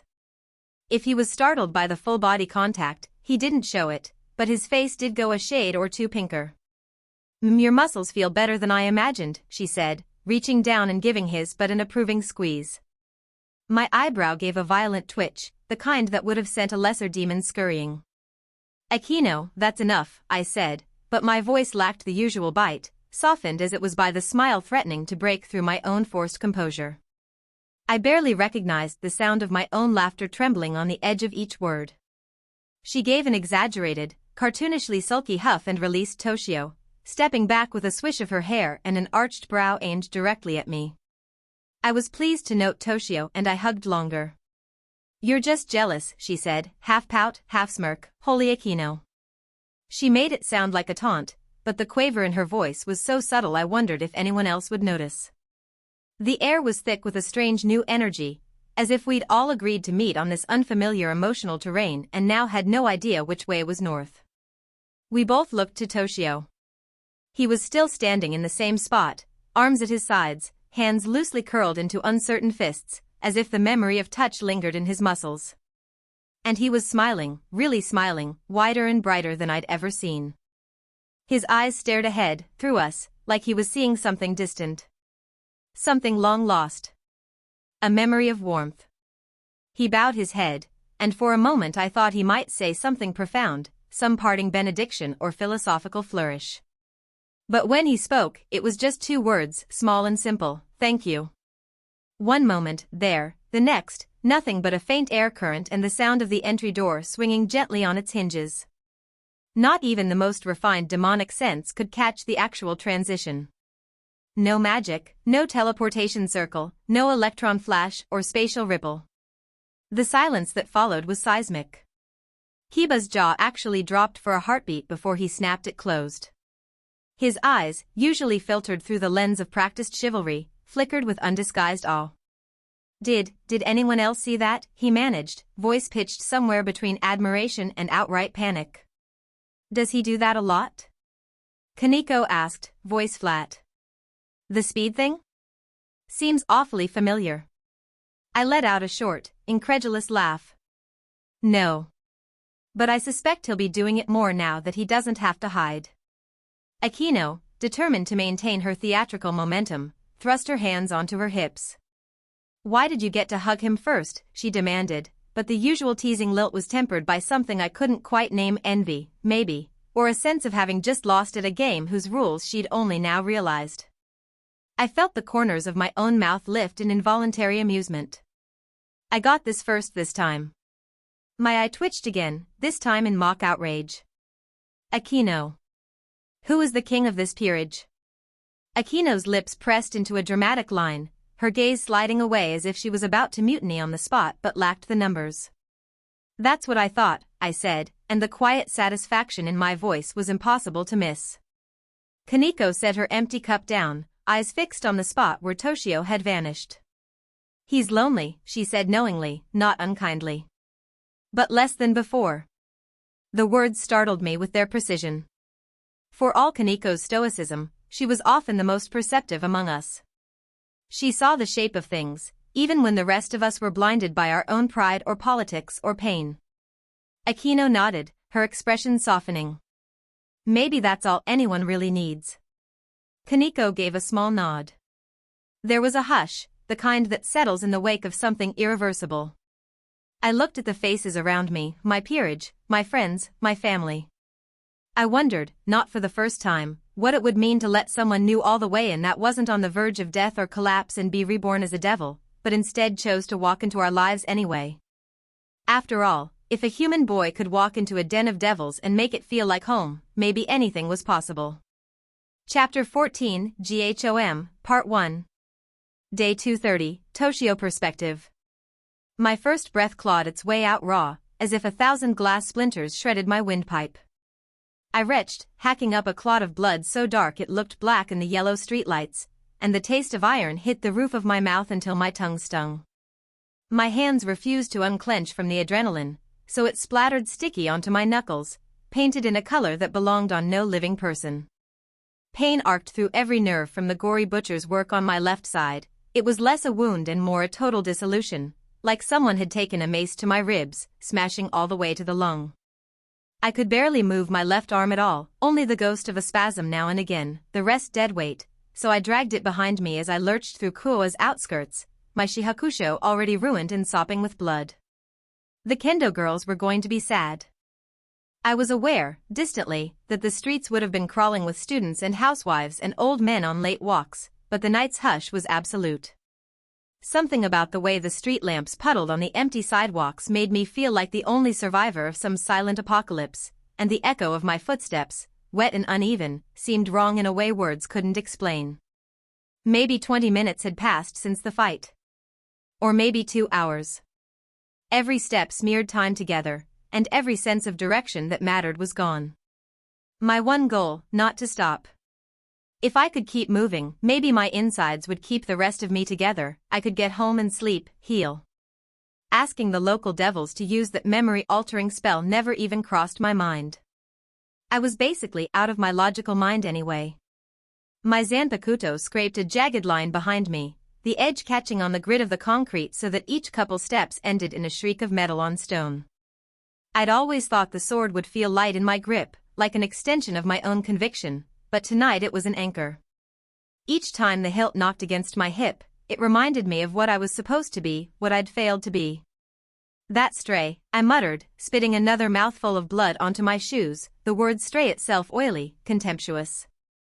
It was only when I reached the pedestrian bridge over the river that I realized I'd been repeating the same phrase over and over under my breath, not even noticing how my lips moved in time with the tremor in my hands. That thing, what had it been? Not a devil, not the way we colloquially used the word, not a normal supernatural being, but something else. Something fundamentally outside the categories we'd learned to expect, beyond the taxonomy of monsters and their habits. Every city had its share of strays, the mad ones who had lost their place, forsaken master, or pack, left to gnaw their own tails and grow ragged and desperate until the end. They were supposed to be predictable, running on the rails of animal necessity, hunger, pain, fear. You could map it out, step by step, like a script. I had killed plenty by now to know. But this wasn't that. That was a demon. I doubled over at the steel railing, clinging hard enough to the cold metal that I thought my palm would break open. I remembered its face, or what passed for one, an architecture of eyes and teeth, not symmetrical, not even consistent moment to moment. Every time I blinked, the image in my memory shifted. Sometimes it had a mouth that split the scalp from ear to ear, other times the teeth ringed the lips like the petals of a grotesque flower. It watched me, all the way through the fight, with eyes that didn't blink or shudder or look away. It wasn't the violence that undid me. I'd seen strays rip out stomachs and wear intestines like a trophy belt. It was that when it killed, it didn't just kill, it consumed. Limbs, faces, names, powers, memories, like it was eating the self out of the world. It devoured with a purpose that felt almost religious, as if each death was a sacrament. You have no idea what you're for, it said, crushing the last of the howling stray devil underfoot, the sound sharp and wet. But I do. I can smell it on you. Weakness like yours smells delicious. I staggered on, crossing the bridge, the streetlight forming pools of yellow on the sidewalks. Somewhere, a train called out, distant and ghostly, but otherwise the world was as silent as a photograph. It was over 400 years old. The other stray devils spoke of it with a kind of sick respect, as if it were a vengeful god they had to give deference lest they get consumed. Why had I thought I'd be different? I'd heard the stories, the warnings, the grotesque rumors that only made sense in the way a nightmare makes sense while you're still dreaming. I'd told myself that if I ever met it, I'd be clever enough, or ruthless enough, or at least fast enough to make it out with my pride intact. Instead, I'd barely escaped with my skin. Each step was a recap of the battle, as if my body insisted on replaying every mistake, every split-second hesitation, every moment when I'd flinched or blinked or let the pain override my focus. I could almost taste the thing's voice, the way it lingered in the air like a chemical spill. When it spoke, it inflected my name with a precision that felt surgical, as though it were already dissecting me for parts. Even now, I couldn't get the words out of my head. Flesh cracks better when it's running scared. You're carving ravines, a horrific, deep laugh followed. The memory knotted my stomach, and the dull ache in my side spiked to an electric burn. The wound in my side pulsed, like the memory alone could rip it wider. I clung to a wall, lost my balance, then found it again by driving my sword tip into the sidewalk. For a second I just hung there, breathing in the stink of old garbage and the iron of my own blood, and I thought, if I pass out now, I won't wake up. Why won't you answer me? I whispered to the Zanpakuto. I dragged my thumb along the tsaba, reaching out for something, anything. You know I can't do this alone. Are you angry? The blade said nothing. I sensed no flicker, no warmth, only the dull chill of steel and the weary reflection of a boy trying not to die in a gutter. I'd spent months training in shirkai, forced myself through hours and hours of meditation, but tonight the sword might as well have been a stranger. I gritted my teeth and limped onward. Maybe the next alley would have a payphone, or a shrine, or even just a fucking bench. My mind was reeling with the 1,000 questions I'd never been able to answer. Had I missed some secret? Failed a test I didn't know I was taking? Was it some kind of punishment, this silence from the thing that was supposed to be my soul's partner? I started to laugh, but it came out wet and coughing. Kneeling down, supporting myself with one hand while this sword was stabbing into the concrete, I glared at it. At her. Emotions, I rasped, that's what it's always about with you, isn't it? I thought of the manuals, texts, books, and guides about emotions I had read over this past school year. About all the progress I feel like I've made with not only myself, but with Rias, Aquino, Kiba, and even Kaneko. They were bringing out parts of me I didn't know existed and I pursued those feelings. But still, it wasn't enough. Anger, desperation, regret, take your pick. My voice broke, my face drawing closer to the blade. Right now they're consuming me. I yelled out, causing me to cough up more blood, coating the gray metal. I stumbled again. I'm dying out here, and I still can't reach you. I almost started crying in frustration and desperation. Nothing. Just the hollow wind and the soft ticking of my blood as it dripped onto the pavement. I pressed on, eyes fixed on the distant gleam of a vending machine 2 blocks ahead, its digital lights fuzzed by fog. Maybe that could orient Maine. Maybe it could anchor me to the world before I slipped under. 3 more steps. My foot snagged on something, a bulge in the sidewalk I hadn't seen caused by a root of a forgotten tree, and I went down hard. My sword clattered out of reach, sent up a shower of sparks. The pain was so sudden that for a second I blacked out. When I came to, I was lying face up on the curb, staring at the spidery constellation of cracks in the street lamp lens overhead. I tried to move, but my limbs rebelled, spasming with a cold, numb terror. My vision darkened at the edges, then came back in a tunnel. I crawled, inching toward the nearest tree, pulling myself forward with my one good arm until I could slump against the trunk in the shadow. My mouth was too dry for words, but inside my head I kept asking, why did it have to be like this? Why couldn't I talk to her? Why couldn't I even see her, my own soul? I forced my eyes open by will alone. The world shivered. My HUD came up, flickering and jittery. Status effect, bleeding -1 HP/min. Current HP, 6 of 100. I almost laughed. 6. 6 out of 100. Not even enough for a single good swing. Not enough for a last stand or a death poem or anything noble at all. I reached for my inventory, hands slippery and shaking. That was when I felt it, the paper talisman, nestled next to a stack of X56 water bottles that seemed important at the time. It was warm to the touch, as if it had been waiting for this moment all along. A one-use contract that acted upon the desires of humans, summoning a supernatural request grantaire. I thought of crimson hair. A voice that cut through pain like a knife. Rias, who'd once told me that every life was precious, even the ones that seemed worthless. I remembered how her smile looked unguarded in the morning, before she put on her face for the world. The way she'd hugged me. I didn't even have to ask for them anymore. I remembered that warmth. I wanted it more than air. I gripped the talisman, focused on her face, her voice, the way she called my name when nobody else listened. The thing flared red in my palm, brighter than blood, brighter than anything. The summoning circle appeared on the pavement, a ring of seething glyphs and burning scarlet light. The air got heavy with mana, then the world flashed.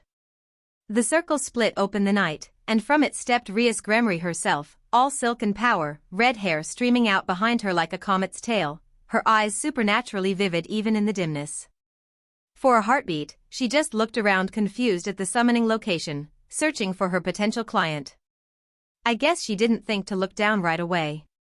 My God, she is so beautiful. A small cough brought her attention to me, her eyes widening in horror. It didn't seem like she recognized me at first. I must have looked like a disaster, hair matted to my forehead with sweat and blood, robes torn and ruined, my left arm hanging at a sick angle, my face a mess of swelling and gashes. I tried to smile, but my jaw wouldn't work right. Still, I managed a whisper. Hey, Rias. Think I could have your first kiss? I might not get another chance, so why not? For just a heartbeat, she seemed not to understand, or maybe refused to. She just stood there, motionless, her mouth open and her hands curled into fists at her side. And then, the deluge of reaction. Her presence collapsed from the sublime to the visceral. She was running, faster than I could follow in my near-delirious state, all her demonic grace stripped down to raw panic. She skidded on the wet pavement and dropped to her knees so hard the stone cracked. For the first time since I'd met her, Rias looked small, her arms trembling as she reached for my face, not caring about the blood or the pus or the shivering cold. The look of absolute terror, hands shaking as they reached for me as if trying to dispel some cruel reality that her mind desperately wanted to be false. I'd never forget it, even without perfect memory. She screamed, a sound that belonged to someone much younger and much less certain, my name echoing through the darkness with a desperation that made me want to vanish. Tosio. XXX.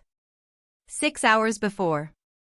The air whipped past my ears in sharp bursts, a rush of wind and leaves crackling like brittle paper as I flashed between tree branches. My feet barely kissed the bark before I launched forward again, Shuanpa bending space around me in silver streaks. The forest blurred beneath the glow of the sunset, a jagged canopy of motion and shadows. This was how I hunted, swift, relentless, and silent. Unless they struggled, or their necks were armored. I'd been doing it weekly since my first spar with Kiba at the Kendo Club, cutting deeper into Kuoa's outer woods in search of strays. Not because someone told me to.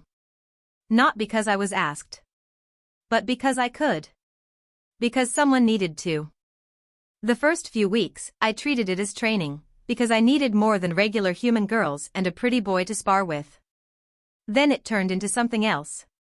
The more I saw of them, the more I saw of their atrocities, the more it had become a duty. These creatures were outside the boundaries of the devils that ruled Kuo, and they knew it, somehow. So if they wouldn't go to the town and the devils wouldn't go to them, I would. The first weeks, I kept a tally in a notebook.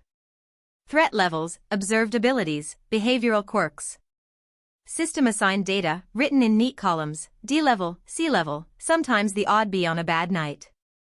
I'd analyze their fighting patterns, their escape routes, their favorite haunts and preferred meals. I'd return to the same clearing over and over, until the trees remembered my scent and the foxes stopped running when I passed. But the longer I did it, the less the numbers mattered. The more it became about the hunt itself. The chase, the kill, and the improvement after. I was starting to appreciate the art of battle. Even the strays I hunted noticed the change. At first, I would overhear them from the fog or brush, their voices oily with hunger and desperation, trading rumors and threats in a half-language of howls and hisses. But soon, they started talking about me. Not by name, I doubted they even understood the concept of names, but by reputation. It was odd to find out that they actually talked to each other. I had thought they were territorial, but maybe the threat of death brought them together. The way they said it was different from the way they spoke of devils or exorcists or even other monsters. It wasn't fear, exactly. It was something closer to trepidation. There was a reason for that. After every hunt, I grew stronger. The system saw to that, doling out stat buffs and skill points and new, sharper senses. But it was more than that. The more I killed, the more I understood what made them tick. Their little tells, the moment before a leap or a lunge, the instinctive drop in their shoulder before a feint. It became a game, and then a compulsion. I would lie awake at night, replaying the hunts in my memory, finding the places where I could have been faster, cleaner, more efficient. The number of strays had dwindled, I noticed. Whether it was because of my efforts or their collective anxiety from those efforts, I didn't know. Didn't care, really. The result was what mattered. And yet, some of the more coherent ones, the ones that hadn't completely lost their minds, spoke of something. A whisper in the dark. A monster that hunted even them. Something old. Something wrong. They said if I kept this up, I'd eventually run into it. That I'd die. I wasn't afraid. I was not, by nature, a fearful person, obviously. But I was very, very curious. Would it be an opponent I could actually test myself against? Most strays were D-level threats. Occasionally C rank if they were unusually gifted or had fed recently. And by now, those posed no real threat to me. It wasn't arrogance, it was numbers. Data. System assigned threat levels and combat effectiveness charts. I'd killed dozens by now. The only time I really questioned my choices was when I fought that katydid freak with magic nipples. Yes. Magic. Nipples. The upper body of a busty woman, the lower half of an armored insect, and somehow those two concepts met at laser cannon memories. I remember blinking at the first beam, wondering if she'd watched too much Boston Towers before going feral. Not that I had any time to analyze it, those lasers actually hurt. But that was a rare case. Most strays weren't clever. Just violent and desperate for a meal. Still. Tonight felt different. I spread my energy sense. It flowed out from me like sonar, sweeping a 300-foot radius with fine-tuned clarity. Rank 6 in energy sense, multiplied by Ryoryoku Dominion rank 5. No signs of life yet, save for a few birds and something I hoped wasn't a honey badger. Because the honey badger don't care. It doesn't give a shit. Not a single unnatural signature. Still, I kept moving. Always deeper. Always forward. A flick of my fingers brought up the familiar HUD. Status. Name, Toshio Amano. Title, Slayer of Strays. Race, Human. Age, 15. Level, 21, 625/2100. Health, 100 out of 100. Ryoryoku, 8975 359 000/359 000. Physique, A+. Zanjutsu, B+. Ho-Ho, A. Hakuda, C+. Spiritual potential, B. Soul resonance, 24%. Not bad. My level-ups were slower these days, but the gains had been worth it. Thanks to the even number level-ups, I'd gotten runestones to increase certain stats, like Ho-Ho. Experience would come in the form of seemingly random quests, like being at the top of the class by the end of the school year, which was in 10 days. The rest came from defeating or killing opponents. The only enemies I killed, and have killed, were stray devils, which I felt no remorse killing. They were monsters that were almost all either crazy or evil, usually both. But mostly evil. Since Dominion reached rank 5 and Cultivation rank 8, my Ryoryoku reserves were now absurd. Due to that and my efficiency with Shuinpa being dramatically increased from being at rank 7 with it, I could flash step as much as I wanted and never get tired or run out of Ryoryoku. Not to mention my spiritual potential being at B, increasing my Ryoryoku regeneration to 35% of my base per minute. I was pretty satisfied with my stats too. From exercise reaching 10 and getting Ryoryoku body enhancement to rank 6, my physique was increased to A+. Hitting rank 10 in exercise also gave me a passive skill, altered muscle density, which allowed for denser, stronger muscles without the bulk associated with excessive strength. The bonus of this passive skill was that it allowed breakthrough into rank S for my physique. But that also meant I needed skills to open the option for S rank stats, which I can't say that I'm a fan of. I was kind of disappointed with Zanjutsu only being B+, but I had stagnated from not finding a sword style. Sparring with Kiba has only been so much help. Our spars have actually been the main reason why it's gotten to B+. I really needed to meet my Zanpakuto spirit. Unfortunately, most of the level-up runestones have been for other stats, like Hakoda, which for now, I'm perfectly fine with increases with just runestones. Ho-Ho-Etta felt so good. My agility training, combined with Shuinpa reaching rank 7, made mobility one of my greatest strengths. It was what I probably practiced the most after all. Then there was soul resonance. If I was being honest, it was the stat I checked most compulsively and the one that changed the least. It hadn't moved in 2 months, stuck at 24%. I tried everything I could think of, trying Jinsen, sword training, even trying to be more emotional. That one was tough. My sword spirit was still as silent as the grave. Despite everything. Despite my connections with Rias, with Aquino, with the others. Despite feeling more human, more alive than I ever had. I haven't even got to see her again since that one time she saved my life. I didn't understand it. Still, I was happy with the progress. Until I thought about the future. I had a rank stats. That was already enough to kill most stray devils. Maybe even some fallen angels. But then I thought about the truly powerful people of this supernatural world. Valley. Graphia. Hell, even Scale Male Issei. They were something else. A different tier. Would S rank even be enough? SS? SSS? It either needed to be enough or I needed to make a choice. Good news is Rias would always have a spot for me. If I was going to survive the coming storms of future plot points, I needed an edge. Something that would let me stand against monsters, angels, devils, and all the other beings drunk on power trips. Magic, maybe. Wasn't human magic different than devil magic? Regardless, Rias would help me with it, I was sure. So would Aquino. Even if I didn't join the peerage, they were invested in me. And I was starting to feel that investment returned from myself. Rias especially. She always found excuses to be near me lately. Sitting next to me at lunch was a given. When we talked, it could be about school, something about obscure devil history she just wanted to hear my take on, even anime. I shouldn't have been surprised, but Rias is really into anime. Then there were those subtle glances when she thought I wasn't looking, sitting just a little bit closer than she did before, that shy smile that peeked out when I would give my honest feedback about her or her appearance. Last week, I invited her over to my house to watch anime, read. She said she was coming over to force me to watch Frieren since I hadn't seen it. Since it was right after school, she stuck to her school uniform. I was kind of looking forward to see how she looked in casual clothes.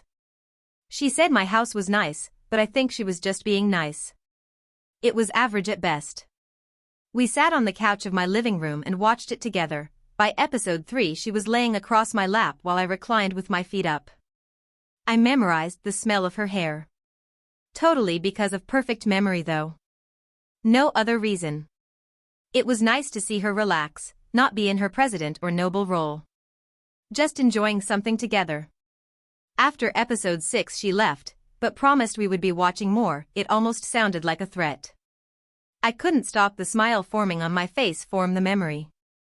Aquino, meanwhile, remained tactile, flirtatious, teasing, but there was distance behind the charm, despite her extreme physical closeness. Like I was something to be conquered or taken from Rias. Was I being fought over? The idea both amused and confused me.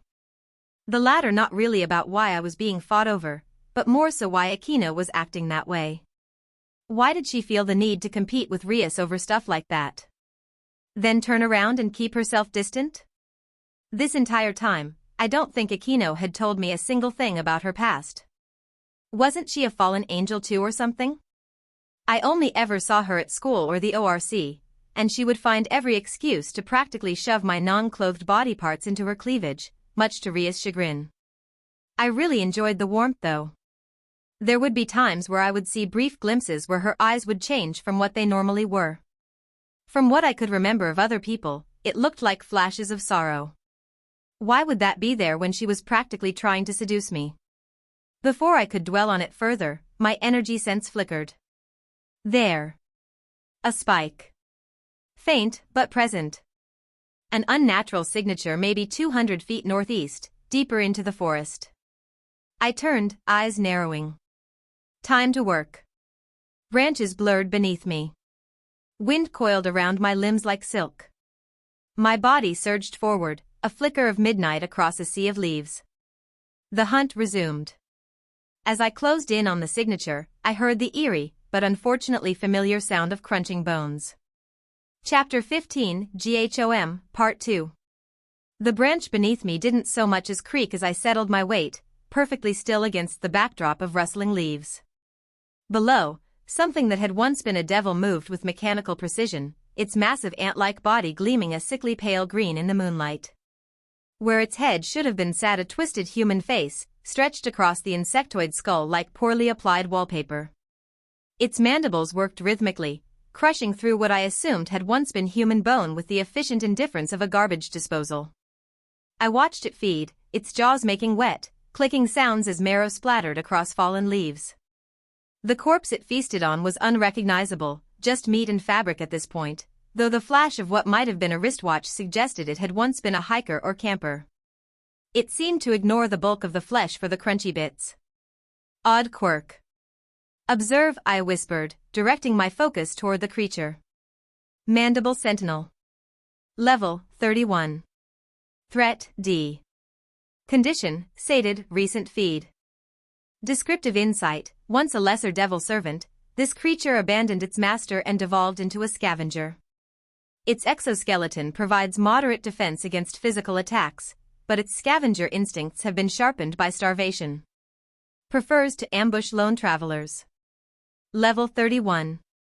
Higher than most strays I'd encountered recently. Not that it mattered much anymore. These hunts had become routine, methodical exercises in tracking, killing, and disposal. My first months of hunting had been challenging, each encounter a test of my abilities. Now they were just cleanup duty. I drew a slow, silent breath and focused my Ryoryoku. The power condensed within me, a cool pressure building beneath my skin. Then I released it, not a blast, but a sudden, crushing weight of spiritual pressure directed downward. The effect was immediate. The stray's limbs buckled, its exoskeleton creaking audibly as my Ryatsu pressed down on it like an invisible anvil. Cracks started to appear and chip away at its carapace. A surprised yelp, half human, half insect, escaped its mandibles as it tried to identify the source of the pressure. I dropped from the branch, my body a black blur against the night sky. My Zanpakuto gleamed silver for just a heartbeat before plunging through the creature's armored head. The resistance was minimal, like a knife through mud. The blade severed whatever passed for its brainstem, and the creature went rigid, then limp, its limbs splaying outward in death. My feet landed on the ground soon after. I withdrew my sword with a quick twist, flicking the ichor off the blade with a practiced motion. The plant life hissed from the creature's blood. Ah, acid blood. The stray's body twitched once, then stilled. I took gasoline out of my inventory and doused the creature, and started walking away. I threw a lit match behind me, not waiting for the fire to catch and burn. I heard a whoosh and felt heat against me. I didn't look back. I never waited to watch them burn, unless I needed to worry about nearby trees. I'd learned that part of the routine too, never linger at the scene longer than necessary. The orange glow reflecting off the trees behind me.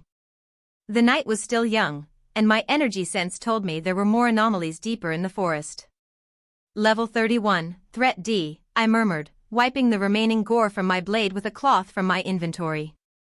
And you didn't even get a single attack in. It was strange to think about how much I'd changed since my first encounter with Yomi. That fight had nearly killed me. I'd been outmatched, unprepared, and frankly, lucky to escape with my life.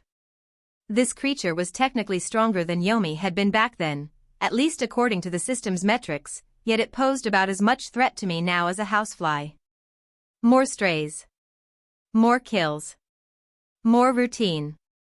I wondered if Rias would be proud of my efficiency, or concerned about my detachment. Probably both. She had a way of seeing multiple truths at once, while I tended to fixate on the one that made the most logical sense. Maybe that's why we balanced each other so well. With that thought, I flash-stepped into the darkness, leaving the burning clearing behind like a distant memory already fading. I smelled it before I saw it, a cloyingly sweet stench of advanced decay that clung to the back of my throat like syrup. Following the odor led me to a shallow depression between two massive oaks, where what had once been multiple people now formed a grotesque pile of liquefying tissue. This wasn't the work of my ant-faced friend from earlier, this was something else entirely. The bodies, or what remained of them, had been torn apart with deliberate violence, most of the bones conspicuously missing. I knelt at the edge of the depression, careful not to touch anything as I examined the scene. Maggots writhed through empty eye sockets and burst from bloated skin that had turned a sickly green-black. Pools of congealed blood formed black puddles beneath the mound, already attracting flies and beetles that skittered across the surface. The smell was overwhelming, death and bacterial feast, the chemical breakdown of what had once been living tissue. At least 5 victims, I muttered, counting the visible skulls. Each one had been partially crushed, as if something had applied pressure just to see when they would crack. Some still had hair attached to scalp fragments, others were stripped to gleaming bone. One jaw hung open in what looked like a final scream. I felt nothing as I observed them. Not disgust, not pity, not horror, just a clinical assessment of what needed to be done. Was that normal? I wasn't sure anymore. The emotional distance was useful, certainly, but sometimes I wondered if it was a feature or a flaw. I reached into my inventory and withdrew 2 gasoline containers this time. This would require more fuel than my previous cleanup. I methodically doused the entire depression, making sure to saturate the deepest parts of the pile where decomposition was most advanced. The gasoline mixed with the liquefied remains, creating a shimmering film atop the black sludge. After emptying both containers, I struck a match and tossed it into the center of the depression. Flames erupted with a whoosh, blue-orange tongues licking upward as the gasoline ignited. The fire would consume everything, flesh, bone, evidence. Nature's most thorough cleanser. Unlike before, I stayed to watch. This fire was larger, and I needed to ensure it didn't spread to the surrounding forest. The heat pushed me back several steps, intense and purifying. Black smoke curled upward, carrying the stench of burning death into the night sky. I watched as the flames reduced what had once been human to ash and carbon, erasing the horror from the world one charred molecule at a time. After 15 minutes, the fire began to die down, having consumed its macabre fuel. I kicked dirt and leaves over the remaining embers, ensuring nothing would reignite. By morning, there would be nothing but scorched earth and a faint smell of smoke, nothing that would alarm a casual hiker. Satisfied with my work, I flash-stepped away, leaving the clearing behind. My foot barely touched a branch before I was gone again, moving deeper into the forest at speeds that blurred the world around me. The night air cooled my face as I traveled, washing away the lingering stench of death and fire. This had become routine too, finding multiple stray devils or their victims in a single night. When I first started hunting, I'd focus on tracking one stray, dispatching it, and returning home. Now I could handle 3 or 4 in quick succession without breaking a sweat. Efficiency born of practice and increasing power. I paused on a high branch, perching at the edge where moonlight broke through the canopy. I sent out my energy sense again, a ripple of awareness spreading through the forest like sonar. Nothing pinged back. Either the area was clear, or whatever remained was skilled at masking its presence. Both seemed equally likely. I'd wait a few minutes, then move to another section, deeper in the forest than before. As I settled into the stillness, my mind drifted to thoughts I'd been turning over for weeks now. I'd been considering looking for a better place to live, something more than the modest apartment the system had provided me with when I arrived in this world. Not out of vanity or discomfort, but practicality. My current space was functional but limited. Or at least, that's what I told myself. The truth, which I was slowly allowing myself to acknowledge, was simpler. I wanted a place where I could host Rias and the others comfortably. A living room where we could all sit without being cramped. A kitchen where I could prepare food for more than just myself. Maybe even spare rooms for when conversations ran late. Possibly, among other things. My recent anime marathon with Rias solidified my decision. It was odd to realize I was planning around the presence of others in my life. That hadn't been the case in either of my lives before. Sure, my last life was dedicated to the betterment of humanity, but the others around me often became furniture in that pursuit. Background to the problem I was solving. Money wasn't going to be a problem, or rather, it wouldn't be soon. I turned to what I used to be good at, or at least was I dedicated my life and death to. The energy industry.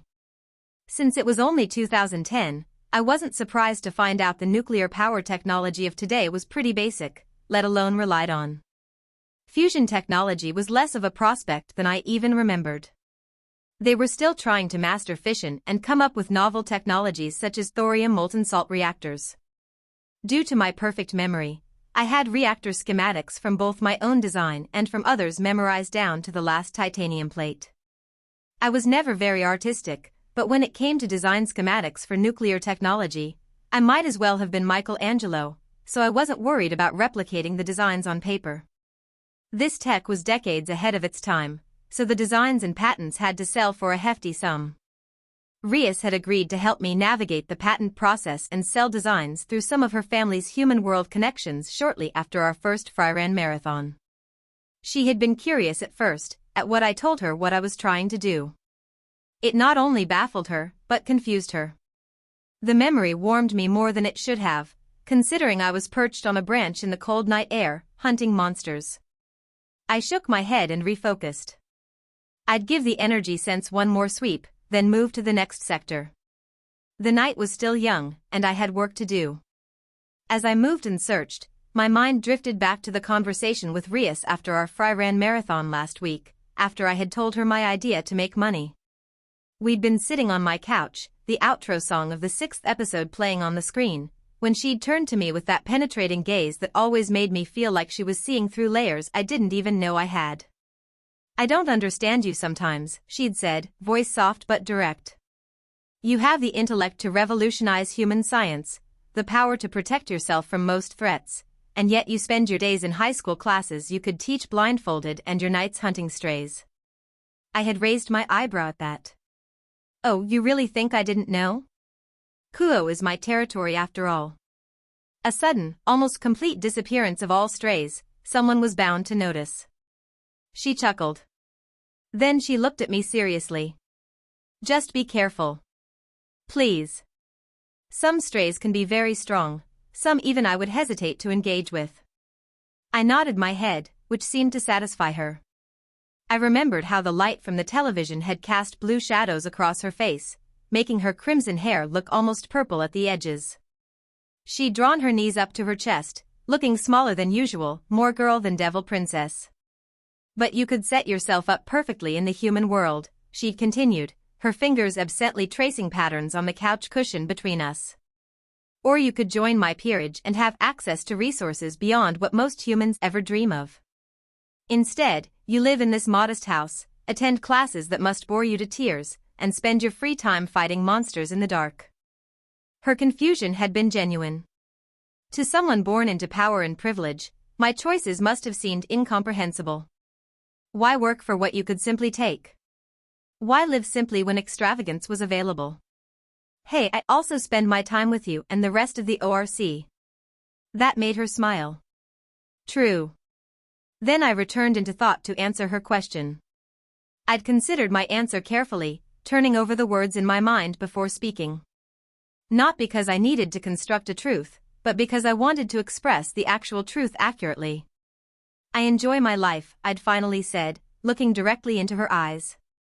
I like the rhythm of school, the predictability balanced with small variations. I like the feeling after a hunt, not just the power gain, but knowing I've removed something harmful from the world. Battling in general has become fun. And I'd paused, feeling something unusual, hesitation born not of uncertainty, but of vulnerability. I like being close to you. My words had come out softer than I intended. The blush that had spread across her cheeks had been immediate and intense, a deep rose that complemented her hair perfectly. She'd looked away, then back at me, her eyes wider than before. Oh, was all she'd managed at first. Then she'd moved closer and wrapped her arms around me in a hug that felt different from our usual contact, deeper somehow, more meaningful. Less about being physically close, much more connection. I hadn't realized until that moment how different hugs could be. Rias hugged with her whole self, her body relaxing into the contact as if it were the most natural thing in the world. Akino's hugs, by contrast, always felt like challenges or performances, her body pressed against mine with deliberate precision, each point of contact calculated for maximum effect. They were enjoyable in their own way, but they never felt like she was truly letting her guard down. It often felt like she was trying to compete with Rias, or trying to get a rise out of her, and a different kind of rise from me. Due to me never rising to her provocative provocation, she seemed to see it as a challenge to try harder. That was the fundamental difference, I supposed. Rias sought connection, Akino sought reaction. Both were valid approaches to intimacy, just different in their intent and execution. I'd never get tired of feeling their chests and the rest pressed against me, so I wouldn't complain about either method. However, I felt like Akino kept herself as distant as I did from other people, just in a different way. Akino would often initiate intimate, physical contact, trying to drag any part of me into her cleavage or between her thighs. Kaneko now outright called her a hentai, a pervert, whenever it happened. Not that it dissuaded her efforts in the least. Kaneko had given up trying to catch me being a hentai. Because I wasn't one. My thoughts shifted to the petite, cat-like girl, who understood my need for comfortable silence better than anyone. She'd taken to sitting near me during my brief visits to the ORC, not speaking, just existing in the same space. Sometimes she'd offer me one of her sweets, a gesture I appreciated and considered a high honor despite not particularly enjoying Japanese confections. I'd eat them anyway, because the act of sharing seemed important to her. She knew I didn't care for them either. I could tell by the way her eyes lingered on my face after the first bite, watching for my reaction. But she kept offering, and I kept accepting. A small ritual of connection between two people who preferred observation to participation. Rounding out my thoughts of the group, I was really grateful for Kiba. And I could tell Kiba felt the same way. He was now much more lively compared to when we first met. His eyes seemed normal now, full of mystery yes, but warm. His change in demeanor had earned him a fan club of his own, something I found hilarious. Kiba looked at me strangely for a while when I actually laughed in his face, but I suppose he wasn't used to hearing that laugh. It made me think back to the time when 3 girls tried to confess to him at the SAM. My energy sense pinged, interrupting my reverie. Something moving fast about a quarter-mile east, erratic, panicked motion. I flash-stepped toward it, closing the distance in seconds. I spotted it immediately, a stray devil with the lower body of a leopard and the torso of a human female, its face distorted with terror as it bounded through the underbrush. It was running from something, not hunting, its movements frenzied and desperate. I dropped to the forest floor directly in its path. It skidded to a halt, eyes wild with fear that shifted to confusion when it saw me. Human, it hissed, voice like gravel on silk. No. Not just human. What? I didn't wait for it to finish. My sword flashed once, severing its head in a clean arc. I softly landed behind where it had come from, sword returning its scabbard in a fluid motion. The body collapsed mid-question, twitching as its blood soaked into the forest floor. Whatever it had been running from, I'd given it a cleaner death. Observe, I whispered, more out of habit than necessity. Feralem Stalker. Level, 24. Threat, not applicable. Condition, dead. Description, a lower-class devil servant who abandoned its master after developing a taste for human flesh. Fast but fragile, relying on ambush tactics and speed. Was experiencing an extreme fear response from unknown stimulus. Interesting. Something had terrified this predator enough to make it flee blindly through the forest. I made a mental note to be cautious as I continued my patrol. I dragged the corpse to a small clearing and performed my usual cleanup procedure. The gasoline caught quickly, flames consuming the evidence of the supernatural with efficient hunger.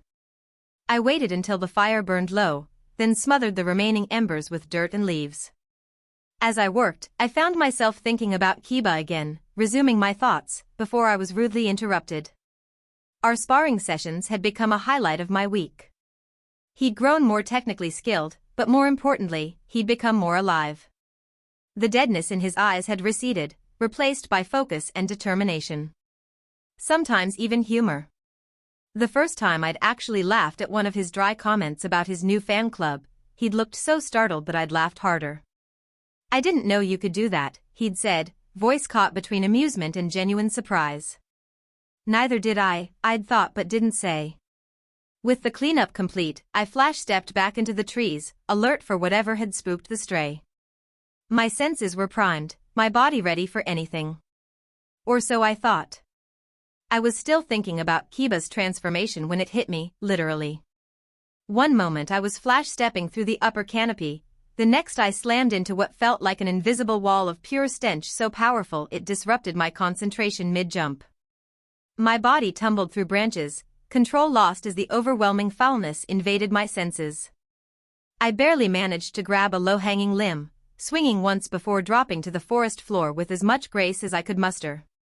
Which wasn't much. I landed in a crouch, one hand braced against the ground, the other covering my nose and mouth. It did nothing to block the assault on my senses. My eyes watered involuntarily, and I fought the urge to gag as I took in my surroundings. A hazy green gas hung at ground level, clinging to the forest floor like a toxic fog. It wasn't thick enough to obscure visibility completely, but it created a sickly halo around the bases of trees and rocks. The moonlight filtering through the canopy gave it an eerie, phosphorescent quality, as if the forest floor were glowing with radiation. I straightened slowly, keeping my breathing shallow. This had to be what the leopard-bodied stray had been running from. Not a predator, but this miasma, this corruption of air that felt almost alive in its malevolence. My instincts screamed at me to retreat, to flash-step back the way I'd come and leave whatever created this toxicity to its own devices. It would be the logical choice. The safe choice. Instead, I found myself walking forward, drawn by a curiosity that overrode caution. Something about this felt different from the usual supernatural threats I'd encountered. The gas wasn't random, it had a source, a purpose. And whatever could generate such a potent miasma was something I needed to identify and eliminate. I'm not sure where this sense of duty came from, but I wasn't fighting it. I moved cautiously through the contaminated area, staying at ground level rather than flash-stepping. Partly because the disorienting stench might cause me to miscalculate a jump, but also because I wanted to track the increasing density of the gas to locate its origin. With each step, the fog thickened and the stench intensified. What had been nauseating quickly became unbearable, a symphony of olfactory horrors that assaulted my senses in waves. I could identify individual notes in the putrid composition: decaying flesh left too long in the sun, burnt meat with an undertone of hair and bone, methane from ruptured intestines, sulfur as if from volcanic vents. It was, without exaggeration, the worst thing I had ever smelled. And I had extensive experience with decomposition and death from my hunting activities. This was different. This wasn't just death, it was death corrupted, death perverted into something worse than mere non-existence. It was as if someone had taken the concept of decay and weaponized it, distilled it into its most offensive form. My perfect memory was a curse in this moment, each breath cataloging new variations of foulness that I would never be able to forget. The gas seemed to cling to my skin, seeping into my clothes and hair, marking me with its taint. I wondered if I'd ever feel clean again. Despite my efforts to breathe shallowly, I found myself growing lightheaded. Not from lack of oxygen, but from the sheer assault on my senses. The human brain wasn't designed to process this level of sensory offense. That's when my energy sense pinged, not the gentle alert I'd experienced before, but a massive spike that felt like a thunderclap inside my skull. Something was ahead, something vastly more powerful than the strays I'd been hunting.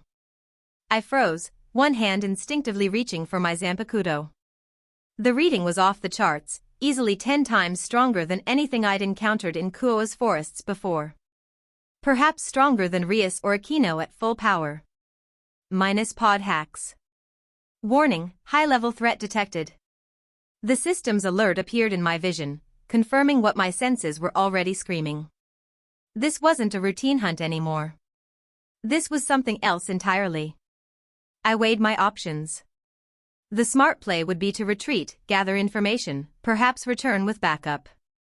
But the pragmatist in me knew that by the time I returned with Rias or the others, whatever was generating this miasma might be gone. I didn't want to take that risk. Knowledge was power, and I needed to know what I was dealing with. I could observe from a distance, remain undetected, and extract if the situation proved too dangerous. Whatever I needed to tell myself to keep going. Decision made, I flash-stepped back into the trees, where the gas was less concentrated. Moving through the upper canopy would allow me to approach more stealthily while suffering less from the debilitating stench. As much as I hated the thought, I was slowly becoming nose-blind to the foul air. I'd track the source to its origin, then evaluate. As I moved through the branches, following the increasing density of the green fog, a sinking feeling settled in my gut. Unlike the calculated risk assessment I usually relied on, this was something more primal, an animal instinct warning me that I was moving towards something I wasn't prepared to face. For once, I couldn't dismiss the feeling as irrational. Every sense I possessed, both human and enhanced, was telling me the same thing: danger ahead. True danger. Not the routine threats I'd grown accustomed to dispatching with ease, but something that might actually challenge my newfound capabilities. Part of me, the part that had grown complacent with easy victories, welcomed the challenge. The rest of me wondered if I was making a critical error. Too late to turn back now. Plus, I'd hate to come all that way just for my clothes to be ruined by this putrid miasma with nothing to show for it. I continued forward, moving from branch to branch, following the thickening miasma to its source. The trees ahead had changed. Their leaves were no longer merely dusted with the green miasma, they were covered in it, thick globs of viscous ooze that stretched between branches like mucous membranes. The vegetation had been corrupted into something organic yet wrong, forming what looked like a crude, pulsating cave entrance. Moonlight filtered through the canopy in sickly rays, illuminating droplets of something too thick to be dew that fell from the twisted foliage. I paused at the edge of this grotesque domain, my hand tightening around my Zanpakuto's hilt as I took in the unnatural transformation of the forest. I couldn't help but think if this was a domain expansion, or realm enlargement, as this world's Gugutsu Tyson called it. What had once been a natural clearing had been reshaped into something that defied ecological sense. The trees bent inward at impossible angles, their trunks warped and swollen with bulbous growths that leaked yellowish fluid. The green ooze mixed with putrid blood had cemented the upper branches together, creating a roof that undulated slightly, as if breathing. The entire structure resembled less a forest and more a massive, diseased throat. I swallowed hard, suppressing the instinct to retreat. Whatever had created this aberration needed to be investigated, catalogued, and, if necessary, eliminated. I stepped forward, ducking beneath a low-hanging curtain of slime that parted with a wet, sucking sound. Inside was a nightmare landscape that made the corrupted exterior seem quaint by comparison. The ground wasn't soil anymore but a patchwork of what appeared to be compressed organic matter, bones, hair, and tissue merged together in a spongy surface that yielded slightly with each step. Rising from this unholy floor were structures that resembled stalagmites, but formed of decaying tissue and bone rather than minerals. They spiraled upward in twisted columns of preserved muscle and sinew, some topped with recognizably human faces frozen in expressions of agony. From the ooze-covered ceiling hung heavy chains with rusted hooks, each supporting what remained of humanoid corpses. Some were fresh enough to be recognizable as devils or humans. Others had been reduced to little more than leather-like skin stretched over bone, preserved in the toxic atmosphere. Spiked chains hung from the canopy ceiling and other tree limbs, ending in vicious hooks. The hooks pierced through shoulders, rib cages, and in one particularly disturbing case, directly through a skull with the point emerging from an open mouth. Blood seemed to mist from everywhere, not flowing but suspended in the air like a fine crimson fog that settled on my skin in tacky droplets. It mixed with the green gas to create an atmosphere that was almost tangible in its wrongness, a physical presence that pushed against my senses with malevolent intent. The stench was beyond description now. My earlier encounter with the miasma had been merely the outer edges of this concentrated horror. Here, at its source, the smell had transcended mere physical offense to become something that assaulted the mind directly. It bypassed the olfactory nerves and struck at the most primitive parts of the brain, triggering revulsion so deep it felt ancestral. I found myself fighting not just nausea but a creeping sense of existential dread. This place wasn't just corrupted, it was corruption itself, distilled into physical form. A violation of natural law so profound that reality itself seemed to warp around its edges. Despite years of emotional distance and detachment, I felt something primal stirring in my chest. Not fear exactly, though that was certainly present, but a deep, instinctive recognition that I was in the presence of something fundamentally wrong. A wet, crunching sound drew my attention deeper into the chamber. I moved forward cautiously, stepping around the tissue columns, keeping to the shadows cast by the strange, pulsating light that seemed to emanate from the walls themselves. Then I saw it. Something that didn't belong on Earth, or in the depths of hell, or in any realm that obeyed structure or sanity. At first, my brain tried to categorize it and failed. The dimensions didn't register correctly. It stood at least 12 feet tall, but the scale kept warping every time I blinked. Its body was grotesquely swollen, like a corpse left to ferment and swell in stagnant water. Skin clung tight over some parts, pulled taut like overstretched leather, while in others it hung loose in sagging curtains, slick with pus and sweat. It didn't walk.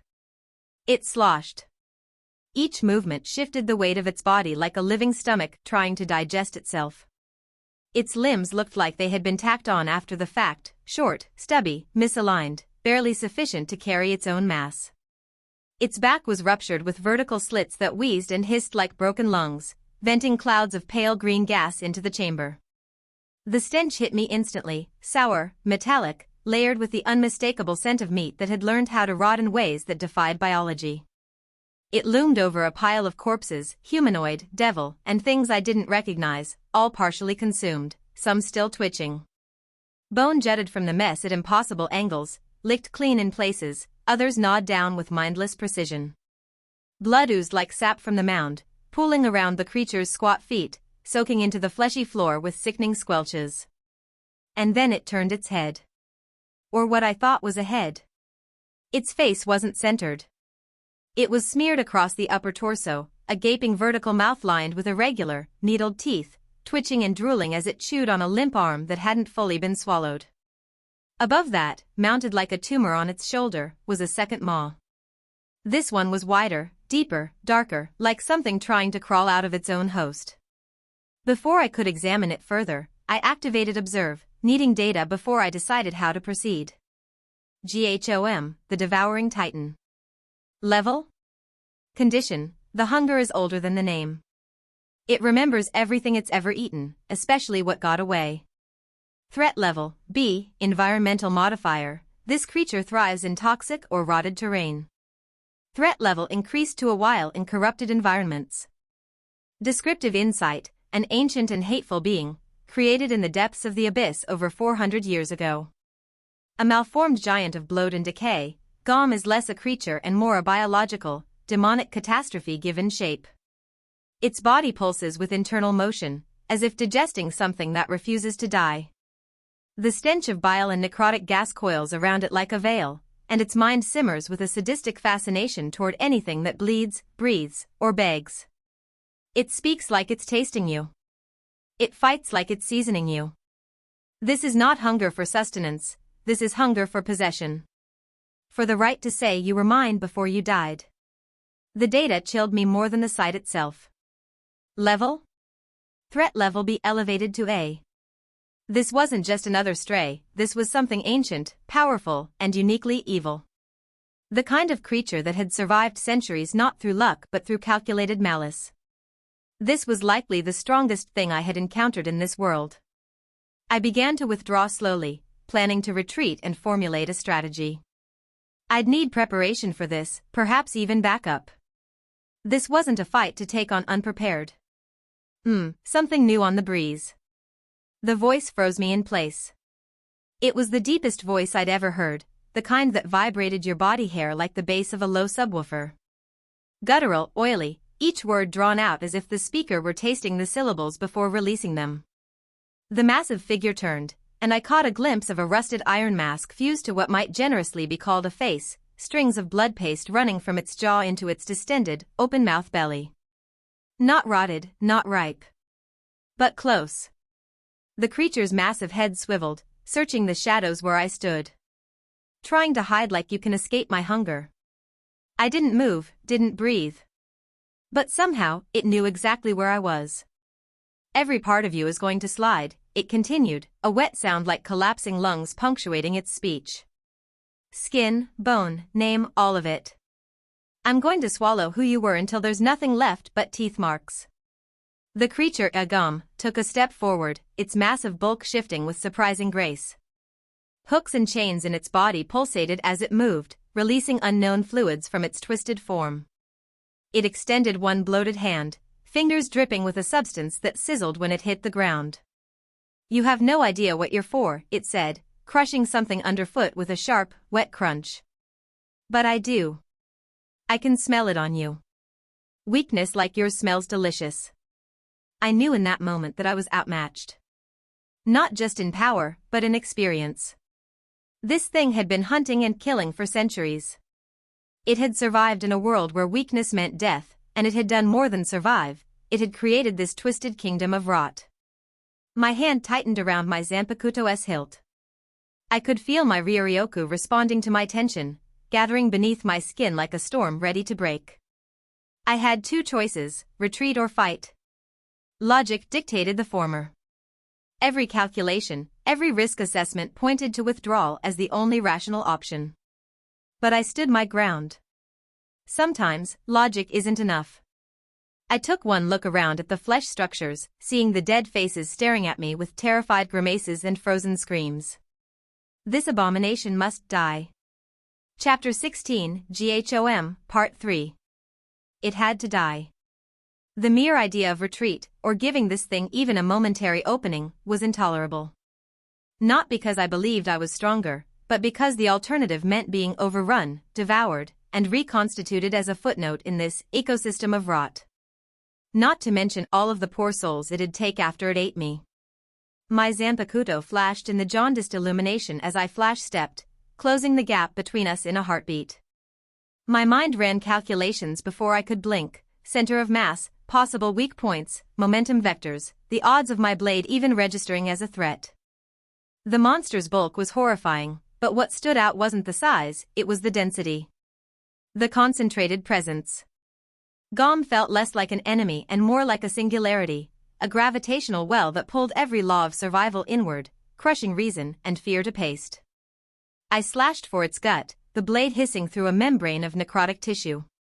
The wound opened wide and deep, gushing slime and liquefied organ, the color and viscosity of a septic tank mid-backup.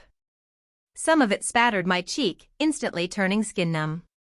I gritted my teeth, clinging to the adrenaline, and wrenched the blade free as the wound began to close, slower than expected, but enough to keep my pulse spiking. Gom didn't scream. He didn't even wince. Instead, there was a sound, subsonic, more felt than heard, vibrating through the fungal velvet underfoot and into the cartilage scaffold of my bones. A low, rumbling purr, rich and sickly with amusement. On its face, if that was the word, a mask of rusted iron, fused directly to blistered flesh by centuries of corrosion and heat. The jaw unhinged, lips peeling back in what might have been a smile if not for the ragged tangle of tongues and rows of glassy gray teeth. Gom rumbled. You cut, delicious. Do it again. There was no pain, no fear, only glee. He wanted it. He wanted me to carve him up, to taste the fresh air in his wounds. The invitation was so perverse that my hand trembled, just for a moment, but I steeled myself and attacked again, flash-stepping to his left and targeting what might have been a kidney if this thing's biology had ever read a textbook. The Zanpakuto opened a new seam, thick yellow-green fluid spurting with so much force it coated the wall behind us. The stench hit me like a rugby tackle, ammonia, decay, a cloying sweetness that was somehow worse than pure rot. I nearly gagged, eyes watering, and that's when I realized the stink was a weapon. The chamber shook with another purr, louder this time, vibrating through the heaps of corpses like a tuning fork made of meat and despair. Gom's left arm, a swollen log of muscle, bristling with bone spurs and leaking pus at every joint, swung at me. I ducked, let it pass overhead, then drove my blade into the armpit, angling for a major artery.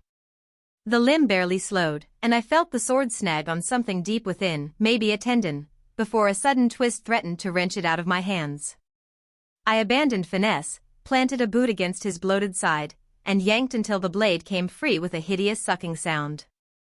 The wound should have crippled the arm, should have, but didn't.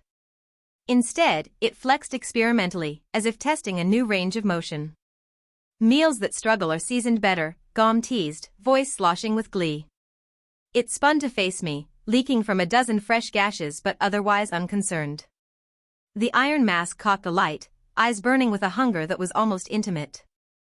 I felt, somehow, like prey in a laboratory maze, every zigzag, every frantic leap, observed and relished. I flash-stepped away, putting distance between us, and took stock of my situation. My blade was slick with whatever passed for Gom's blood. My arms and face stung everywhere the fluid had touched. The creature had not slowed, had not staggered. If anything, it seemed invigorated. My thoughts churned.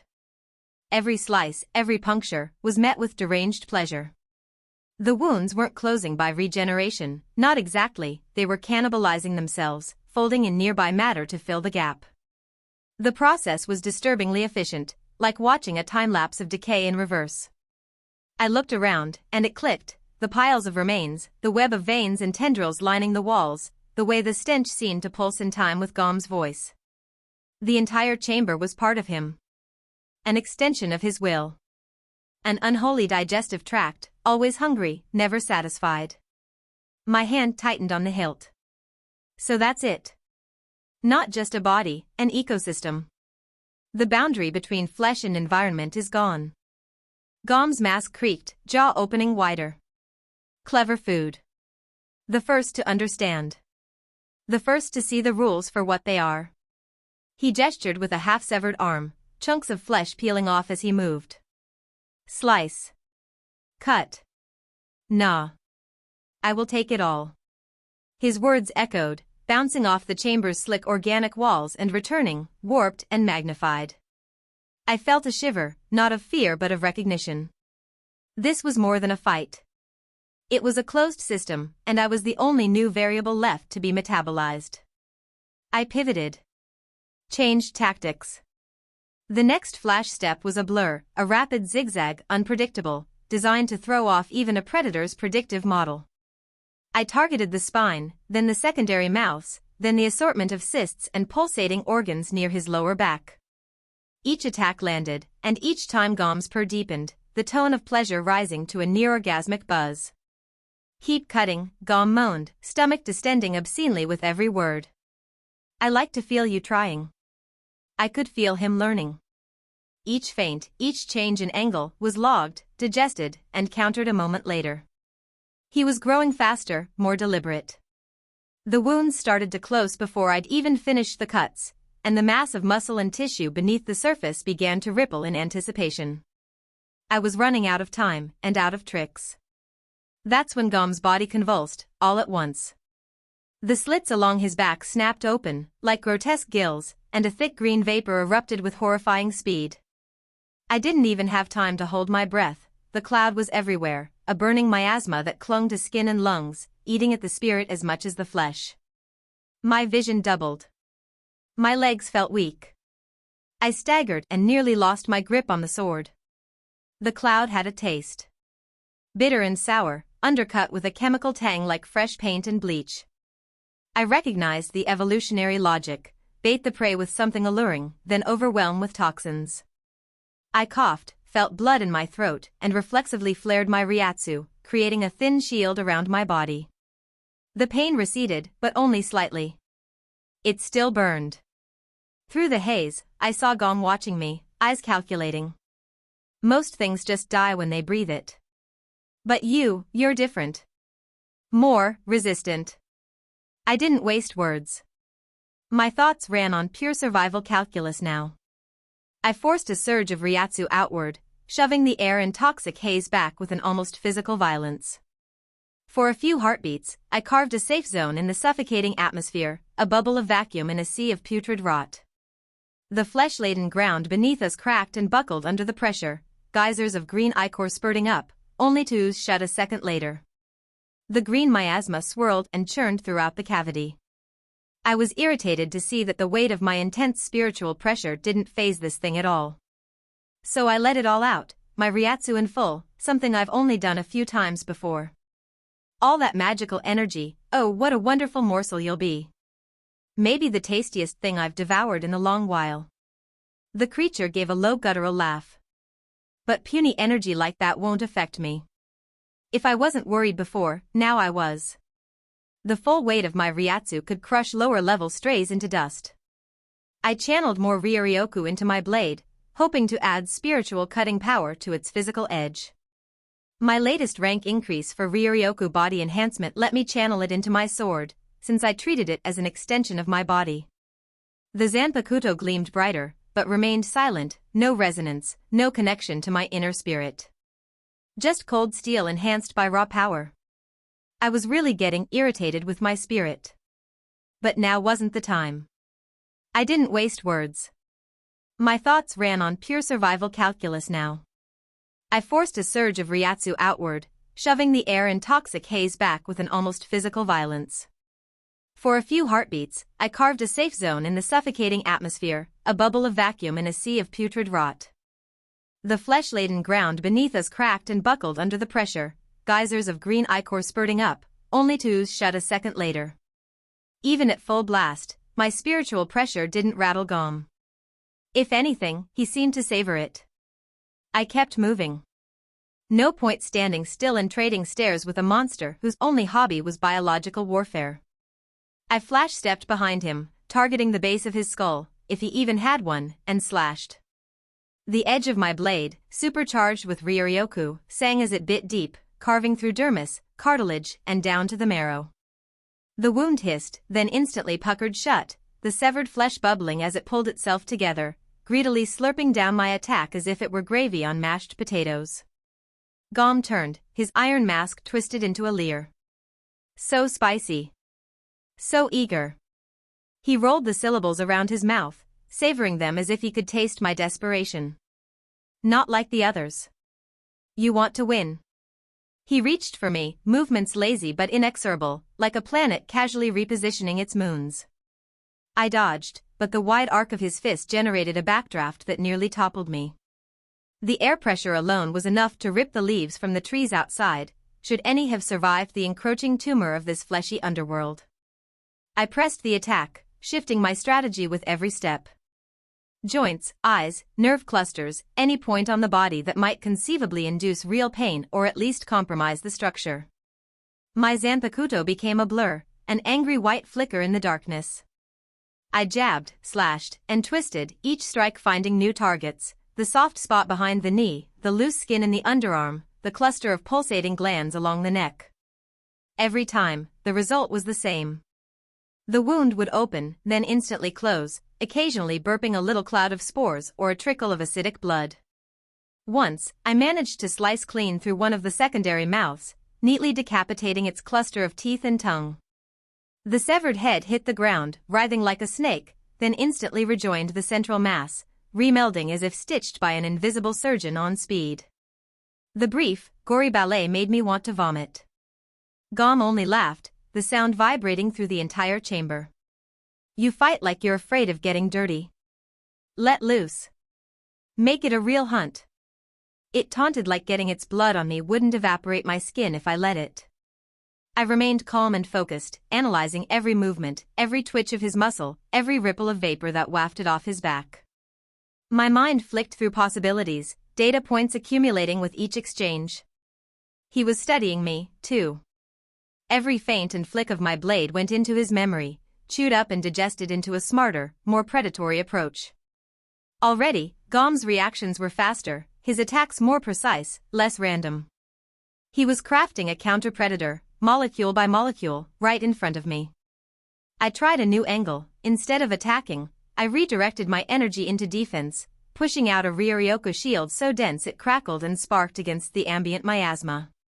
Then, while Gom was distracted by the sudden shift, I flash-stepped to the very edge of the chamber, drawing his attention away from the maze of organic pipes and fleshy columns that lined the walls. For a moment, I hung back and studied the domain itself. The entire place was a living extension of Gom, every inch of it connected by vasculature and nerves, a single biomechanical system. The idea was grotesque, yet somehow elegant. I wondered if I could turn that dependency into a liability. He seemed to notice the pause in my assault. Is the food tired? You still need more seasoning. Gom jeered, voice echoing off the meat-wrapped walls. The last one danced much longer before he was devoured. I scanned for any sign of that last one, but there was nothing left, just liquefied residue and the faint psychic impression of despair. It fueled my determination, even as my own lungs started to burn from the ever-thickening haze. I fueled another attack, this time angling for a stalactite of bone hanging from the ceiling. I carved a wedge of Ryoryoku around it, severing the point and sending the massive spike tumbling down toward Gom. He caught it with a single hand, crushing it to powder with a lazy squeeze. But the distraction bought me what I needed, a split second to study the way the wounds reacted, how the veins in the walls pulsed in time with his heavy, gluttonous breathing. I realized that every injury I inflicted was instantly patched over by pulling biomass from the environment. The domain itself was his buffer, his healing pool. I needed to starve the system. All the while, the air got thicker, the green fog now dense enough to blur the outlines of Gom's grotesque body, making him seem less like a creature and more like a primordial force. I could feel the acid in the mist clinging to my skin, eating into the fabric of my uniform, even starting to bite through my Ryoryoku body enhancement. The longer I stayed, the more my body felt like it was dissolving into the scenery. Gom must have sensed my flagging resolve. He reared back and let loose a fresh wave of the chemical cloud, this one far more potent, more caustic, than before. I tried to shield myself, but the mist wrapped around my legs and arms, burning through layers of spiritual armor and raising angry welts wherever it touched. I gritted my teeth and focused. If I couldn't outfight or outlast this thing, I had to outthink it. The domain was a closed system. If I could set off a chain reaction, anything strong enough to disrupt the entire network, maybe, just maybe, I could force Gom to play by new rules. My brain scrambled through options. Fire? Unlikely, in a damp, meat-filled cavern. Electricity? Maybe, if I could find a way to generate enough of a charge and deliver it through the wet, conductive walls. Or maybe. Gom lurched forward, his arm transforming mid-motion, the skin splitting and folding back to reveal a cluster of barbed hooks strung together with living sinew. He whipped it at me, the hooks moving so fast they whistled. I barely dodged, feeling one of them graze my cheek and leave a trail of stinging pain behind. I moved to counter, but Gom wasn't done. He opened his maw wide, and vomited forth a stream of black-green mucus, a pressurized acid jet that hissed as it hit the ground. Gom whipped his head up, slashing the air with the high-pressure stream of acid. The stream reached the wall behind me and ceiling above me. I flashed to the left to dodge the deadly beam. The stream, the size of a small coin, cut through the entire environment, letting in the moonlight from what seemed like another world shine in. The small gap quickly healed itself just as Gom had done with its body. The acid attack clipped my right thigh and instantly burned through skin and muscle. I bit back a scream, forced myself to keep my feet, even as blood and acid dripped together to the hungry ground. The ground seemed to ungulate with every drop of my blood that fell onto it. Appetizer, Gom taunted, his words now wet and bubbling with pleasure. I wonder what the main course will taste like. I limped backward, trying to keep weight off my injured leg. My mind went into overdrive, searching for any remaining edge. The smell of burning flesh mixed with the cloying sweetness of decay, and I realized I was very nearly out of time. It was then I noticed a pattern in the walls, a repeating structure, like a lattice of bone and nerve, pulsing with every heartbeat of the beast. The green vapor was densest around these nodes. They were clearly the distribution centers for the miasma. If I could disrupt even one of those, I might create an opening. I gathered my Ryoryoku, forced it into my Zanpakuto until the blade hummed with barely contained power, and flash-stepped with everything I had left to the largest of the bone lattice nodes. Gom reacted instantly, swinging his barbed arm like a whip, but I was faster, just barely. I brought the sword down in a full-body arc, slicing clean through the core of the node. The effect was immediate. The green fog recoiled, the lattice spasmed, and for a split second, Gom's entire body seized up, as if I'd triggered a stroke. The connective tissue that ran between him and his environment went slack.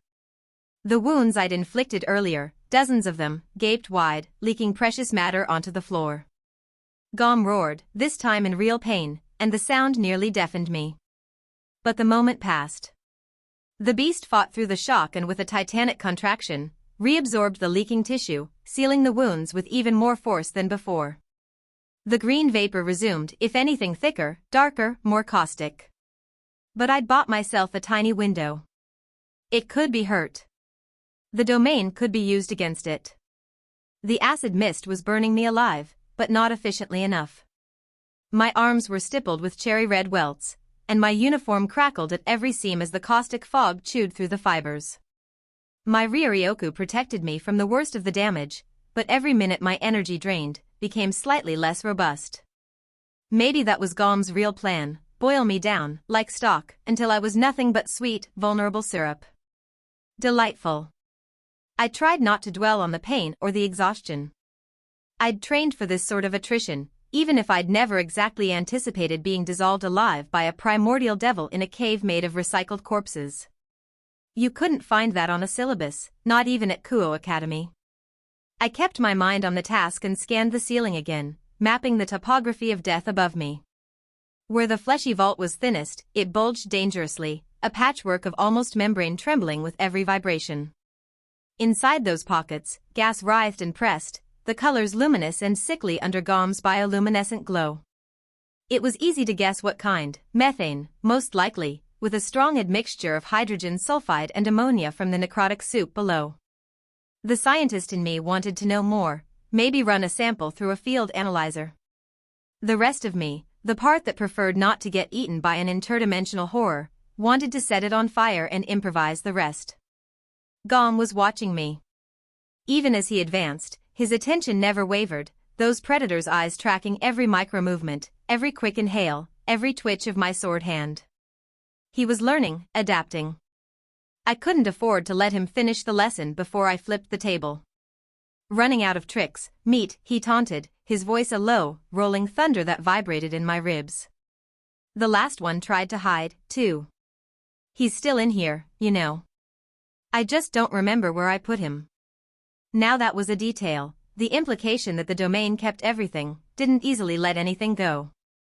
I wondered briefly if, somewhere in this hellscape, bits and pieces of Gom's previous meals were still screaming. I needed to move. Fast. I reached into my inventory and palmed the first of the gasoline containers. It was unromantic, maybe, but nothing burned like the classics. The plastic jugs were still cool to the touch. I'd bought them by the dozen from a hardware store several months back, a contingency for stray devil disposal. I'd never expected to use them like this. Gom cocked his head, What's that? Something to spice up the flavor? I didn't answer. Instead, I flash-stepped to the edge of the cavern and started pouring. The gasoline splashed across the undulating floor, beating and pooling in the deep grooves between muscle fibers and down the sides of veiny protrusions. Gom reared back, nostrils flaring. That's new, he said, uncertain. But it won't help you. I can eat anything. Eat this, I muttered, and flash-stepped again, painting a serpentine trail of accelerant through the maze of columns and gibbering flesh piles. Wherever I went, I left a glistening stripe of gasoline. Some of it soaked directly into the biological flooring, some of it pooled in hollowed-out eye sockets or the pitted depths of exposed bone. All of it smelled like opportunity. For a moment, it seemed almost comedic. The big scary monster, and the harried human with a couple plastic jugs. But I knew how exothermic reactions worked, and I had faith in basic chemistry. Good thing this thing didn't. Gom lunged at me, this time with real intent, his massive right arm uncoiling like a piston, fingers splaying to rake through the air. I backstepped, but the force was enough to send a shockwave through the entire chamber. Gasoline sloshed in my grip, splattering up my sleeve and onto my face. I blinked the sting away, ducked under his next swipe, and upended the container over a dense cluster of pulsating glands. The liquid hissed as it made contact, the surface tension rippling with each of Gom's steps. I felt his attention sharpen, like a knife edge. "You're stalling," he said, and at that moment I realized he was right. I couldn't afford to drag this out, not when every second let the acid fog eat deeper into my skin, or his brain adapted further to my patterns. Gom wasn't just a beast, he was a self-updating algorithm in a sack of wet meat. I finished the first container, tossed it aside, and flash-stepped to a new vantage near the chamber's midpoint. The second container came out just as easily, and I started dousing the periphery, the columns, stalactites, even the wall itself, continuing my circuit of the chamber. Some part of me marveled at how easily the gasoline cut through the ambient miasma, a chemical exclamation point on an already gaudy sentence. Gom seemed to realize something was wrong. It lurched forward suddenly, one massive arm swinging toward me with surprising speed. I ducked beneath it, feeling the wind of its passage ruffle my hair, and continued pouring gasoline across a particularly dense clump of bone and tissue. "Stop that," Gom growled, no longer amused. "What are you doing?" I flash-stepped away from another swipe, this one coming closer. Gom was learning my patterns, anticipating my movements. I needed to work faster. "Answer me," it roared, its voice echoing through the chamber. The sound was so forceful that I felt it in my chest, a pressure wave that momentarily disrupted my concentration. Gom then ripped a hook and chain from his flesh and started to throw it, trying to hook me like a fish. I dodged the best I could. I didn't stop. Empty container, new container, pour and move. The routine was simple, mechanical. My hands worked on autopilot while my mind calculated angles, spread patterns, flash points. The gasoline was creating an interconnected network across the chamber floor, climbing up the fleshy columns, pooling beneath mounds of tissue. Probably getting irritated it could hit me with its hook, Gom launched itself at me with surprising agility, its bloated form moving faster than something that size had any right to. I barely avoided a crushing blow, the displaced air from its fist sending gasoline spattering across my shoes. I flash-stepped to the other side of the chamber, continuing my work with methodical precision. "When I catch you," Gom promised, its voice dropping to an oily whisper, "I'm going to keep you alive for days. Weeks. I'll eat you one piece at a time, starting with your eyes. So you can feel everything but see nothing." I flash-stepped again, this time to a patch of floor near the largest of the gas blisters in the ceiling. I splashed the gasoline upward, making sure the spray hit the drooping membrane and pooled in the rough bowl at the apex of the cave. The volume of gas trapped up there had to be immense, and the moment that membrane tore, well, at least it wouldn't be boring. I capped the container, stuck it back in my inventory, and took a breath. The air was almost unbreathable now, a volatile blend of necrosis and high-octane fuel. My skin itched, and my eyes burned, but adrenaline kept my vision crisp. "Get over here, meat," Gom growled. I drew my Zanpakuto, channeling every last iota of Ryoryoku into the blade. The hum was electric, the edge singing with potential energy. Gom's mask split into a rictus. "Finally done scurrying about?" He came at me, all pretense dropped, a charging wall of muscle, steel, and sinew. His massive hands flexed, ready to pulp me into a meal. The ground shook with each step, and the atmospheric pressure built, a storm front of predatory intent. I didn't run. I waited until he was nearly on top of me, then flash-stepped straight into his personal space, blade flickering in a dazzling arc. Instead of slashing at his body, I slashed the membrane overhead, a single, surgical cut. The gas pocket ruptured. A balloon of methane and hydrogen sulfide exploded downward, enveloping us both in a sudden, clammy fog. The pressure difference nearly knocked me off my feet. Gom roared in surprise, flinching back as the gas rolled over him. He recovered almost instantly. Nice trick, but now you've gassed yourself, too. What's your next move, meat?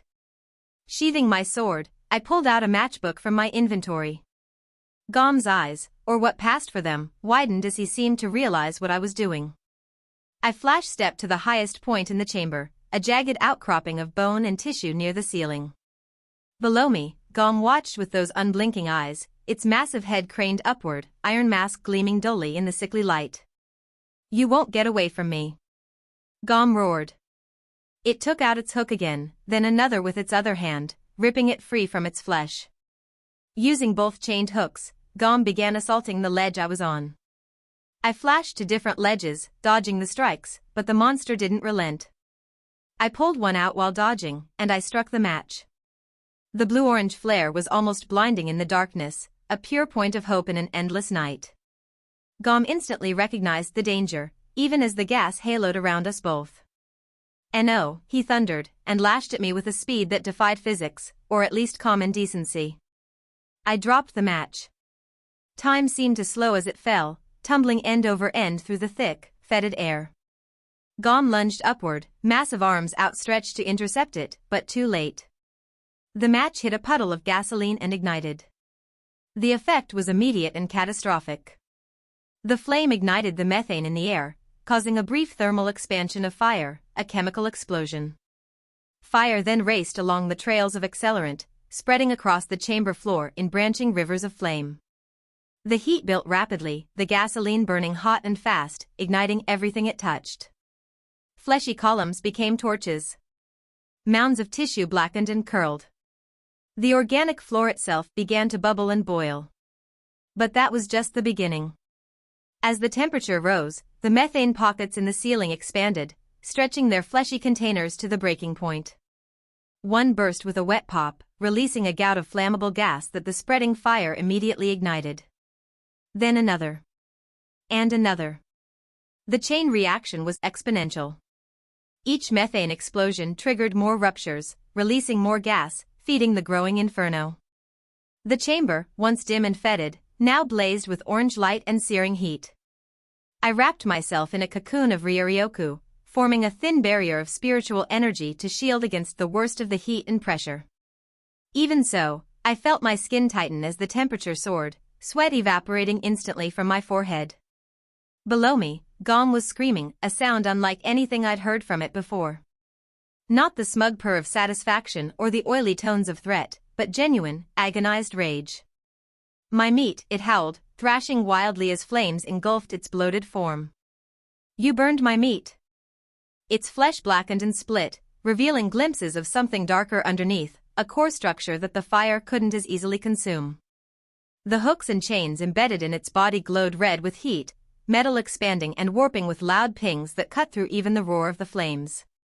Around us, the domain itself was dying. The carefully constructed ecosystem of rot that Gom had built was collapsing, unable to withstand the purifying fury of the fire and chemical explosions. Layers of corrupted tissue peeled away like burning paper, revealing glimpses of natural stone and earth beneath, the true structure of the forest clearing that Gom had perverted into its lair. The smell changed too. The stench of rot was still there, but now it was being cooked out, replaced by the acrid bite of smoke and the sharp tang of burning chemicals. It wasn't pleasant, but it was different, and right now, different meant progress. I flash-stepped to another outcropping as my previous perch collapsed in a shower of burning debris. From my new vantage point, I watched Gom thrash and howl, its massive form silhouetted against the flames like some demon from ancient mythology. For the first time since our encounter began, it seemed truly wounded, truly vulnerable. But as the initial wave of explosions subsided and the fire settled into a steadier burn, I noticed something concerning. Gom was still moving. still intact. Damaged, yes, severely, but not destroyed. And as I watched, it turned those unblinking eyes toward me, the iron mask now glowing dull red from the heat. The look it gave me wasn't amusement anymore. It wasn't hunger or curiosity or even anger. It was hatred. Pure, focused, and absolute. The smoke parted like a curtain, and Gom emerged. No longer the bloated sack of putrid flesh, but something blackened and furious, partially cooked meat fused with molten metal and charred bone. Steam hissed from cracks in its hide, and the iron mask that had once seemed decorative now appeared fused to its skull, glowing orange at the edges from the intense heat. Its movements were jerky, pained, but there was nothing weak about the rage that radiated from every scorched inch of its massive frame. Clever rat, it growled, voice deeper and rawer than before. Burning my collection. My domain. My objects of devour. I kept my distance, Zanpakuto at the ready, gauging Gom's condition. The fire had done significant damage, that much was clear. Portions of its bloated flesh had been burned away entirely, revealing glimpses of a more solid frame beneath. The hooks and chains embedded in its body glowed with residual heat, metal expanding and contracting with soft pings in the superheated air. But it wasn't defeated. Not even close. Gom's massive hand reached up to its own side, fingers closing around one of the larger hooks protruding from its ribs. With a wet, tearing sound, it ripped the barbed metal free from its own flesh. A gout of black-green fluid spurted from the wound, hissing where it hit the smoldering ground. Your turn to bleed, it snarled. Gom hurled the hook at me with shocking speed and precision. I flash-stepped to the right, but there was hesitation from the wound on my leg I hadn't noticed growing worse. The barbed metal caught me in mid-movement, tearing through my left shoulder with a sickening crunch. The impact knocked me backward, and for a moment, all I registered was white-hot pain that eclipsed thought itself. The hook wasn't just embedded in my flesh, it had punched clean through muscle and shattered bone, its barbed tip protruding from my back in a grotesque parody of a piercing. Blood poured from the wound, hot and thick, soaking my shihakusho in seconds. I tried to lift my left arm and found it wouldn't respond at all, the damage too severe for even my enhanced physiology to compensate. I had just enough presence of mind to see the chain attached to the hook go taut. Gom yanked with terrible strength, and I was airborne, dragged through the smoky air like a hooked fish, my body a helpless projectile pulled toward those waiting jaws. The chain rattled as it retracted, each link bringing me closer to Gom's massive form. The pain in my shoulder intensified as the hook twisted with the motion, tearing muscle and scraping bone. You die now, meat, Gom growled, its vertical mouth splitting wider in anticipation. Time slowed in that moment of flight. I saw the gaping maw waiting to receive me, teeth gleaming in the firelight, strings of saliva stretching between jagged points like webbing. I saw the satisfaction in those unblinking eyes, the certainty of victory. And I made a choice. Instead of fighting the pull, I used it, twisting my body in midair to add momentum, my good arm bringing my Zanpakuto around in a flashing arc. As Gom yanked me into range, I drove the blade directly into one of its secondary mouths with every ounce of strength I could muster. The sword plunged to the hilt, and for the first time, Gom's reaction wasn't pleasure, it was pain. A howl erupted from both its mouths, the sound so primal it seemed to vibrate through the very air. Its grip on the chain faltered, and I dropped to the ground, the hook still embedded in my shoulder. I didn't waste the opening. Ignoring the agony that lanced through my left side with every movement, I began flash-stepping in a rapid cyclone around Gom's massive form. Each pause in my movement lasted only a fraction of a second, just long enough to drive my blade into what looked vital. Eyes. Throat. The joints where limbs met the torso.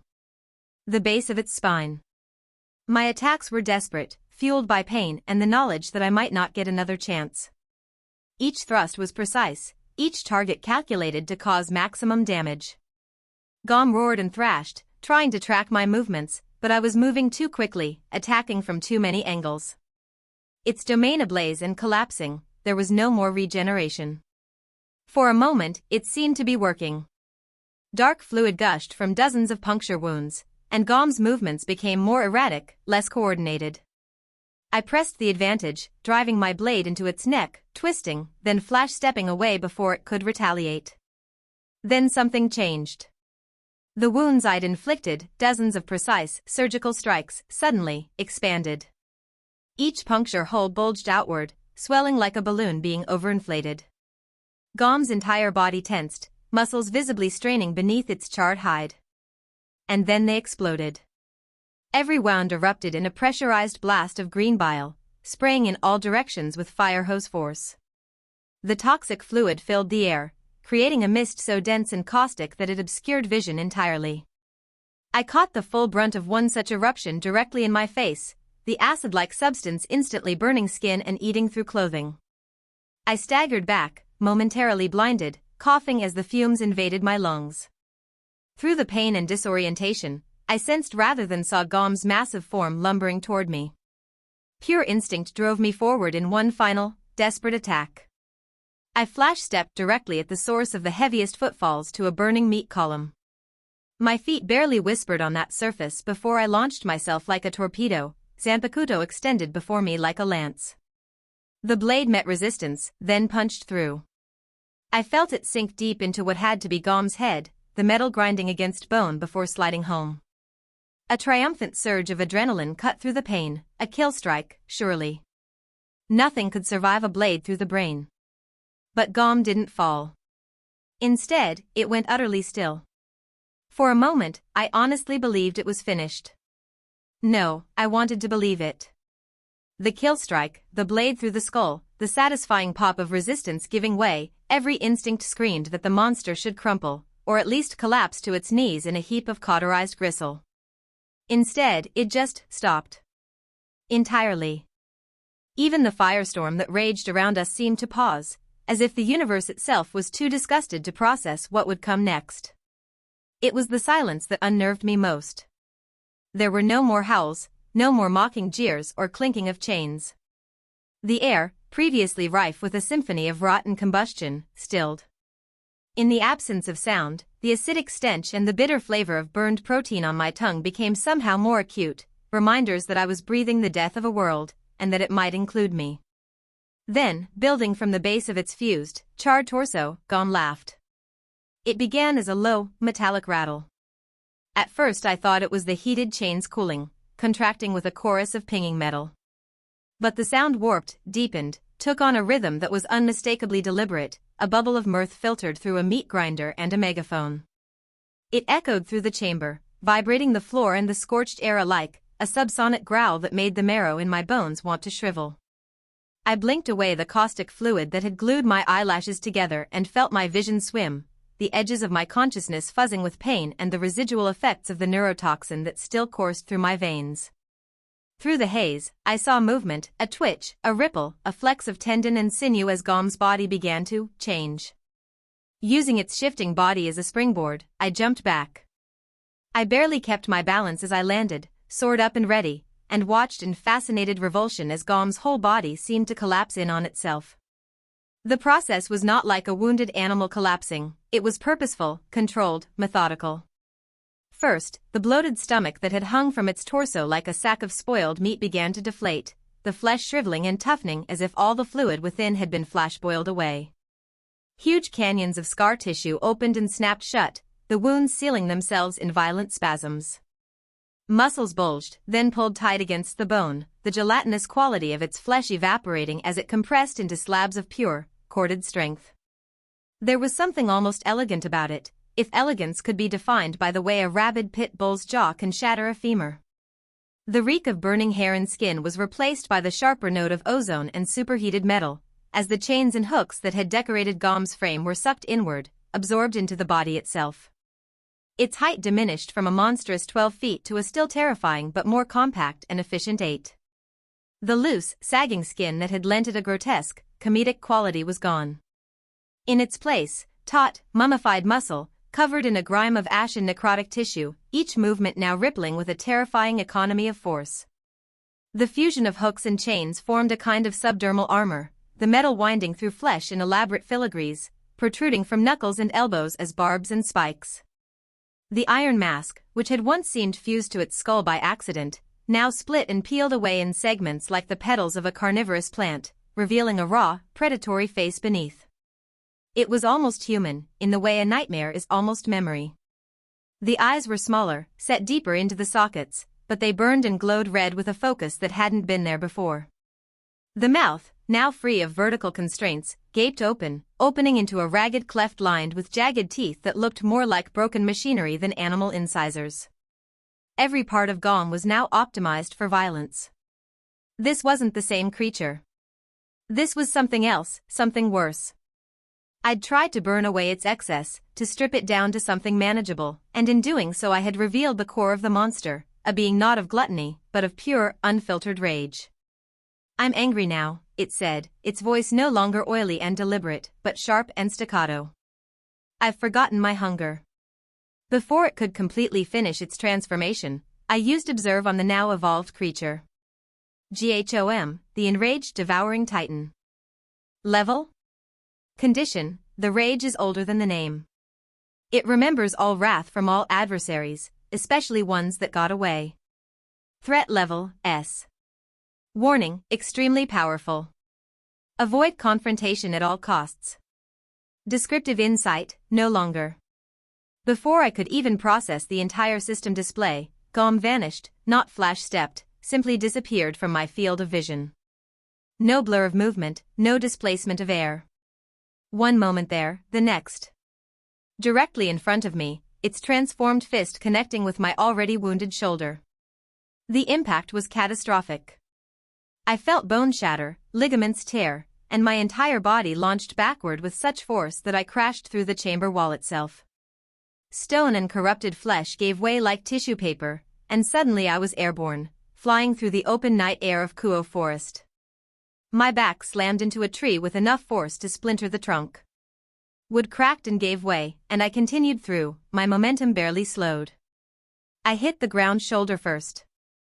I bounced, tumbled down a moss-covered incline, and finally came to rest in a broken heap against a rock. I glanced at my HUD. Health, 24 out of 100. That's not good. Good thing my physique is a plus or I'd be long dead by now. In the distance, nearby where I was launched from I heard its new, terrifying voice. Crush crush crush crush, ha ha ha, strip the flesh. Salt the wound. Chapter 17, Escape. Toshio Perspective. I forced myself up from the forest floor, my body a catalogue of broken parts and tearing pain. Blood filled my mouth, warm and metallic, and I spat a glob onto the dirt beside me. My HUD flickered with system notifications. Skill, pain resistance has increased to rank 5. How thoughtful of it to tell me I was getting better at hurting. The health bar in my vision burned a critical red, health, 15 out of 100. 15%. 15 out of 100. Math had never felt so personal. Every breath felt like swallowing glass. My ribs shifted in ways ribs shouldn't, grating against each other with wet, crunching sounds that made me dizzy.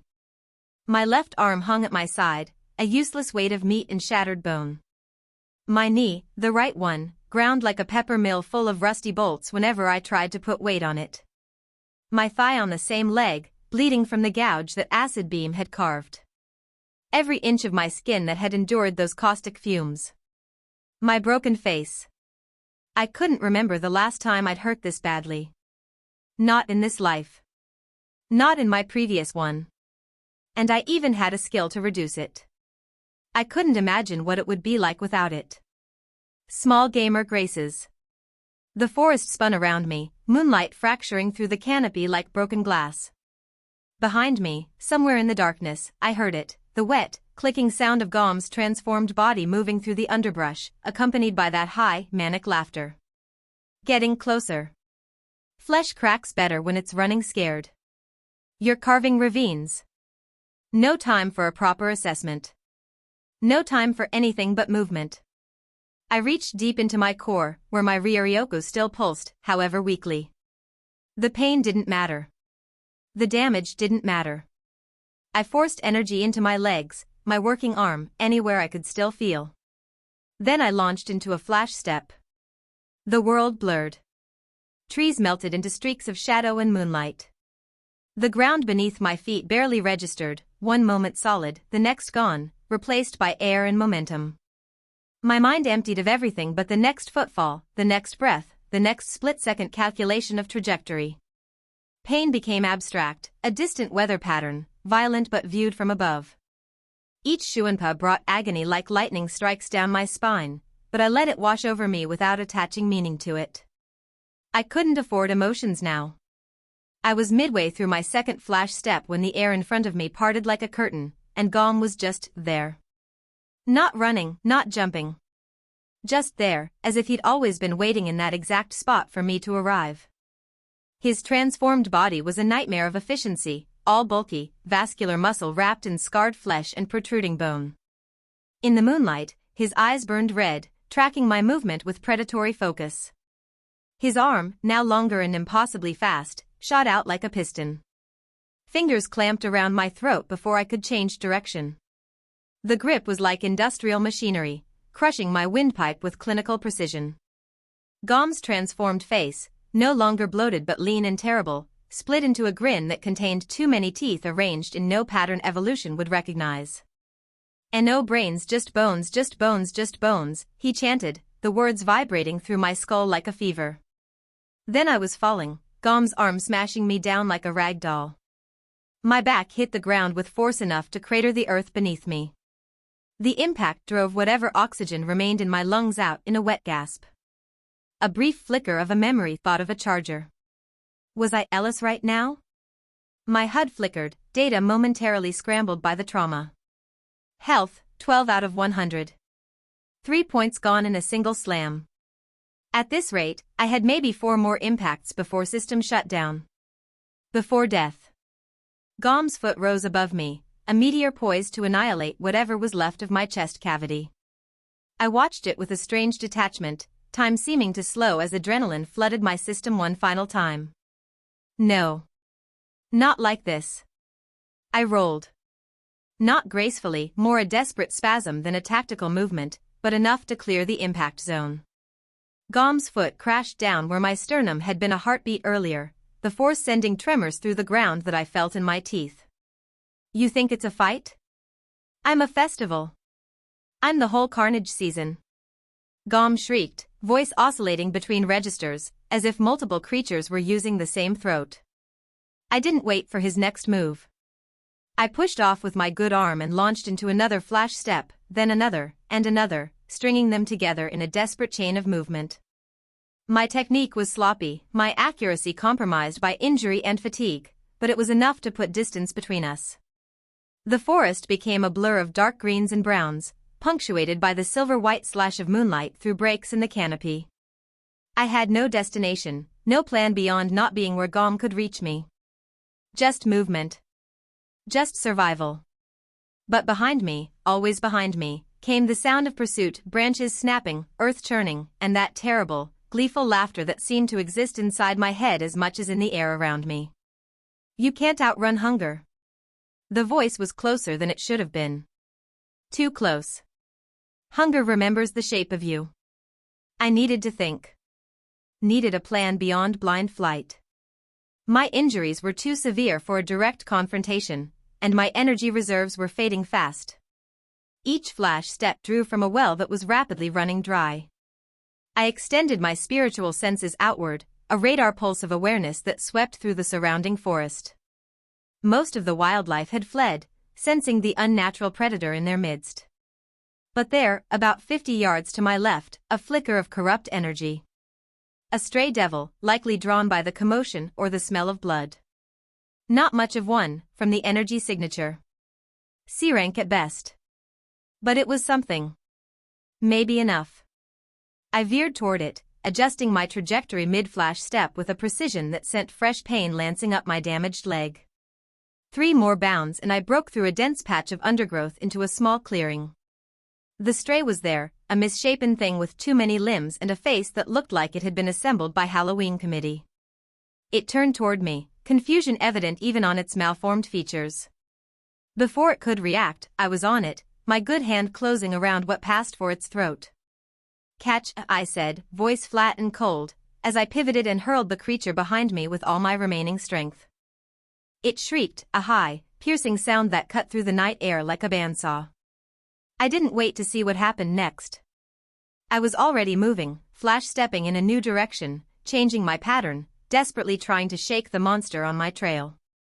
Behind me, the stray's scream cut off abruptly, replaced by wet, tearing sounds and Gom's delighted cackle. I hoped the distraction would buy me seconds.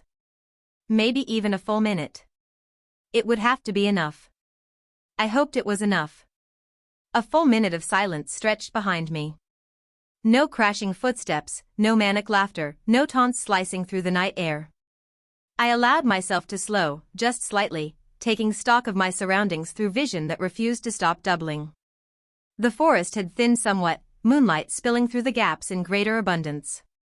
I might have even been close to the edge of the woods, though it was hard to tell through the haze of pain and the persistent taste of blood coating my tongue. For one foolish moment, I let myself believe I'd made it. Then the world split open. Something solid as a steel beam and twice as unforgiving slammed into my face right in front of me. A clothesline executed with car crash force. I didn't even see Gom, just felt the impact as my feet left the ground and my torso pivoted violently around the fulcrum of his arm. Physics became a play, a body in motion remains in motion. My body, specifically. Rotating through the air at speed, my vision filling with spinning trees and fractured moonlight before the ground rushed up to meet my back. The impact drove what little air remained from my lungs. My spine arched reflexively, then collapsed.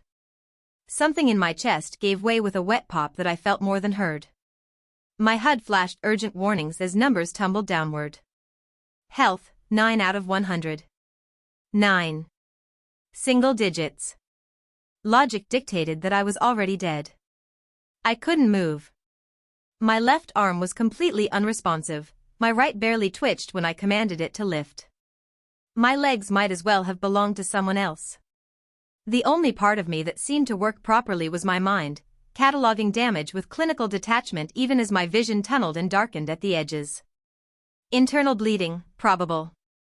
Spinal damage, likely. Chance of survival, minimal. Shouldn't have run, sweet meat. Gom's voice drifted down from somewhere above me, now back to that oily, deliberate cadence rather than the frenzied shrieks of before. Makes the chase interesting, but now look at you. Broken before the real fun even starts.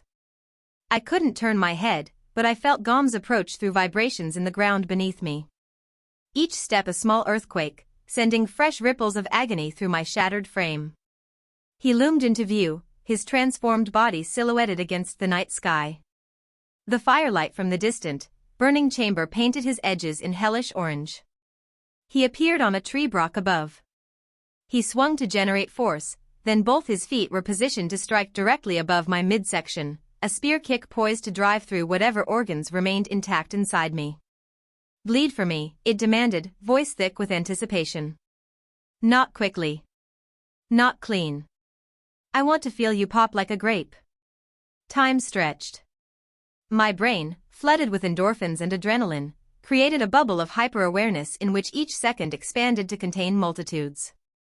And in that dilation, memories cascaded through me like falling stars. Rias, her crimson hair catching the afternoon light as she laughed at something I'd said. Not her practiced, regal laugh, but something genuine and unguarded that made her eyes crinkle at the corners. The warmth of her arms around me during that hug in the clubroom, the way she'd held on just a fraction longer than necessary. The subtle catch in her voice when she'd asked me to keep her in mind if I ever decided to become a devil. Aquino, with her teasing smiles and lingering touches that always seemed calculated to provoke a reaction. But behind the flirtation, those moments when her mask slipped, a flash of something vulnerable in her eyes, quickly hidden behind another playful comment. The genuine concern in her voice when she'd asked about my training, masked as casual interest. The way she'd pressed against me during that last hug, as if trying to imprint herself onto my memory. Keite's bright laughter during kendo practice when I'd made one of my rare, dry jokes. Murayama's frustrated glares that softened into grudging respect after I helped her improve her form. The way the whole kendo club had gradually shifted from viewing me as an outsider to something approaching a friend, maybe even someone they admired. Even Kiba and Kaneko, the former with his easy camaraderie during our spars, the latter with her silent companionship and wordless offers of sweets. People who had, somehow, without my noticing or planning for it, started to matter to me. And what had I given them in return? Distance. Calculation. A carefully maintained perimeter that kept everyone just far enough away that they couldn't reach the core of me. I'd watched them all through a lens of analytical detachment, noting their behaviors and reactions like specimens in a lab rather than people who might care about me. Who I might care about. What a waste. What a stupid, pointless waste of this second chance at life. If I survived this, and the rational part of my brain assigned that a probability so low it was barely worth considering, I would change everything. I would ask Rias for her first kiss. I would laugh openly with Aquino instead of just appreciating her humor from behind my mask of neutrality. I would stop being the human equivalent of a one-way mirror, allowing myself to be seen but never truly showing what lay beneath. The bitter irony wasn't lost on me. It had taken the prospect of imminent death to make me realize I'd barely been living at all. Gom's foot began its descent, a meteor aimed at the fragile planet of my existence. I tried to move, to roll, to do anything but lie there waiting for the end. Nothing responded. My body had finally betrayed me as completely as I had betrayed the connections offered to me. Bye-bye, bones, Gom sang, his voice a lullaby of violence. The foot accelerated downward, and I found myself fixating on the bone spikes protruding from his ankle like spurs, wondering which one would pierce my heart first. My vision narrowed to a pinpoint of awful clarity, then expanded into darkness as absolute as the space between stars. The world, such as it was, went black. XXX. I floated in the void again, that liminal space between death and the possibility of continuing existence. This place was becoming familiar, a cosmic waiting room I'd visited too many times already. No pain here. No broken bones or ragged breath or blood filling my lungs. Just the weightless suspension of being and not being simultaneously. I didn't know if this was the system's construct or something deeper, something tied to whatever metaphysical mechanics govern souls and their transitions. All I knew was that I wasn't dead. Not completely. Not yet. The world suddenly shifted, and I was in physical form again, standing in ankle-deep water, yet still surrounded by darkness. I turned around and she appeared before me without sound or ceremony, materializing from the darkness like a photograph developing in reverse. My Zanpakuto spirit stood with perfect stillness, her white kimono untouched by gravity or wind. The bone-white mask that obscured her face was still there, but now I could see more cracks than before, the thin, lightning bolt fractures spreading across its surface like a road map to something hidden beneath. Behind her, the space changed. The emptiness gave way to structure, the flooded temple of my inner world, more visible than I'd ever seen it before. Massive stone pillars rose from still water that reflected firelight from sources I couldn't see. The pillars were cracked, ancient, bearing the scars of some forgotten cataclysm. The water itself was clear but dark, reaching mid-shin height, perfectly still except where my presence disturbed it.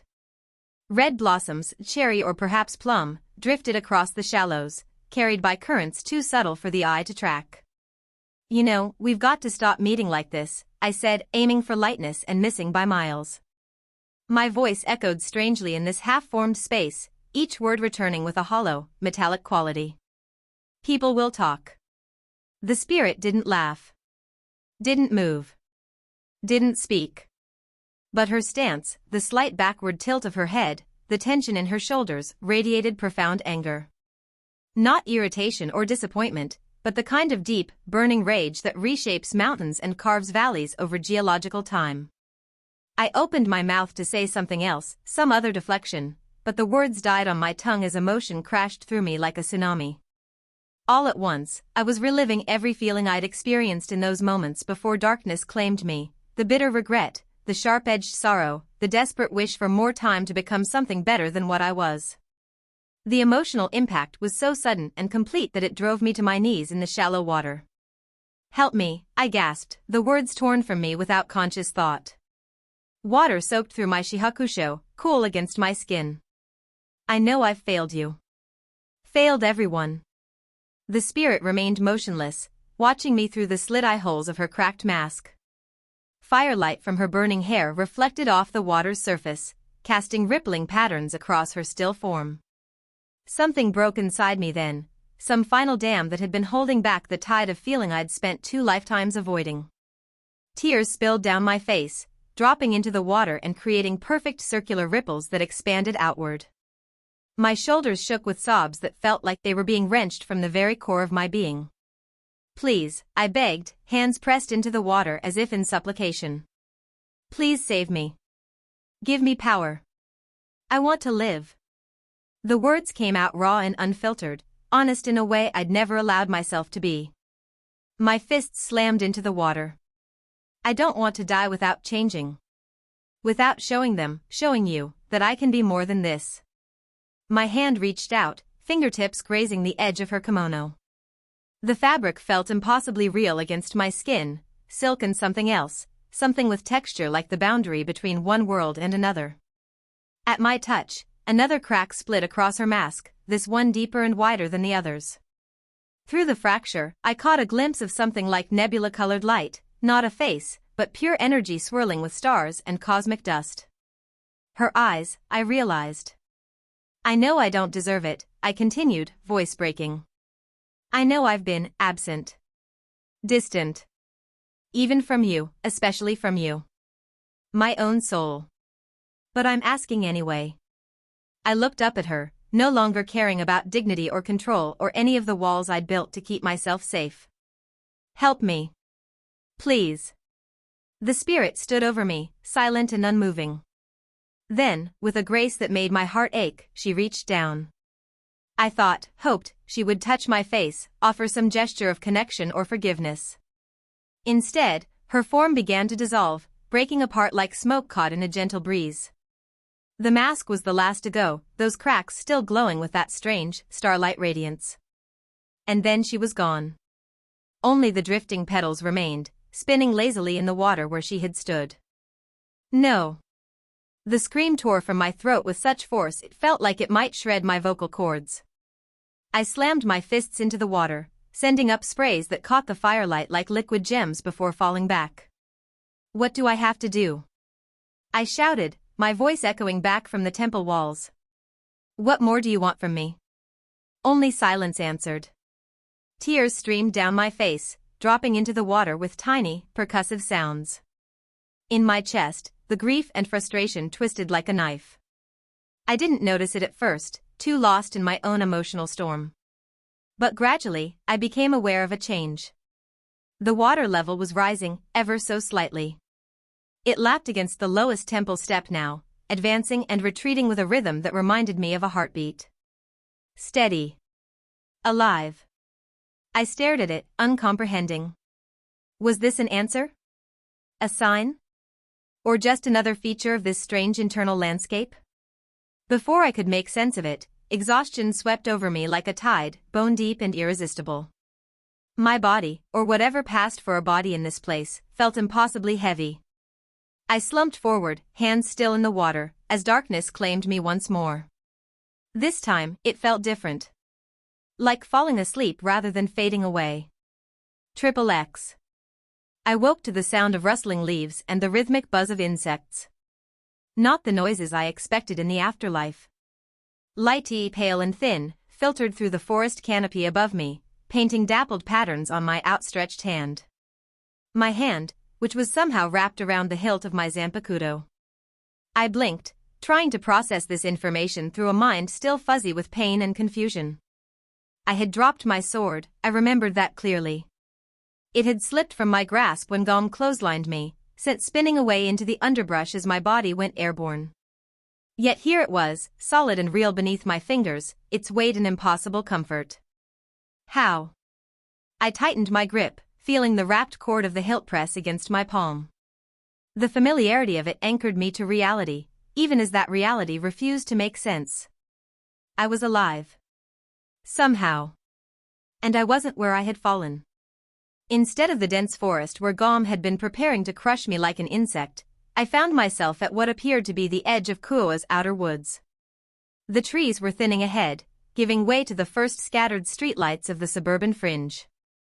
I could even make out the silhouette of buildings in the far distance, blocky shadows against the pre-dawn sky. I tried to sit up and was rewarded with pain so intense it knocked the breath from my lungs. Every nerve ending screamed in unified protest. Spots danced across my vision, and for a moment, I thought I might pass out again. I forced myself to breathe through it, shallow and careful, waiting for the worst to subside. My head whipped around, too fast, sending fresh waves of agony down my spine, scanning the surrounding forest with desperate intensity. Where was Gom? Had he left me for dead? Was this some kind of sick game, giving me hope before crushing it again?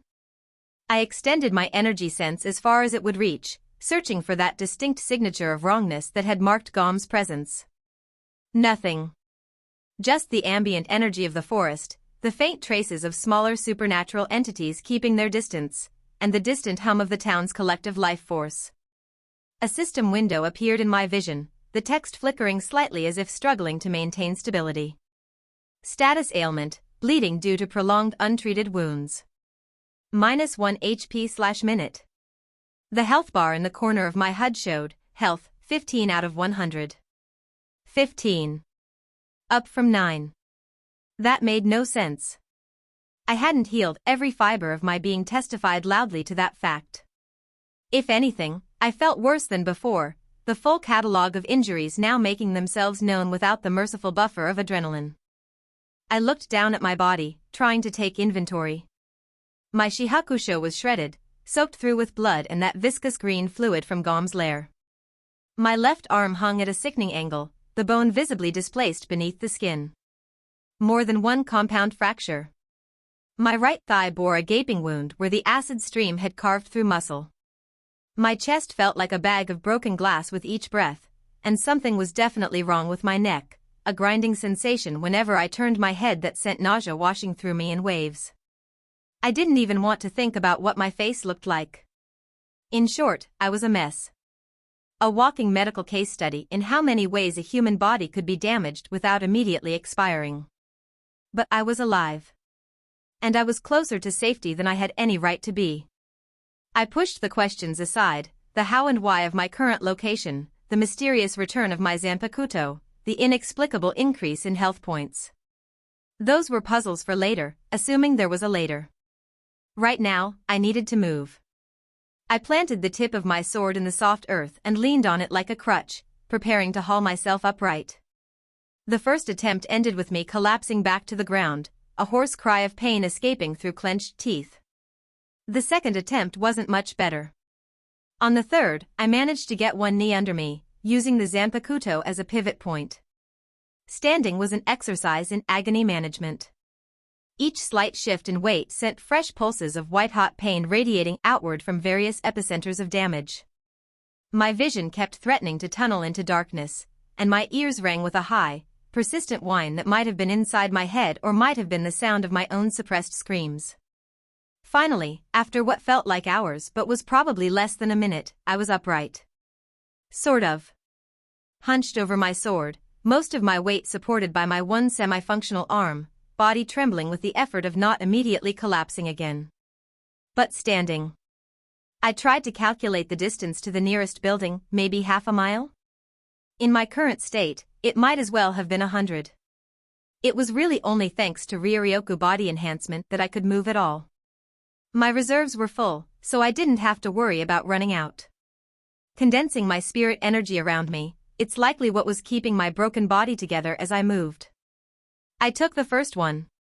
Right foot forward, dragging slightly against the ground, sword tip pulled from the earth and replanted a few inches ahead. Left foot following, barely lifting at all, more of a controlled fall forward than an actual step. I nearly blacked out from that single movement. But I was still standing. Still moving. The second step was marginally easier, if only because I knew what to expect. The third was pure determination over physical reality. By the fifth, I had established a rhythm of sorts: plant sword, drag body forward, pause for breath, repeat. Every motion sent fresh rivulets of blood trickling down my side, leaving a macabre trail behind me. In the distance, the edge of town shimmered like a mirage, streetlights blurring together in my unfocused vision. So far away. But possible. Just one more step, and then another. Present time, from the end of chapter 14. Ria's perspective. I emerged from the teleportation circle at the forest's edge near some buildings and the old forest bridge, where the contract flyer had led me. The night air carried a metallic tang that set my nerves on edge, blood, and lots of it. My senses, sharper than any human's, picked up a faint magical residue that didn't belong in these woods, something ancient and wrong that made my skin crawl. But all of that faded to background noise when I saw him sitting there on the grass up against a tree, barely 5 feet away. I didn't recognize him at first, his body so broken and bloody, that I figured it was just a desperate kid trying to summon help. But then I started to recognize the features. That black shihakusho, ruined as it was. Toshio, ghost pale and still, a dark pool spreading beneath his broken form. My heart stopped, then lurched into a frantic rhythm. Toshio. His name tore from my throat, raw and desperate. Using my devil-enhanced speed, I was next to him in an instant. My knees hit the sidewalk near him, causing cracks to form, my hands hovering over his body, afraid to touch him for fear of causing more damage. He looked destroyed. There was no gentler word for it. His left arm bent at angles that human limbs should never form, bone visible through shredded flesh. The fabric of his black uniform, what remained of it, was soaked through with blood and something else, something greenish and foul that made my nose wrinkle. His right thigh bore a wound so deep I could see muscle tissue exposed to the night air. But worst was his face, lacerated, bruised beyond recognition, one eye swollen shut, lips split and caked with dried and fresh blood. Yet somehow, impossibly, he was still breathing. Each inhale shallow and labored, each exhale a soft wheeze that carried the copper scent of internal bleeding. I lowered his form off the tree into my arms.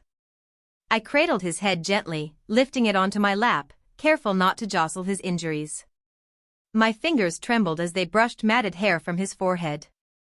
This close, I could see dozens of smaller wounds I'd missed at first glance, acid burns across his chest and neck, deep puncture wounds in his shoulder, fingers bent backward and broken.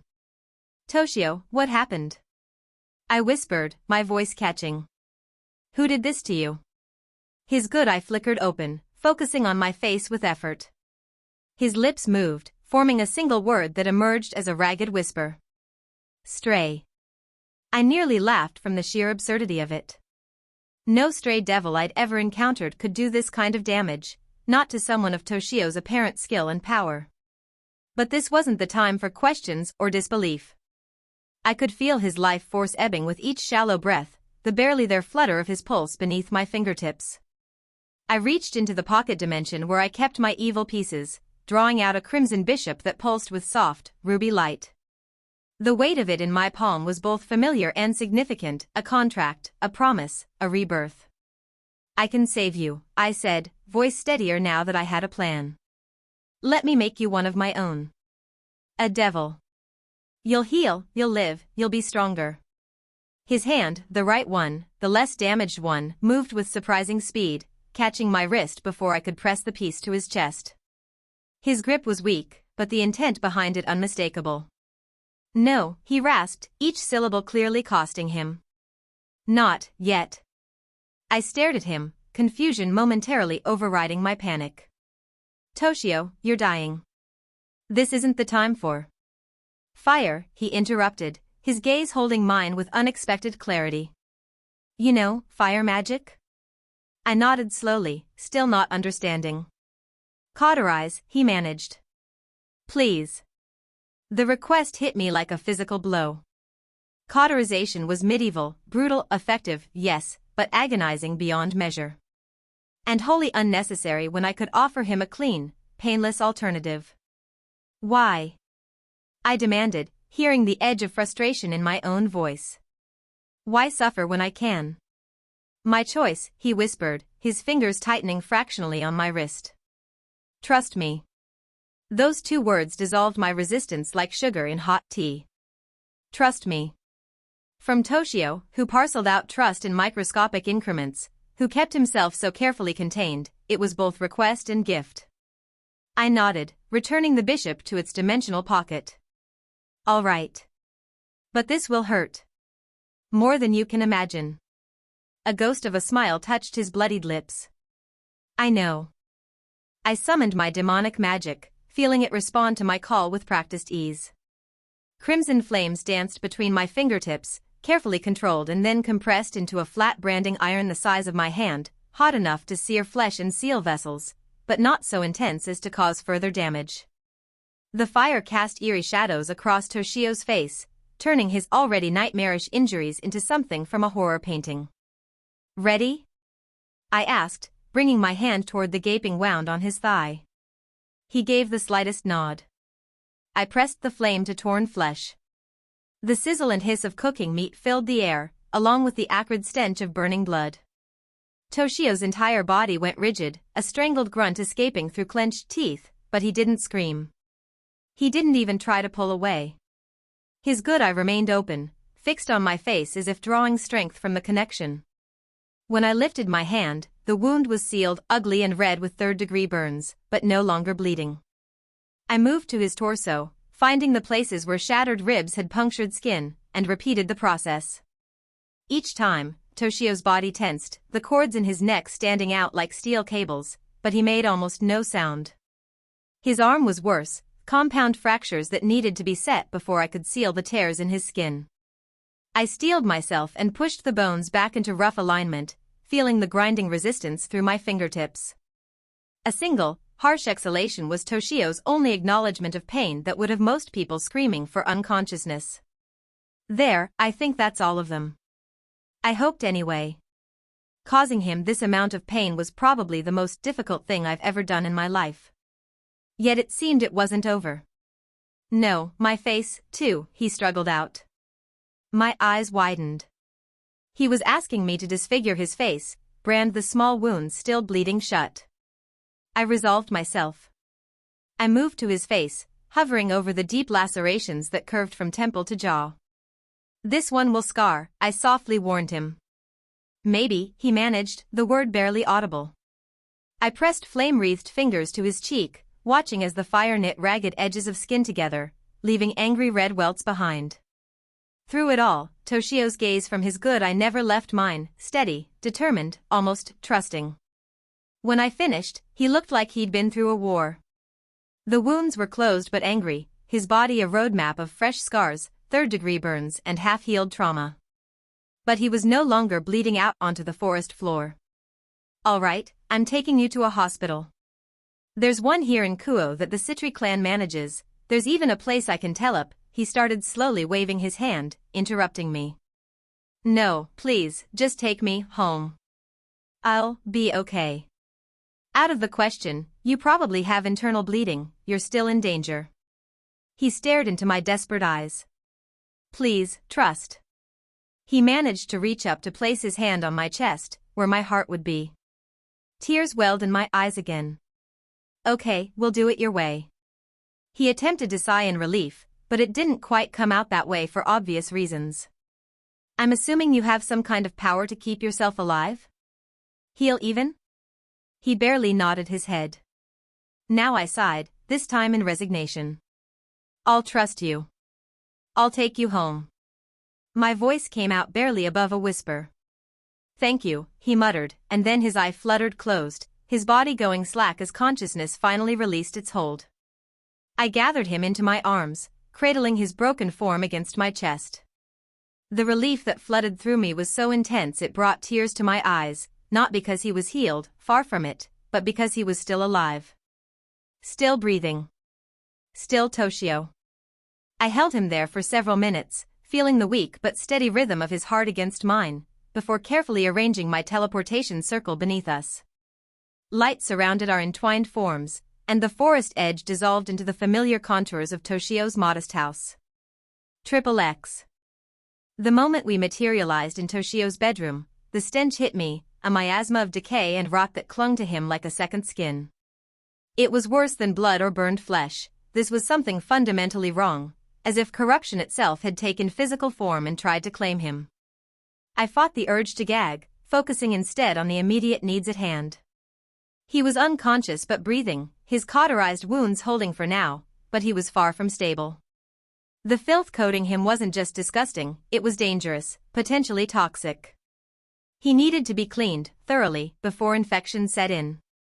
I gathered him closer to my chest, one arm supporting his shoulders, the other beneath his knees. His weight should have been difficult for someone of my frame to manage, but devil strength made it effortless. What wasn't effortless was seeing him like this, broken, vulnerable, reduced to something so fragile when I had grown accustomed to his quiet strength. His bedroom was sparse but meticulously organized, exactly what I would have expected from Toshio. I navigated to the adjoining bathroom, nudging the door open with my foot. The space was small but functional, with a combination shower and bath against the far wall. I lowered him carefully onto the bathroom mat, positioning his head gently against the side of the tub.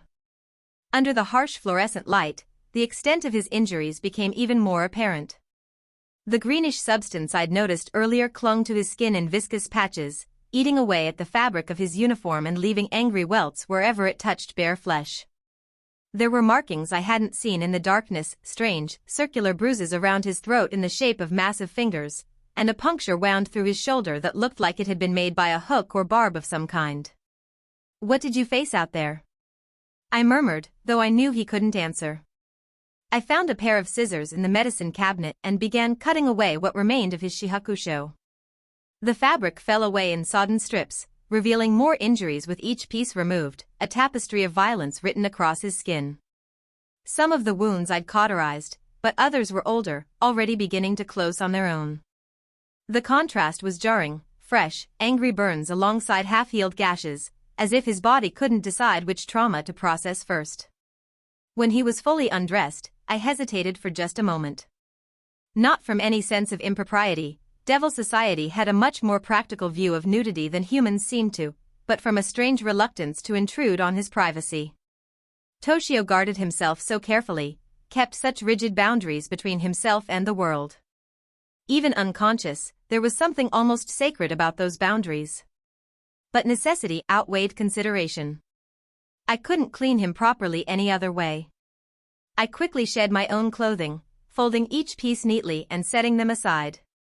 The intimacy of the moment wasn't lost on me, but this wasn't about desire or seduction. This was about care, about preservation.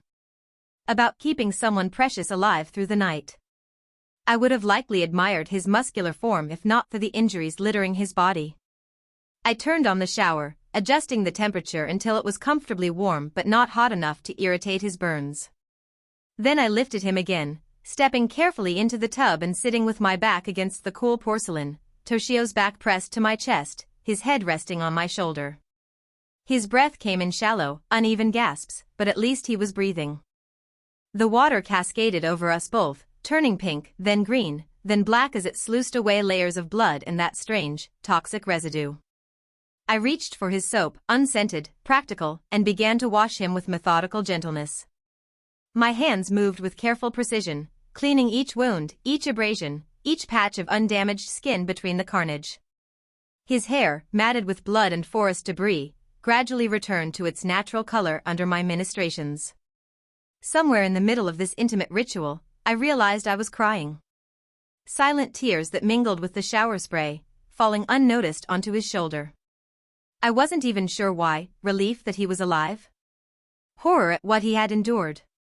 Frustration that he had refused the simplest solution to his suffering? Perhaps all of these, tangled together into an emotion I couldn't quite name. "You're going to be okay," I whispered against his temple, the words as much for myself as for him. "Do you hear me, Toshio? You're going to be okay." He didn't respond, of course. But I could have sworn his breathing steadied, just slightly, at the sound of my voice. I continued working, scrubbing away the last traces of whatever nightmarish encounter had nearly claimed him. The water finally ran clear, and I shut off the shower, keeping him cradled against me for a moment longer than strictly necessary.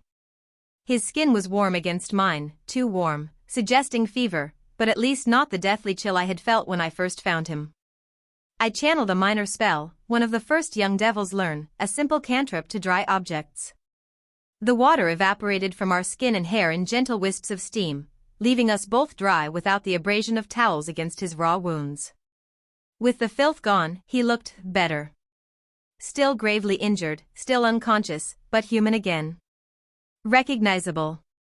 I carried him back to the bedroom, laying him gently on the bed before retrieving a clean sheet to cover his lower half. The temptation to dress him properly was strong, but I resisted. His wounds needed air, and any fabric would only irritate the burns and abrasions further. For a moment, I stood beside the bed, uncertain. The proper thing would be to take a chair, to maintain a respectful distance while watching over him. But the thought of that distance, even a few feet, felt unbearable.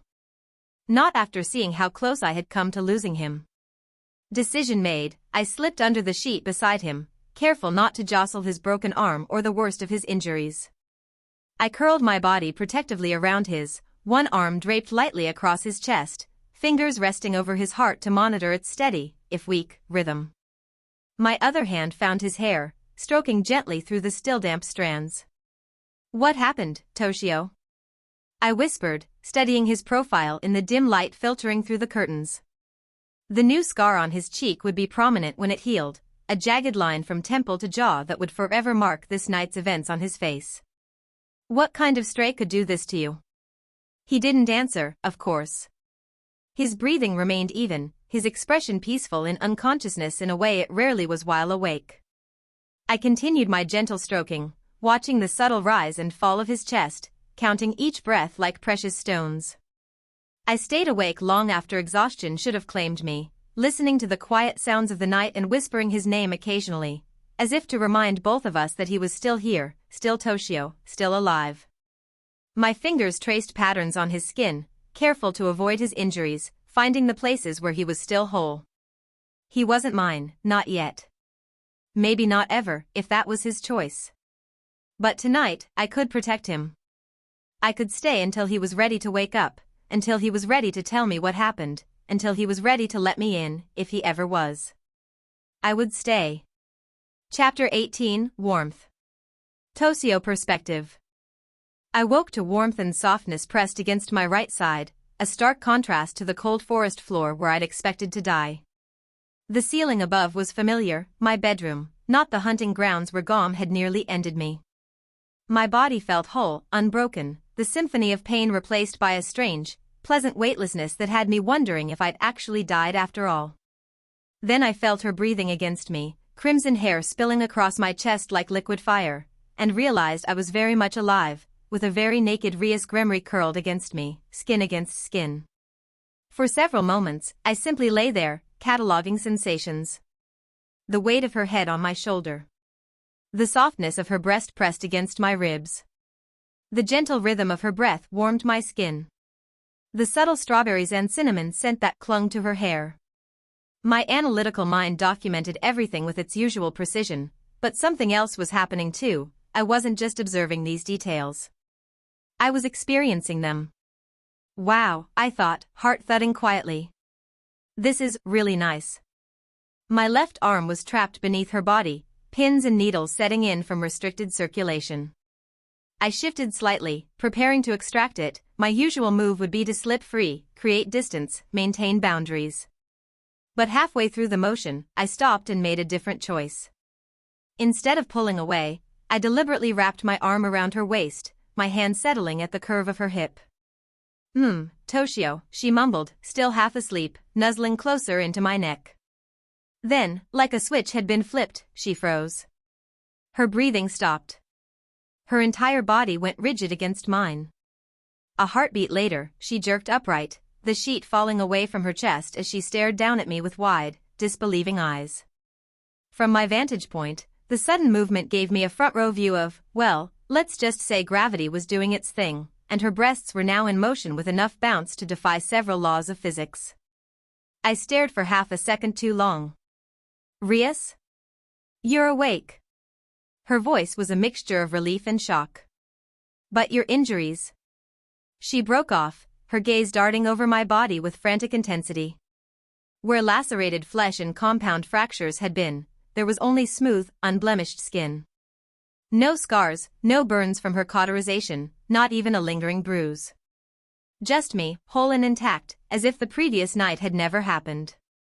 Her hands followed her eyes, skimming over my chest, my arms, my face, checking, confirming, marveling. I let her, watching the play of emotions across her features, confusion, relief, and something deeper that made my chest tighten in an unfamiliar way. How is this possible? How are you this healed? She asked, her voice barely above a whisper. I've never seen anyone hurt so badly who wasn't already dead. Those were some of the worst I've ever seen. Some of those wounds should have taken weeks or months to heal, if they healed at all. Even my demonic power wouldn't heal my peerage members that fast. The morning light filtering through my curtains caught in her hair, turning the crimson to burnished copper. It also highlighted every curve and contour of her exposed upper body. I forced my gaze to stay on her face, mostly. I gave her a warm smile, eyes still a little hazy from the sudden shift in tone. I told you to trust me. She let out a shaky laugh, the sound catching on the edge of a sob. Her eyes welled with tears, and then she collapsed forward, pressing her face to my chest. I caught her gently, arms wrapping around her once more. Her tears were warm against my skin, but her breathing slowly evened out. I'm okay, Rias, I said softly, pressing my hand to her back in soothing strokes. Thanks to you. We lay like that for a minute, maybe more. Her body fit against mine in a way that felt right. Like puzzle pieces finally slotting into place. Rias seemed to suddenly remember our state of undress. She rose off my chest again, looking around, maybe for clothes. One of her arms crossed her chest, covering one nipple, doing interesting things to the rest of her breast. I thought nudity didn't bother her. We should probably get dressed. Last night you were so badly hurt, and your clothes were destroyed, and I needed to clean you, and I pulled her back down on my chest. She squawked in surprise, her blush intensifying, but she didn't try to escape. Comfy, I interrupted, tightening my arm around her waist slightly. The words surprised me as much as they did her, judging by the way her eyes widened. I wasn't usually so direct. What? She blinked at me, her lips parting in surprise. Toshio, we're both completely naked. Yes, that seems to be the case. So. I'm comfy like this, I clarified, feeling a smile tug at the corner of my mouth. I tightened my hold just a little more. And I think I'm catching up on what I've been missing. Her cheeks flushed almost as red as her hair. And what exactly have you been missing? This, I said simply. Closeness.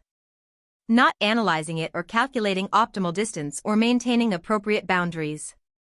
Just being here. With you. Something shifted in her expression, surprise melting into a softness I rarely saw there. She hesitated for a moment, then settled back down beside me, her head relaxing into its place on my shoulder. I adjusted my arm, drawing her closer, marveling at how right it felt. She chuckled softly, resting her head on my shoulder again. We stayed there like that, our bodies intertwined, my hand tracing slow circles on her bare back. Then she shifted slightly, her voice quieter this time. What happened last night? You said it was a stray, but what kind of stray could possibly do that much damage to someone like you? You're pretty strong for a human after all. I tensed slightly, the memory of Gom's laughter echoing in my mind. The iron mask, the hooks, the toxic miasma, all of it still felt too vivid, too present. Then that moment the world went black beneath its spear kick, then to the void where my spirit still wouldn't speak her name. Waking up with my sword in hand with pain in every inch of my body. How much should I tell her? The whole truth? Parts? Something comforting, or something honest? Instead of answering, I looked down at her. What happened after I passed out? I remember you finding me, cauterizing my wounds. Then everything went dark. Her face grimaced at the mention of it, curling into my embrace just a little more. Her expression turned haunted. Rias shifted against me, her hand coming to rest on my chest, right over my heart. I teleported you here, she said softly. But you smelled horrible, worse than death. You were covered in something green and toxic that was still actively trying to eat through your skin. Your injuries were, Satan, Toshio, you were covered in so much blood. I had to remind myself you were still alive. I took you to your shower and bathed with you to clean all of it off. So you decided the best approach was to join me in the shower? I teased, partly to lighten the mood, partly because I couldn't help myself.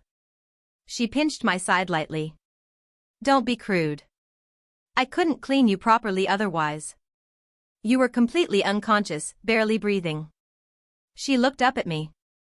I didn't even bother putting clothes back on after the shower. I thought I might lose you, even after the cauterization. So I stayed. All night. Just to make sure you were still breathing. I needed to feel your warmth to make sure you stayed with me. My hand stroked through her hair, letting the silence hold us a moment longer before she spoke up again. That, and I can't sleep with any clothes on. That got a snort of laughter out of me. I turned my head to look at her, really look at her. The playful facade had dropped, revealing a vulnerability I wasn't used to seeing from Rias Gremory. Her eyes, those impossibly blue pools, held genuine fear, not for herself, but for me. Something twisted in my chest, a feeling I couldn't immediately identify. Thank you, I said, the words feeling inadequate but necessary. For staying. For saving me. For everything. She nodded, her eyes holding mine. I would do it again. In a heartbeat. I believed her. That was the strange part, I actually believed someone cared that much. About me. Not about what I could do or provide, but simply about whether I continued to exist in the world. The realization was both novel and exhilarating. But, how? Toshio, even my healing magic for my peerage couldn't do this. Not this fast. Not without leaving so much as a scar. How did you heal like this? I took a breath, feeling the comfort of her skin against mine, her voice so full of wonder and worry. My body's special, I said. If I can sleep for at least 8 hours, really sleep, no interruptions, I can heal from anything. As long as I'm still alive and not bleeding out when I start. Though I will say, it's never been tested quite this thoroughly before. You should have seen me after my first encounter with a stray, Yomi. That was the closest I've come to this level of damage, and even then. I trailed off, not wanting to relive the memory of either fight. This was much worse. She stared at me. That's insane. I've never heard of an ability like that. Not even in the underworld. I did say I was special, I teased gently. Her eyes dropped for a moment, and I noticed the way they paused, lower. Her gaze trailed down my chest, then further, catching sight of just how much of the blanket had slipped away during the night. Her cheeks turned scarlet. She looked back up quickly. I definitely agree that it's special, she muttered under her breath. I blinked, then smirked. Oh. Shut up, she mumbled, hiding her face in my chest. I held her for another long moment, savoring the peace. Her weight on my chest, the warmth of her breath, the smell of her shampoo mixed with lingering hints of clean soap and heat. My hand gently rubbed her back. Eventually, I sighed. As far as what happened. Let's get up. I'll explain over breakfast. I'm starving. She laughed softly, the sound vibrating against my chest. I suppose that makes sense, after everything you went through. We remained there. Toshio, that means you have to let go, Rias giggled. That's correct. But I don't want to. I retightened my embrace with her. She sighed in what I'm hoping was contentment. She smiled. I could feel it against my skin. You know, I'm starting to like this side of you, she said while tracing shapes on my chest. I smiled, closing my eyes. Noted. She snorted in amusement at that. We stayed there a few minutes longer, basking in shared warmth, until my stomach betrayed me with a loud, insistent growl. Rias burst out laughing. Okay, maybe we should get up now, I said. She giggled again. She sat up, my eyes following the movement without conscious thought. She was stunning. Curves that defied reason, skin like porcelain, muscles subtle beneath the softness. Perfection made flesh. She caught my gaze and raised an eyebrow. What? You're so beautiful, I said honestly.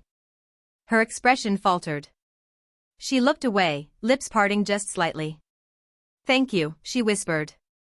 I know she probably heard that a lot, but I couldn't help but reiterate it. We both stood. Before clothes were found, I gently turned her toward me, her expression harboring a hint of confusion.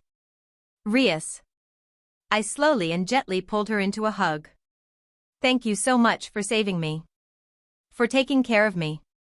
It's been so long since, so long. She quickly returned the hug, our naked bodies flush with one another. I could feel her smile. You're welcome, Toshio. Her words died on her lips. She bit her lip. I'll be there if you need me again. Just please, don't come back to me like that. I nodded. I'll certainly try my best. Trust me, it was just as difficult for you to see as it was to experience. Not something I'd like to repeat. Good. She playfully slapped my lower back. However, if it allows me to wake up next to you like that again, I might not be so opposed. She pulled back from the hug and slapped my chest this time, giggling.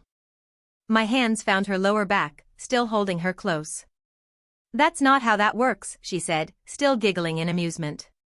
She looked down and blushed a little, likely feeling my lower member pressing against her. You don't have to be injured for this to happen again, you know, she mumbled. That caused me to smile. I'll take you up on that then. Without overthinking it, my right hand found the back of her head and I pulled her in, me placing a gentle, chaste kiss on her forehead, her eyes fluttering closed at the contact. I felt her small intake of breath. Come on, I'll make breakfast. I'm not too bad in the kitchen. I released her, her face very red as she stood there in stunned silence. I went towards my wardrobe. Not bothering to cover herself at this point, she asked, do you have something I could borrow? My uniform from yesterday is. She trailed off, grimacing. Rias looked down at her school uniform, which was draped over a nearby chair. The bloodstains had dried into brown-red patches. There were a lot of them. Probably beyond salvaging, I finished for her. Check my closet. There should be a button-up shirt that'll work until we figure something else out. You can have Akino or someone bring you a new outfit. She smirked, eyes glinting with mischief. Oh, I'll enjoy seeing Akino's reaction when she hears I spent the night here. Another first claimed before her. That last part confused me little, but I didn't dwell on it. She walked over to my closet, her body doing very interesting things. I've decided. This world's jiggle physics are the best. I watched as she rummaged through my closet, eventually pulling out a simple white dress shirt. She glanced over her shoulder, catching me watching her. You know, she said, a hint of her usual playful confidence returning, most people would at least pretend not to stare. I shrugged, not bothering to hide my appreciation. I've decided to be more honest about what I want. Seems like the right time for it.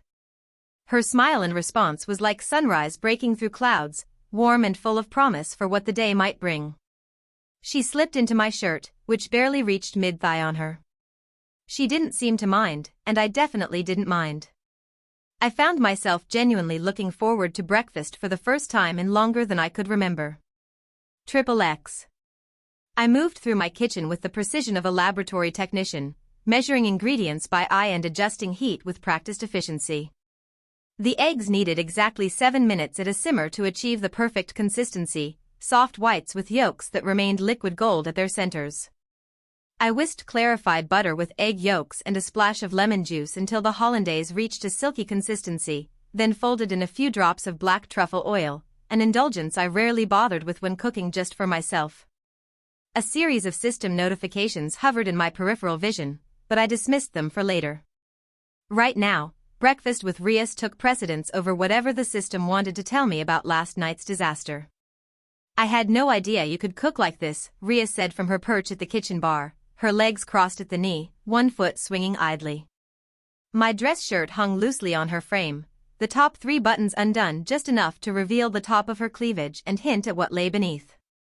The hem barely reached mid-thigh, exposing long stretches of pale skin that I found myself glancing at more often than strictly necessary.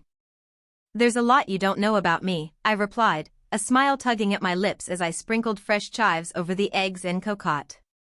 Cooking is just applied chemistry with more immediate rewards. Is that how you see it? As a science experiment? She leaned forward, propping her chin on her hand. The movement caused the shirt to shift, revealing a bit more of her collarbone. I arranged the ramekins on plates, adding a small side of dressed greens and slices of toasted sourdough. Partly. But there's also something meditative about it. Focusing on a single task, creating something that engages all the senses. I paused, considering. It's one of the few activities I've found that quiets my mind completely. And here I thought you were just trying to impress me, she teased, accepting the plate I slid across the counter toward her. That too, I admitted, surprising myself with my candor. Is it working?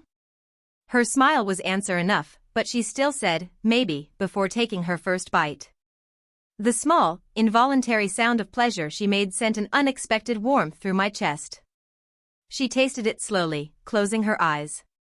Toshio, this tastes amazing. I smirked. Well, I figured after everything, you deserved something better than rice and miso. We ate in comfortable silence for a few minutes. The only sounds were the soft clink of cutlery and occasional appreciative murmurs from Rias. I found myself watching her more than my food, the way sunlight caught in her hair, the delicate movement of her throat when she swallowed, the elegant curve of her wrist as she lifted her fork. Details I'd always noticed but never allowed myself to truly appreciate. This is honestly incredible, she said eventually, setting down her fork with reluctance after finishing the last bite. Glad you like it. I can cook for you anytime you want. She laughed through another bite, dabbing her lips with a napkin. I might take you up on that. If the rest of your meals are even half this good, you'd put half the chefs in the underworld out of business. Thank you. That's high praise. Where did you learn to cook like this? She turned toward me after pushing her plate forward a little. After my parents died, I was on my own and I couldn't afford to eat out all the time, so I learned, I replied, then paused. I rarely mentioned my past existence so directly. But after last night, after nearly dying, after the emotional breakdown in my inner world, the usual filters seemed less important. I studied a lot. Picked up techniques here and there. I had a good memory then too, so once I saw something done, I could replicate it. Your past, she said softly, her eyes studying me with gentle intensity. You don't talk about that much. No, I agreed. I don't. But maybe I should start. For just a moment, I wondered if this could become a regular thing, mornings like this, quiet meals, shared responsibilities. It wasn't something I had thought about before. Now, I hoped. After breakfast, we cleaned up together in a domestic rhythm that felt oddly natural. Rias washed while I dried, our hands occasionally brushing in the exchange of plates and utensils. Each small contact seemed to linger a heartbeat longer than necessary, neither of us pulling away too quickly. When the kitchen was spotless again, I'd always been particular about cleanliness, we migrated to the living room. I sat on the couch first, and when Rias moved to take the cushion beside me, I caught her wrist gently and pulled her down across my lap instead.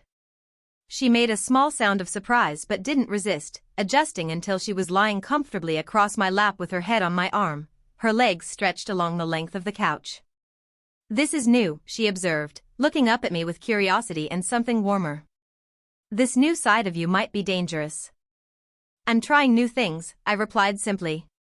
My hand found hers, our fingers interlacing with a naturalness that should have unnerved me but somehow didn't. Like not waiting until I'm dying to recognize what matters. Her expression softened. And what matters, Toshio? This. You. I took a deep breath, steeling myself for the harder part of this conversation. Which is why I need to tell you what happened last night. Her fingers tightened around mine. I'm listening. I've been hunting stray devils, I admitted, watching her face carefully. 4 months now. Tracking them through the forest, eliminating them, burning the bodies to hide the evidence. I knew about the hunting, she said quietly. Kuo is my territory. I notice when the stray population suddenly drops to near zero in the city. You never said anything. She shrugged, the movement causing the shirt to slip further off one shoulder. I figured you'd tell me when you were ready. Or that you had your reasons for keeping it to yourself. I nodded, grateful for her understanding. Last night was different. I found something worse than a standard stray. Much worse. I described Gom in detail, the corrupted clearing, the miasma, the bloated form and rusted mask. Rias's expression grew increasingly from troubled to horror as I spoke, her fingers tightening around mine. I've never heard of anything like that, she said when I'd finished describing the initial encounter. A devil that can create its own domain of corruption? That's rare, even among high-class strays, devils even. It wasn't just powerful, I continued, the memory fresh despite my best efforts to compartmentalize it. It was ancient, around 400 years old from what it said. Malevolent in a way that felt primordial. I tried to fight it, burned its entire domain, but that just forced it to transform into something worse. Faster. Deadlier. I detailed the second phase of the fight, the transformation, the punch that had shattered my left arm and shoulder, the beating that had left me broken and dying on the forest floor.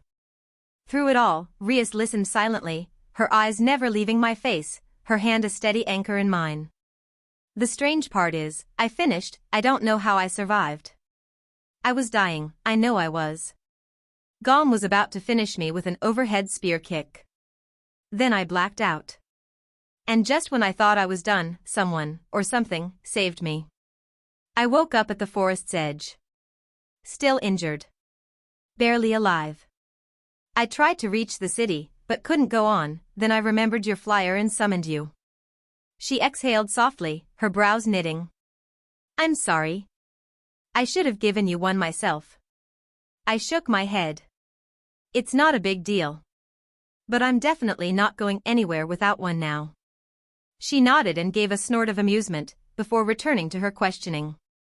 Do you know what saved you? She asked after a moment. I hesitated, turning my thoughts inward. The memory of my spirit standing in the rising water, watching me, silently furious, rose like a vision. I swallowed. I think I might have an idea. She tilted her head slightly, eyes narrowing. What is it? I shifted beneath her, gently urging her to sit up. She pouted but complied, nestling against me on the couch with a reluctant groan. From my inventory, I summoned the sheathed blade, my Zanpakuto. I drew it out with its normal dramatic light show, the hilt wrapped in black with a crimson sibba, the sheath plain but elegant. Ria's eyes widened slightly. She'd seen it before, but never up close. That's your sword. I nodded. Yeah. But it's not just a sword. It's something more. Something tied to me. Spiritually. It has a soul. A consciousness. A personality. She blinked. Like a sacred gear? No, I said. Not like that. It's not bestowed. It's born. A part of me, but separate. It's called a Zanpakuto. She has a will. And I think she's what saved me. She looked confused, no doubt wondering about such a power that didn't exist in this world. Then she did something surprising. Rias sat up fully now, her eyes fixed on the blade. May I? She asked, her hand hovering above the sheath. I nodded, and she gently touched the saya, her fingers tracing the subtle patterns etched into its surface. Thank you, she whispered to the sword. For bringing him back to us. For not letting him die alone in that forest. To my astonishment, the blade vibrated slightly against my palm, a gentle pulse that couldn't be mistaken for anything but acknowledgement. Rias's eyes widened.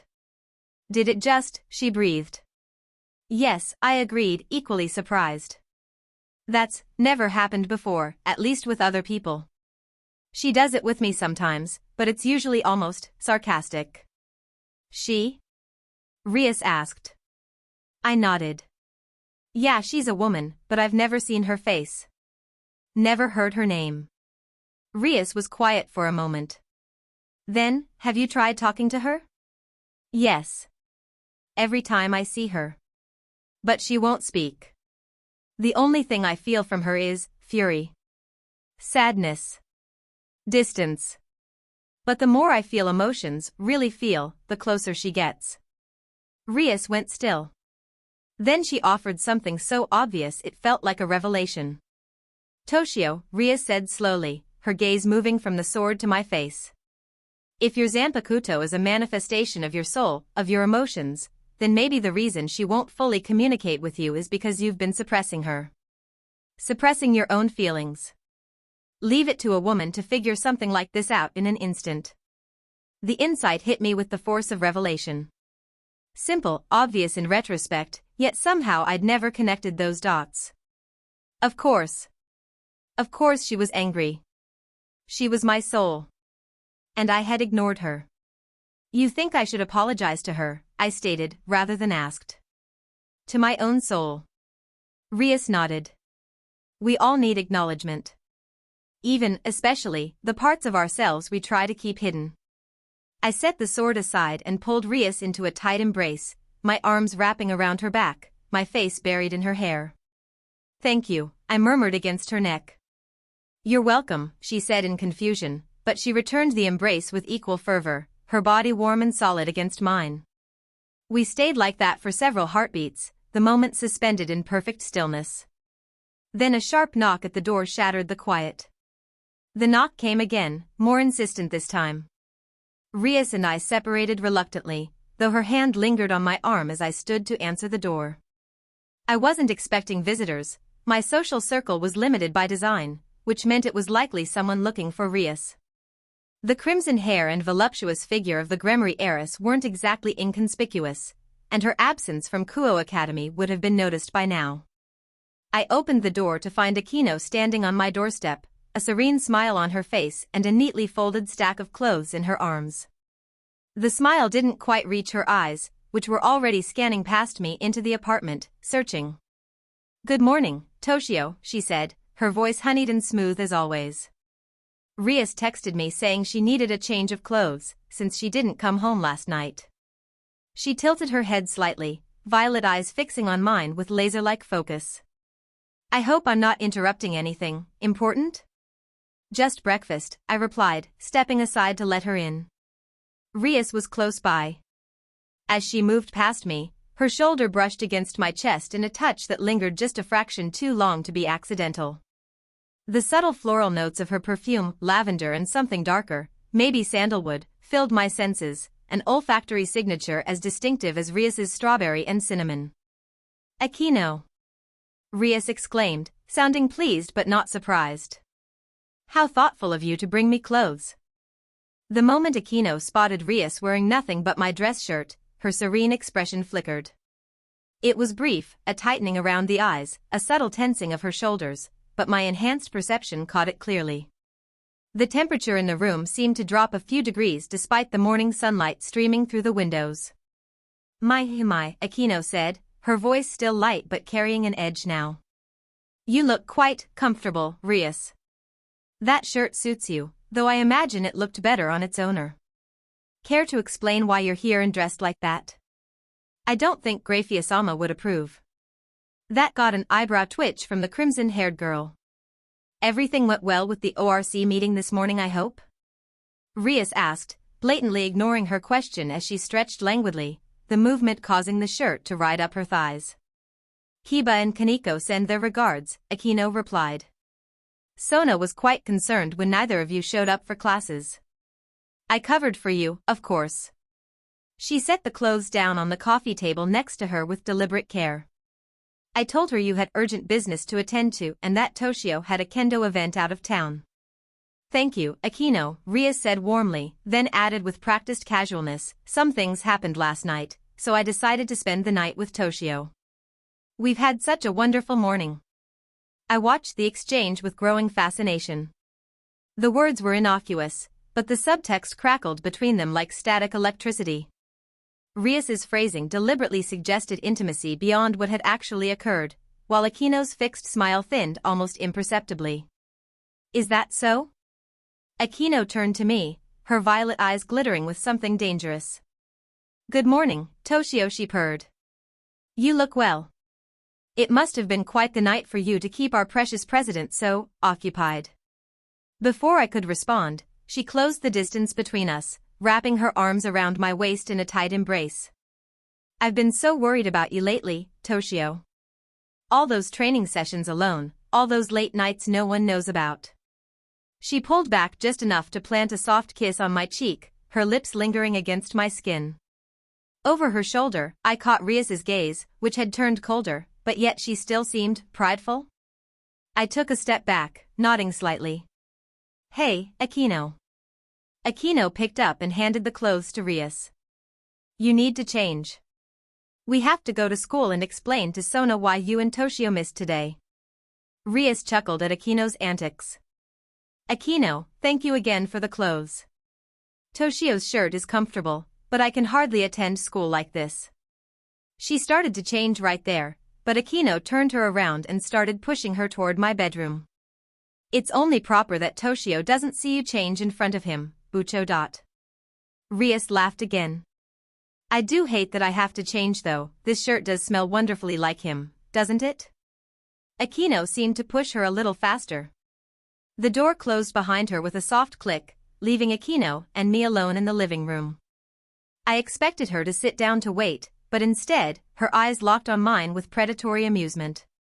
She stepped forward until her boobs were pressed against me, walking me backward until my shoulders hit the wall. Her body pressed against mine, the soft curves of her figure leaving nothing to the imagination. Now, she said, voice dropping to a whisper that managed to be both intimate and threatening, are you going to tell me what really happened last night? Rias's magical signature was flaring like a beacon around 4 a.m., and this morning, there's no trace of the injuries that would have warranted emergency healing magic, which wouldn't even work on a cute human like you. I blinked, surprised by her perceptiveness. You could sense that from your house? I can sense many things others miss, she replied, her fingertips tracing idle patterns on my cheek. Especially when it involves people I care about. So talk, Toshio. What happened? She asked it in a way that sounded innocent yet threatening at the same time.